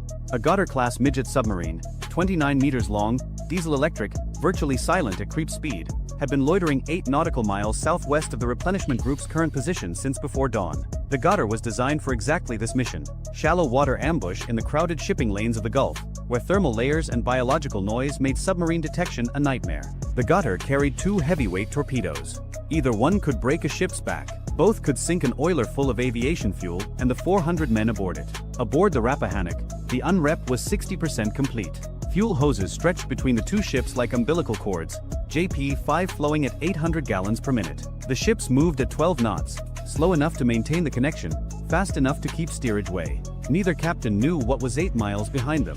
The Goddard commander had been watching through his periscope for 20 minutes, building a firing solution on the larger of the 2 contacts. The torpedo run would take 4 minutes at high speed. Once he fired, the Americans would know exactly where he was. He would have perhaps 90 seconds before every sonobuoy and dipping sonar in the Gulf converged on his position.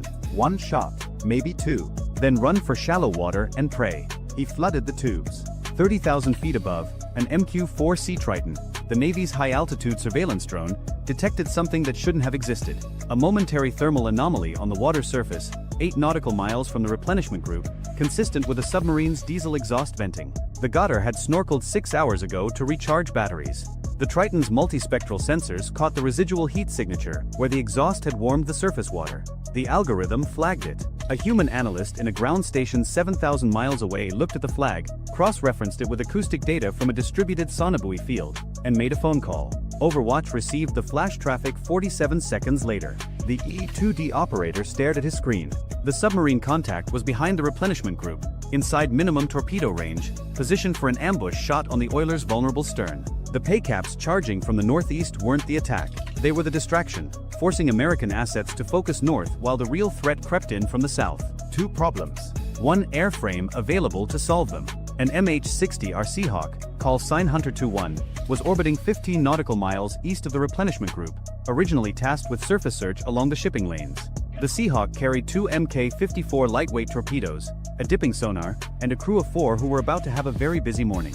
Hunter 21, Overwatch, retask immediate, subsurface contact bearing 195 from Hotel Alpha, range 8, classify hostile, cleared hot. The pilot banked hard, dropped the nose, and started toward the contact at 140 knots. The tactical coordinator in the back began programming the sonar, while the sensor operator readied a torpedo. They had maybe 6 minutes before the Goddard was in optimal firing position. Maybe less. 40 nautical miles north, the remaining PACAPs were spreading further apart, each boat now a separate threat axis requiring individual tracking. Sentry 2 engaged the second contact with a Harpoon at 15 miles. Impact. 3 remaining. The Super Hornets were running low on anti-ship missiles. 2 Harpoons remaining between them, 3 targets, and the rules of engagement didn't allow gun runs on surface contacts that hadn't fired first. The math wasn't working. Overwatch made a call. Sentry flight, break off surface engagement, redirect to subsurface prosecution support. The PACAPs would have to be someone else's problem. The submarine was 6 minutes from a firing solution on an oiler carrying enough fuel to burn for a week. Hunter 2-1 arrived over the datum point and deployed the dipping sonar. The AQS-22 dropped into the water on 200 feet of cable, its transducer pinging active pulses into the thermocline while passive arrays listened for engine noise, prop cavitation, anything that sounded like a submarine instead of a shrimp bed. Contact. Bearing 210, range 2,400 yards, depth 80 feet, moving slowly northeast. The Goddard commander heard the dipping sonar the moment it went active. He had roughly 30 seconds before the helicopter prosecuted. He could fire now, accept the counterattack, and hope the torpedo reached its target before his boat was destroyed. Or he could go deep, run silent, and try to escape into the acoustic clutter of the shipping lanes. He fired both torpedoes. The acoustic signature of a torpedo launch is unmistakable. 2 distinct splashes, followed by the high-frequency whine of contra-rotating propellers accelerating toward 45 knots. The Seahawk crew heard it instantly. Hunter 2-1, torpedo in the water, 2 fish, bearing 030, speed 45, depth 40 feet. The sensor operator dropped a Mk-54 on the submarine's position, while the pilot keyed the guard frequency to warn the replenishment group. The torpedo entered the water, acquired the Goddard screw noise, and started its terminal run. 4 miles north, aboard the Rappahannock, alarms sounded. Emergency breakaway. The fuel hoses disconnected automatically, valves slamming shut to prevent spills, while both ships went to flank speed and diverged. A replenishment ship emergency breakaway takes approximately 2 minutes. The incoming torpedoes would cover 4 miles in 5 minutes. The math was close. The Batan's SLQ-32 electronic warfare suite detected the torpedo seekers and began jamming, filling the water with acoustic noise designed to